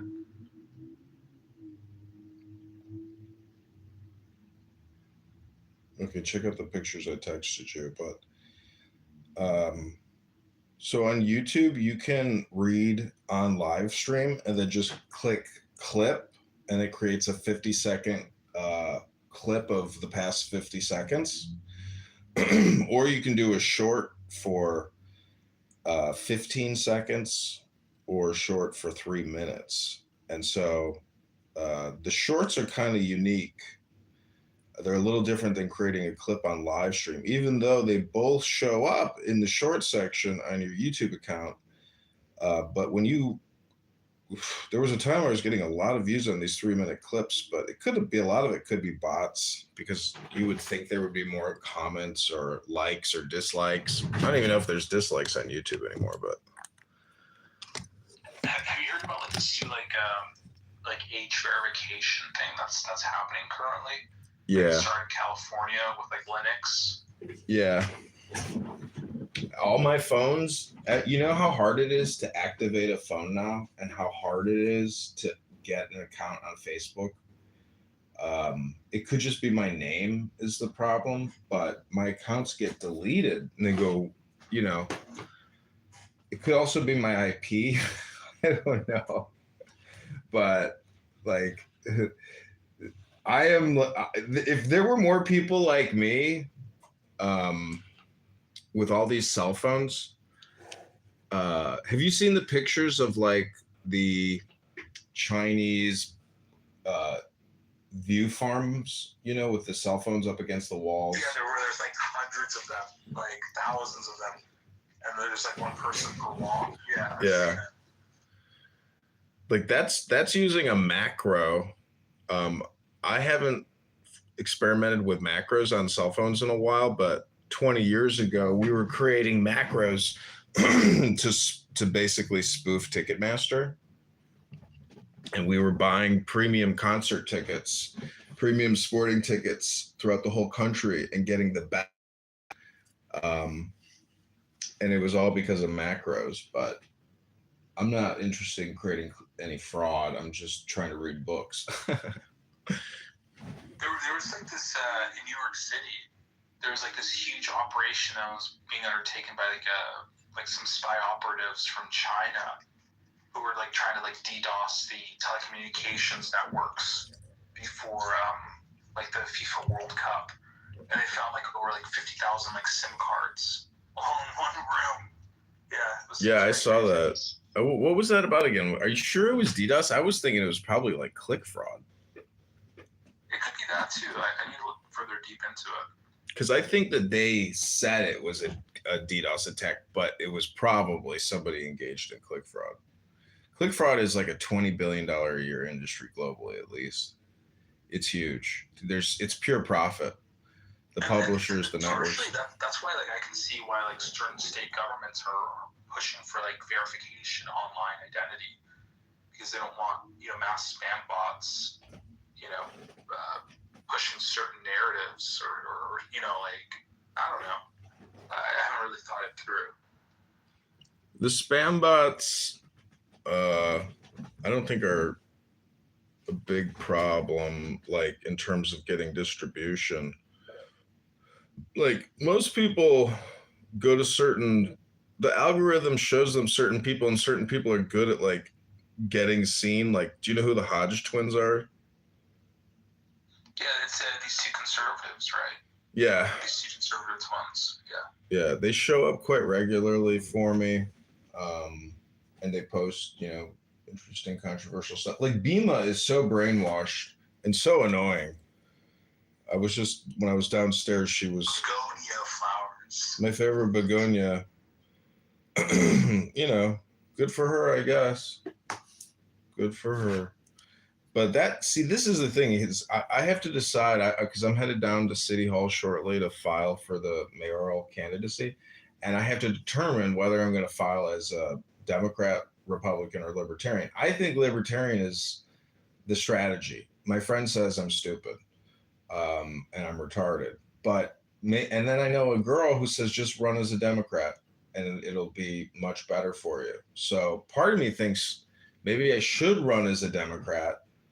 But if I run as a Libertarian, I have the feeling, based on the fact and my interactions with the ballot, that third party gets special representation, equal representation here in Chicago. Maybe not on other ballots, but I feel it's like a loophole that politicians have maybe successfully exploited in the past, but maybe 40 years ago, like in the 80s or 70s or 90s, who knows? What's the voting track record of Chicagoan people, like people from Chicago, like in the last 100 years? What have they mostly voted for?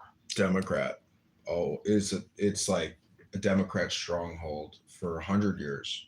But there was a time during the Republic of Chicago. Chicago was not called Chicago. It was called the Republic of Chicago. It also has a Latin motto on our flag called like City of Gardens or City in a Garden. So I have a 10-10-10 plan. And the 10-10-10 plan is, build 10 new gardens, hire 10,000 new cops and fire and police, lower the property tax 10% in 2027, and even refund property taxes 10%. So that's the 10-10-10 plan. Like the school teachers, like mafia, like it's an association over there that's like a mosquito. It's a parasite draining of like the city's resources. Like that's what I've heard. Yeah, it's probably been like that for 60 years. That's like completely empty school buildings with like no students showing up, and they're getting paid like $120,000 per teacher. It's in the contract. If you don't like what's in the contract, then you shouldn't put it in the contract. If you don't like what's in the contract, then you're gonna have to sue over what's in the contract, baby. You signed the contract. Didn't you sign the contract? Yeah, you signed the contract. That's not your money. It's our money.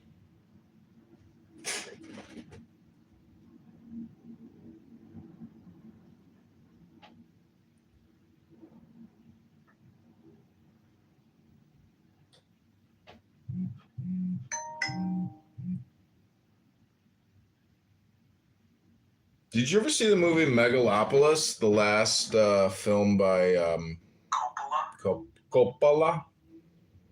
Yeah, didn't he have to sell his vineyards in California for that? I think so, yeah. I had to fund it $100 million out of his own pocket, and it totally bombed. It had the main character from the Star Wars film, Kylo Ren. I forget his name. Adam Driver. That's his name. Yeah. I want to see it though.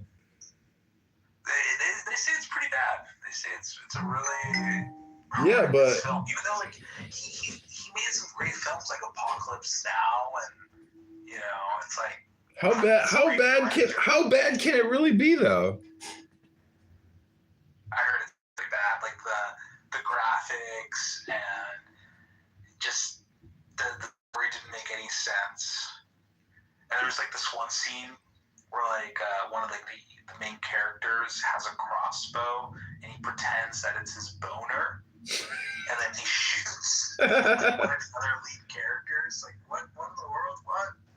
How does that make any sense? See, it's like a symbolic film. But what's interesting is it's not the whole film that I'm interested in. It's 3 minutes here, 2 minutes there, 5 minutes. I'm interested in certain segments, because I only have 2.5 billion seconds, and I want to specifically use some of those seconds for some specific purposes. That's just me. That's my life. Some people, they're never in control of their seconds, and it's unfortunate, but lucky me. Okay, we're almost fully set up here in the John Kitover mayoral candidacy recording studio. We're live on TikTok, live on 20 phones, and so it gets very warm in here with all these cell phones, and we're approaching the summer season, and it basically makes recording very difficult because I have to run the air conditioner. And it's just kind of loud. And so what I do is I run the AC and then I turn it off and then I read for 10 minutes and then I turn the AC back on. That's the way I deal with the overheating. I need a cooling system in my data center here.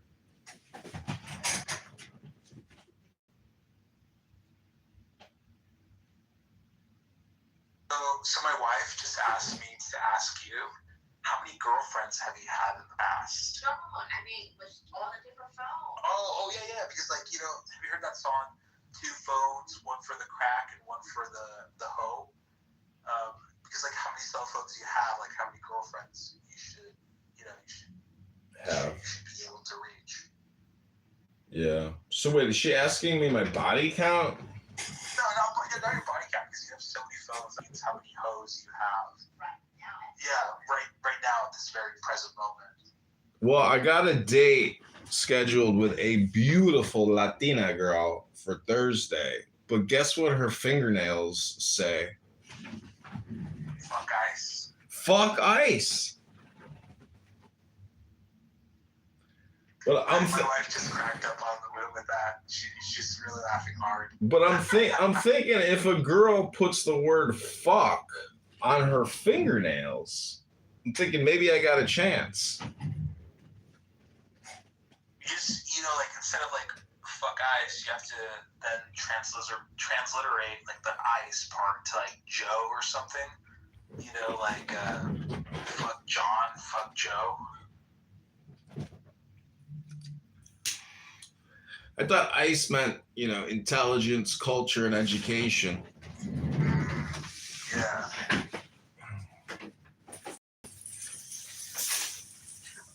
So my wife she didn't know that you were Edmund.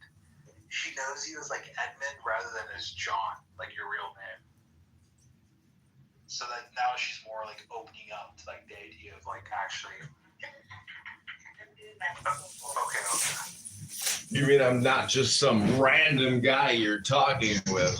No, I've known you for over 5-6 years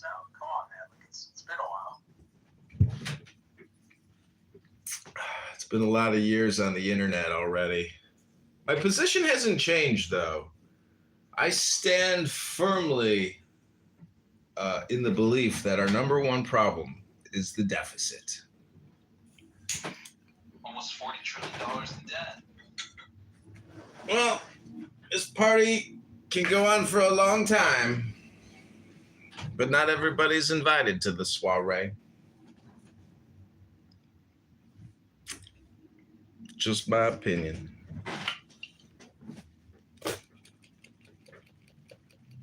Okay, so we have a Japanese meditation, wooden meditation device. It's called an umakawa gawakaka. And you can use this wooden instrument to record the 2.5 billion seconds that you have 1 second at a time.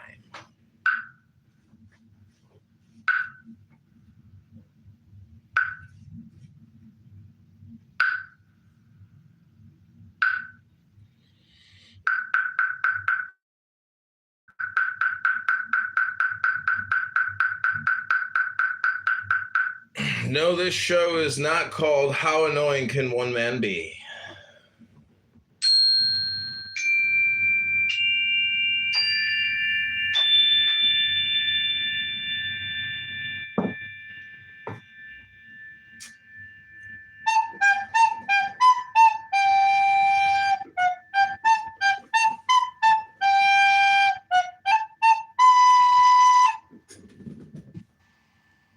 So are you on TikTok?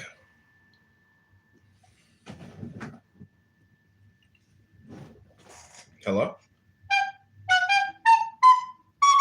I've never been on Douyin or TikTok.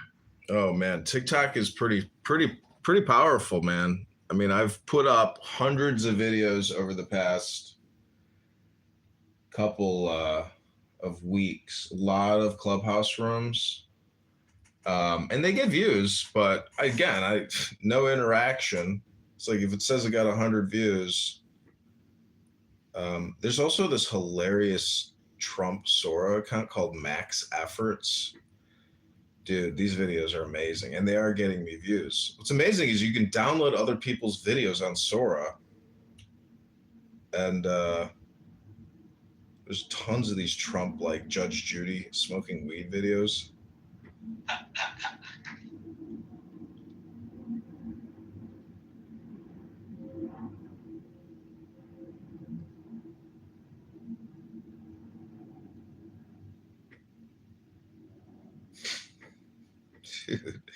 I cannot believe they're shutting Sora down.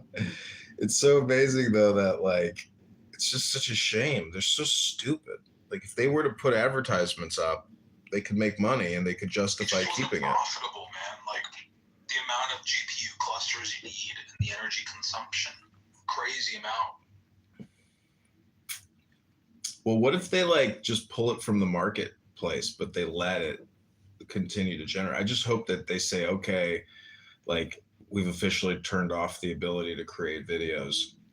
I'll be like, no, because I want like thousands saved prior, because every day leading up until the election for the mayor of Chicago, I'll be releasing like 10 videos a day across all accounts. So it's like I want to have as many built up as possible prior to deletion, because in the messaging they said we will let you know how to preserve your creations.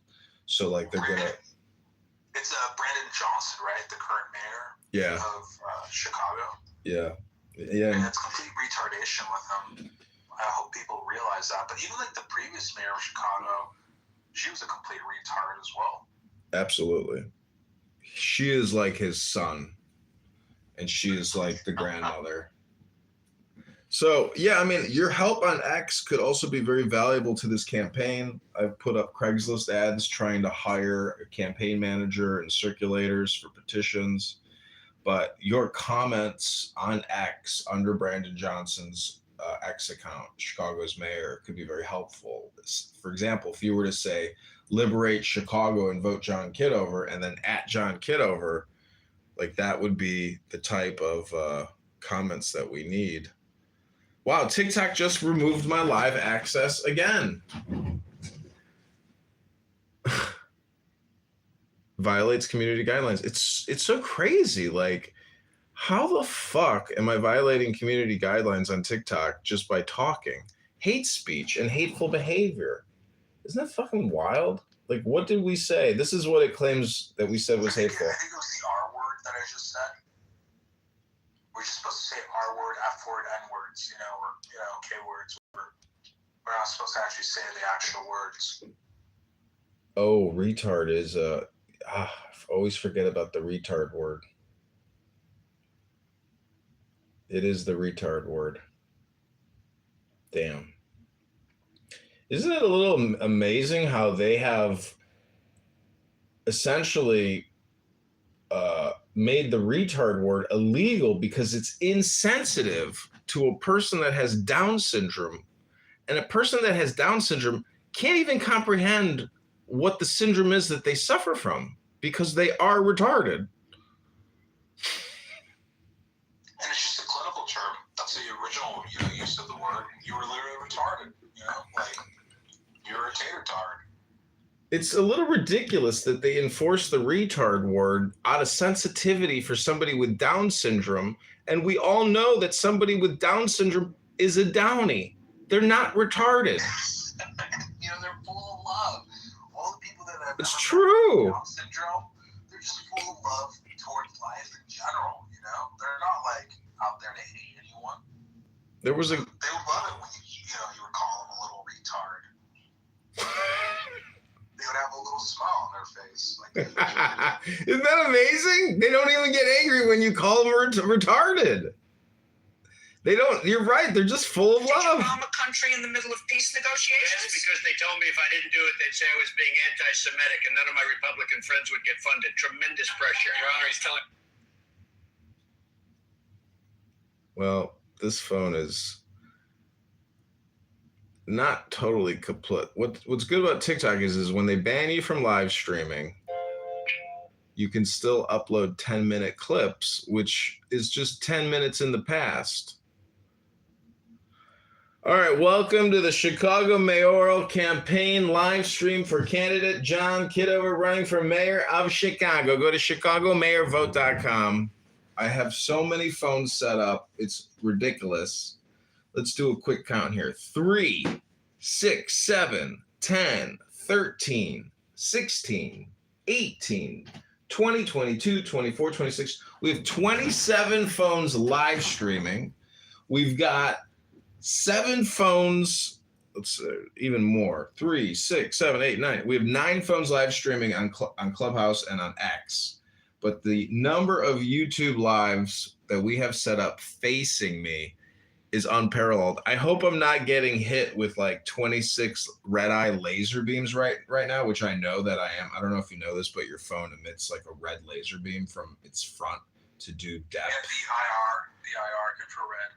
Yeah, so it's like I may be like actually micro dissecting myself with like laser beams right now, but let's be optimistic and hope that this massive concentration of cellular radiation is only amplifying and not killing the organism broadcasting. Rabono Shalom. Well, I heard if you have a hot laptop on your lap, it goes like your reproduction system. It's true. It has to be like the right temperature, Do you know how much sperm you create every second? Isn't it like 90 million little sperms? I think it's 1,500 a second, and you kill 1 billion of your children every day. So every man commits 1 billion abortions a day. Isn't that a tragedy? So that's why I like to come on here and say I've suffered more than anyone.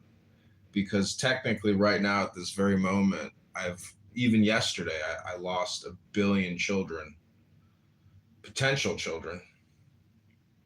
It's like a miscarriage. They see, miscarriage is a gendered word. And as we know, since there is no gender, words that are gendered are illegal and stupid. Therefore, no one has a miscarriage. That's just merely, anyways, you get it. Because men can have miscarriages too, in the same way that we need tampons and can have abortions. I am retarded.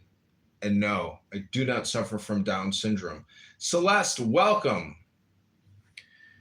Thankfully, YouTube doesn't consider my comedy to be salacious or vulgar. But TikTok, on the other hand, is so sensitive.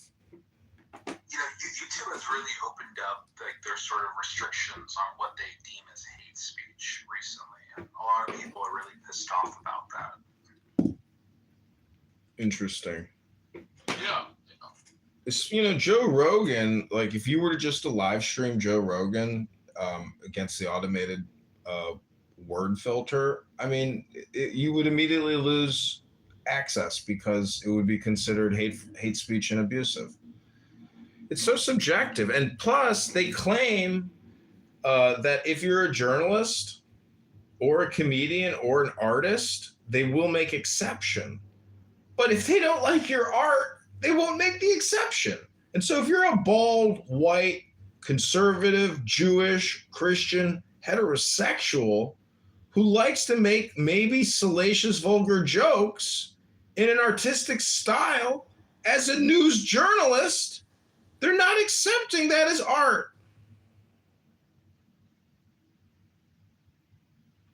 It's outrageous.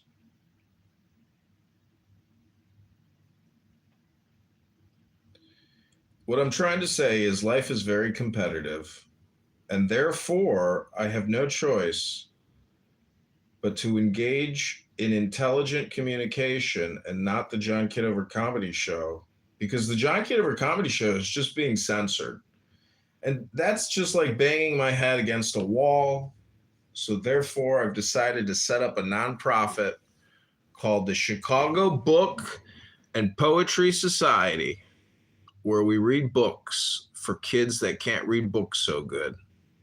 Co-founded by Derek Zoolander and the Mystic Sage apprentice, Zen. I just pinged Fatima into the room to see if she comes in. Our Lady?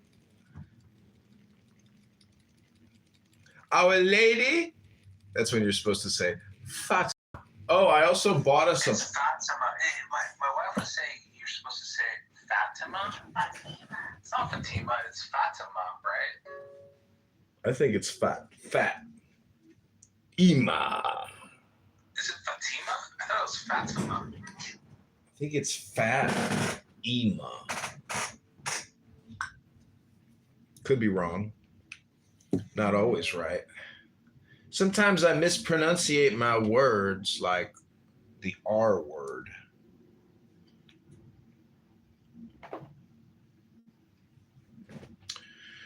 Okay, take the show away, Zenimini. I'm gonna go refill my goblet.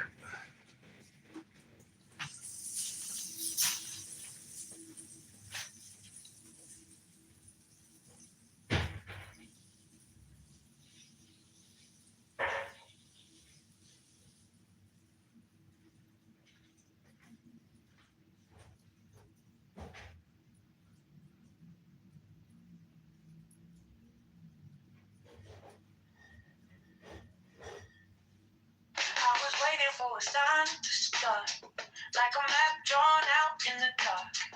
Now the city's calling out my name to choose a brand new path. Yeah. Tired of watching from the side while the streets and dreams collide. So I take one step, my vote. Time to change this heavy load. Maybe we don't need to know it all. Maybe we just need to vote, so we keep moving anyway. Chicago to the brighter day. Go to Chicago, may I vote for Congress. Let your voice lead the way. Every voice requires free. Every vote unlocks a key. We want tax reform today. Oh, John Kitover, pave the way.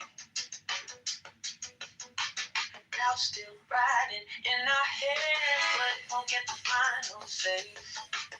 We can rise and stand as one. Go Chicago starting today. We don't need a perfect line, just a reason, just a sign. Every inch we claim is ours. Every step can raise the bar. Go slow, go fast, just don't go back. Twist the rhythm in this town, time to live the future now. So we keep moving anyway. Chicago, stand up, have your say. Go to ChicagoMayElection.com. Vote John Kitover today. Every choice rewires me. Every vote unlocks a key. We want tax reform right now. Oh, Chicago, rise up now. I said, damn. A lot of people could have been rich by now. Just hearing me talk. Yeah. They sit around my stories, heads tilted, eyes wide, with nobody writing. Could have had songs out, books on a shelf. Whole world's built off the words I spill. Fucking telegrams, hieroglyphs. Every alphabet I drift in. I hand them gold, they let it slip. I said I could be a trillionaire. Our conversation, every little thought I share. Another nation, but I don't chase that paper there. I chase vibration, I don't need the money. Yeah, I need relation, I need love, not money. Love, not money. Still, I could be a trillionaire. Our conversation, yeah, I could be a trillionaire. Our conversation. I could make a horror movie out of one bad night. Turn your goosebumps into ticket lines. I could go scratch your childhood so it finally makes sense. Set it back in a hardcover, call it healing expense. They were thinking right about me when they whispered that's a gift. They just never built the scaffold, never caught the trick. I said I could be a trillionaire. All conversations, every little thought I share. Another nation, but I don't chase that paper there. I chase vibration, I don't need the money. Yeah, I need relation, I need love, not money. Love, not money. Still, I could be a trillionaire. All conversation, still, I could be a trillionaire. All conversation. Get that money. Welcome to the Chicago mayoral campaign live stream for candidate John Kitover running for mayor of Chicago. Go to ChicagoMayorVote.com. Welcome to the Chicago mayoral campaign live stream for candidate John Kitover running for mayor of Chicago. Go to ChicagoMayorVote.com.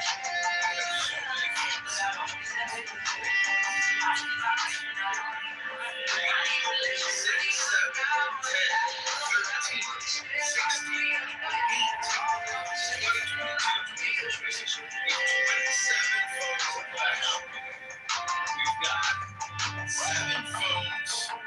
Our conversation. 6, 7, 8, that makes 9 phones actually.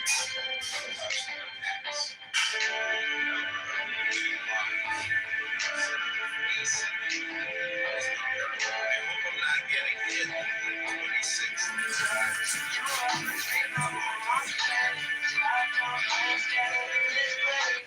He's on the counter hard in my hand. I ain't that sure, but I'm on my way again. Yeah. Tonight, we don't look back. Just shot to the mountains back. Say my name like you mean it, like you never learned regret. Tonight, it's only us fighting through the world. The fight. If tomorrow falls apart, at least we tried tonight. You open the door, hair tight, same routine. Laugh like the years never.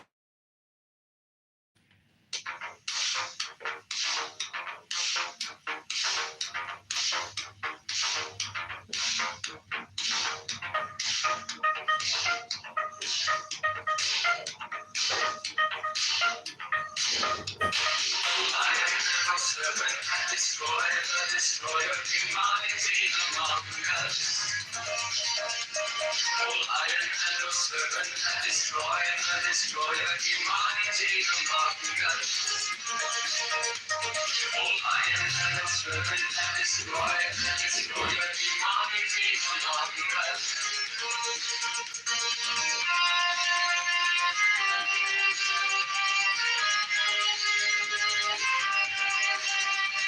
The greatest joins hands upon the breast of the priestess, and takes practice lance, turns to the pualo, lowers and raises the lance, and makes upon them. Do what thou wilt, shall be the whole of the law.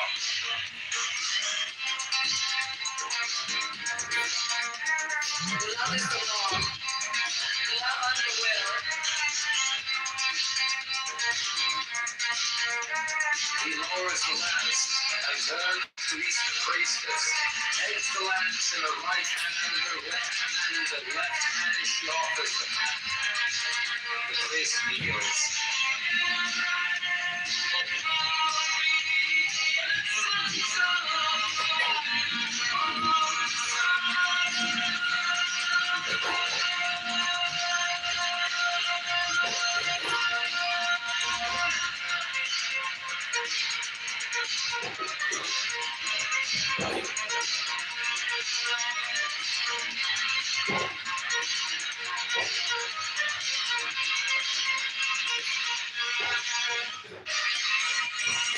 He takes the host with the right hand, makes swift on the path, and consumes it.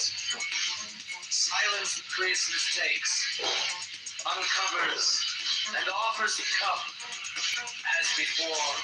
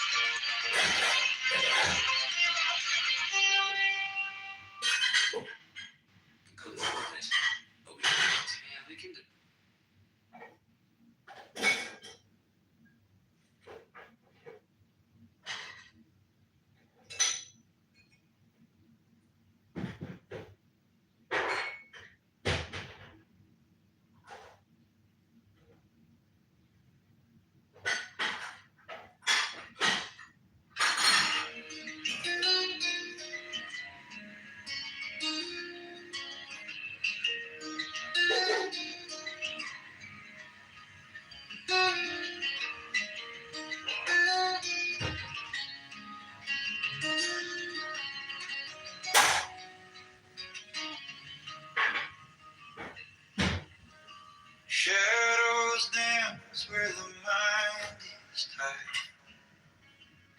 Truth hides deep where the echoes of light. The air is heavy, the water's unclear. No compass, no guide, just a sea of fear. Chains of thought, they hold us down in the murk we spin around.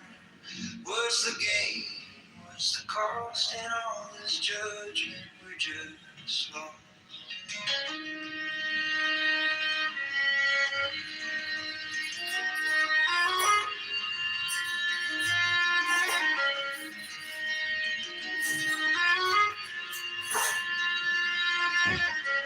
Lines are drawn in the sand so thin.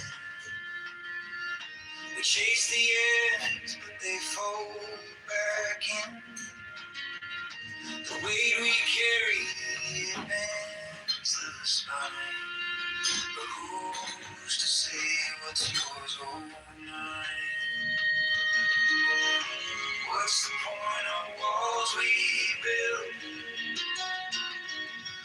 Do they protect or get us killed?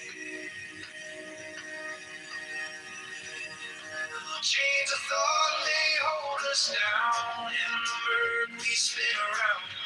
What's the gain? What's the cost in all this judgment? We're just lost.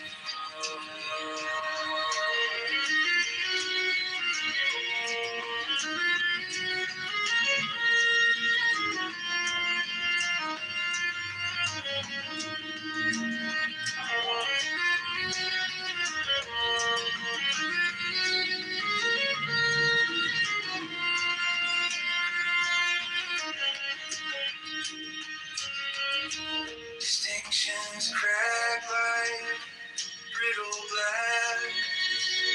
Separations of fleeting mass. Let the burdens fall. Let the echoes see. Only in freedom can we find peace. Can we find peace?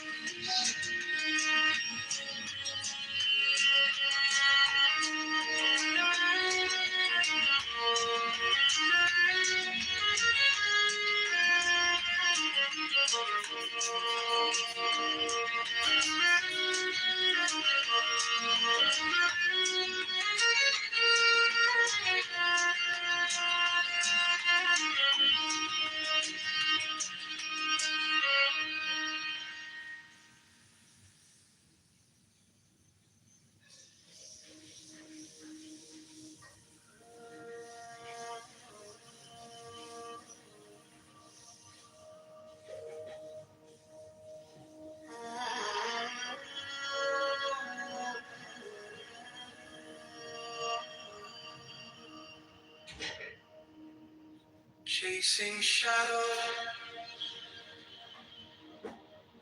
in the neon glow. Lost in mirrors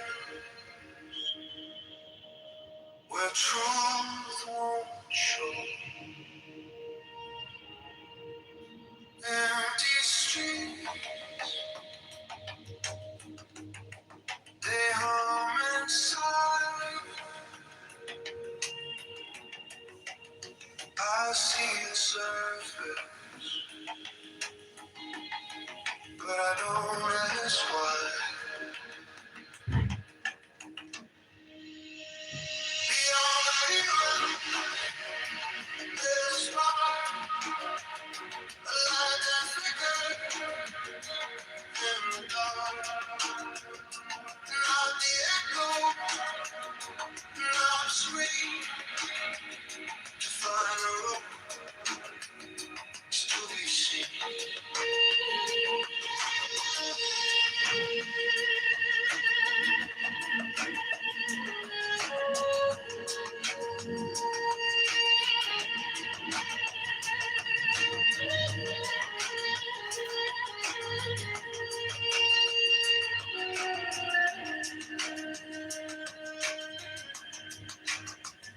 The hollow world, it spins and then falls begin, twisted. We touch the glass, we see it crack. The more we reach, the more it lasts. Inside the silence, the meaning waves through every shadow. The truth translates. Beyond the earth, there's a spark, a light good.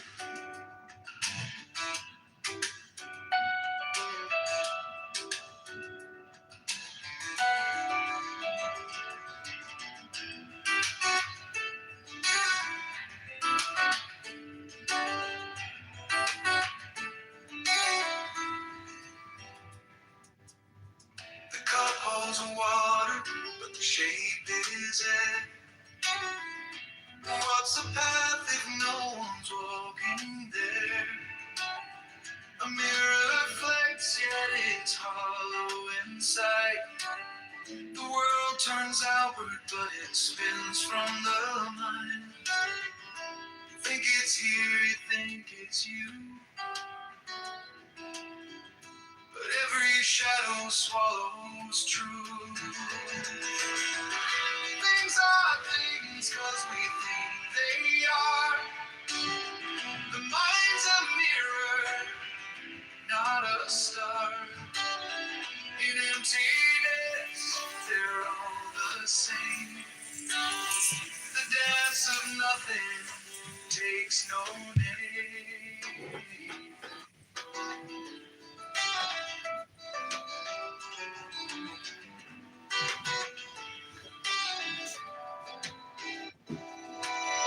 The tree falls silent when no one hears. Time slips sideways, it disappears. A bird in flight, a thought half formed. Each one a circle where the void is born. Things are things 'cause we think they are. The mind's a mirror, not a star. In emptiness, they're all the same. The dance of nothing takes no name.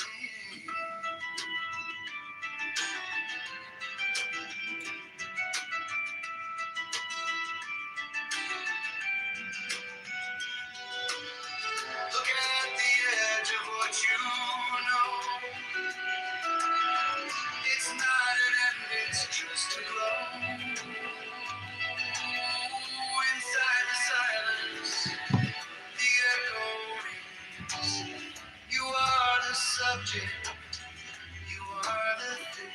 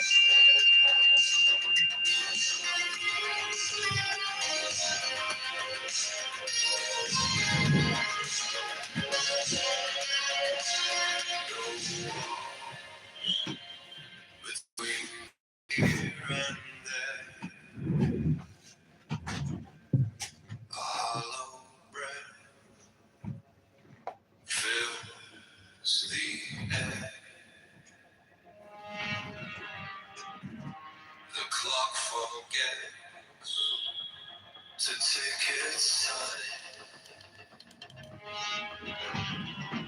This world unravels line by line. When the mind vanishes, all the noise dissolves. When the mind vanishes, there's nothing left to solve.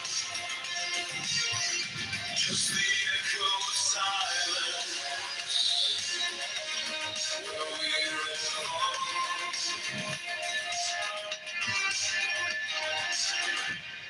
The mirror fades, it holds no face. The shapeless thought